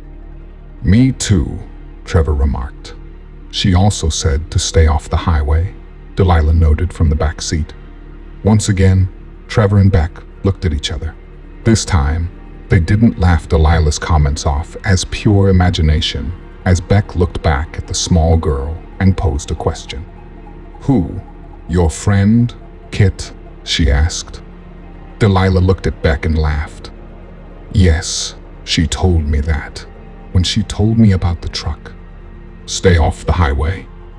Trevor and Beck looked at each other. Then they looked over at the impossibly thick jungle when Trevor finally chimed in. I think it's too thick for us to drive through, sweetie. With this rain, we might even get stuck. Delilah looked out the window at the darkening wilderness. She was recently in herself. As she let her eyes wander, for a quick and fleeting moment, she noticed a darkened figure within the trees as she responded to Trevor. Yeah, plus I don't like it in there. It's scary. Trevor and Beck, however, weren't letting it go as easily as the small child in the back seat, sitting next to her brother, had done. They looked at each other silently, wondering how accurate this little girl's friend just might be. Trying to shake it off, convincing themselves that their vehicle they'd found wasn't a product of some imaginary friend, and instead was just an amazing coincidence. And knowing that the dense jungles on either side seemed to pose much more risk, they both looked off into the distant road ahead, wondering what their journey had in store. As they proceeded down the highway, the afternoon sun was now beginning to make its descent, announcing to the earth below a cold and rainy evening was on the way. Some rays of sunlight began beaming through the overcast skies, creating refractions of light through the rain, which formed a dispersion of different shades of colors across the skies above. The four made their way down the E15 as a state of ease pleasantly swept through their newly acquired vehicle. You should try to get some rest, Beck, while I'm driving. Then we can take shifts. Sounds good to me. Wake me up when we're halfway. The conversation then slowed as the four travelers continued their journey south. That evening, when the sun was beginning to set, tucking itself in for the night within the distant Pacific horizon, the kids were asleep as Beck watched the beautiful colors in the sky change from vibrant oranges and reds to muted purples and pinks. She watched as the overcast skies simply turned dark without a star in the sky, as a dull full moon lit up the curtain of clouds below it. Trevor had been sleeping now for almost 3 hours. Beck felt as if they were making good time. After all, they still had a day and a half left, and they were only about an hour from their target. Trevor had a tendency to toss and turn in his sleep, which is why she could tell he needed the rest, as his motionless body lay curled up next to her, almost completely silent. While she drove, she pondered the recent weeks. She thought of her grandfather. She remembered sitting on his lap when she was just a little girl. She remembered visiting him at his lake house and sitting on the dock with her younger brother. She remembered showing him how to properly skip a smooth stone across the water's surface. How to throw it just right. A delicate flick of the wrist as the stone would sail off, gracefully bouncing along its glassy path, ultimately sinking into the water itself. She then thought of Anne and Eugene, how they were such a driving force within their small team, how they lucked upon them when she was taken by a group of Russians. Anne was always pretty quiet, but she was always ready to help wherever it was needed. And Eugene, his expertise with computers and electronics, had come in handy through some of their most dire moments. Then As she was deep in thought, her eyes began to well up as an image of Seth slowly crossed her mind. Watching the sheer and utter painful death he had gone through right before her very eyes, unable to do anything about it. Then, as the road in front of her began to slowly darken, she snapped out of her gloomy daze, while the last sliver of sunlight cued her to turn on her high beams, lighting up the pavement as they made their way through the small coastal town of Montanita. A large bend of freeway laid in front of her as she began to calculate how much gas they would need to complete their trip. She felt they had less than an hour to travel and had about an eighth of a tank. She smiled as she felt confident this amount of fuel should be just enough to get them through. Just then, she noticed a dark void on the freeway about a half-mile ahead. Since they began, it wasn't rare to come across abandoned cars here and there. But now, with the lack of light, this felt much different. She knew she was just being paranoid, so she didn't bother waking her brother, while she let her foot off the gas slightly and decreased her speed. She wanted to get a closer look at the object in the road ahead, and she figured she could do this if she maintained a lower speed. Going now about 55 miles an hour, the object was getting closer, and her paranoia was fading as she did not see anything out of the ordinary. The obstacle seemed to be in the middle of the freeway, not uncommon, however slightly nerve-wracking as darkness settled around her. About quarter mile or so to go before surpassing the incoming hurdle, Beck's confidence swept back in, as she was now close enough to see with her headlights that a threat seemed unlikely. Then, as a sweet and sour medley of flavors would jar one's taste, so did Beck's emotions as her confidence swiftly turned to apprehension. Suddenly, without warning, their blue Suburban was flooded in light from the vehicles ahead. She began to brake as panic set in. Thoughts began to flood her mind as the loudest thought directed her next choice. She needed to wake her brother. As she began to let her brother's name fall from her lips, she heard an echoing, piercing sound come from the distance.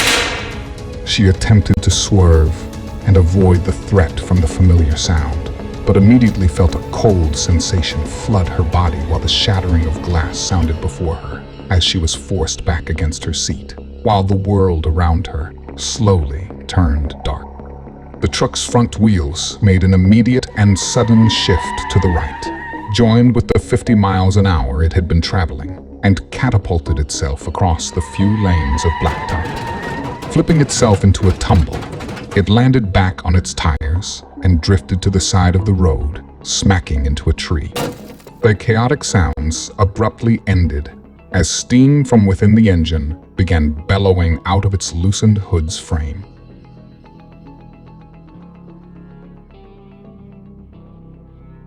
Trevor slowly began coming to while regaining his focus.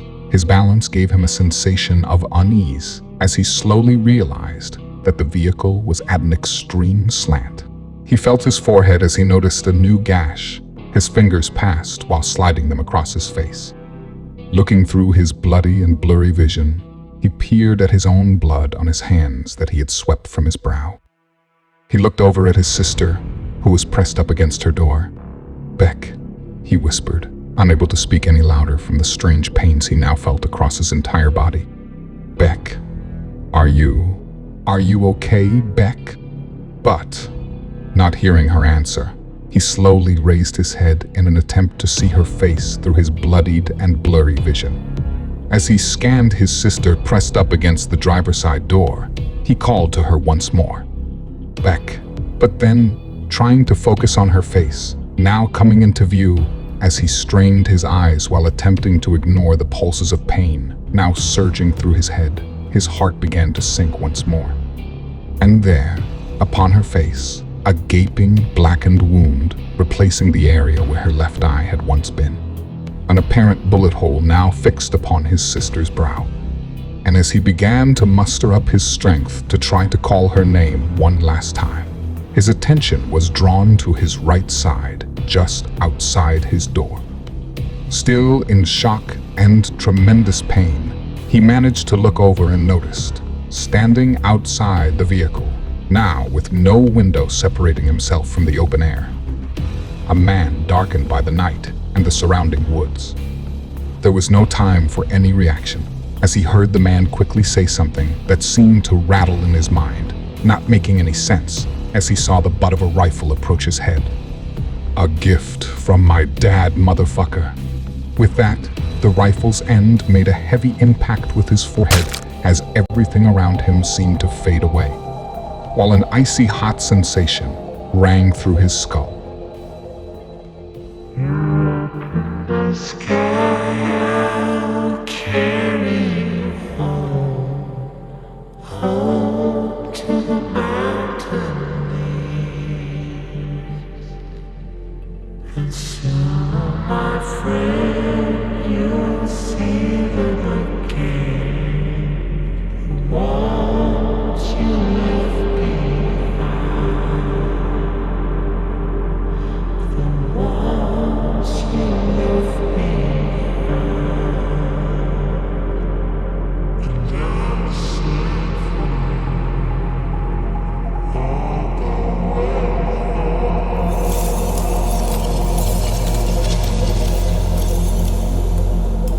Several years earlier,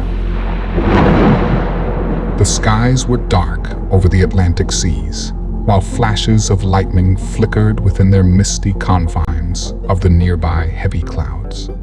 A few United States F-16s made their way through the murky atmosphere while closely monitoring their surroundings as they escorted the large Boeing 747, also known as Air Force One, through the murky and stormy night skies.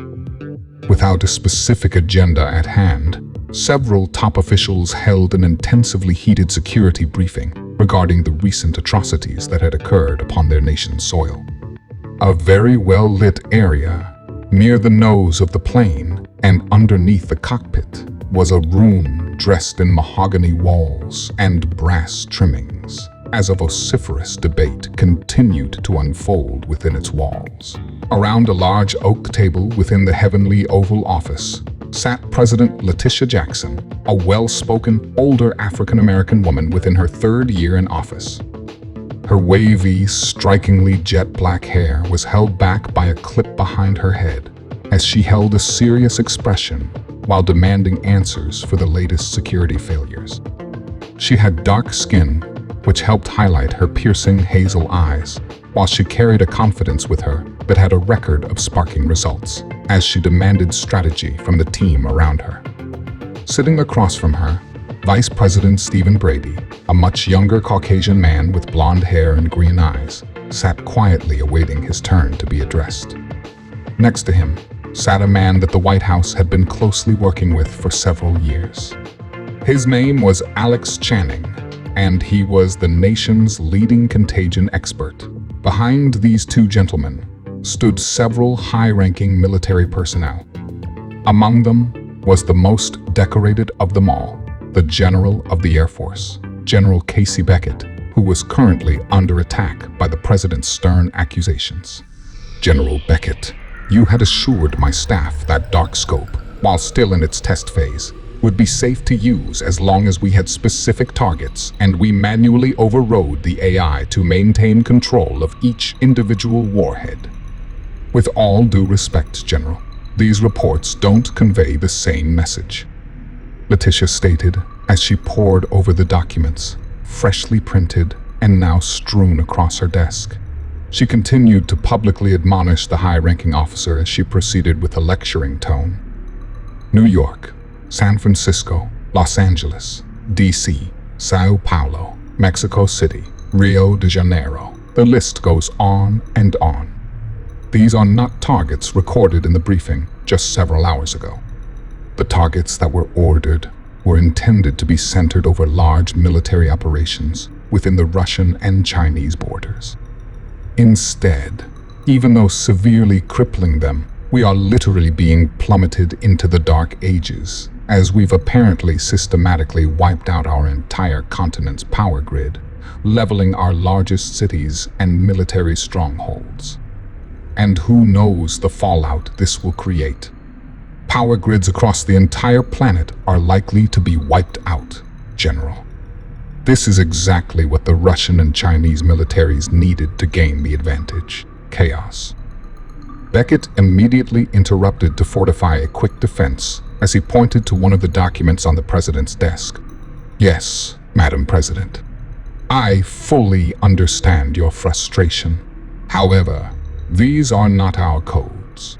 While they are still within the guidelines of the Department of Defense's formatting, they are simply not ours. It's as if another component tampered with the codes before reaching Dark Scope's apparatus. The AI is simply unable to override any authentic manual commands, he answered, as he began to inform the president of his department's assessment on the breach. We have successfully tracked the backlogs of the program and found a code inside it that has been laying there for years. It's not Russian or Chinese. We thought it might be Iranian, but then we came across this, he said, as he rifled through the clutter of pages on the desk between them. This isn't the first time we've come along this dialect. Several years ago, one of my men sent a transmission like this over to headquarters before he was forced to self-detonate deep underground in one of our South American labs. Zancudo. At that point, Mr. Channing spoke up. My brother, Salvador, was with him, Madam President. He died in that blast. He'd been studying the specimen there for several years. Madam President, we believe this to be the same dialect as my brother's specimen. They were able to triangulate coordinates of the specimen's origin through ongoing sessions and decoding. Our hacker appears to be from a small planet, Darius of Alpha Centauri. As the president closed her eyes, a sense of helpless anger became apparent to the officials around her as the general began to speak once again.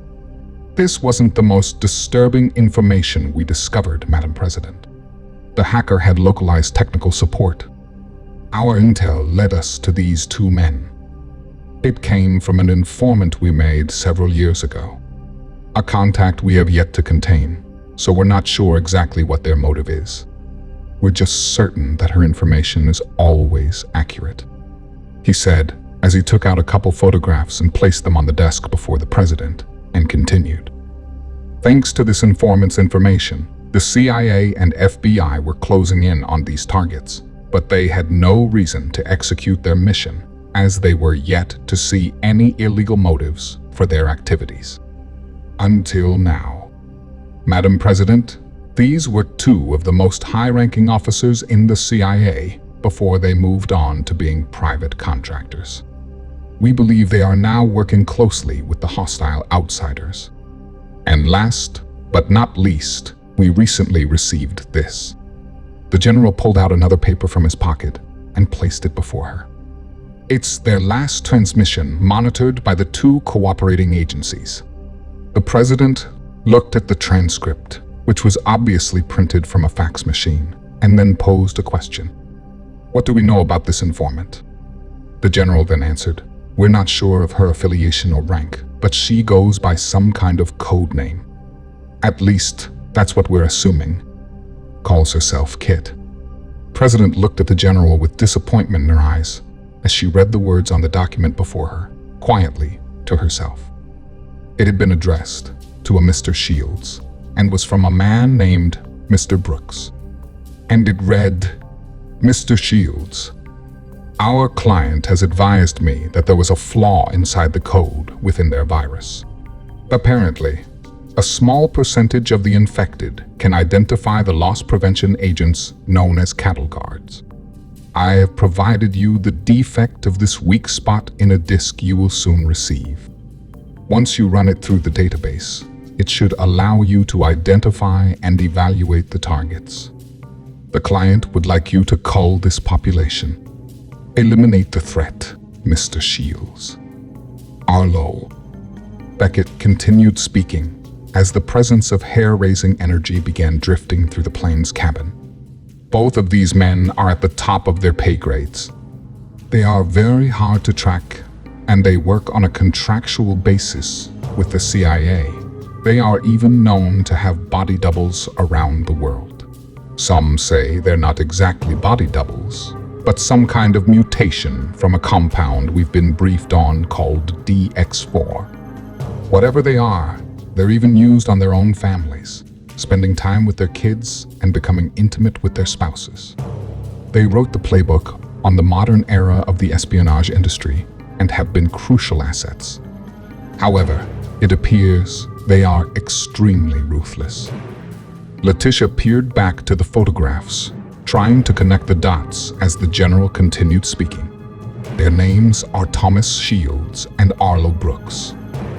And this picture of Thomas Shields, although unbeknownst to the officials aboard Air Force One, was the same man that was once within Trevor's team, below them on the ground. It was Seth's father.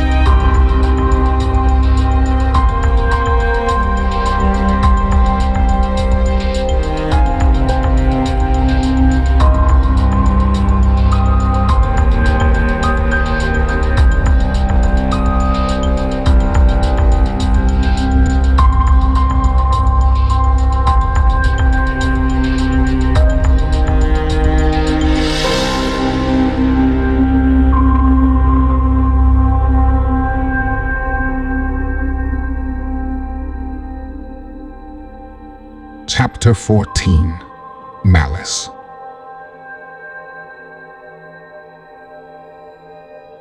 Trevor now found himself in a darkened haze.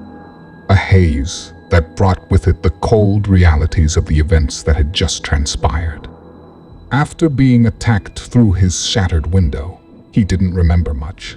But one thing that he did remember played over and over within his mind, like a relentless nightmare seeping through his entire being, controlling every thought. And as he slowly began to regain his bearings, he looked around within the quagmire that used to be their only way out of this cat and mouse scenario. Him and his companions had been trapped in over the last couple of weeks. As he mustered up the courage to look upon his sister once more, he tried to shake his most recent image of her, rattling within his head, hoping it was perhaps just a bad dream. But to Trevor's dismay, as he once again peered over at Beck, just like before, there, where her eye had once been, a bullet wound was now instead. "Beck," he whispered. "Beck, no. Please, no." And as a tear began to slip from his own eye, a hint of hope washed over his face as he immediately drew his attention back to his sister. He could hear her trying to speak. "Beck," he whispered once more. As he held his gaze intently upon her lips, he could see them slightly move in another attempt to speak once more. But then, whisking him swiftly away from a hopeful demeanor, horror set in as Beck quickly sat up and lunged at her brother, sitting in the passenger seat of the now defunct vehicle, and met him face to face, blood now dripping from her gaping wound onto Trevor as she let out a few unnerving words. "Wake up, Trevor. You must save them. You must save yourself." Trevor was suddenly punched in the gut, bringing him out of his brief, dark dream. And as a man withdrew his fist, Trevor regained consciousness, his hands now tied behind him, leaning against a tree. The vehicle now, not in sight. It was dark and very cold as he tried to focus his sights. The man who had assaulted him was just a dark silhouette as he stepped back at the sight of Trevor awakening. Just then, another man stepped forward and kneeled down near him and spoke. "Wake up, Trevor." The stranger then reached behind him and grabbed a duffel bag that Trevor immediately recognized. It was the one he had been carrying for the last day or so.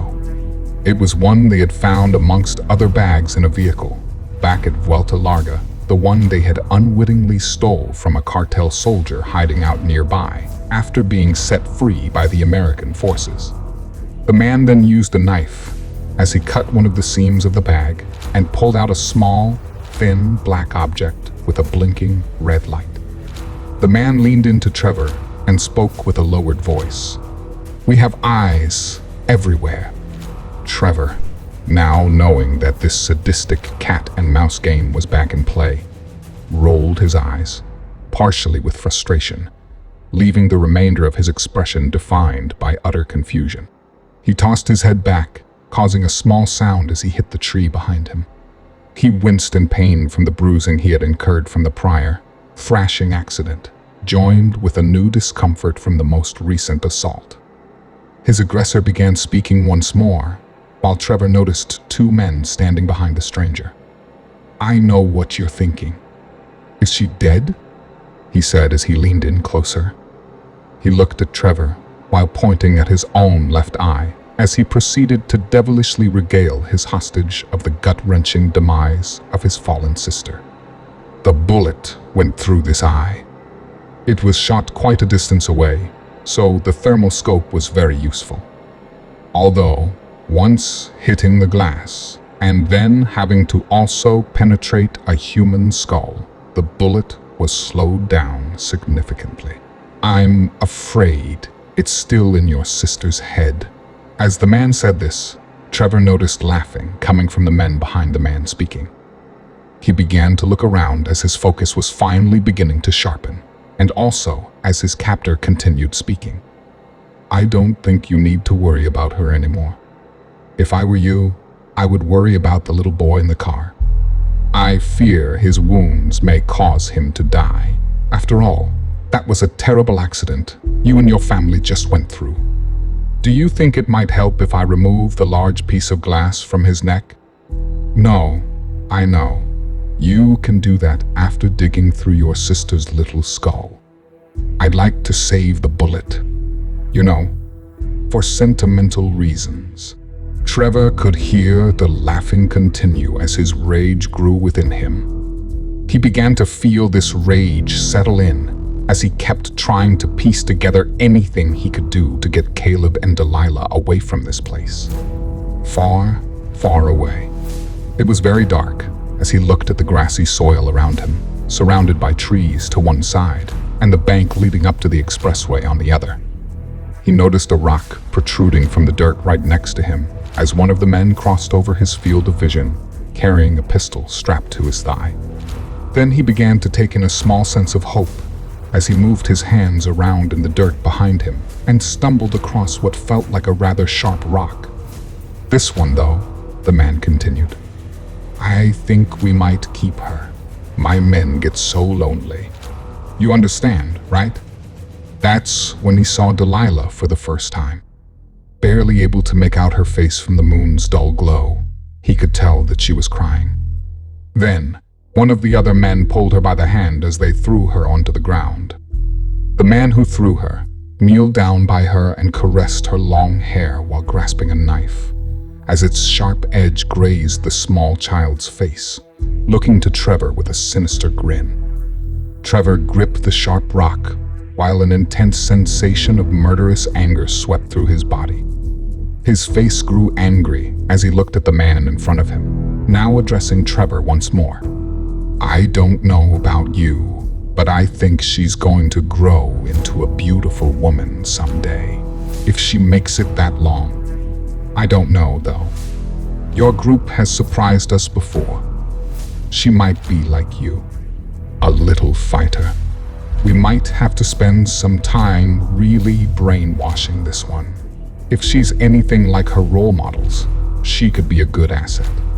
You know, amongst other things," he said as he looked back at his men who were still laughing quietly, one still holding the little girl down. Then he looked back to Trevor and continued his sick monologue. "What do you think, Trev? You think this one has some fight in her?"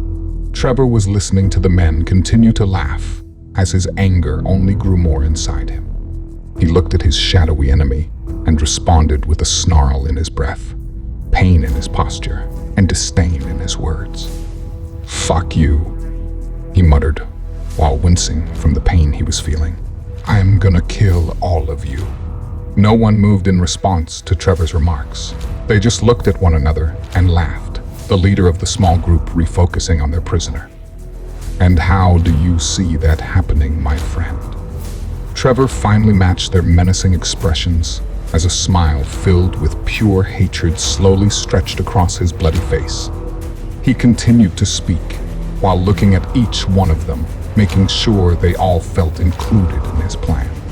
"First, I'm gonna knock that guy out cold," he said while nodding his direction at one of the men, causing his aggressor to look in the same direction and then back at his hostage as Trevor continued. "Then I'm gonna stab that one in the throat. And then, finally," he stated, pausing for a moment and smiling more confidently. And as his smile reached its maximum, he proceeded foretelling their fates. "Then I'm going to make you eat your own fucking gun." This time, the leader of the three showed a slight hint of hesitation, having witnessed his hostage's capabilities in the recent weeks, as he pathetically tried hiding it with his menacing laughter and ordered one of his men to secure Trevor. "Tighten his bounds. We can't take any chances with this one." One of the men, listening to his commander, crossed in front of his boss and began walking around Trevor as he passed between the two. Trevor took advantage of his window and stretched his legs out and clasped the man's feet with his legs, and then drew them quickly back, causing the man to fall face forward. The man then fell flat on his face next to Trevor, slamming his forehead into a nearby protruding rock. Fragments of bone, painted red from dripping blood, broke around the rock's sharp edges. And as soon as this happened, the leader backed off to retrieve his weapon as the man that once had Delilah in his grips let go of the little girl and sprung towards Trevor in an attempt to subdue their hostage. But Trevor effortlessly rose to his feet as a rush of adrenaline took over.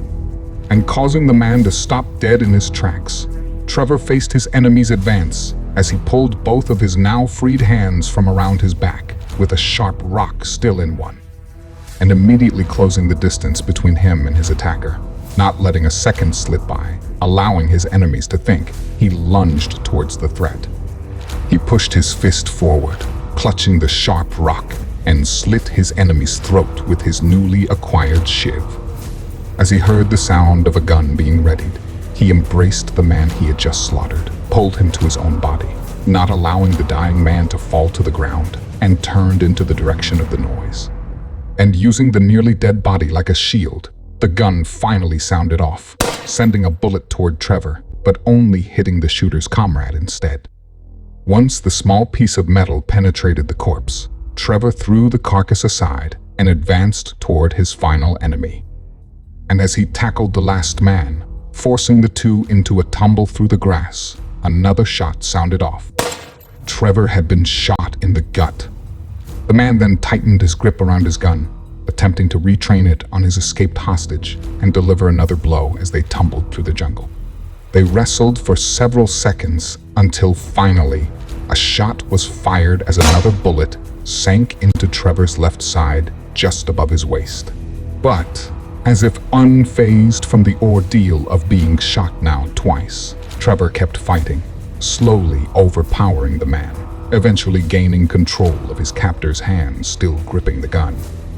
And though the other man was still holding the weapon, Trevor forced his hands to turn it on himself as his enemy let out a yell. Trevor then kneeled on his adversary's chest as the man was quickly met with his own gun being shoved forcefully into his mouth. He pushed the gun in as far as he could, while letting out sounds only one could describe as animalistic or psychotic. Finally, as he now held the gun down the throat of his enemy, he leaned in and spoke. I hope you burn. And with that, he squeezed the trigger, ushering a bullet through the skull of the man he now held down under his knees.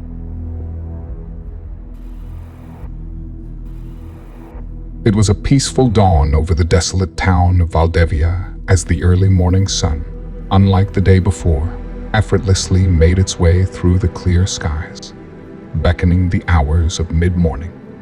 After the storm had rolled through, the soil of the jungles let off a familiar aroma one might recognize as an after-rain perfume. The open sea air swept through the trees and orchestrated a symphony of calm as leaves fluttered about the jungle's canopy.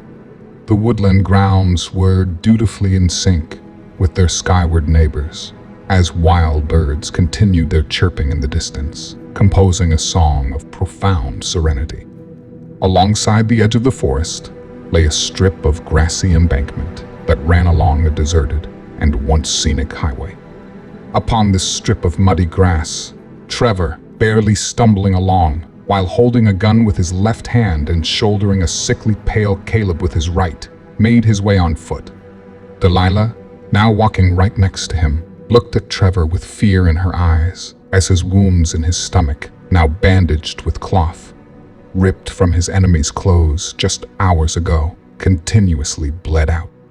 As the trio made their way, Trevor and Delilah each held a somber silence. His lower half was completely drenched in blood as he periodically checked his poorly wrapped wound by rubbing his fingers along it. The three continued along, leaving droplets of blood dripping down the blades of grass they passed over. Delilah kept her eye on Trevor, every now and then looking up at him. But his face was always the same. Though she kept hearing signs of discomfort come from her uncle, he never changed his facial expression, always calm and focused on the path ahead of them. But then, something did change. She began to hear sounds coming from behind them as she turned around and looked. Trevor, too, focused on walking and keeping his injuries from his mind, followed her lead to see what she had heard. The sight nearly made him vomit as he looked off into the distance and saw a convoy of vehicles racing their way. He looked to Delilah, cueing her to follow his lead as they began running. He peered over at the forest and contemplated ducking for cover, but could not imagine negotiating the mildly rough terrain in his condition. He could not think of a better plan as he gently set Caleb on the ground and checked his gun for a bullet count. Suddenly becoming very dizzy, he lost his balance and hit the dirt, landing right next to Caleb. And as he clutched the little boy's dying body, he reached out for Delilah's hand while dropping his gun in the process. As he looked at her, not knowing if she was looking back as his vision had become severely blurry and distorted, he managed to get out one final word. Run. He didn't remember much after that, except for strangely lying on the highway. But didn't he collapse on the grass? He thought to himself. And who is this? And as he faded in and out, he noticed a blurry figure now kneeling over him. His hearing was coming and going, but he made sense of a few of the words that were being spoken around him. Clean. This one's clean too.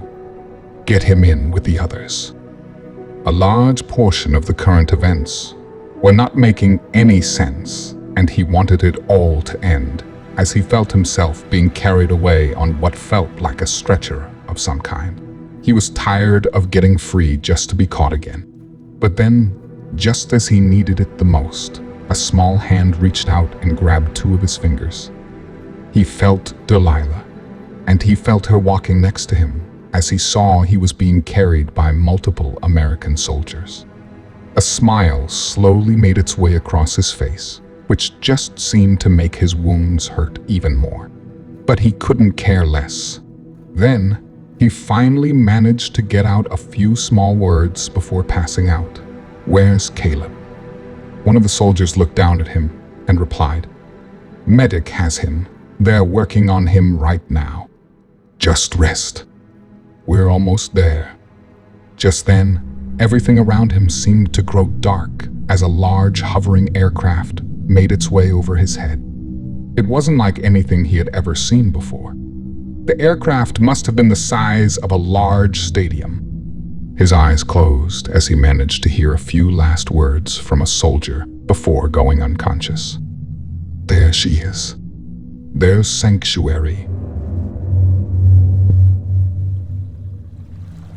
Trevor now found himself in a peaceful environment as he looked out toward the lake and admired how the sunlight washed over its surface while ripples of traveling waves carried the light's reflection with an effortless sense of grace.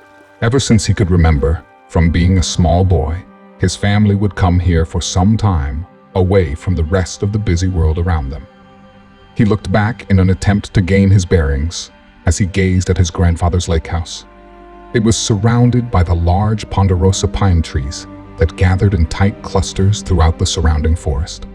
While he peered at the cabin, a familiar sense of calm swept through his body as he became comfortable, as if a security blanket of childhood memories seemed to cloak him in a tight embrace.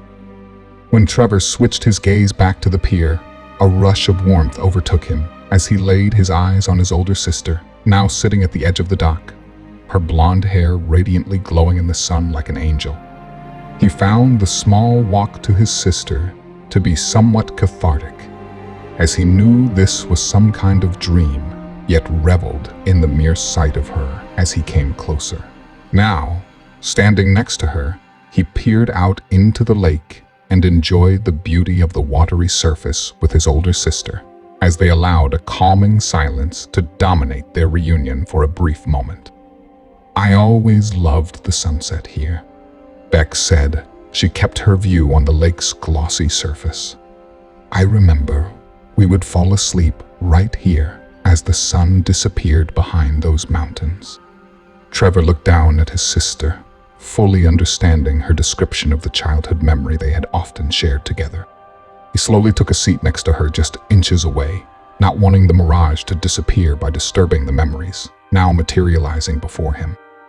He continued to look out at the water, matching the sights his sister held within his own mind as he responded to her with a hushed tone. "Mom and Dad would let us sleep out here every night," he said as he looked over at her.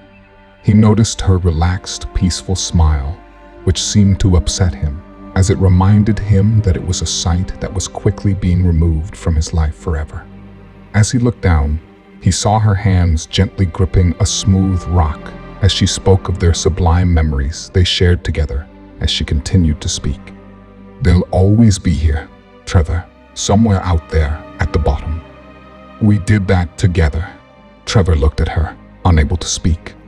He wanted to beg her to not throw the stone, worried with an intense fear that it would quickly usher the end to his small reunion with his departed older sibling. Instead, all he could do was manage a few words to creep past the thick lump, now swollen within his throat, as a tear began to slip from the corner of his left eye. "I don't want to go through this without you," he said as he looked back down at his trembling hands. He listened closely to her next words, as fear of his sister never talking to him again began to take its utterly depressive hold over his entire being. "I love you, Trev. Others need you now. Your journey isn't over. You need to let me go. You need to be there for them. You don't know how important they really are."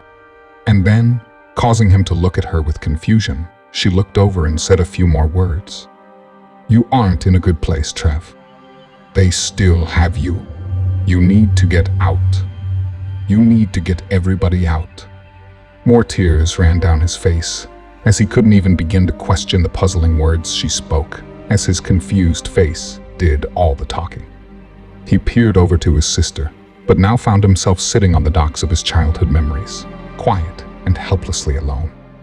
Beck was now gone. Then he looked out into the distance as he saw a smooth stone plunk into the water's still surface, causing a slight disturbance within its glassy entrance.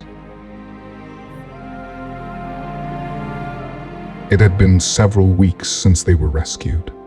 Trevor stood there in the grass as he held a quiet gaze. He was wearing thin cloth pants. He could still feel a bandage on one of his calves, underneath them, where a GPS tracker had recently been surgically removed. And Delilah, at his side, held his hand as they both stood in silence while they looked at the ground. Both wearing their new clothes and staring at the ground together, Delilah decided to break the silence. "I think it's pretty," she said, while not looking away from the ground. Trevor agreed in response. "I think you're right, Delilah," he said as he looked over at her with a small smile and then back to the tiny gravesite below them. The small grave was comprised of a modest-sized grassy mound with a short stone slab erected in the middle of the tiny hill. Trevor looked over as he noticed Caleb reaching up for his opposite hand while smiling up at his uncle. He looked down at the small boy, who still had a bandage wrapped around his neck, and said a few words. "I think your Aunt Beck will love our new home. Even if her body is not physically here, she'll always be with us." He looked back and forth, from one small child to the other, and continued. "Now you guys can come here anytime you want to talk to her. Or talk to any of them, okay?" They stood there, as silence once again wrapped them in its warm embrace, while they admired the thin stone slab. On it, crudely etched with a blade of a knife, read the names of all their loved ones they had lost along the way. From top to bottom, it read, in loving memory, Beck, Seth, Jack, and Eugene, and finally, Thomas. Trevor then peered at the sky. It was overcast. It was always overcast. This new place they were in, although safe as it seemed, always held a dark, cloudy sky above. He was in a small, newly constructed neighborhood. The houses, all very small, each were identical. As he scanned the neighborhood, he noticed the other homes, exactly as his, a few rooms with a small back porch. And as they stood there together upon that small porch, Trevor noticed something beyond his small fence amidst a few bushes, a figure peering at him.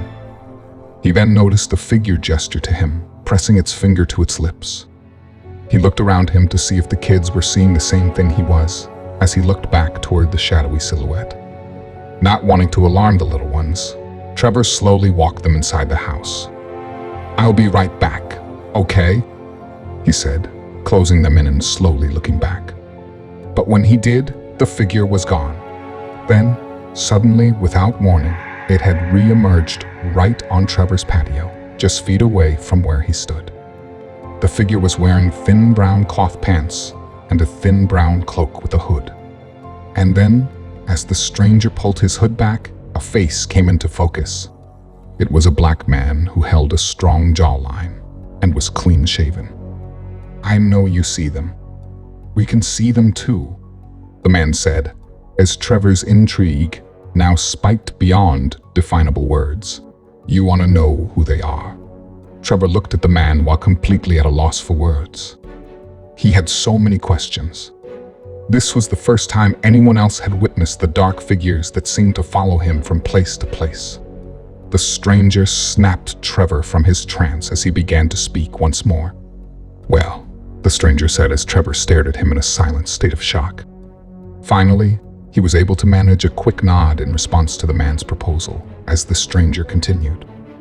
"The dark objects you are seeing aren't really there. Chasing them would be like chasing a rainbow. You can see the colors fine, but as you move, the colors shift and become more distorted, eventually disappearing altogether. It's a computer program projecting itself across its investments. It's security software, kind of like loss prevention." The stranger kept speaking, every word scratching the back of Trevor's mind, reminding him of a dream he had once had. "We call them cattle guards. They're not able to actually do anything other than surveillance, but that doesn't mean they're not dangerous. They can raise alarms, so I'm sure you can understand the benefits of having this ability to see them. Having this ability, though, is something that only a few possess. You see, These so-called open pastures back on Earth were too frightful for humans to handle. Assets were lost. If they weren't lost, they were often damaged. The Russians and cartels were not the ideal farmers. They leaned too heavily on their typical authoritarian style management. Eventually, their client terminated the contract, turned to the Americans. Hopefully, for a more sustainable farm and more competent farmer. Trevor's mind began racing more than before. Back on Earth? Cattle guard? What was this stranger going on about? And why the hell was it eerily reminding Trevor of some kind of lost truth he once knew? The stranger continued speaking as Trevor listened more closely than he had ever listened to anyone before. That's right. We're not on Earth any longer. We are on a planet within the Alpha Centauri star system. Right now, you and I, and those little ones in your home, we're all on another planet. A planet called Darius. This put Trevor a little too far over his comfort zone, within theories he wasn't quite ready to be convinced of. This is the new open pasture, completely isolated, where they have full control. And when I say they, I don't mean these American soldiers. It's someone else who really sits at the top between all the different militarized forces and this client they all are vying for. A man named Arlo Brooks. Trevor's eyes opened as an expression of fear ran its course along his face, escorting with it a state of panic that began to take hold of his entire being as he asked himself several perplexing questions. Is it possible I'm really on another planet? Is this really not over? Questions stacked up with increasing speed as Trevor looked over at the man once more. But when he did, the man had disappeared. Suddenly, Trevor heard a loud knock as he peered into his home through a window, where he saw Delilah and Caleb now focusing their attention on the front door. Trevor was immediately met with a feeling of unease as he re-entered his home through the back. What the hell was going on? Was he losing his mind? It all seemed to be so surreal. As he slowly made his way into his home, he quietly closed the door behind him and began walking across his living room, while Caleb and Delilah wondered who it could be. He continued his path to the front door as his overflowing mind continued reeling. Who could this be? Eventually coming to the door, where they had all heard the obvious sounds of someone knocking, he paused. And realizing there still hadn't been a second knock, he thought to himself. Perhaps the visitor had left. But then, suddenly, and causing Trevor to slightly flinch, another round of knocking sounded off. He now looked down at the kids and gave them each a reassuring smile and slowly reached out to open it. And as the door began to open, a man came into view. That was when the hair on Trevor's neck began to stand on edge, as the man on the other side of the open door was now fully in Trevor's sights. It was a blond man with glasses and a mustache.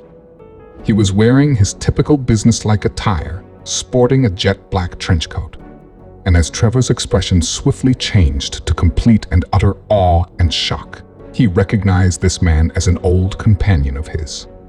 A father of a dear friend he once had.